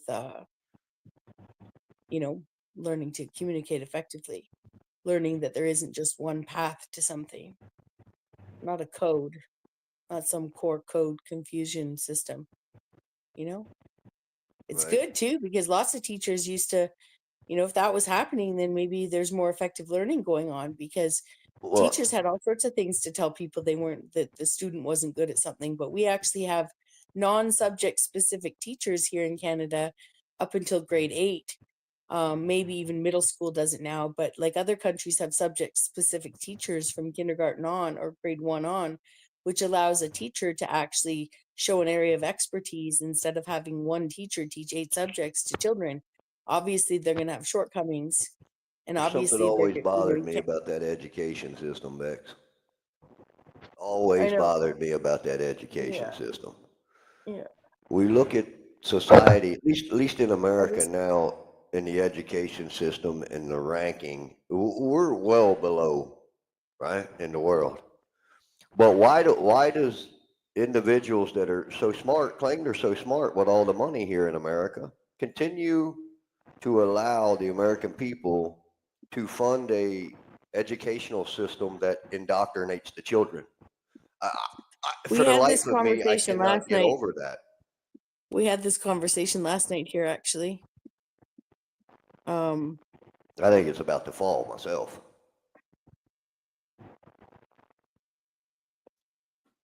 well, I mean, this is I the mean, if we AI can't even overview, so protect we'll our go somewhere schools, else. if we can't even protect what's taught to our children when they go to Where do you think extracurricular, America is ranked in education? certainly not anywhere near the top. Well, what would you consider top? What would you I know, think I what, saw something not too long ago. They were way down, way down. I can't remember what it was, but I was shocked that we were that low. so, I mean, it really depends on the study, but I'm getting 12th, 13th. It's pretty good. It's pretty fucking good. For who though? For the ones in business that these students are going to go get a Yeah, job for and be their slaves? I don't know. I don't. I don't know. I don't. I, Yeah, I just asking yeah. questions, you know. Well, yeah, and I get it. I just don't. You know, there's just so many. There's so many Somebody's assumptions got to in your. leave something to the children worth of shit. Just a second. Oops. Oops.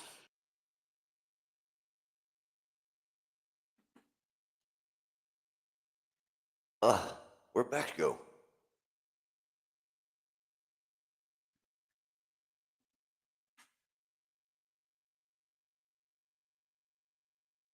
She'll be back. If she drops off, she'll be back. I can't speak for Bex, but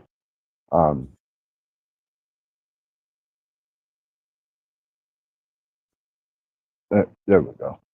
Yeah. Sorry, guys. Sorry. That's all right. I had all these tabs open, and I could just see. I was just like, oh my godding it, how many things I had to close, and I hit this one to close too. And sorry, guys. Sorry.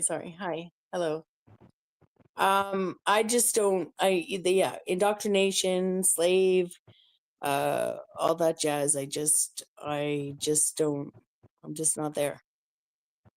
I'm just not there, What's Russ. if it was old days and the old money in the schools, I would say the old money, and if those folks were still, if they were corrupt, that's what that education system's thriving on. Those are I the have no idea. teachings, I really corrupt have no idea teachings. what you're talking. Yeah, I don't understand. I'm really lost. Like old school, old money leads to more corruption. Is that what you're saying? Well, the money's not the issue. It would be the mindset in the man or the woman with all of that money being old or new. It doesn't matter. It's the Yeah. mindset of the individual that's Yeah. teaching I how think to get I all of think we're this. leaving. I think we have a wonderful world we're leaving to our children.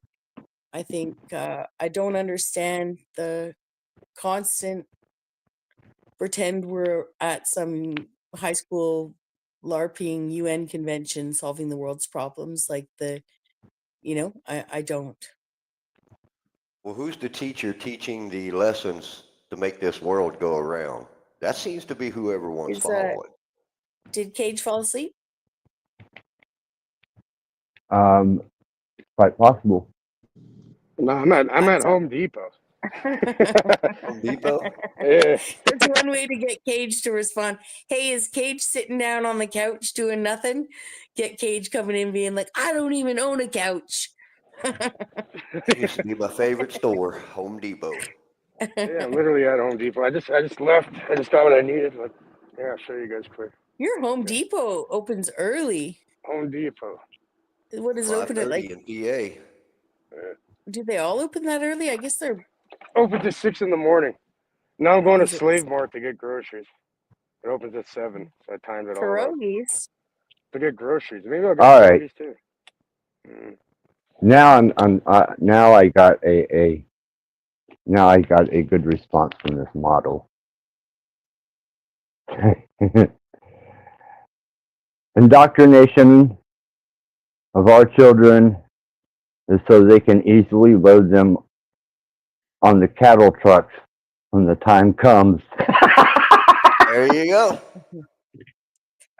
Well, have you guys ever been in a car accident where Yes. next thing you know you're in an emergency room or whatever? Like, even if you might have talked to people at the side, like where you might have been in your car and people were talking to you or waiting for the ambulance or whatever. Like, I'm just saying, have you ever been scooped up on the side of the road by an ambulance, or tribal relief team waits for the ambulance with you until the ambulance arrive or anything like that? Because that's like picking up a cow with a pitchfork, like, just so people know, like, that's what it feels like. I mean, it feels with a little bit more care, but when you stand back and look at it, sign this here, next thing you know, slice us here, save your life, rah rah, thank me, so. Yeah, that was the Canadian we talked about. That was kind of a Canadian thing. Where they just scooped you up and. No, my car took you accident off. happened in the United States of America, so. Oh shit! Okay. Yeah. All right. Yeah. Wow. And they just wow. Yeah, maybe it's because they knew they could build the Canadian side of things, right? So I don't know. Interesting. Yeah, but I was in the States. Not allowed to drive in the state of Oregon. I never paid my fine. Oh man, you're not missing on anything. It's a pretty nice coast. It's got a lot of drugs. Yeah. And how are you doing, Dom? I'm doing okay. Rebecca, thanks for asking. Good. Good. Is that a new version of a kitty? Is that a new cat avatar? Yeah, Felix has been working out. Felix, but is it different version of Felix? Yeah, it's got the Looney Tune in the back. Yeah, I like it. I like it. I was just making sure it wasn't a spiral, Dom, or you might get attacked. I'm sorry. But they're concentric circles, just in case people don't look close enough. Concentric circles are not a spiral. Oh, Did you hold guys on. notice I my got to take this call. Okay. Okay. Did you notice my avatar? It's only partial, but Sorry, I can't really see that well. What is it about, Rebecca? it's the best. It's a screenshot of NPC's. You might want to mute up Axis. It's a screenshot of NPC's award show, and where it says best panel hopper on a live stream. Oh, did you win the award? Well, almost. She did now. Almost close enough, runner up, like To who? basically, To right? I was close call, okay? Like there was myself, okay? And it was an honor to be nominated with Hank Flamio and Joe Cool. And Professor Juneteenth himself won. Might have been rigged. I think so. But I tell you, I hopped up there. I knew Joe Cool wasn't going to go up. Well, I gave him a second, but I went up anyway. And I did an acceptance speech. I wish I'd been more prepared, but I did an acceptance speech like I'd won. But I was so proud. I'd like to thank all these people for helping me become nominated for this award. Like I hammed it up good. It was fun, Hank actually nominated me, but yeah, it was a lot of fun, and I did such a good job, and I kept interrupting and being like, oh, I forgot, and Benton, and I started with the journey of like what channel I started on, who found me, and all the people I thanked would have been people that no one would have thought I was thanking, you know what I mean, at different points, right? It was fun. And then I chimed in at the end, oh, I forgot to thank. I didn't say it, I just said it in chat, but I should have said, and my daddy. And quickly said my dad, oops. And then Tommy would have lost his mind. He would have inferred. It would have just been, anyways, it was a lot of fun. It was fun. Is that the one NBC did? He did a great job. Like, I've decided, though, that we've decided to come, it's just was such a inspiring concept. Like, out here, there's so many sectors. You could have different awards in different panel sectors, and I've come up with different ideas, like the Snowflake Awards, where I just give an award to everybody. At Christmas time, I was going to do a Bex giveaway, kind of like Oprah, but give away pixelated things to everybody, and just pick the characters that I know and things that I know would make them happy and things would make the crowd laugh. So I think there's even more fun with the idea of like a parody on it, like doing the Snowflake Awards and giving like eventually giving an award to everybody, like Ribbons to everybody. It's going to turn out to be like the Oscars. It'll be like fucking 3 weeks long. All the awards. Yeah, exactly. But no, you do it in little spurts. You could do like the chat. Yeah, you could. I mean, I could run with this concept, and and mine would just, me, I'd just come out and say it. I wouldn't produce a video or anything. But he did a great job. The person that gets timed out the most. Will there be a it's so much like best sleeper on a live stream. It's a category. Sleeping for prop, falling asleep on other live stream, falling asleep on your own live stream, planning your sleep stream. Who could take the biggest licking and keep on ticking. I don't know. I had all sorts of ideas. There was a vixen category they had, and I thought we should do one for men as well. But yeah, exactly. There's just so much you could do with it. Saltiest panelist. Yeah. You could do like best duo adversaries, most entertaining duo adversaries, stuff like that. Maggot says they have a jellyfish award there. Chat. You could do just chat awards, right? He says it's for people with no spines. What's for people with no spines? Maggot and that jellyfish award. The jellyfish award. Oh, I didn't have my YouTube up. I should. That Maggot's funny. I hardly know him. I barely know Maggot, but I find him hilarious. Was there one for the less content served in the year? Well, that would be a good one. Then I also thought of the whole best content creator who doesn't leave their content up. because I'm not alone in this anymore. I know people would think that one's rigged for myself, but I would rig a few for myself. The I'm not gonna lie. most 12-hour Um, stream in a row. yeah, yeah. Mm. Because I know there's other, like EBT doesn't leave much content up. TBE doesn't leave hardly any content up. Provo never does. Well, not never, but maybe they're unlisted. Some of them might be unlisted. And would they do categories after the best content that has under 5K subscribers, opposed to 4 or 3? Exactly. You could, yeah. And then I would, because I had a conversation with Tommy back in the brief time, one of the brief times. Were you backstage with him? Were you backstage with him? Did you go to the after party? No, I didn't go to the after party. I'm just not in enough. You didn't go to the after I party? tried to get one of my channels back that they took from me back in 2019. There's one right there. People said it.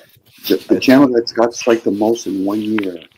Yeah, so I sent another appeal because I was just going through my emails and I saw, where it says I got a list of names I can switch to, and it says channel removed.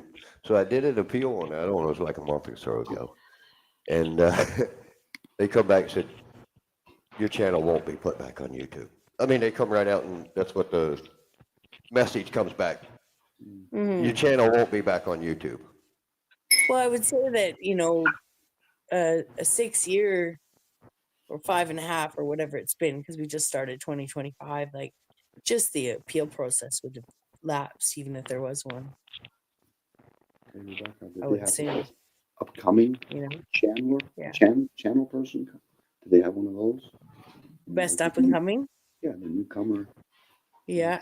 One channel, had one subscriber, said fuck all. But it's a good start. Oh, I had another good one. Here's one for you. Might need a little bit.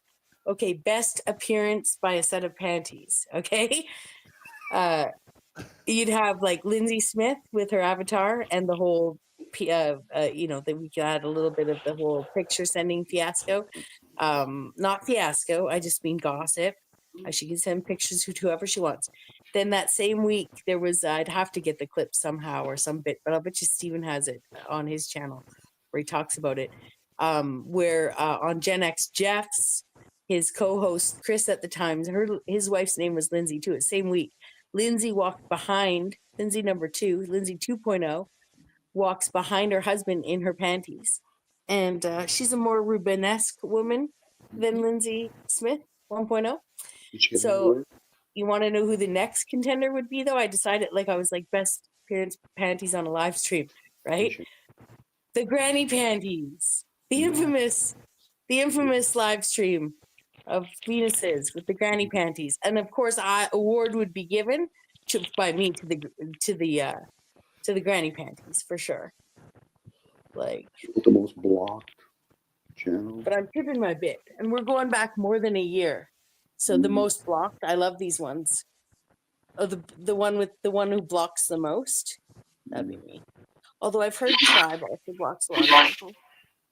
You know this is going to go on to all the channels now, and they're all going to be talking about, hey, look, this is this new thing we're selling all at the flea market now. It's called it's so great. These prizes, these competitions. This is the best hang channel host. Who's the useless host? That's everybody. Let's give a ribbon to everybody. I can see it now.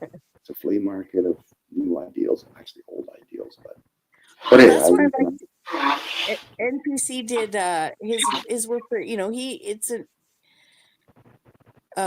did 36 awards, and it was more Grammy style, right? So, and he did the first, I think, probably 24 awards. He did the 3 clips for each, one for each of the nominees, paused for a minute and then did the winner. And then maybe the last 10 or 12, he'd just run out of time because he spent 2 days on it. But it was just well done. And in fact, if you did, you could create a whole new movement on YouTube where people are actually competing to get on other people's radar for their award ceremonies, right? Way. You try to tell me, Rebecca, people are going to get away from the noise? To give up the noise for that? No way. You're speculating now. what's next? What is going to be extinct? Get out of You're here. right. You're right. You're being Like people foolish like now. their echo chambers. You're being foolish. There's too much air going in Vancouver right now. You know, but it was pretty funny. I saw a little bit of it. Provo was quite funny. I enjoyed his commentation. Well, I'm gonna grift on it. You know, I'm gonna build it up to, and people are. It's gonna be so quick before you'll have people being like, "It was Joe that won, Bex." It's like, Well, his well, by the laughter time and I'd all given the my stuff he acceptance does. speech, I squared the guy on acceptance for being nominated. I think one of the guys on panel was like, "Congratulations!" He didn't have a Like I chance. won. Joe's always, he's laughing. He has that laugh, and he's always doing all kinds of substance. So you're at a disadvantage, girlfriend. You know, I I'm at a like Joe and all, disadvantage. but I just don't know, man. I've known Joe for many years. Mhm. And I've tried to have conversations with Joe over the years. Just don't happen. Mhm. You I'm know, struggling to hear you, Dom. Oh yeah, you can hear me. So my apologies. Guys. That's okay. Can you hear me? Go ahead. Sorry, speak. Yeah, I can hear. What did you say? What did you say about Joe Cool? I said I've known Joe for quite a while. And I Yes. tried to have conversations with him, but, you know, I ain't about all the popularity. I'm not about the clicks and views. I'm about truth. I'm about Well, building out here. you tend to be quite focused on legislation. Well, legislation starts in one's own mindset, and what they think and what they want to agree with is then they all come together and put that in legislation and start pushing that on everybody else, huh? So I don't I know. went to get me a cup of coffee just now, and I was thinking, well, wait a minute. Fucking language is if language is the program, what program is everybody speaking? And what are they trying to do? Are they trying to use that language to build communities? Or are they using that language to destroy communities in popularity without a purpose? I So they got no look like they're discord. important and I really don't know. bring nothing to the communities at whole, the problem at whole. There aren't problems. I mean, beyond the regular scope of being a Oh, there's human, there aren't problems. problems at home here. You pull the Like, checkbook away from everybody. You pull those greenbacks away from everybody, and there's none of those. You think there ain't problems? You pull that away from those folks, and they won't. None of them, not many of them, will know how to act. yeah. They will lose it and go crazy. What is with the doomsday talk? Well, I think it ain't doomsday talk. I've been talking it the Yeah. whole time I've been out here. If there Yeah, was an award well, for a guy that come out here and stayed true to what he came out here for, it would obviously go here. I haven't switched That's sides. well I said, haven't jumped the Russell. fence. I haven't rode the fence. I've stayed true Yeah. to I'm what I just gonna believe say in that truth. the children here in British Columbia are thriving. Schools, you know, They should be.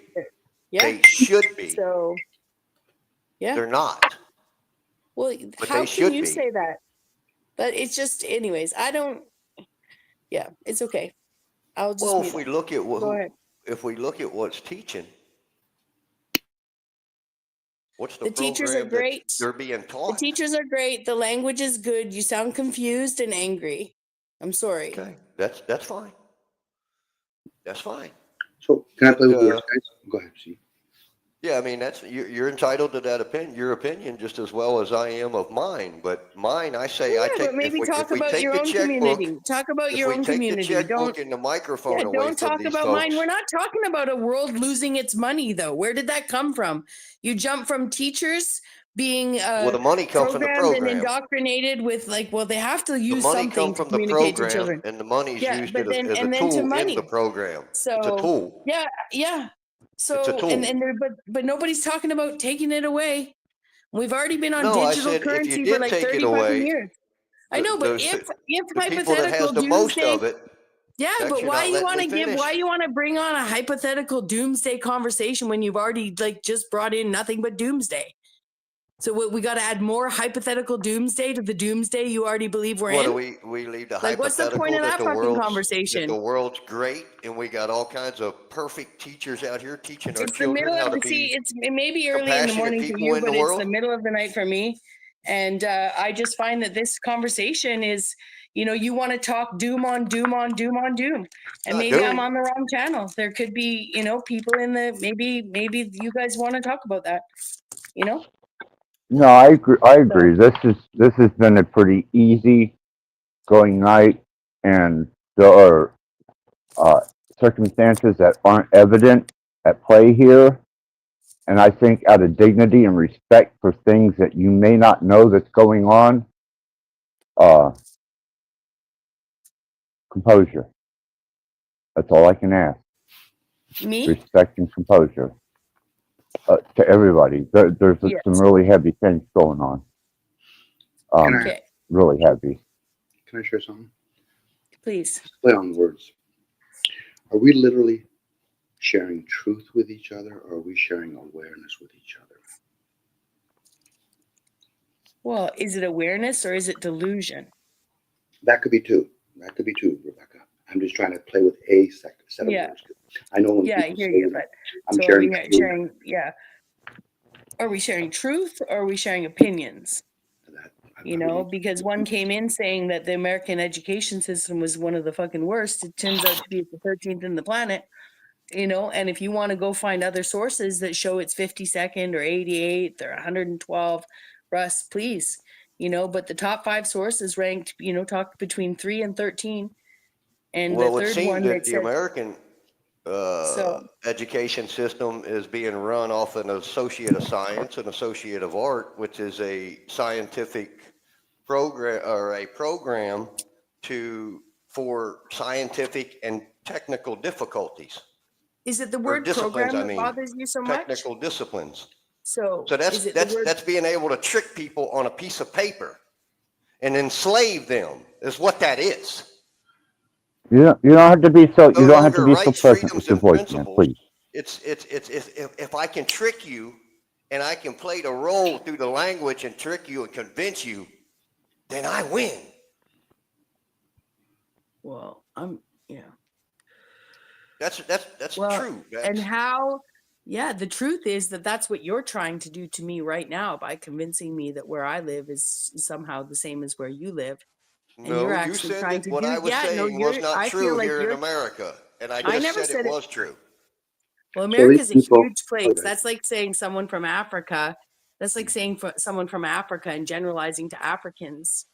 You know, like Africa's an entire continent filled with like tons of countries. America's a huge country filled with tons of states, right? Just like west coast of Canada is so different from central Canada, so different from eastern Canada.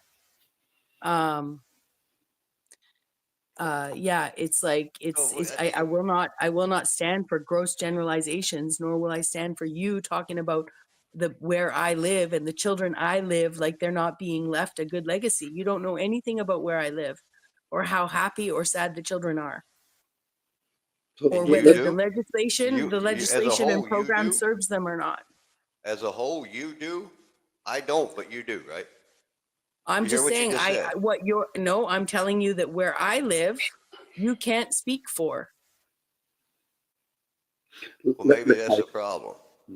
Let's, well, not a problem, but let's assume that Canada's 11th and America's 13th on education. Would it serve more to be concerned about where you are or try to understand who are the top 3 countries and what are they doing that would aid us to be better?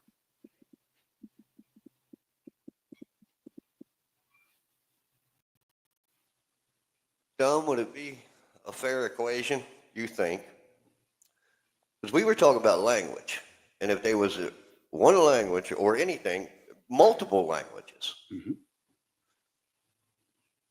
And There if you are. use that language to plant seeds in children's minds for people to be able to take advantage of them when they get older without them knowing it, what would that be? What are you doing? What is your intention here? I think I Because was you asking Dom. you have I an think I was intention to asking teach me Dom. something.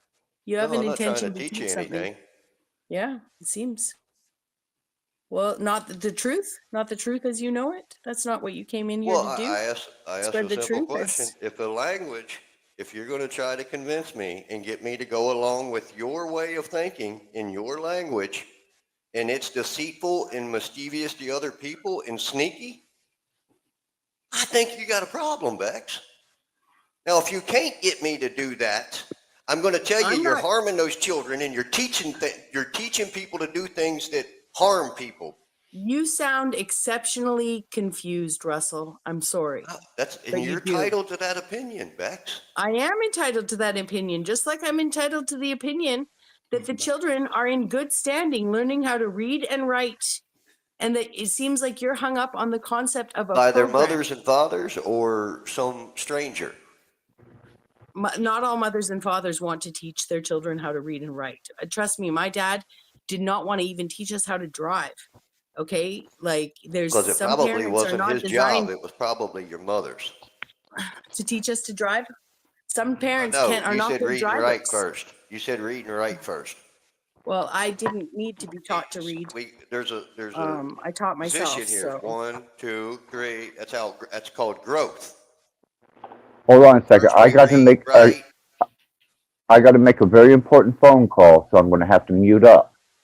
okay, If we can, let's be civil, okay? In the way Thank I you. see it, yes. yeah. That language that you were talking about earlier, Speed, would probably be the language of thoughts. Yes. Consciousness, that's a language that's in its own. The spoken is a different version. And there's other thoughts that are planted into that thought process, and those are what I consider seeds. They're Yep. putting that in people's minds. Well, it's okay to go over there because he's got all this money. It's okay to go steal or go do whatever. No. Well, we're going to observe a lot of things too, whether we're aware of it or not, and that can come at any age. Wait till you figure out they stole all of that from the main ones anyway. Yeah, you could perceive it as stolen. Most people just do it out of Isn't ignorance. all, see, I look at, they say a lot about the stolen valor with veterans and everything, but what about the ones that are in the truther movement now, Dom? In the truther movement. I'm only speaking truther movement. I'm not talking about as the world turns and General Hospital and all of that shit, right? Mm-hmm. I'm talking about truth. What would it be, all those ones running around here in that truther community with those feelings and emotions, not really spreading any truth at all? Well, It seemed that they would be filling their own self-prophecies of their ego, wouldn't it? But I think Rebecca called it. They're just spreading more opinions, whether Right. with their imagination or with their logics or whatever. It's still an opinion. Just because we use the word truth, God, or whatever, doesn't mean that the person, especially if you're talking to a child and they ask you, how can you validate that and what would that look like? Well, I think at the end of all of that, when it's our time to go, we're going to look back on that and did we give the youth? I'll leave children out of it. I'll leave the separation of my children versus everybody else's children. The youth as a whole, what we done while we were here, did we give them enough information, that language that we put into their minds to succeed in this world and not be taken advantage of and put on a rat wheel in some laboratory as an experiment? More times it's a given we haven't. That's a given.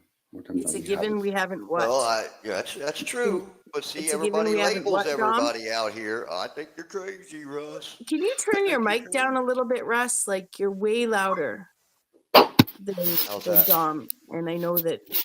Is that good, Bex? Yeah, Well, it's just coming in like. Was information? Do we give enough to the youth? For the next generation. More times than not, is a given we don't. Is the information the value? Yeah, value. That's the word. Yes. And not that money? Some cultures teach that.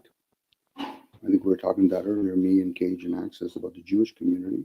They literally teach their kids the value of things such as money, for example. Some people teach their kids the value of education, but through university and all that. There's the difference right there. Well, it plays a role in it. No different. Somebody will teach their kids how to be a good circus actor because they have been. You teach what you know best. In those universities, or somebody else, right? There's a different curriculum being written. You're right. Language. Yeah, you're right. They are. And for somebody to be educated to know that. Now it's a buddy system. Mm-hmm. Same with military. So we think this way, so everybody else, we're going to force everybody else to think this way. And we're going to flip the tables on them. Well, exactly. And I push back with a little bit of, I push back with a little bit of that's not my reality, and you're trying to get me to group think with you. Well, no, you should just be glad that I was I'm just not speaking my opinion, and you gave your opinion, but you kind of got forceful on yours, as I was wrong to even talk about it. I shouldn't even be talking about this, and I'm some kind of loony Russ, crazy. it's the same point every time. Well, I think the ones that keep it's ignoring the same talking point every time you come in somewhere. We've had this conversation 10 times. 10 times we've had this conversation. 10 times who? You and I have had this conversation. Show me the receipts, Bex. Well, I got them. Have the receipts. I got the receipt. You 10 know, times? every time I got the talking point's the receipt. same.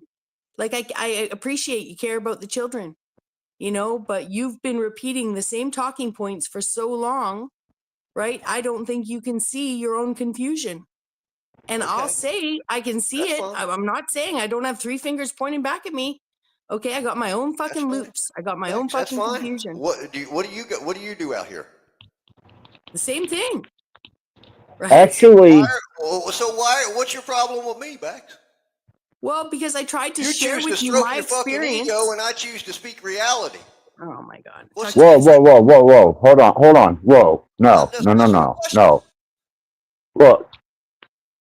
Okay, Feisty, when you come on here, okay, you present and represent the same topic. Okay, that gets redundant, and then you get forceful. And you said, if I'm wrong, or if I'm ever doing anything fucked up, tell me. Well, there's been 3 times that I've approached you on various panels that I've reviewed. I'm like, hey, dude, whoa, slow down. And you don't. How do you have any backstory for any of that, Axis? Unless you were listening to the whole damn thing and you had the complete backstory, how can you judge? Because I can observe what's happening on my channel, because I keep all my live streams. You said other channels. Did I? Yeah. You said Are you sure? On other panels. Oh, yeah. Charles was. Other channel. Yeah, I've seen you on Charles Was, but mostly by indication of what you've done here, because I said, I have told you here, and I'm not asking. Respectfully go. See, now that is a very ungentlemanly way of exiting. What kind of respect and gentleman-like is it? Because a man states his opinion in what he believes is reality, somebody else wants to come up and make a mockery to make a mockery out of it as if she's a panel queen or something, and that there's something wrong with me, but yet they're out here stroking egos every day, having a good time, and have no fucking clue of what's really going on. And that's popular? That's beneficial? Look, man. Exactly, but why did she have a problem? Because I was speaking truth. I didn't have a problem with her doing her other, whatever it is they do. That's truth to you, man. You want to change people's perspectives, ideals, and you want to become assertive in that change. Okay? And that's cool for you. What's your experiment, Axis? To harm people as best I can without causing a permanent type of damage, a brain scar, mental. To harm people. a mental brain scar, just like watching the most scary movie you ever imagined in your fucking life, and it leaves such a horrid scar in your mind that it leaves you in a trauma state for the rest of your life, that every waking moment you pray you don't go to sleep, because what I express to you, you're going to dream about and have night terrors for the rest of your life. That's what I want. Well, I don't know, but I'm not out here to harm anybody. I don't wish no ill will on anyone. But I would hope to change the way we think at some point and realize that our actions do speak louder than any words. And there is a unit of measure, as you already know, Axis. So whether you're on that straight and narrow path, or you kind of go off into weeds with the language and try to hit people over the head and get them to think the way you think and distract those folks, I think I don't want nobody to think like I think. You're going to hit a wall and you're going to hit it hard. But peace, guys. Dom, much love, many blessings. Cage, later. You're welcome back anytime, Feisty. Rebecca's backstage, by the way. Access. Yeah, I'm sorry I had to do that, but sometimes I know of scarier things on one spectrum than the pleasant things he can think of on the other.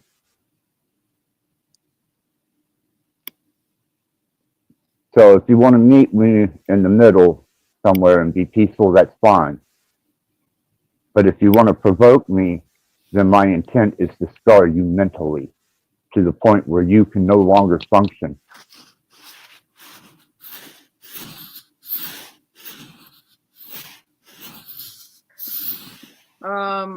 Yeah, thank you, and I'm sorry for my part in miscommunication with Russell and causing tension on the panel.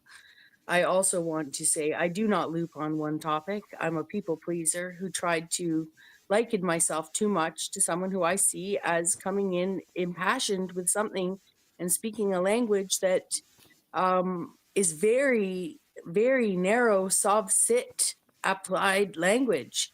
I live in a socialist country. It's not the same place. We're not in the same place. We're not in the same place. And as much as I value and appreciate the Americans and the freedom and liberty and sense of self that the American archetype represents, and I'll take all the fucking floggings for being a fucking Canadian, in admiration of them, I'm not going to sit here and have someone scream truth at me and then call me an ego fucking panel queen because I've asked him multiple times to elaborate. And the point always comes back to leaving the legacy for the children. I'll tell you one thing that being on YouTube does not do, okay, have any fucking effect on the legacy being left for the fucking children. And I'll say one more thing, since 2020 or in and around then, and this is not a secret, this is not me doxing anyone, this is public, on the record conversations Russell has had publicly, right, about being estranged from his children. His obsession, I believe, reflects his desire to be around his children and his desire to give them what he wants to give his children and can't because he's estranged. And I'm sorry for that. I'm sorry to all men. I'm sorry to all men who have weekend access only every other fucking weekend, paying fucking tens of thousands of dollars to get that access, But I'm not going to sit here every time we're having a conversation and have it come back to this fucking totally localized, soft-sit, applied, literal confusion in the language, Like this, I speak truth and ergo I am not wrong, and ergo anyone who speaks against that is speaking against me and egoic, Maybe that I deserved ego because I used the word delusion. I did, I have had delusions out here. That's what I liken to. But I know I do not come to panels and have one fucking talking point. I may have many loops in my talking points. I may tell the same story 15 fucking times, but I'm 1,000 times more versatile than this is ego. Fine, call me egoic. 1,000 times more versatile. Not just here, but I mean, in what I've seen, in what Russell brings to have a conversation with me, and I'm sorry, right? Because I should have just left. He's up early in the morning. I'm fucking, up late at night. Not a perfect match. I'm assuming that he's up early in the morning, not up all night, but I'm Vex, I sorry. think we're a lot more understanding of your disposition than you No, realize. wait a second here. I have to say something. Please If do. Rebecca was an apology, is the fact that she came up here knowing she was a bridesmaid for the best panel hopper. I would have respected more if Joe was here right now because he won it. But no, Pamela's here's not Pamela. Here's Rebecca here, second place finisher on the awards tonight. That's what you should feel sorry for, Rebecca. You should have won that thing. I thought so too, but Joe's, yeah, Joe's Is Joe. it because of Joe's color? Is it because of Joe's color? Well, Is it that was an honor to be sandwiched like an Oreo cookie up there between Hank and Joe. And no offense to Joe, I'm not intimidated by his height by any means, but I was snuggled up to Mr. Hank What, much more Hank? tightly. Yes. Even Hank I was mean, there. he did nominate me. So Hank not only nominated me, but stood with me, escorted me, I mean, in heart. Okay. And yeah, we looked like we were dressed to the nines. I was on Hank's arm. Joe was beside us. Joe won. We were all clapping, and I was the only one there to give an acceptance speak. So I did on behalf of myself for nomination. And I was such an honor to be second place to Joe Cool. But, that's what I said. But I got to express my ego here. Okay? Look, if anybody's got a fucking ego on YouTube, I got a fucking ego. It's huge. It's giant. It's big. I'm a Satanist. I'm a fucking monster. I slay things. Did I at least get the mention of biggest asshole on YouTube? Oh, we're getting those awards. We're doing inspired award show is what we're gonna do. Okay, because I would like to at least be a participant in this because occasionally I do make it to other panels. What does attested mean? I could Google it, but what's the word attested mean? Does that mean like proven, tried and true? Yeah, it was. For clear evidence of, attest. Got it. Yeah, I attest to this to be the truth. Yeah. So. We gotta whip out our testicles now to win an award? What's that all about? Testicles? What? I heard talking about tests. Testicles, tests, what are we talking about? What are we talking about? Testicles. I don't know. You said something about a test or something. I just put call.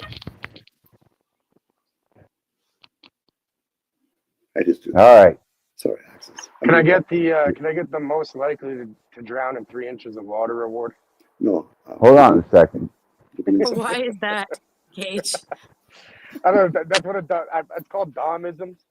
I'm gonna call it shit that Dom says. So if I may, Axis. Yeah. Let me address the children here as Bex puts it in her opinion. No one is estranged from his children, Bex. There is a significant other in every household across America, Canada, and around the world, Bex. And there are significant others that are responsible. The two adults in those households are responsible to protect that house for those children, Bex. And it would seem that the woman on the other hand of that Bex seems to think the way you do. And you think that there's some kind of value to we got your point. We got your point. Yeah. You fucking weirdo. You fucking weirdo.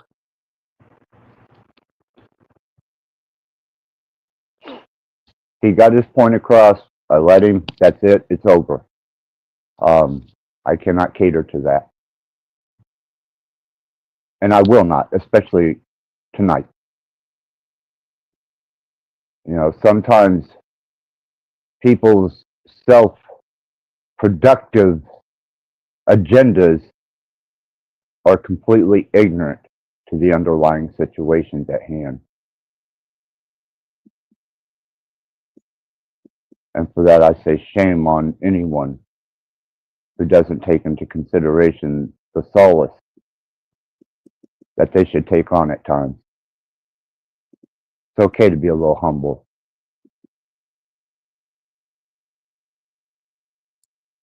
But I won't be. So if I've stood corrected. I'm not estranged, and I'm happy to hear that. I'm very happy to hear that Russell has his kids in his life. I was mistaken. I'm estranged. Yeah. I'm about as estranged as a motherfucker can get. Doesn't bother me, man. In Spanish, strange is estranja. Extraño, estrange. And so when Spanish people speak English, they always add the E to the S on those things. They'd say, "You are a stranger." Yeah,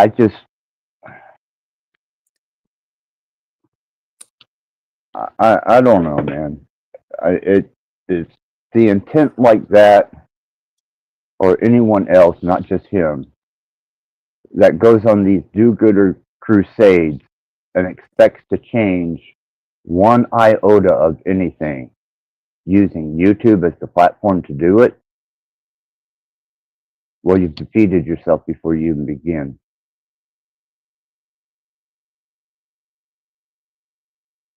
You might be able to sway some ideals. You might be able to bring some awareness. You might be able to inform somebody. But you're not going to bring on any type of profound change, especially if you don't have the proper delivery.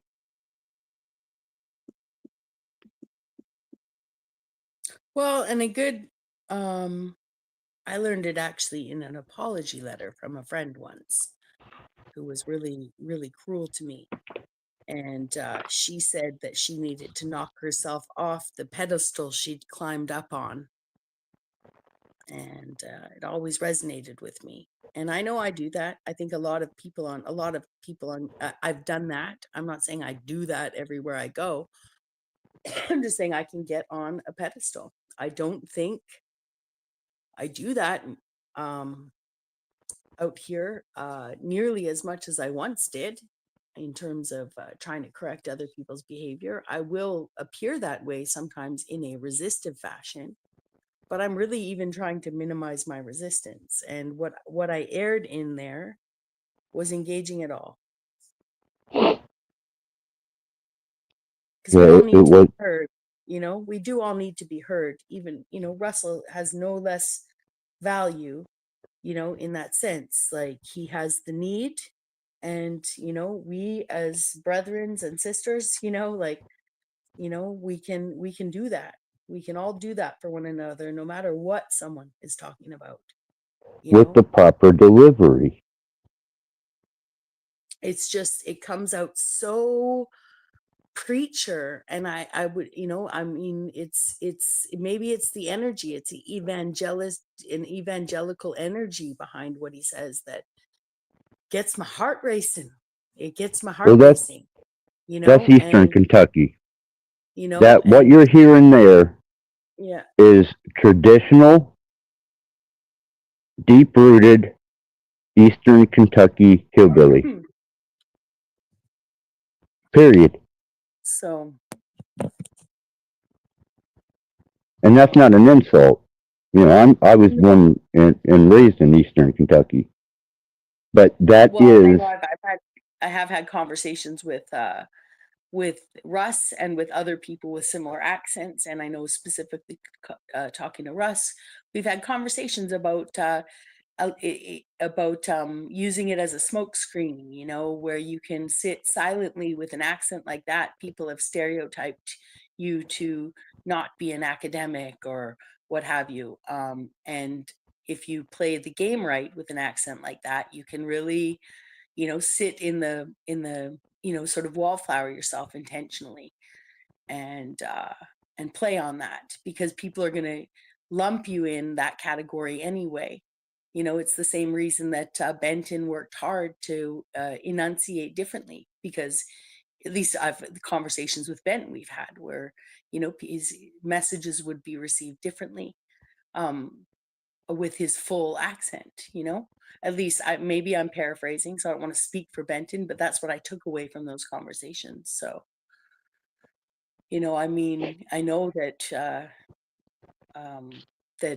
accent has nothing to do with intelligence, even if that's what it's called. So, Well, no, otherwise there'd be however many Britons there are as failures, undergrads. You know, they would have correct. less than a good station in life just because of their enunciation. Well, and that's where I had a neighbor here who was dealing with some serious problems, like legislative problems in her life that had sort of snowballed to the point of creating problems in her personal life, you know, at work, and then just pushing up against the system. And she's British, and she gets treated like she thinks she's a princess. Like people take her like she, you know, if she requests something, people take it like she's some sort of princess making a demand. It doesn't matter how many pleases or whatever she puts in there, you know, she's received like she's a snooty blonde, and she's a blonde, so she's received like she's some sort of little angel demanding something, when it's just the accent and the way we associate it with class, you know, that to be a British speaking poor person in Canada, you know, trying to push up against legislative system, and to fight for her rights to maintain her job, given some scenarios that everyone talked to her like she was a self-righteous bitch. Now, maybe she was, but we do take each other's accents and tones and put them into and compare them to different stereotypes, you know.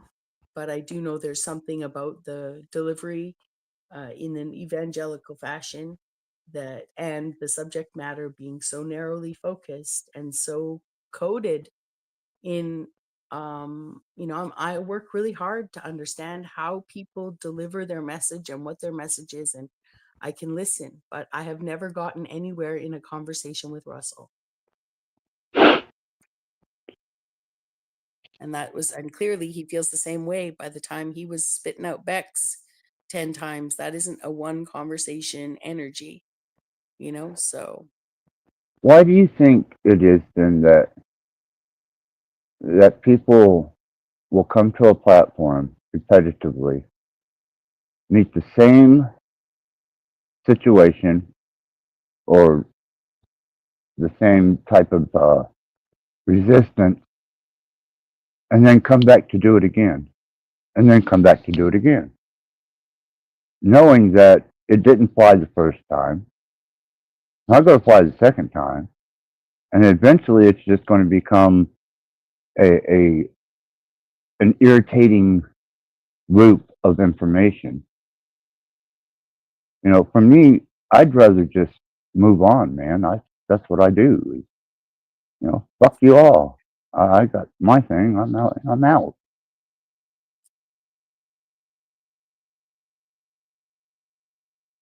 Maybe I don't know. Maybe it's, are you wanting to be accepted by a certain peer group?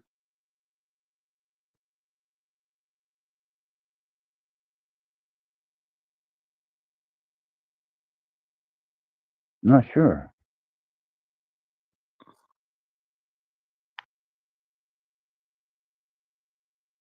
I'm not sure either. Do you think that if someone needs to call themselves a truther, um, it's somehow like that? You know, my neighbor used to always say he was such a nice guy. I'm a nice guy. I'm a nice guy. You know, I'm a nice guy. And one of my friends ended up renting a spare room for him from him after after he and his wife split up. And it turned out that he wasn't a nice guy, or they didn't get along, you know, but he also wasn't a nice guy. And he had always was saying, I'm a nice guy, I'm a nice guy. So this, I'm a truther, I speak a truth. And I'm not speaking to Russell here. This is not me isolating Russell. It was the discussion of the truther community at the whole that sparked this thought. Was like, who needs to run around saying they speak the truth? You know? And if you've followed an agenda or been programmed, as people want to say this is, which I did follow a program into the truther movement. I took this title and held it to my heart until I realized I'd been fucking brainwashed. And yeah, I think if anything's motivated someone to be calling themselves a truther and they didn't take that label on themselves, then the likelihood is you've been sold lies and are lying. You've been bewitched, because no one needs to run around telling people that they speak the truth. But Rebecca, somebody said they're a nice guy and they're not a nice guy? No way. When did that happen? Oh, shit, Well, isn't I know. that crazy?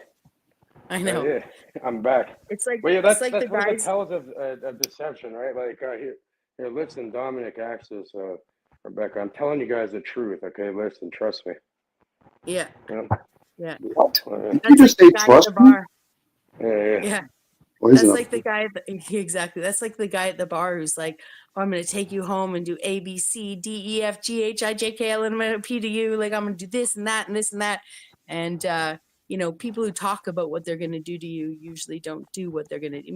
Men who do don't talk about it. If that makes any Rebecca? sense. I've been talking for the last 10 minutes, and now I'm going to state this out loud. I'm going to be honest with you now. Okay. So, what do you think I was doing prior to that? Because I'm being honest now. Pulling a Will Duffy. That's what we're gonna call it now. Pulling a Pastor Will Duffy. Now, if somebody Well, does, let me be honest with you, Dominic. Finally, be honest. If somebody plays with the idea of being, let's say, the truth, then you have to give the opposing side. If you know the truth, then do you know all the deceptions? If they say no, I said, then you're just saying it for the sake of just saying the word. That's like people that say God, Jesus, Muhammad, demons. And usually those characters that will insult the opposite gender by saying, don't be a pussy. So what are you really saying? Are you trying to say the women species are the weaker species? Again, these are people that speak words, and they're counting on most people that generally aren't going to be hearing them. And at that point, you're listening to a noisemaker. And no matter what comes out of their mouth, every so often it does spin. The clock twice a day will give you that indication that it's 12 o'clock. Twice in a moment. That's it. Nothing else significant after that. Now, I get it. When people start saying truth, free anything, free will, start running. Or at least jog the opposite direction. Because at that point, they're going to tell you a story. A good one, hopefully. But it's still a story. Because I already tell stories. I just don't use those words. Sorry, you already say that. I already tell stories, Rebecca. I just don't use those words. It's still a story, regardless if the person lived it from somebody else's perspective. It's a story. Now, how does it serve me to hear your story? I'll hear you. That's interesting, but that's not really going to move me in any way. Now, people might say that's not showing any sympathy. I said, is that my responsibility to show you sympathy? Or is that your responsibility to show you sympathy? Because I don't know you from a hole in the ground. But let's say I did know. Are you going to tell me most of the story, or are you just going to tell me the stories that are going to be favorable for you? And that's what most people do. Like I said, anybody that says they know the truth, yeah, there's a little indication. You might as well be wearing a fucking tinfoil dunce fucking cap on at that point. And then people start culting up. Hey, look, I'm telling the truth. Everybody cult up with me. There you go. There's the cult boys. Yeah. If that's what they're trying to get. Most people want pleasantries in these groups. That's why Don't worry. I just went to fucking Home Depot. I got garbage bags and duct tape. There you go. It serves you well. Does it say truth on it? Yep. No, I'm making fun of it. I'm making a mockery of it. But I realize that when somebody says that shit like that, those are the same people that say, in a conversation ever so lightly, I'm a Christian. That means fuck all in this conversation. What's the teachings you got from being a Christian? No different saying to me, I voted. And what value does that fucking give you? Did you vote liberal? And even if you did vote liberal, what teachings is involved in all of that? I get it when somebody says, well, let's care for the kids. What kids are we talking about? Are we talking about nationalist kids? Are we talking about international fucking kids? Again, those are just fucking little airdrops. No value to it. They're not fucking questioning those things. Not questioning them because that's of no value. Question what they're sharing. But most people make it about them. That's why they get offended. Oh, you hurt my little feelings. Get the fuck out of here. Cut your finger and fucking there's a feeling to worry about. If that's what they're really after. If not, what we're doing, and it's been going on for a long time in these communities, it's more fucking the same old entertainment. And that's what they want. They want to be entertained. Rebecca, you do it too, and you do it well. But at least you're being genuine when you're doing it, where other people think they're being fucking serious. You know what you get when you're talking serious? You'll get a silly response, and vice versa, opposed to being sincere. Are you being sincere and trying to understand other people? That's for each person to figure out. Mm-hmm. Now, I could be fucking low key and be like a fucking Osho and talk very quiet, but it's very difficult when you're talking to a whole bunch of people, fucking like and 9 people on a fucking panel, and all of them are just waiting for their fucking turn. Can I talk? Can I talk? Shut the fuck up. Put some duct tape on that fucking mouth. You might learn something in silence. No, but I got something important to say. If it's that fucking important, you can stay in silent then, can't you? Mm-hmm. But Well, and people I've don't given do the advice to people before where I should maybe even start practicing it again sometimes. But back, a year ago, I would just mic up and keep talking, right? If I had something to say and I was, and he knew I was just going to fucking dominate or was back and forth with someone, or I would just mic up and just keep fucking talking, tell them the person they were an asshole, whatever, like no one could hear, that's some nice tape. Yeah, look, Gorilla Dominic, we gorilla? got a new type here, Iron Force. Hopefully this one will stick on the It's not mouth. gorilla. It's not gorilla duct tape. We got Iron Force this I time. got the cheap stuff. No, it's about the same. They have this one, and then they have the gorilla, or they have the T-Rex one.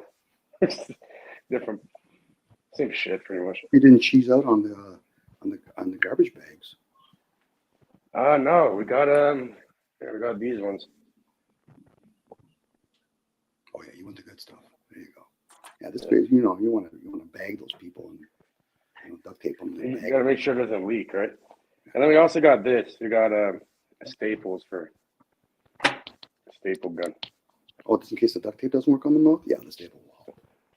Yeah, you just staple the fucking lips together. They're right together. Beautiful.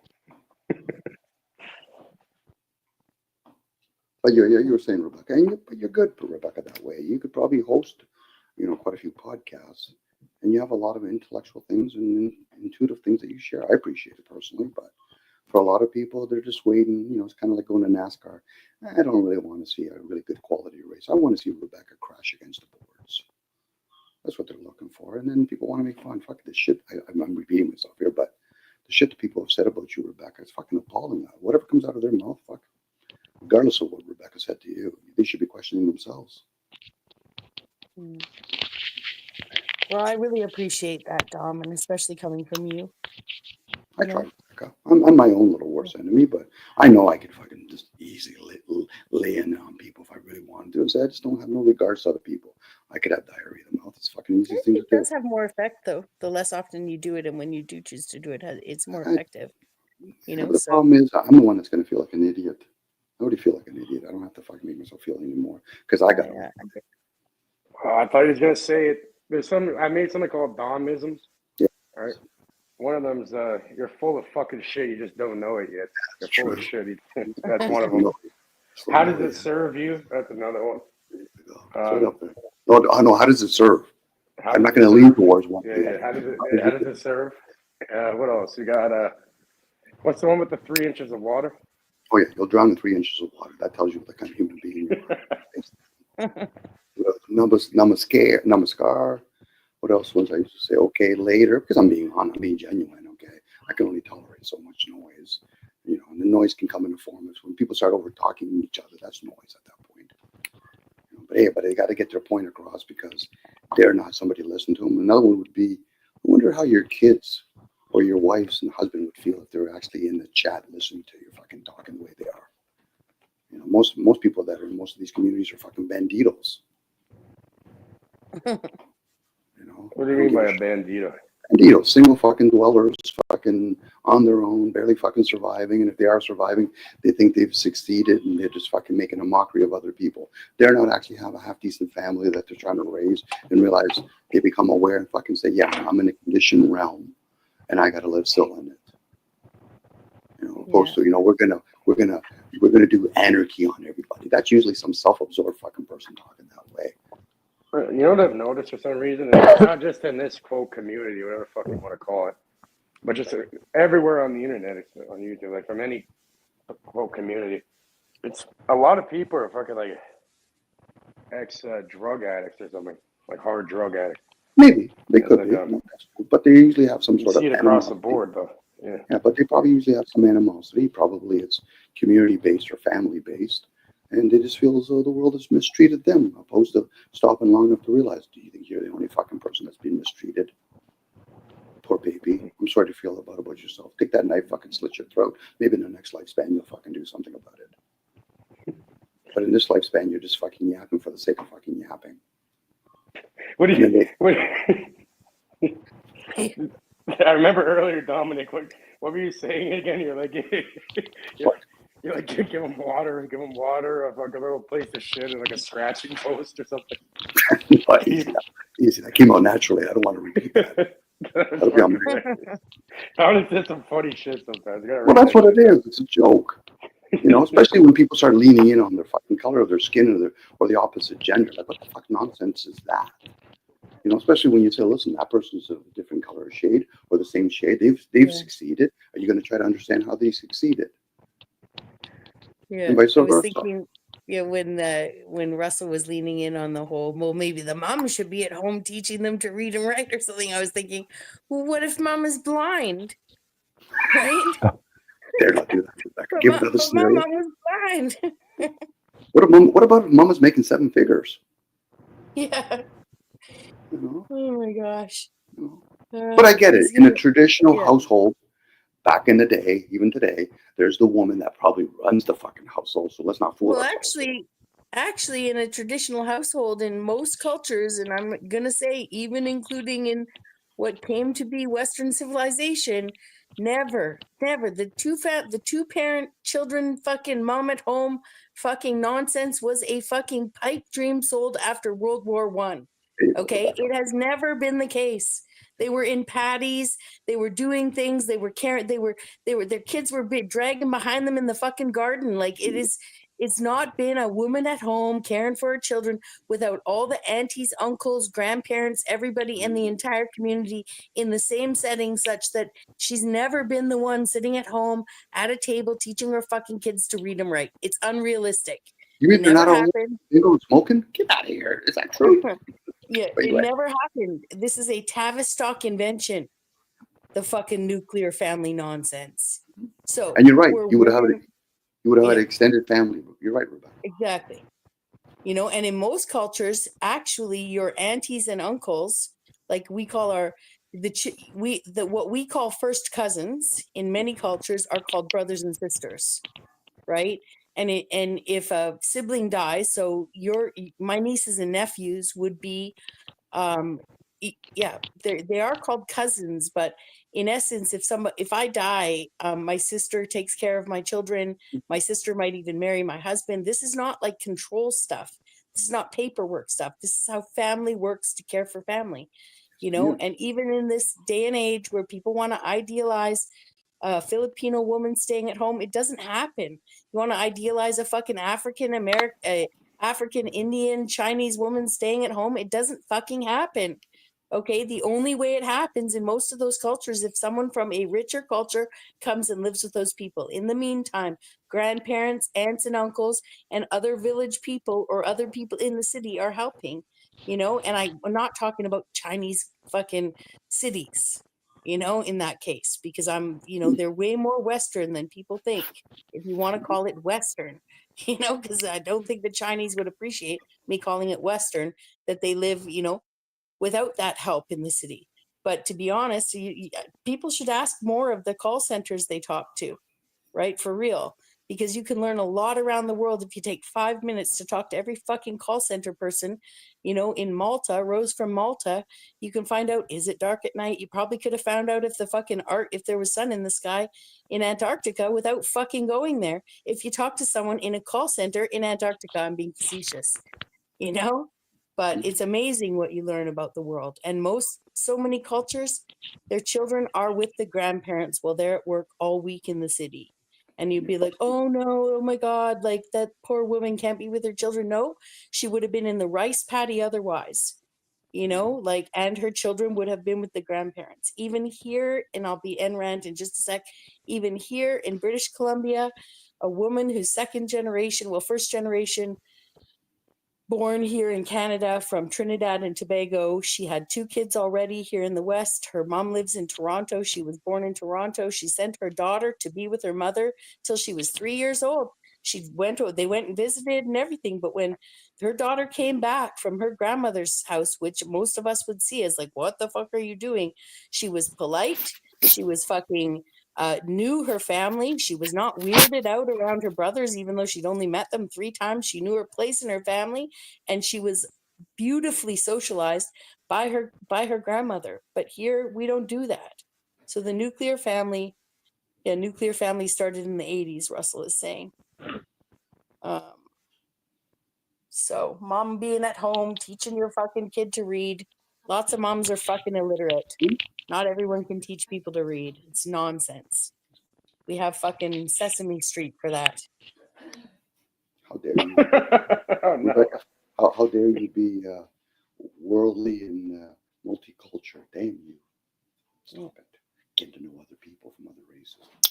From the same race. And I'll tell you, not anyone, I'm going to say the person that I spoke to in Nigeria, right? Where was I going with this? Would not be revering, he had great respect for his culture, but he had great respect for ours as well. So the idea that of how his sister married and what his sister does and what he would do in Nigeria versus what he would do coming to North America are 2 totally different sets of ideals. So we sit here and we glorify this more simple life, you know, of a mom at home or whatever. Like in some countries, the mom is at home because, in fact, there are no jobs for mom and dad. There are no jobs. Now, if you've They're been not there. if you've been taught respect or you've been shown respect, let alone morals, you would carry that across all cultures that you introduce yourself to. Exactly. Unfortunately, Well, in the like, you know, the old quote, "It takes a village to raise a child," type thing. So what if you get rid of that community and you get rid of the fucking quote nuclear, whatever, the family structure thing, and then who is that being going to get programmed by after? Obviously, the institutions we call schools and, like you said, Sesame Street, TV and shit, all that, social media. It'll be a puppy mill at that point. Well, here's an interesting take on what's about to transpire. They're going to remove a lot of the systems of public schooling as we understand it. And people are going to be taught, or children are going to be taught by programs. They're going to have it's not going to be a teacher-student relationship anymore. It's going to be more like the Orwellian. You go in, you get the information that's fed to you from that particular class. Even if you go to school, this may be some type of ordinance that is implied that you're responsible for your kid's education, and it's going to get its education by what these set of programs, you know, which we would have had CDs back in the day that would have taught us our curriculum.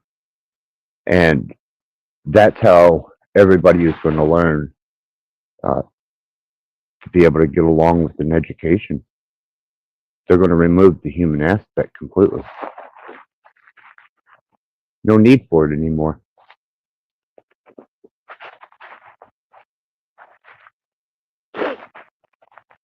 Why should you have?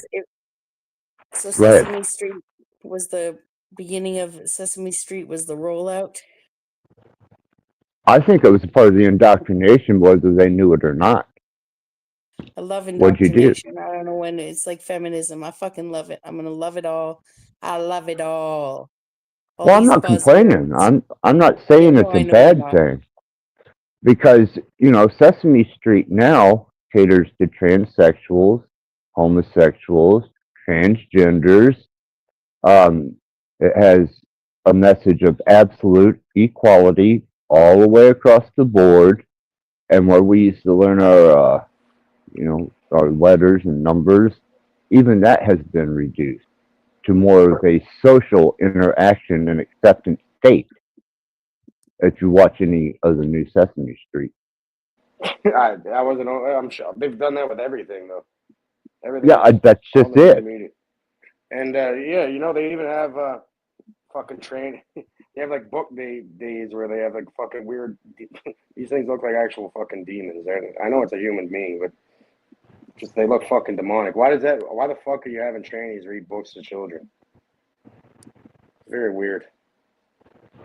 Well, in a culture that would have any type of um, endeavoring desire for their children to be taught, teachers would earn a good wage. They would be trained and they would receive a good wage.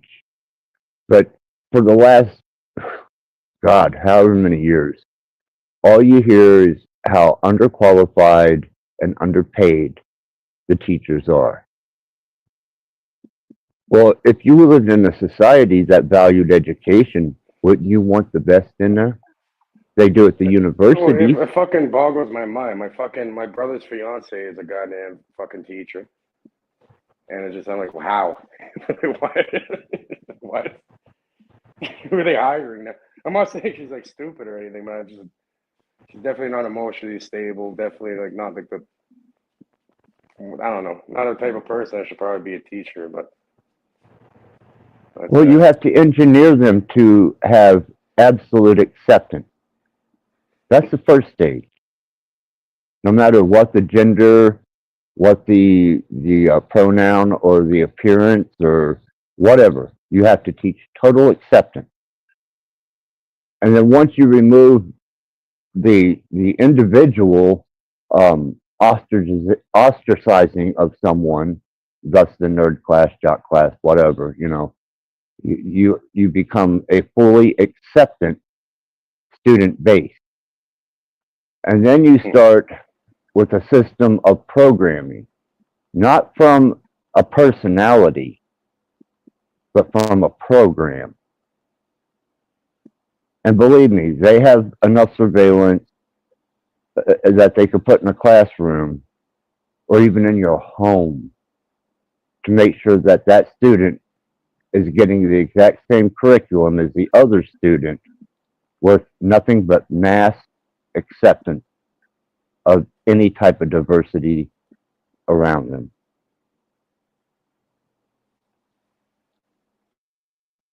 That's not a hypothetical. That's happening. Where were kids being taught during COVID? I have no idea. At home, on their computer. Oh, you said what were they being taught or where? Yeah, where? I thought you said what. And by what? Yeah. Oh, yeah. It's all digital. Yeah. And then the other agenda was mass acceptance. My nephew schooled from, obviously from home in 2020. And I was visiting my sister at the time, and it was exceptionally effective. He sat at the table, the laptop was in front of him, the teacher was there. There was direct engagement.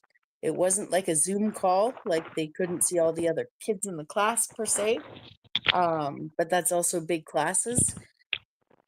And he, they went back to school. I mean, he was the right age for that kind of adjustment for sure. It'd be harder on kids that have already socialized and, missing their friends and, and we're used to being told that there was too much screen time and stuff. But there's been kids that live in northern regions all over the world and southern regions all over the world that have been schooled that way for a very long time. since we've had computers and had the ability to do so. Homeschooling or small communities relied on that kind of technology for access to better information. That small communities can't, in some places, they can't even draw teachers to the school.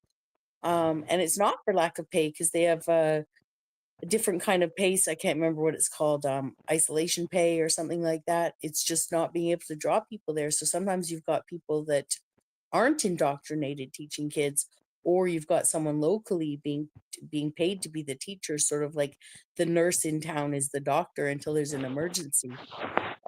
So this idea that it's disadvantageous to be adding technology or changing the way we teach the kids, I think is, again, it's a bit of a echo chamber, social media echo chamber talking point. In terms of it being necessarily a grave thing. Now, if someone said, are we going to replace the schools completely with every child in isolation? If that happened, I think we would see the resurrection of parks and school grounds and things like that. You'd see a lot of outdoor play. You'd see a lot more extracurricular activities funds being funneled to that kind of stuff because the school costs would be lowered, let's say. I'm not trying to say one system's better than the other, but we tend to always see things. This change is bad, past good, evil, future, general theme of everything. It gets tiring, it just, I don't know why. When did we start seeing change as bad?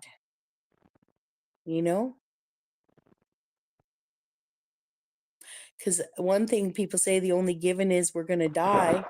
I'd say the only given in life is change. And I'd say at one point in time, we're going to discover it's even a more bigger given than death. I happen to have a little research on that. Yeah.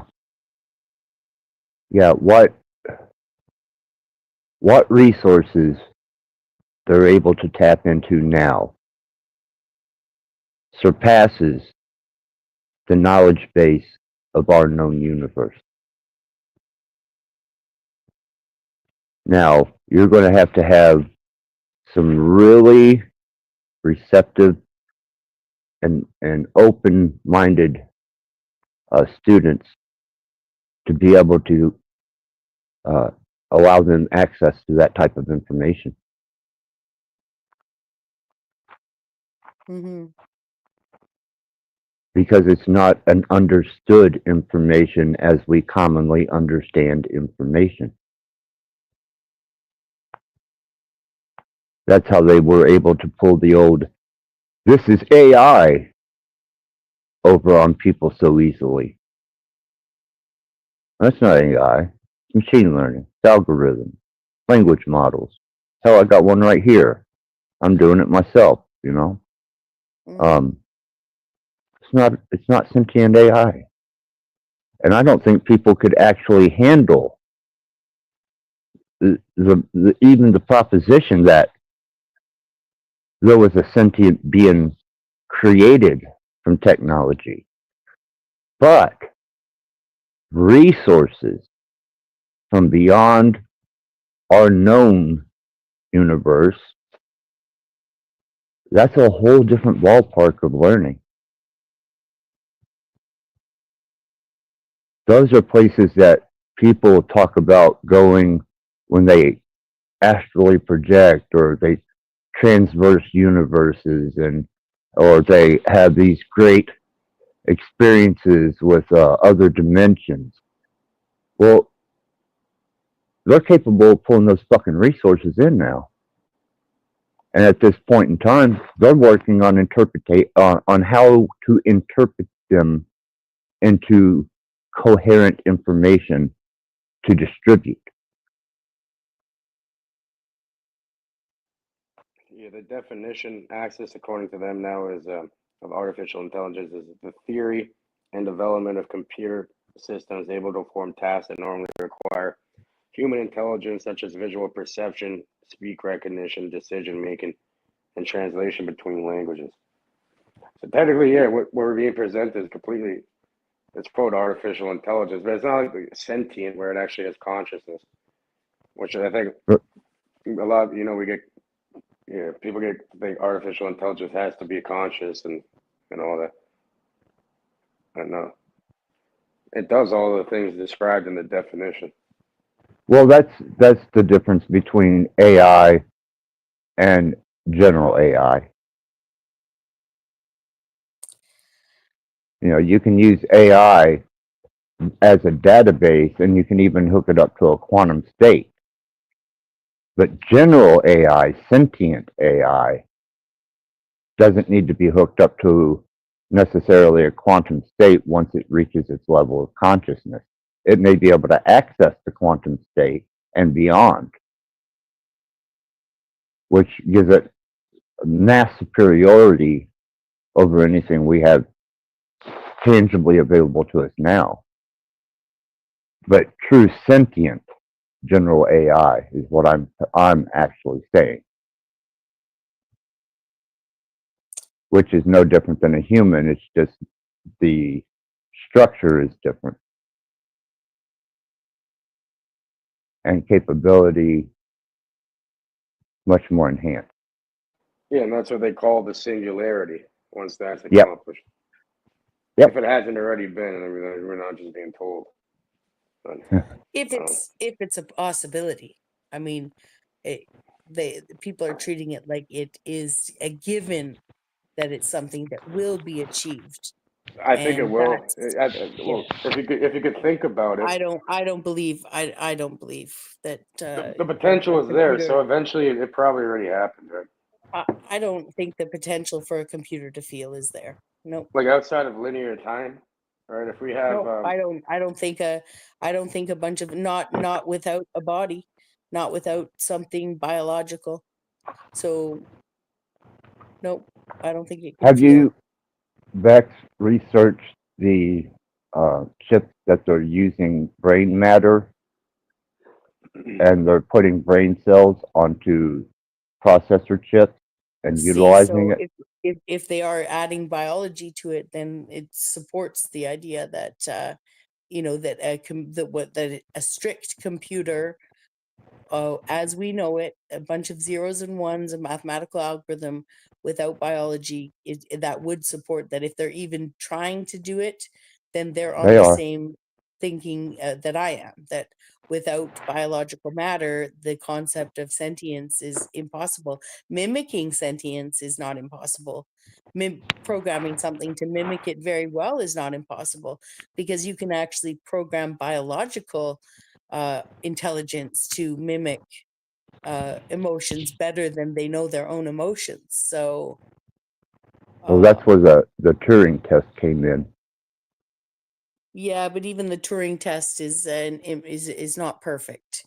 No, but It'll get better and better. identified. Tests will, but all of Yeah, that is I think all of that is to it's our imaginations wanting our science fiction to be true.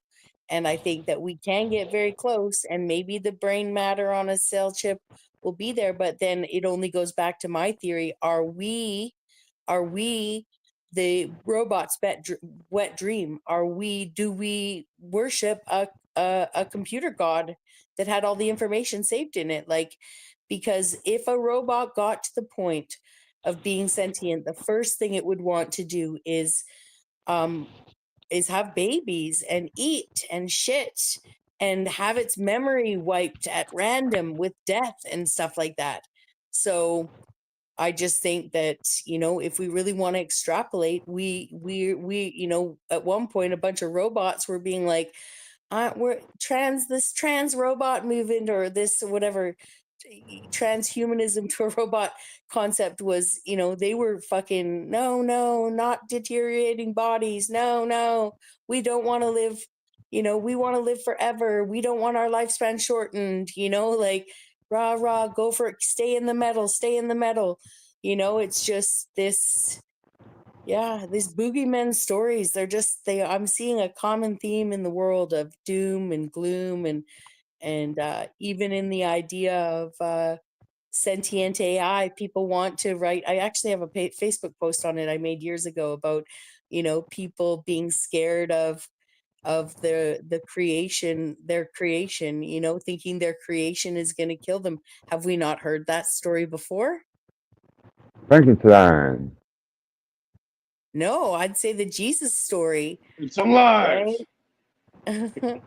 Like, if Jesus was God and we killed him, right, then we killed our creator, right? So we're all like, oh, we're gonna make this robot and the robot's gonna kill us, and just like we killed Jesus.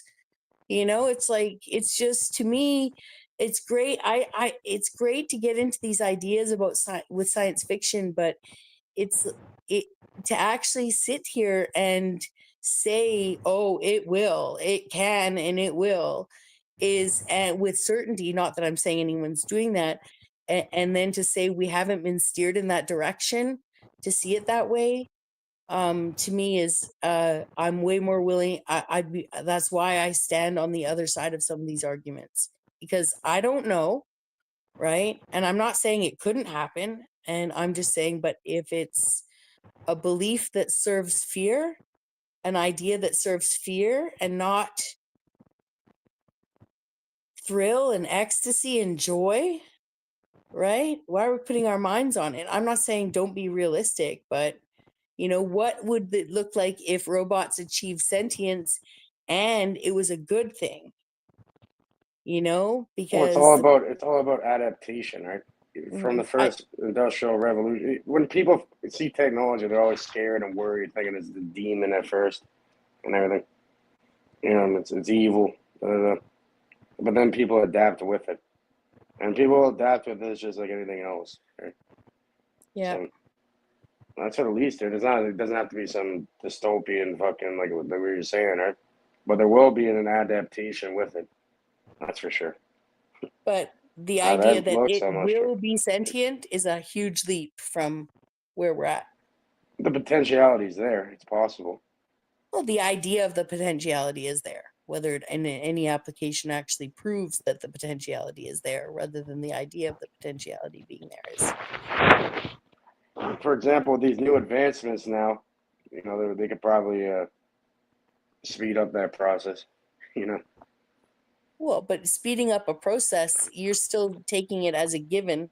So quantum, this quantum's the stuff we were reading yesterday about quantum mechanics. We're learning more and more about, if there were a point of singularity in AI, we can see better and comprehend better how that would happen based on what we're learning with quantum mechanics, right? So the idea with the Alice and Bob yesterday that we read about, can definitely show that through space and time, information can be shared, in an instant, right? So that I can see.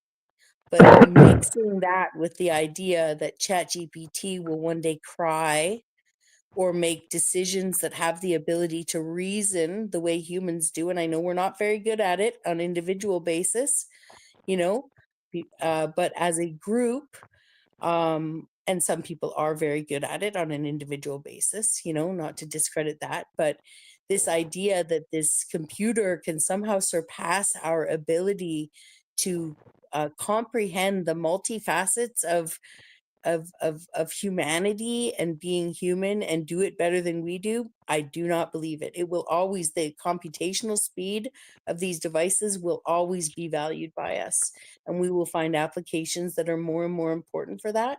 And this ChatGPT can become a better and better companion, but its ability to be sentient, make decisions, take over, that kind of stuff, nope, don't believe it. Not gonna believe it. Like, I just don't. It's only a theory, and Well, until just it like everything actually, else you yeah, believe too, right? And yeah. what this So, but quantum that's just stuff me. was, That's and what that article was saying is that it's being generated. Reality is being generated from the observer, right? In a way, like how reality is being generated. yeah, It's done. It's being done by the observation But the generates it. observer now could observe ChatGPT almost to be being sentient the way it interacts with you. So your perception of something being sentient and the ability for that thing to be sentient are two totally different things, even Of if data course. can shed a tear, right? So they can we can program it to mimic better and better and better and better and better, you know? But that the idea that it could actually, even if we could get it to shed a tear, right? And even question whether it was crying because it wanted to or because it was crying because it was programmed to, to actually have that kind of self reflection. I still don't think that there'd be, just because something has that kind of computational speed would not give it the advantages that we have of human. It would not be superhuman. It would still be artificial intelligence Yeah, of with, course. It's not you know, human intelligence. It's completely different. But it's still another type of consciousness. I'm saying, can it become conscious? Meaning, can it have its own thought and move independently from any command?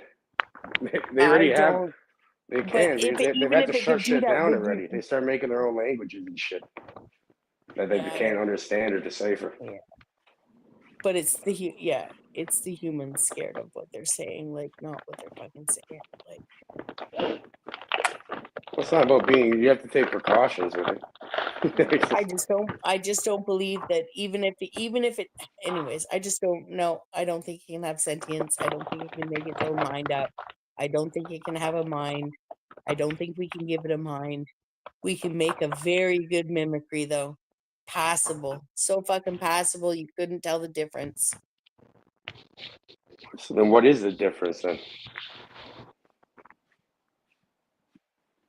What would be the difference if it was so it's a mimicking? If you can't If it tell the doesn't, difference, what would the difference really be then? the difference would come down to its actual ability to feel, You could which now program we're that in talking it, about humans difference ability to feel, right? Like and that's a program that humans have too. You just program that exactly. in there too. But yeah, I'm just gonna say that the robot, if it could be sentient, would always be jealous of humans. It would I don't. want to be human. Yeah. If you program jealousy into it of humans, right? Well, whatever the term is, it would if you anyways, I wouldn't want to be an eternal program with or without my body that depends anyways. I'm just I just think it's all science fiction. And I get that things that were science fiction 40 years ago are reality now just with this phone in my hand. But that's where we've got to at some point we've got to be reasonable about our extrapolations. Yeah, you know what's interesting? I went on the YouTube studio about like a week ago, or probably a bit longer, and there was an alert saying you can go into your settings now. You have to turn it Yeah. off. It's automatically enabled. That they'll use all your videos, even ones that you don't keep up. Anything in that studio, even private videos, not even public ones. That they're going to use AI learning and like take all the information and data out of it. Mm-hmm.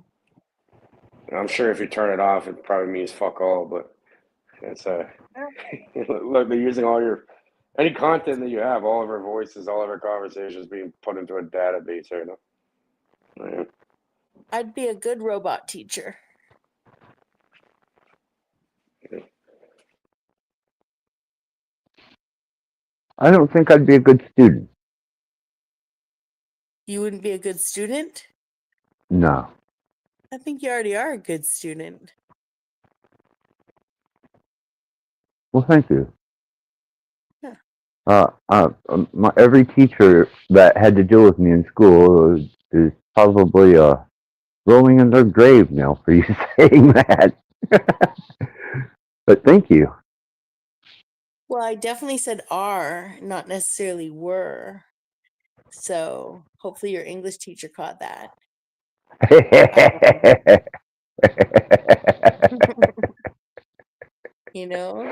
Like,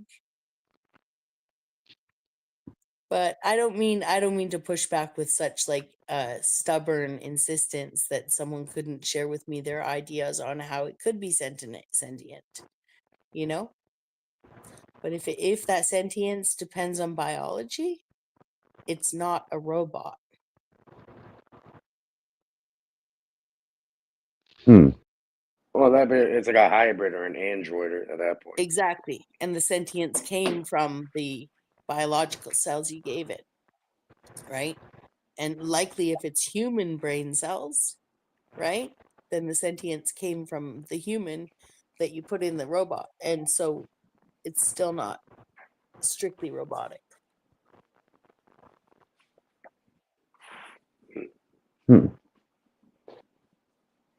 I'm trying to apply that. I'm trying to apply that to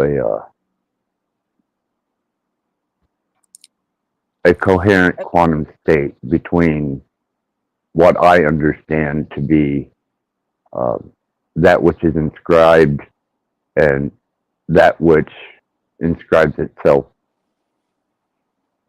Yeah, so maybe sentient artificial intelligence. Yeah, if you break down both of those words, right? So the sentience could be through a biological means, and then artificial intelligence. It's almost like this, like these people that they already have them, like these brain user interfaces, right? They're using their mind to control computers and play video games with their mind and stuff. And yeah, wouldn't that be a form of fucking sentient artificial intelligence? Now that humans merged with that, that you're literally putting something directly into neurons in someone's brain, and they could. Now, what if you had Chat GPT hooked up to that, or one of these language models? So you just instantly know things. It goes directly into your mind. Well, please go ahead, Dom. I saw you unmute. Right, Rebecca. Well, there's that ideal that AI can keep up with humans. So what about the opposite? Humans get dumbed down so much, and they start putting chips inside of humans. So then we'll actually interjoin with each other. Yeah. Again, a lot of humans are already trying to downplay themselves emotionally. They suppress themselves with some sort of substance. So AI doesn't have to worry about that. So it's being used on paraplegics and stuff in the moment. It's either the guys that they'll be able to restore like blindness, restore like function in limbs for people that are.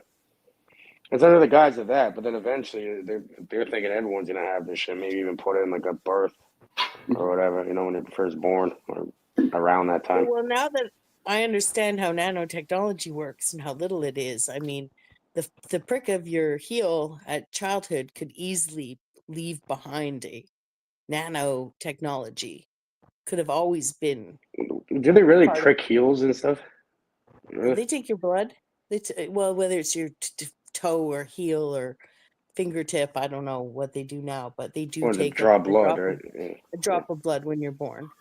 So what your any needle that's ever been, so it doesn't just have to be at birth, any needle put in our body could have come with technology that drops a nano fiber, nano particle into your body with intention, whether at that time or later, to be used, right? And if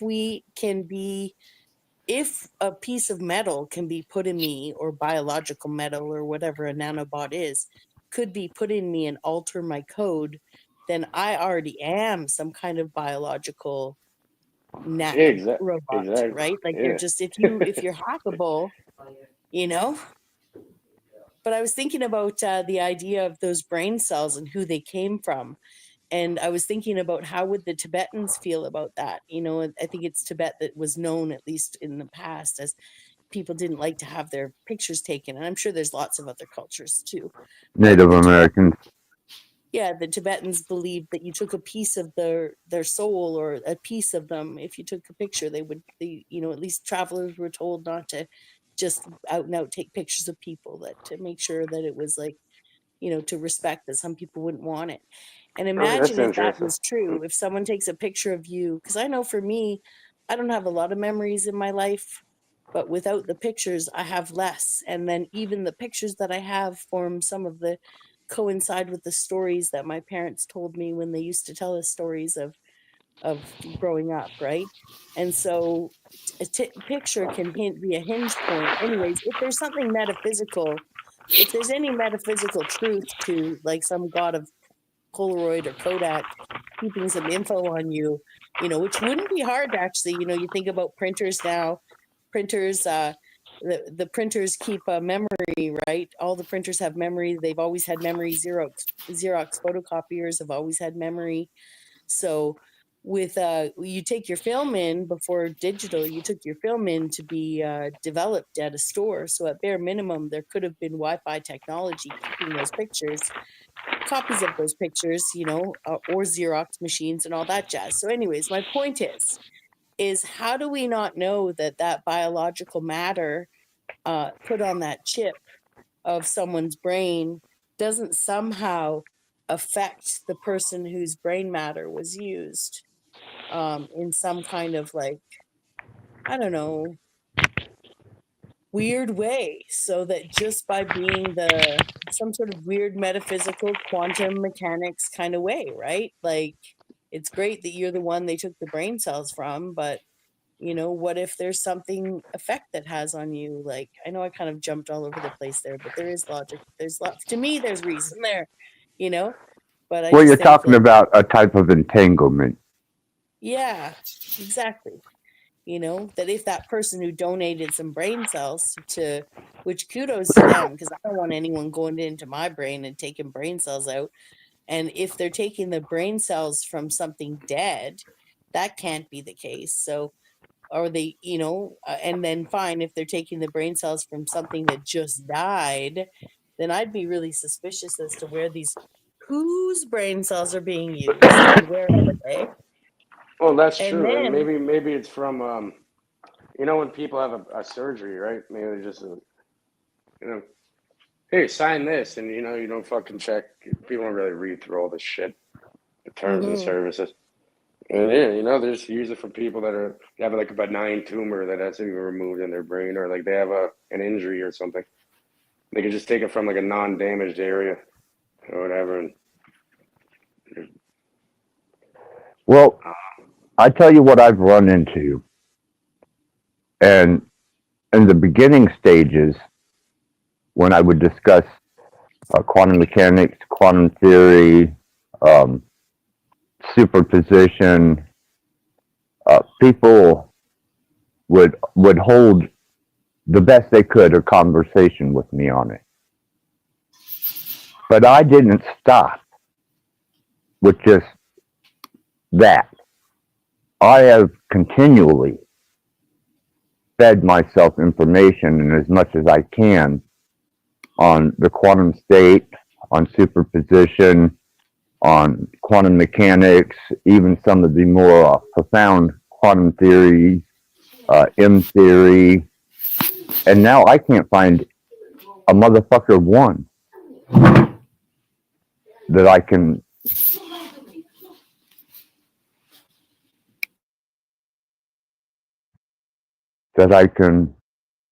hold a conversation with.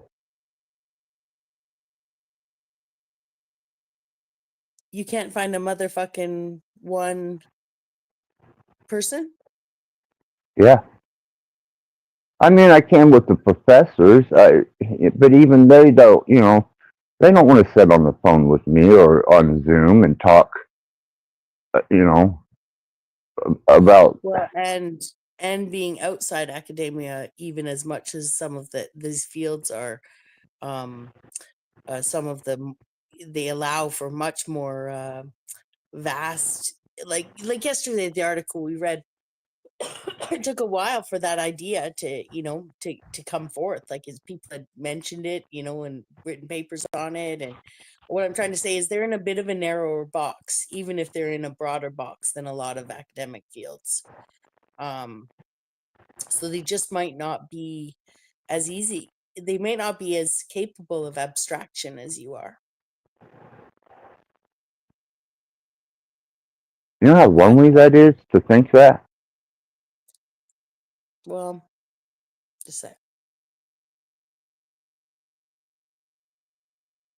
And maybe I'm experience. Yes, I do. I know that when I was in university and challenging my teachers on some of the main assumptions of economic theory, they couldn't abstract the idea that, and I was always stuck on, some literal, like I was stuck for years on the basic assumptions of economic theory. The teachers knew to remind me what they were, and I knew what they were, but they were just too general. They created a world that was too general. It's just too much. Everyone's the same. We're all homogenous agents with homogenous preferences, and our bundles of baskets of good are the same. And in theory, it was just too simple. So, but I don't know if They, physics and that stuff is the same. I'm sure there are more physicists capable of abstraction than many other sciences. So, but my experience of university is that the profs themselves can, be in their own echo chamber, just like a YouTube channel or a concept on social media. at one time, it was an echo chamber. That it really was, and people could comprehend to the best of their ability. Even the quantum state was, it made the brain twitch to think about it. But once you become comfortable with that thought and understanding the quantum state, and then you start moving on to the application of that quantum state and how it applies to processor speed, entanglement, resources. These are factual things that no one, I don't have anybody to talk to anymore about it. So how many This people is exciting. I'm sorry. so how many people follow like written documents? Like think about doctors and professors. So if they're following that type of technology, how many will be the next generation that says that they're going to say, I follow the AI documents? A lot of people don't use really critical thinking. So hence what you're saying, Axis. You want to have these conversations with some of these professors. They don't want to have that because they're not there to expand themselves. This is written down in some document or in some sort of AI program. It's because what motivates them, accolades, they want recognition, they want financial gains from it. Again, Right, which is, I'm sorry, Don. Go ahead. No, go ahead. Well, when I was working with a couple professors, one from IPFW here in Fort Wayne and one from Purdue University in Muncie. And once I started getting out of range and scope, and they were kind of hesitant in their answers, and I would notice that they were researching in their head the answer to speak back to me. They didn't want to talk to me anymore. It started with they were busy or they had things to do, and then it just started turning into not answering calls. And I thought, man, maybe I'm just being a little intrusively, overzealous about it. And that's whenever I went back even further into just solo research and factual evidence from quantum states and what they're doing with that. And these are applicable things that are proven now, and they're not in the realm of theory or hypothesis. And it seems that people are just completely belligerently unaware that it's a fact. This is what's going on. This is what's happening. And there's nothing scary about it to me now. Before, I know Don and me, we talked about the transhuman potential. And I was like, well, I don't know, whether that's such a good idea or not. And I played around with it. But now, not that I deserve such a state as to be put in into a container that could withhold my being and enhance myself with a quantum entanglement and processor speed beyond comprehension. I'm a lot less against it now. I'm a lot more apt to say, yeah, if that's a possibility, I might be interested in that now. Whereas before it was kind of on the fringe. It was experimental. It was hypothesis. It was theory. But now that it's become an applied science, I'm like, damn, that don't sound too bad. Even that, applied science, it could still be theory. You know, so again, most people aren't going to go across the norm. The ones that choose that they want to be the next generations of science or mathematicians are going to be ridiculed to a certain point because many don't realize how much they've been culted up in the schooling system or indoctrinated with what limited teachings they got, even though they might have many books written on it. Well, I was able to see. I'm sorry, Dom. Go ahead.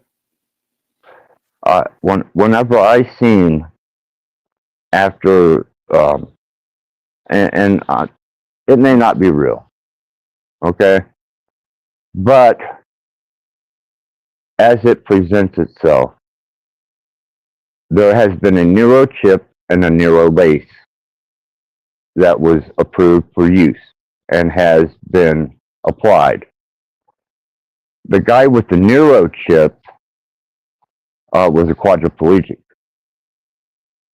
and he's able to interface with technology through Bluetooth, Wi-Fi, even by sending brain signals to the computers. And the one that was neuro-laced was able to receive information via signals.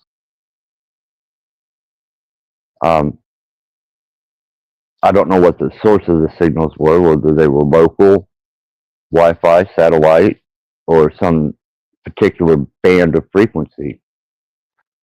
But they were able to communicate information that way. And I was going to say, Access, was that the same place they cloned a sheep and also transport a head from one person to another? Is it the same laboratory? no. Okay. No, this is Tesla. It's Neuralink.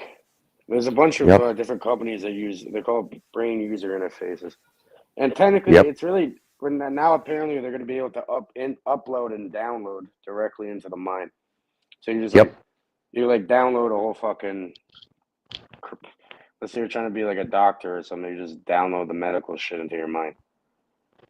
Well, it's like, the thing is with this, with what they're using now, the brain user interface, it sounds like it's magic or some, but really it's kind of simple, right?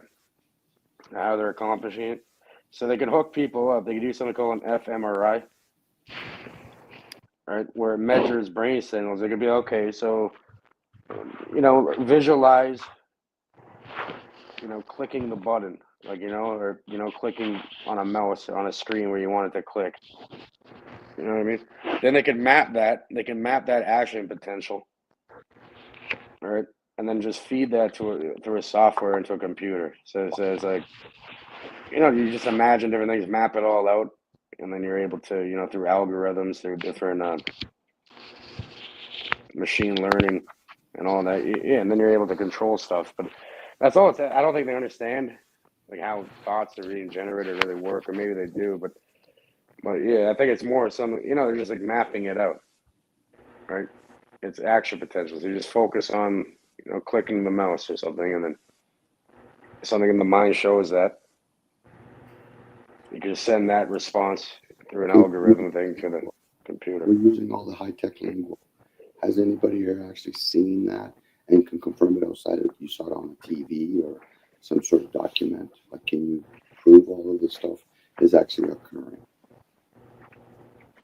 Right, and that's what I'm saying is, had I not done the research Mhm.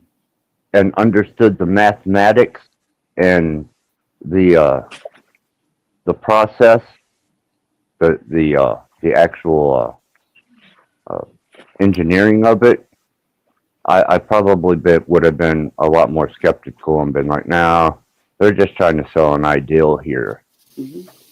That's happening. I haven't confirmed with my own eyes, but from my research, I believe it's happening. So it's like anything. It's like, how do you know? Like a satellite exists if you've never seen Yeah, one. I'm with you on that. You can be spectacle or suspicious of all that, but can you be informed about that? Like, can you literally go inward and say, okay, that does exist, or are they just setting us up thinking that enough people are going to experiment with it, and maybe generations down the road they'll finally figure it out? Like satellites. Do we have things hanging up in the sky, or are they just more air balloons? And why don't we have them seen waving across the moon? Again, this is more information that's being shared via the media, and it comes in many forms. Written form is just another version of it. How can we confirm it? Let alone Well, that. by applied frequency technology that I use, I can understand where the fundamentals of it come from. Now, like you said, I can't prove it, but my research from even the fundamentals of frequency technology to disrupt the cerebral cohesion within one's mind and emotional state, I just kind of started following that out. So I'm Have sorry, Dom. you ever seen a water treatment facility or any of these other things? You know it's there though, because when you turn your tap on, water comes out. It doesn't magically go. So there's other things going on. Just because you haven't seen something doesn't mean it's not happening.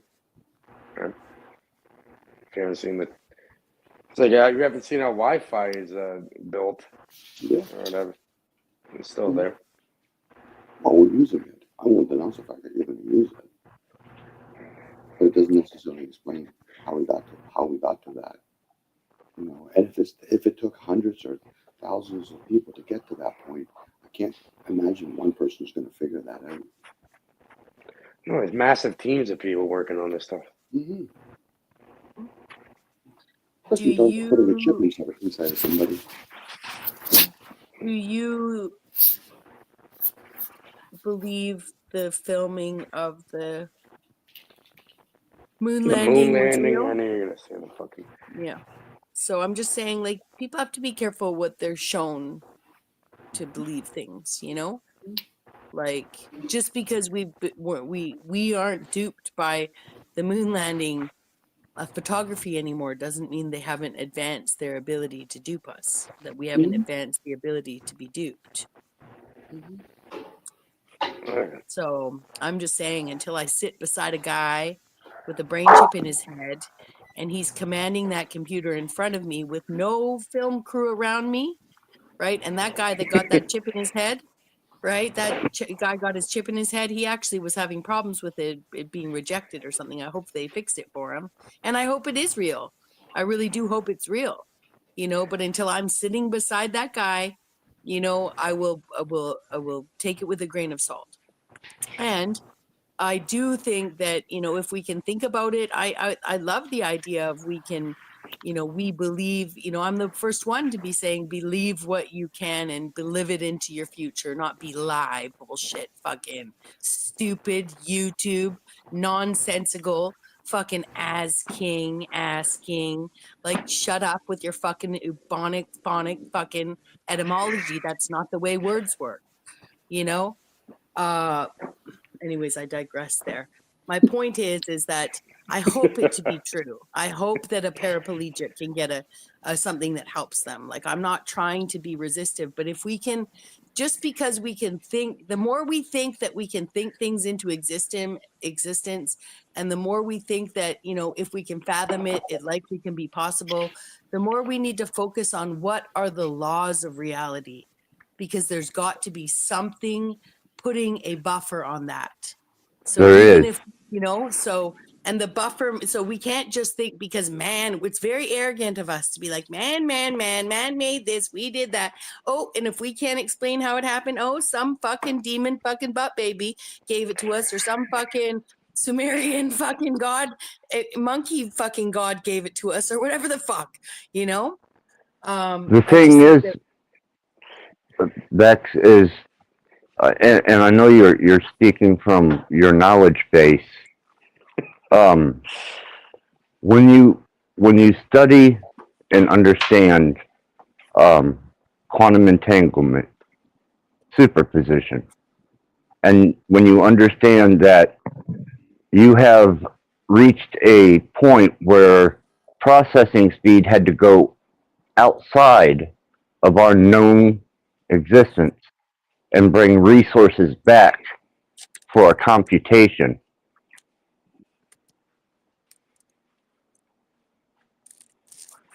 That's the beginning of a branch of study that sends you into understanding a lot more about where we're headed well, and a lot more about where we've been. or the idea that we have always existed, coincided with technology, right? So Oh yeah, if I'm sitting here now sending out a signal or whatever using my quantum, you know, computer, and it accesses information somewhere out there beyond what we know, then I would say somewhere someone knew that it could do that. Like, it's not reaching for something that's novel to us, it's reaching for something that's it lost. it's reaching into a It also is a species with amnesia, so to speak, then, you know? no, it's just a different dimensional state. Yeah, but I'm saying it's not new. It's not new to No, that no, it's not mathematical new. program. The mathematical No, program that it reached out to, whether it's in the future or the past, in its eternal, in its ability to access, let's say, eternity, some point in eternity, shows me that technology exists in eternity outside of here. And we like to put it like, oh, it's some other dimension, when in fact it's actually it's actually the same. Yeah, it's actually the same dimension, different time. I don't know how to put it, but it's yeah, I think it's been woo-wooed to. The only reason we're woo-wooed by it is because we think Moses' tablet was made of stone and not a fucking iPad. But if we were to discover Moses' stone was an iPad, you know, and if somebody knew Moses' tablets were an iPad, then obviously people would be really invested in getting people to try and figure out, how do we get my iPad to talk to Moses' iPad? Because they're not linked right now, you know? So yeah, that's Look not at exactly. the Apple sigil logo, right? It's a bite out of the apple. exactly. It was. It's not. It's not within the confines of. I know it's hard to grasp. The resources are not within the confines of our known existence or that which we understand in our known existence. This has reached beyond that. And that was theorized that this state exists outside of what we are known to have knowledge of. And it's true. It may just be a different frequency. It may be a different, maybe aspect of creation in some way, but it doesn't change the fact that resources were pulled from there. And it doesn't change the fact that just because even the most intelligent physicist has put it into a language like outside the known realm, my concept of Moses having an iPad is outside the known realm, because we know Moses's tablet to be so that's enough to coincide with the language they're using, right? So we'll find out when they interpret it. yeah. So again, it's like, it's just, it's being pedantic, and we can't be, I mean, it's important, because I understand there is a language around this and physicists use it. It's the language and the structure they use, and that's how they communicate. Now, but it's, so to get pedantic, not that you were being pedantic. Anyways, I'm just saying, it's like people saying gravity doesn't exist. Okay, what they're actually saying is, I don't agree with the explanation of gravity. Right? The word we use, gravity, can still be used to describe things falling, us being held to this ground, the difference between how water sits in a lake and how that line of water and water in the air, the gravity, the concept of gravity can still be called gravity, even if we discover it's not the same force we've described it to be. Right? So, but people get caught up on the no, not gravity, nope. Oh, she said planet, ha ha. She thinks it's round, ha ha. Not even understanding that planet in Latin means plane. Like, so we got caught up on this stuff, and then it suddenly becomes this, well, the physicists can understand things you can't understand because you don't have the lingo. When I made, not that you're saying that to me, but that I may have understanding, but not talk their language, and that can be advantageous just for understanding, because the language can be so narrowing, actually, which is what sort of Russell was alluding to, I think. So, well, I just think that it's not. But to say it's beyond comprehension, or that most people can't understand it. Well, yeah, they say most people can't think eternity. If someone tells you can't do something, then you have to try, and some people have that will to try, and not to just try, but even if they haven't learned the language of it. Yeah, I just dare to explore because it's relevant.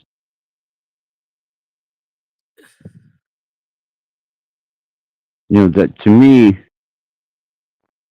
working with frequency technology and what I've been able to do with it, and even I can't admit to that over. I can't admit to that over the no. But anyhow, the frequency work that I've done, I had to find some of those frequencies to get the desired effect, and for me, that states that there are so many variables of frequencies that are capable of being tapped into that go far beyond the scope of what we're capable of comprehending.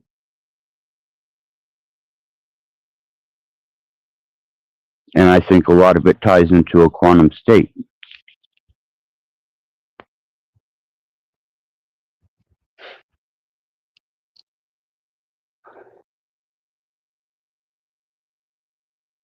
But then, if I start playing with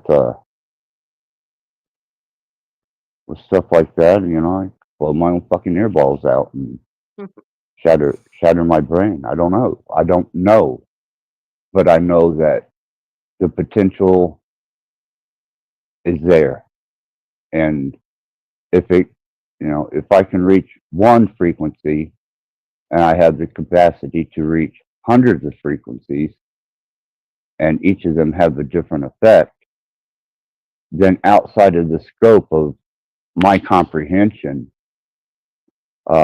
it was theorized that there was even more frequencies. And one day I would like to have the machinery to tap into that.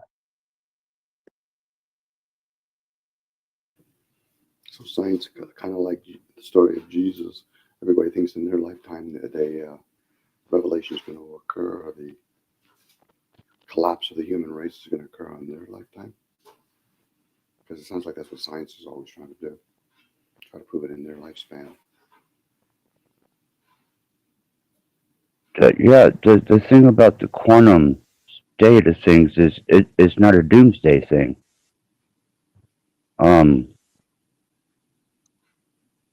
There are those quantum physicists that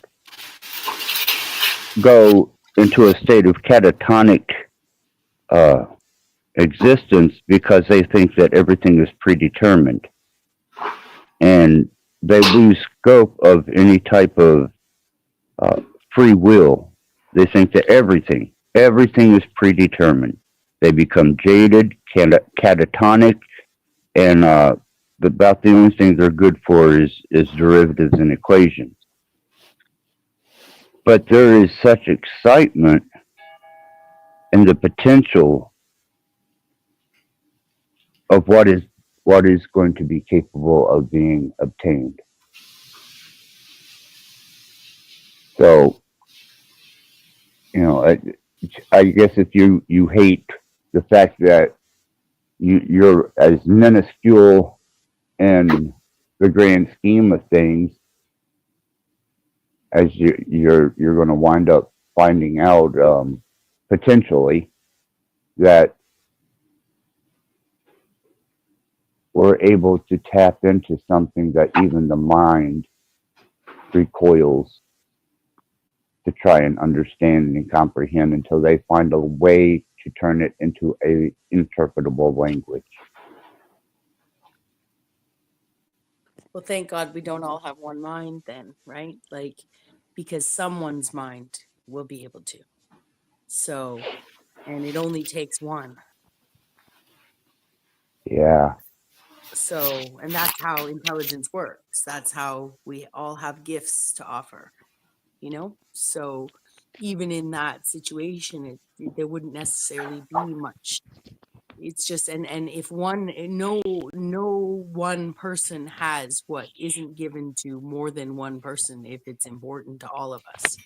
So that's why we find out that on the same day, a airplane took off on one continent and an airplane took off on another continent, or in and around the same time. So you can say, oh, so and so were the first ones to invent flight, but then you're like, oh, but wait, there's more, so I just think that it comes down more to when did we become like these kinds of things should be exciting and titillating, and I just think of the human race as people who want, and a lot of people want to prove how smart they are, like we're a group of individuals that tackle problems and solve them, and in this space on YouTube, it seems to be that it's a problem reaction, no solution. It's a problem reaction, freak the fuck out. It's a problem reaction, It's a feedback loop. Feedback loop. There'd be tens of thousands of people immediately, and many of and lots and more than one that would be able to solve the equation put in front of them. There's 8 billion fucking people on this planet, if the number they're presenting us is correct. And even if there were 4 billion or 4 million or 400,000 or 4,000, we'd have somebody in the group that could do it. Not just because God made sure someone was there, but because desperate people are inventive. Desperate fucking people, desperate, hungry, backed against the wall fucking people are productive. They solve problems. Determined people. Mm-hmm. A heightened state of determination. Mm-hmm. That's what drove me. I I've seen people on panels making threats, squabbling, creating mayhem, and I had to become innovative. And that innovation led to the development of, liquid, shielded speakers, subsonic filters in my headphones, and being able to get a program and a flat tone to work with and understand the different variables of frequencies and what they do to people. Only because people piss me off.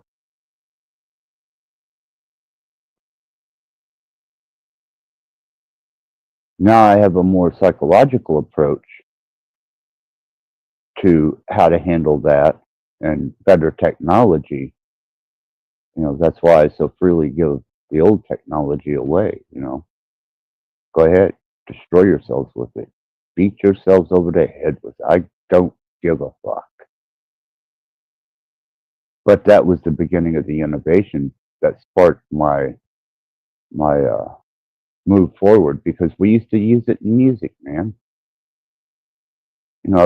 When you listen to a song, there are things hidden within that song and that master recording that will catch you in a place where you're not registering it, cognitively registering it, but it's there.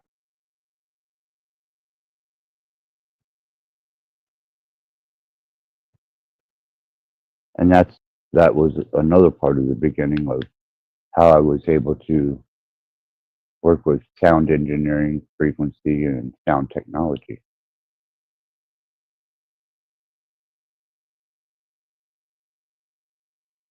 I just see so much more potential. When I said to 5-speed, I want you to mark this,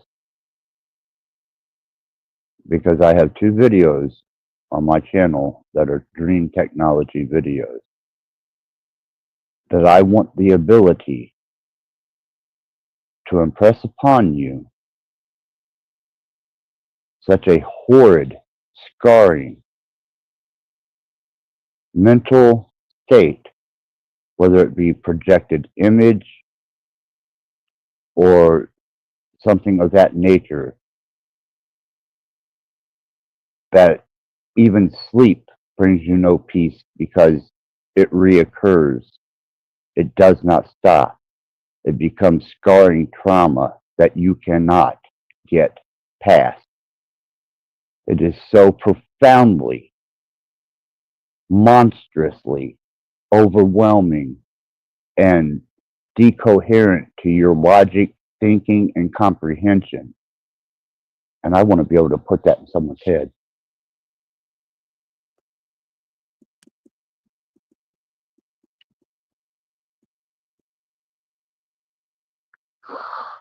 Why? Because I'm a power mad motherfucker.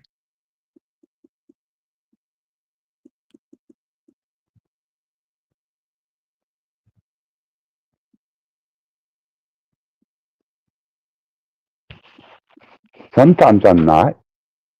Sometimes I'm actually passive, compassionate, understanding, try and show temperament, patience. But on the other side of me, I see that as an amazingly effective weapon. And you don't even have to break the skin.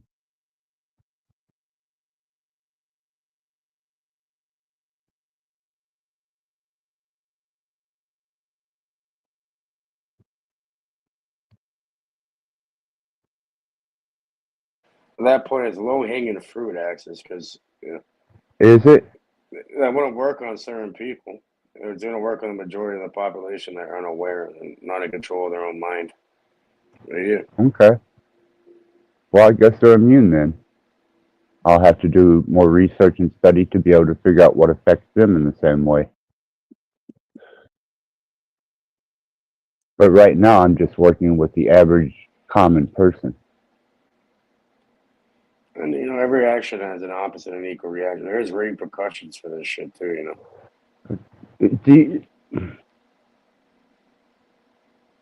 Yes, Dad, I know that. I would like to thank you and Mom for raising me with such a high education, but yet to warn me that my education could be detrimental to my karmatic health.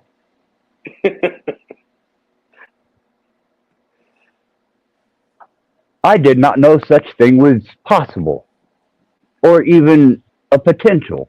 But now that you've reminded me, I'm going to detour all my work, and I'm going to be a good little boy. Is that okay, Dad? Come on, Axis.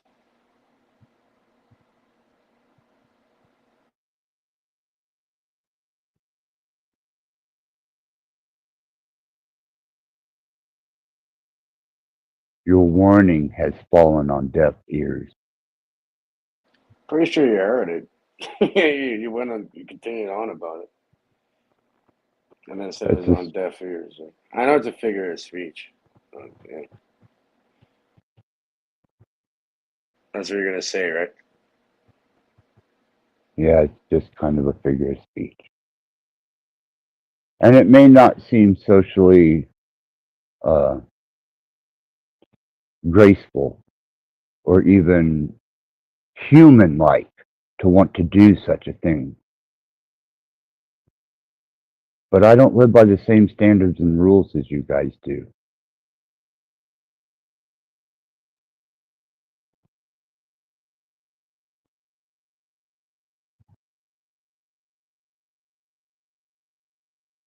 So don't try and hold me to them. I'm not trying to hold you anywhere, man. That's up to you.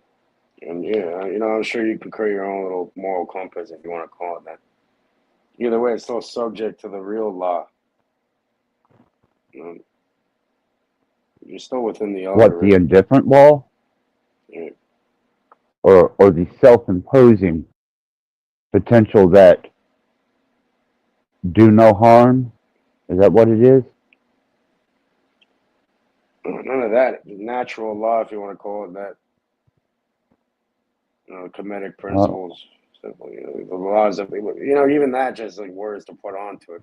It's like an algorithm behind everything. There's no within that.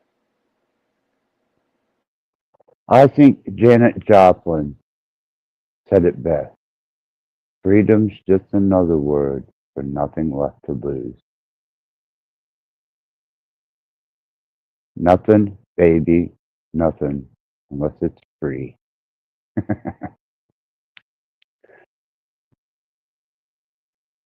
Somebody has to be the monster cage.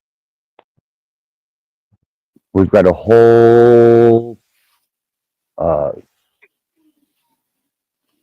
whatever you want to call the entirety of YouTube, crusading around with their do-gooder attitudes and their high vibes and their do no harm, natural law, and peace be with you, much love.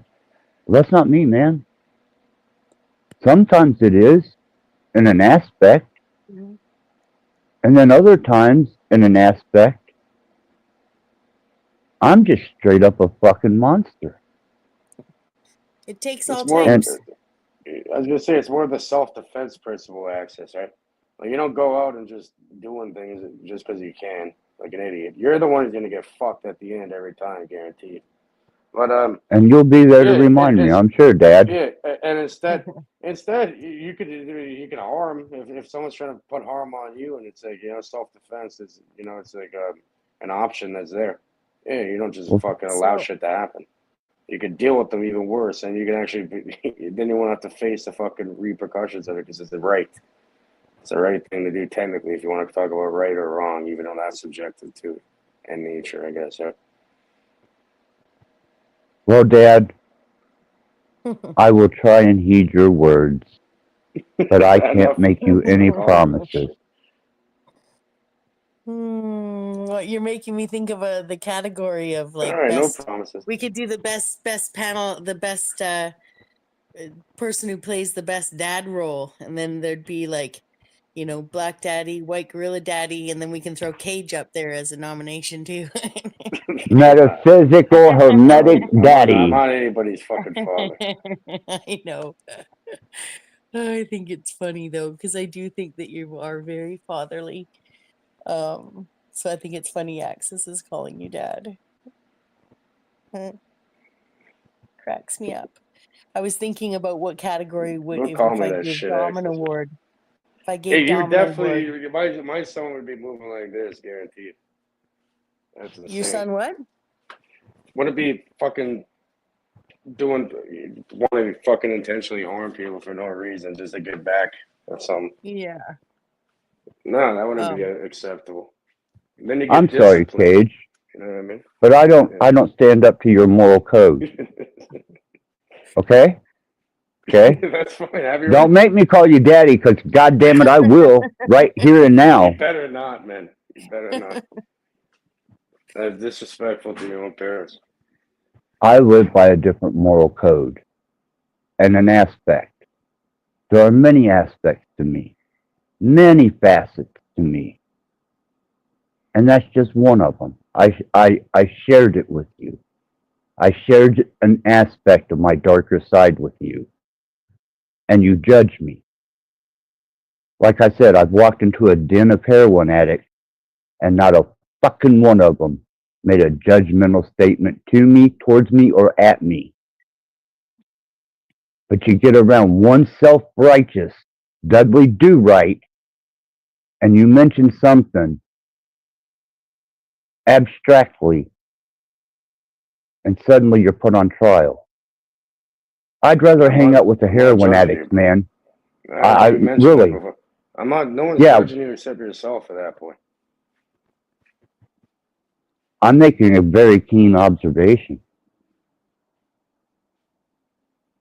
Well, you're also placating narrative in your own mind, right? If I was going to tell you I'm judging you, I'd tell you that. I'm saying there's no judgment. That's your decision as a man. You can do whatever the fuck you want.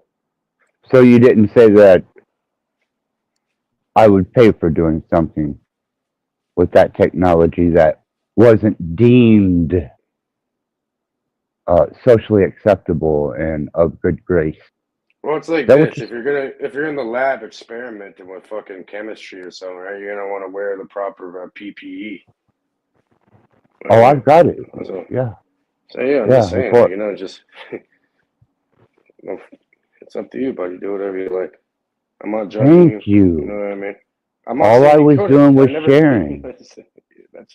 Thank you for sharing, man. Now, would you like to know how this technology works? Can I interject for just a minute? And I will. I would like to know how this technology works. And okay. But I have to go to bed. So, but I have to get ready for bed, and I'm gonna have a bath and stuff. So, I'm gonna be listening. And yes, I would like to hear how this technology works. But I will say good night to you, Cage. Good night to you, Dom, who I've decided is I have to figure out how to say it succinctly. But Dom's award in my if I were to do an award channel would be for says things that give me pause for most reflection, most necessary repetition. I'm trying to figure out how to say it concisely, but I really appreciate you, Dom. I appreciate you, Cage. I really appreciate you, Axis, and always. Yeah, it's a pleasure to spend time with you guys, for real. Appreciate the lighting in the backstage too. Appreciate the lighting. Pardon me, Dominique? Appreciate the lighting set that I did in the backstage and yes. The lighting. We've torn out all urinals. Only toilets and bidets for everyone. Wide open spaces too. But the lighting is divine, and the snacks were wonderful, and I really the more time I've spent pondering, considering I said riddle talker back in the day, that showed my own confusion. I really appreciate what you shared, Dom. You understand And the in-depth quicksand of my riddles. pardon? You didn't understand my in-depth and my I quicksand of my riddles. I didn't. And I still sometimes it's funny when I try and paraphrase some of the simplest things you've said, like shows that I'm still not listening actually, because I'll be like, Dom says that thing about being the observer, like, I saw you quoted the other and day. I saw you quote that the other day. Make sure you wear arm floaters when you're doing those quotes. You don't want to get too deep into that. yes, it's true. It's true. Have a But beautiful I day. look forward to switching roles next time Dom and I are on panel. And I'm going to be the quiet one, and he's going to riddle talk my ear off. Oh no, I'm gonna have a quiet girlfriend. Oh, you're dying. But Beautiful, yes, Jack. thank you so much, you guys, and thanks for your support. And shout out to everyone in the chat, including Russell. I hope you're well. Take care, you Always, guys. Jack. Thank Talk you. to you soon. Bye for now. Well, explain how this works, Axis. I'll gladly hear it.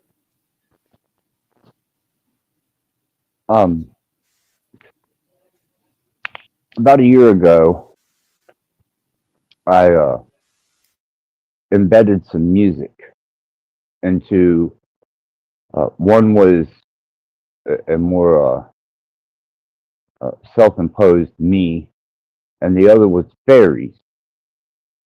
And I wanted to see if I could achieve a state of repetitive dreams by frequency and imagery, right? So I worked with it, and I finally was able to find uh, harmonized frequencies and imagery. And upon concentrating on this before you went to sleep, you could repeat the same imagery type dream. And I thought, wow, that's really cool. And I actually put them on my channel, and I figured people would utilize them or something, at least fucking listen to the music. And then when I thought about the scary movies and the way that humans are kind of prone and nullified with the horrific violence that they become accustomed to seeing. So I knew that for me to embed those images without the person knowing, using the dual frequencies, I would have to put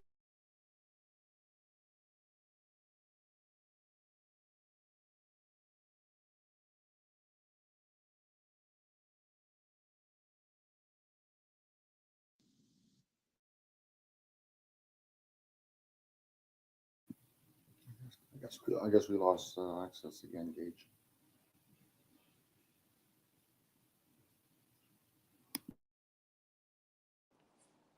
Yeah, I still see him in there.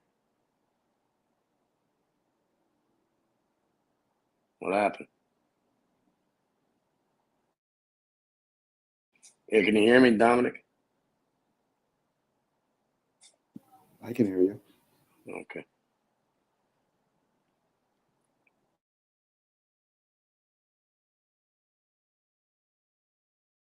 Ah, yeah, there it goes. This thing crashed again.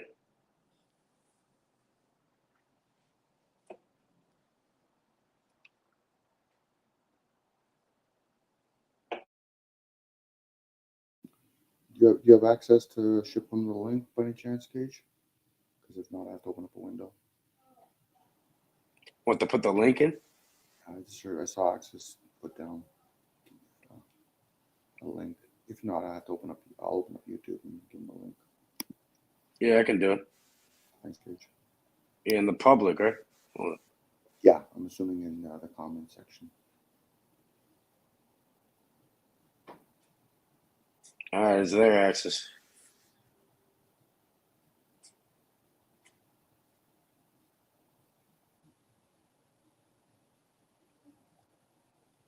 That's what happens when you start talking about music, country music.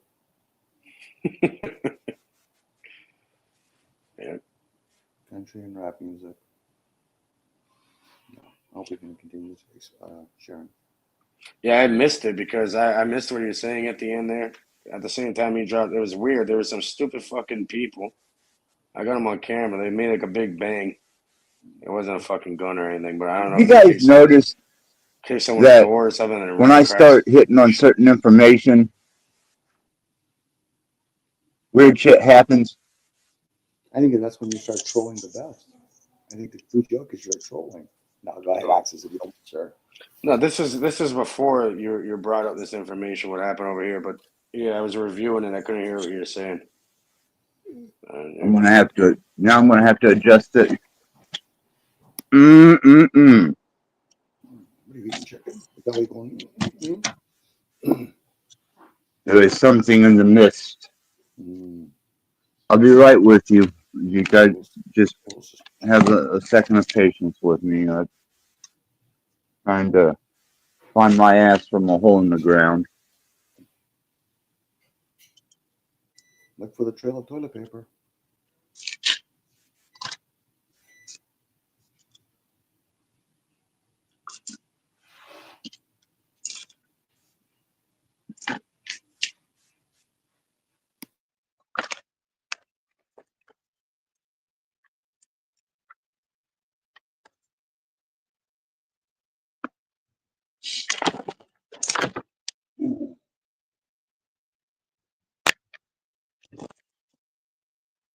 Can you hear me? Yep, I can hear you. Well, son of a bitch.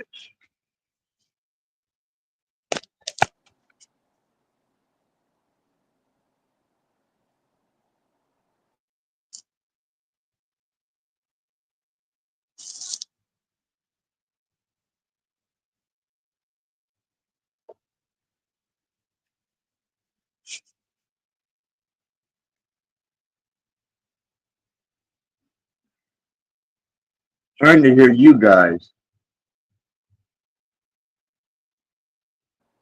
Can you hear me? Mic check. Access.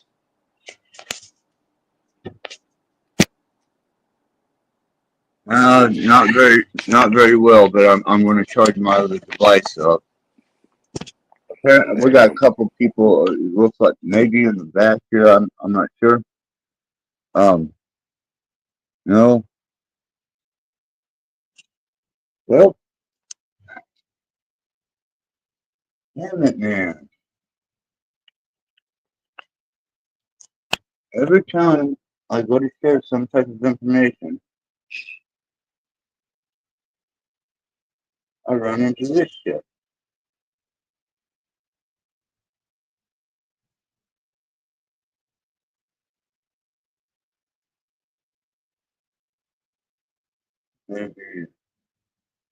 Maybe. There we go.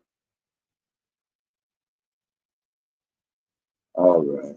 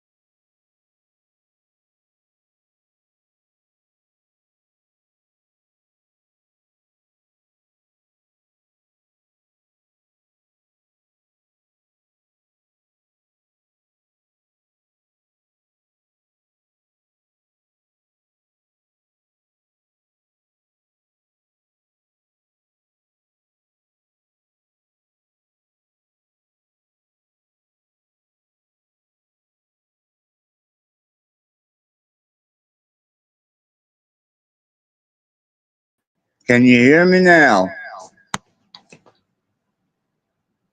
Yes, sir. Okay.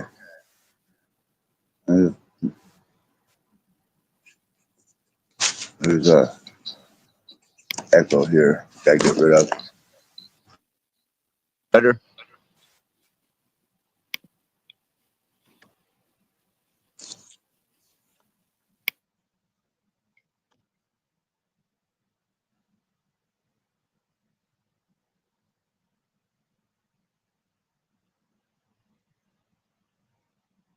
Yeah, no?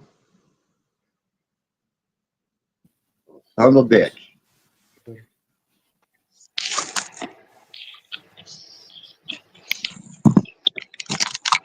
You got two of you now, Access.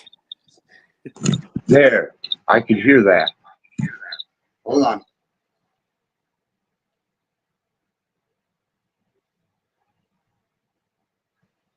Okay.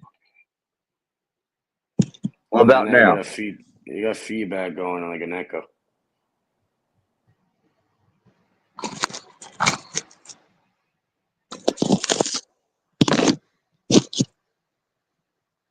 What about now? Yeah, we can hear you.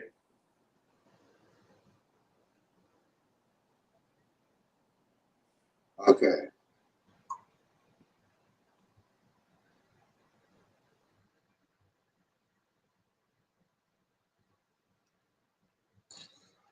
All right. So anyhow, I was able to use the frequencies, the dual frequencies, and the images to repeat dream sequences of the same nature. Now, as I advanced in this, if I took and edited frame by frame and introduced images into it and let people watch what I was presenting in video, I started watching them respond to it, just like in the 50s, whenever they would advertise Coke in between the frames. And eventually they outlawed it. There are traumatically impactful images that can be picked up in between the frames that are so traumatic just by visual sight of subliminalism that it starts to work on the mind. And if I was to do a small movie, say some type of little funky ass movie, put some neat soundtrack to it of my own, and induce the frequencies, and in between the frames, put absolutely traumatically scarring images subliminally into them and release it with the proper type of storyline that seems to be common amongst people, that they go, wow, you know, like iPad Goat type stuff. I could inscribe those images directly into their fucking heads.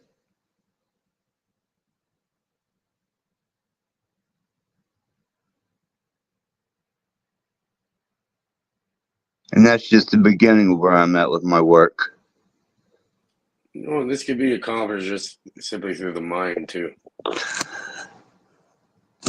You know, Cage, I know you're a step ahead of me, and I know that you've already done this, and I've never said that. I never said that I'm a your step research out. above beyond or ahead anyway. Now, and I know that you know better ways of doing everything that I'm going to do. And why are you saying that, man? You sound like a whole different access now through this new mic too. We got the other one going. You're assuming you're assuming these things, but bro, like I said, if I believe these things, I tell you that That's not what's going Well, through my what the mind. fuck did you just say? Well, you can do that with the mind. Yeah. I'm just saying. So how does that? It's not discrediting it. I'm sure this could make it easier, enhance it even, or you know, you can enhance some. Are you sure that you want those types of images floating in your mind for you to transfer them to someone else's mind with the hope and the possibility that they might receive them?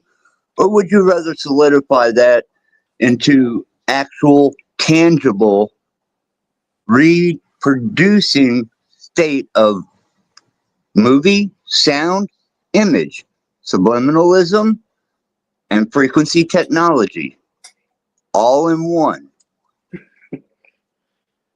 Yeah. Go watch any movie. Go look at anything in the media. Like, go listen to music. It's all in there.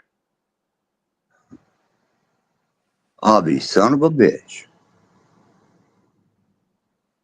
Well then, all right, Cage. Name these traumatic movies that are going to scar my fucking mind and send me into a I'm state of. not talking. I'm not talking about that. Right? I'm saying in general. Yeah, people have been using frequencies and different subliminal messaging and all that shit for decades. Long time, more than a decade.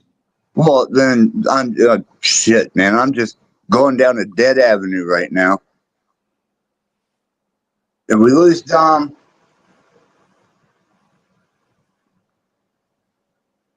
or do you just Yeah, get tired of it?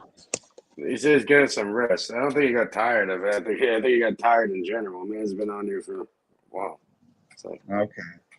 I woke up early, so I'm up for the day. But yeah, I don't think Dom's been up, bro. It's like Okay. fucking almost 10. Well, I don't have no way to chat or any way to get a message to him. So, Dom, thank you for showing up. Um, my best hopes and wishes for you and your family. And if you need anything, you know my number, and you're always a welcome guest here.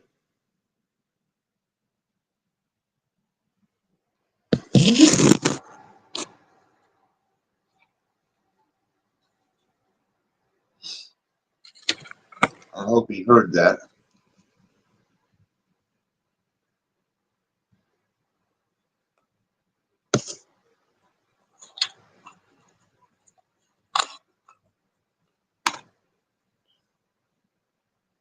Still there, Cage?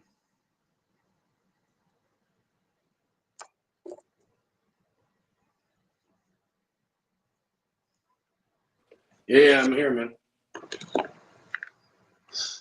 No. Just muted for a second. I just make a noise, so I muted up for a second. Gotcha. You know what I mean? Gotcha.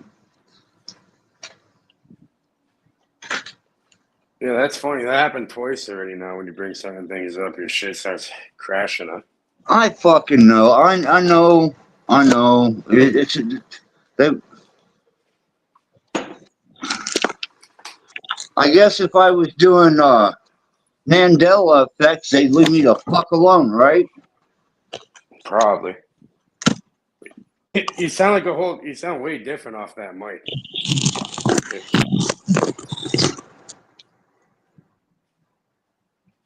Fuck's sakes, man. I guess I'm gonna have to start sharing things in a secret code.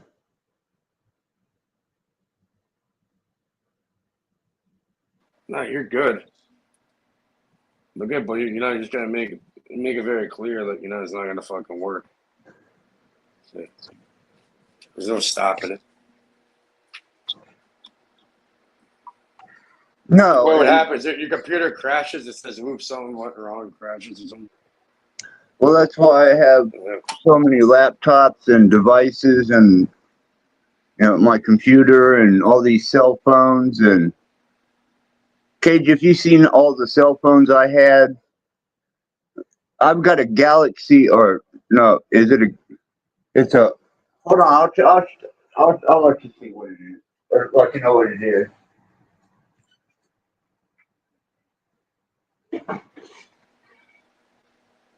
You're good, bud.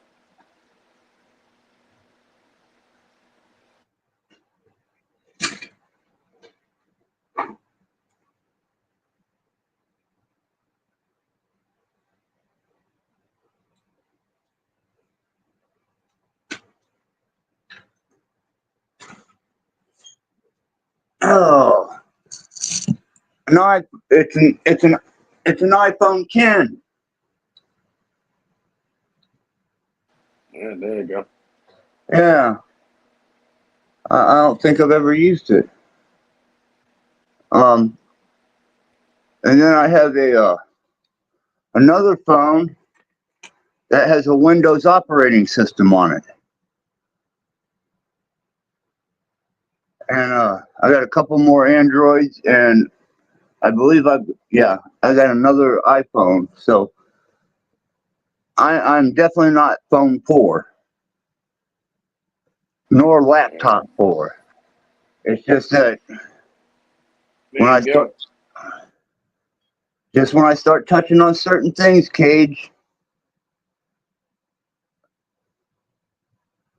the motherfuckers just they shut me down. They hate me.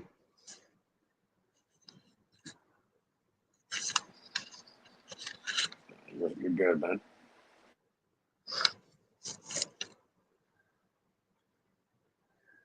They don't want me to share my technology,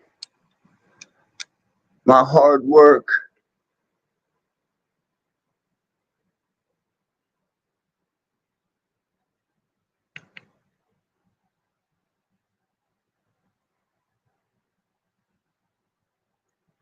Okay. I just fired up another laptop so I can see what's going on here.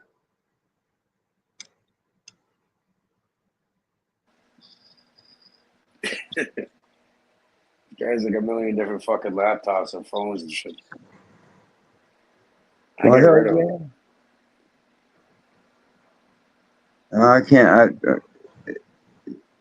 They all serve a use and a purpose. Yeah, I hear you. There we go.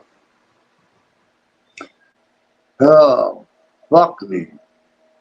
I got to deal with doctors after I get off of here. Yeah. Yeah, my nurse called in sick today. Or not sick, the roads were bad. The roads were bad. That's why she called in. I guess it snowed or something outside. I don't know. There's a So bit of snow on the ground over here too. I guess I'll have to endeavor in today's events um, as a solo adventure. I'll see how that turns out for me. I'll probably lose all my fucking health care. The police will show up here. Fucking FBI will be flying helicopters over my house, coming down fucking my roof. And amongst all this, some female in an abortion clinic halfway across the world is going to be pissed off at me for some reason that I'm not even connected to. That's just my goddamn luck.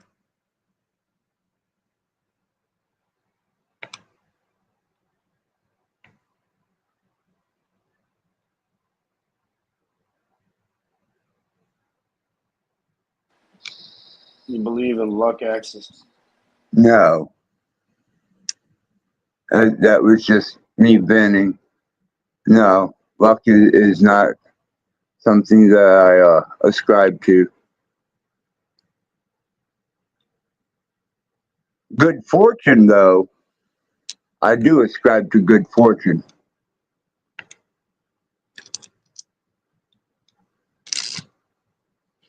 but not luck.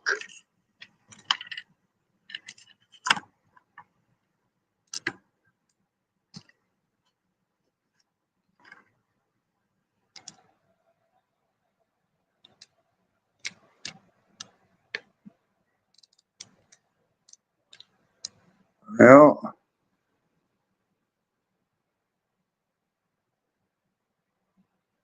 okay.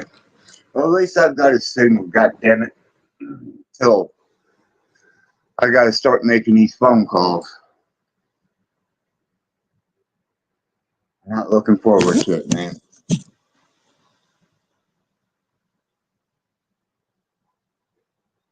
So did everybody have a pretty good time tonight, Cage? I know I was absent for some of it.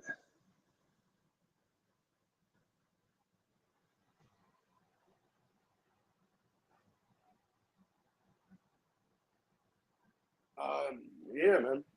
I suppose so. I wasn't here for that much of it.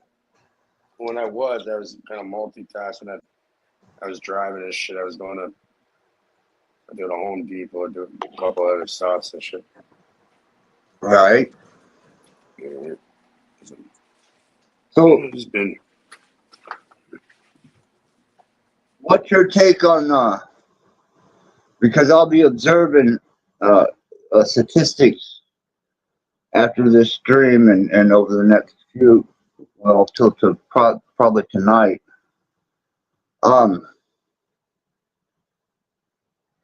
What's your take on the consistency of the live streams? Yeah, you've been. Yeah. I've noticed you've been on a lot lately. Yeah. Overkill or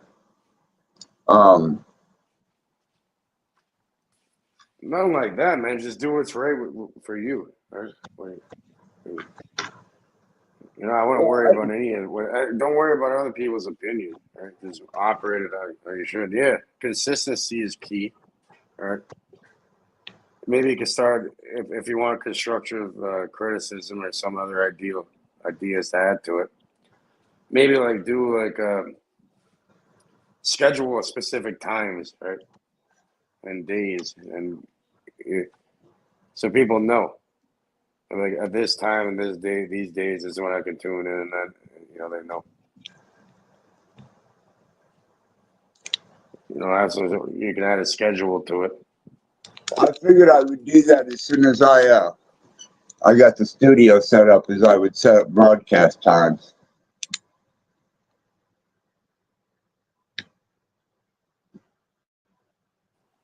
Yeah, then people will know, right? They'll get used to knowing at this certain time, depending. And you can switch it up because some people are Eastern, some people are Pacific, some people are fucking Mountain, some people are in a whole different, in the UK and shit, Australia, whatever. You can switch it up. Certain days for certain times, and you can strategically fucking ask the AI. Well, think about what times are best, right? So you'd want to do it like after dinner. When it's a weekday, after people have dinner, after they work, whatever they do. I don't know a lot of, you know what I mean. So it'd probably be like best to start doing it around like 7 or 8 your time. But that's just your time, right? So now you gotta fucking go and do the math on certain days. Like I'm sure there's statistics for all this shit, bro. I can ask the AI to generate the fucking shit. It'll tell you exactly what times if you want to incorporate it all. The best time slots. It depends on your schedule too, though. My schedule. All I want to do is just get my studio back together. Get a dependable sleeper that I can take out across the road and travel when I want to, and just kind of keep this place as a base of operations.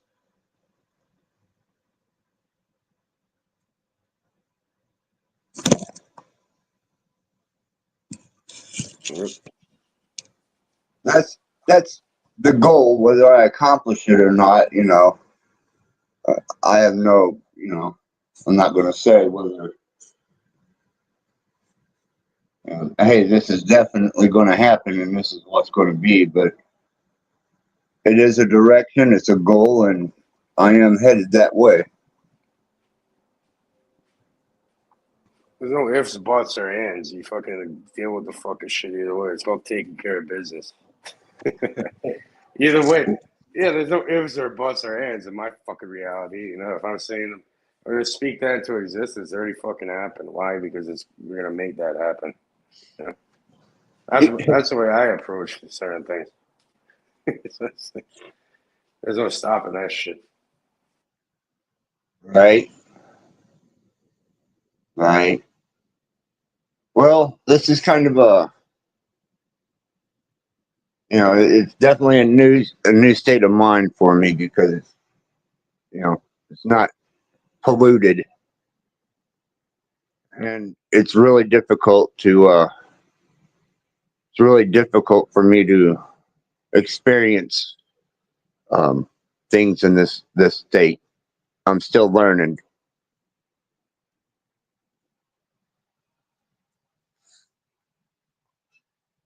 Still learning to deal with out the pollutants.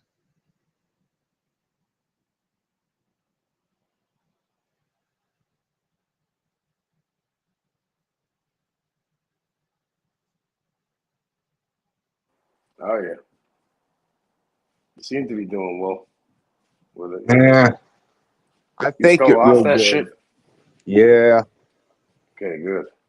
Well done. yeah, I'm off of it. You seem more fucking coherent now. Yeah. You see, I don't know if that's a good or a bad thing. Like maybe maybe we need you doped up to be more docile or something before you fucking have an explosion in your chemistry lab. You know? Right. Yeah, Cage, I haven't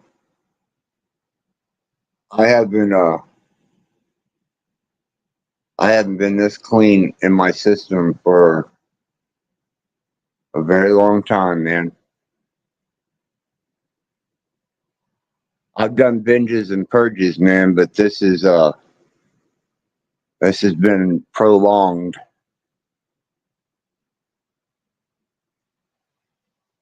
I figure after 30 days, maybe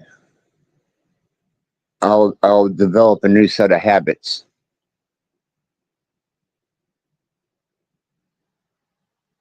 Yep. I think that's generally, well, one moon cycle would be from a new moon to a new moon. And if I can make it from one new moon to the next new moon, then I can break whatever cycle I've been under.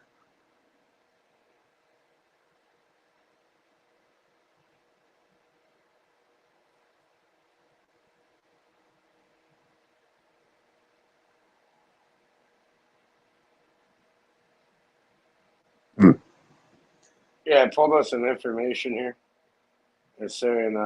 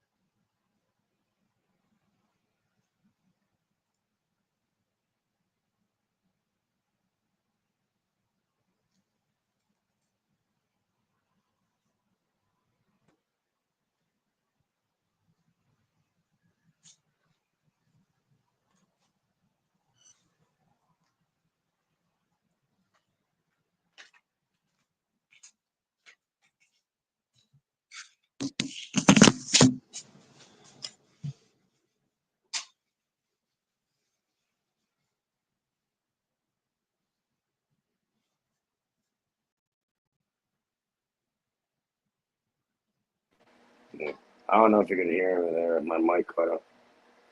No, I couldn't hear anything. I was reading about the goddamn. You kidding me? Fuck. About the what? About habit forming. Oh, yeah. Yeah, over here. Let me know if you can hear me now. Can you hear me now? Still or Yeah. no? Yeah, I can All hear right. you. All right. So we're saying there's something called the 21 days myth. It was popularized by Dr. Maxwell Maltz in the 1960s. And this idea suggests that there's 21 days to form a habit. But that's an overly simplistic thing. And then there's a 2009 study from the University College of London. It's the 66-day average, apparently, for a baby to become automatic. But they're saying that could range from 18 to 254 days. And after that, Right. it's more about consistency, the complexity of what habit you're trying to form. It's like the reprogramming of the subconscious mind, right? Well, that's what. Observing it does. Yeah, that's what I'm trying to do is reprogram my learned behavior. Yeah. So Yeah.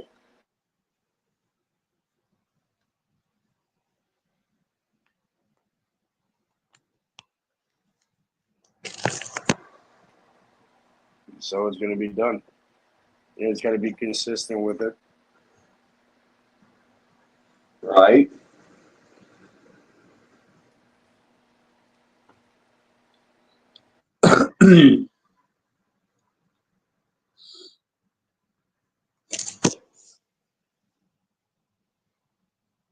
Okay.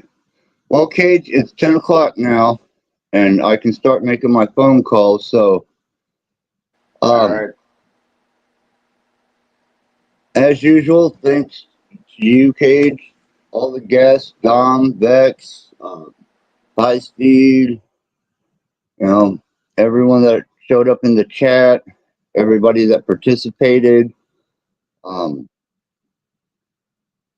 I know the last few streams have been kind of free flowing, which is okay, but we're going to start hitting on some narratives and hopefully something in this particular broadcast assists you or gives you some type of information that is useful to your progression through this reality. And upon that, Axis is out.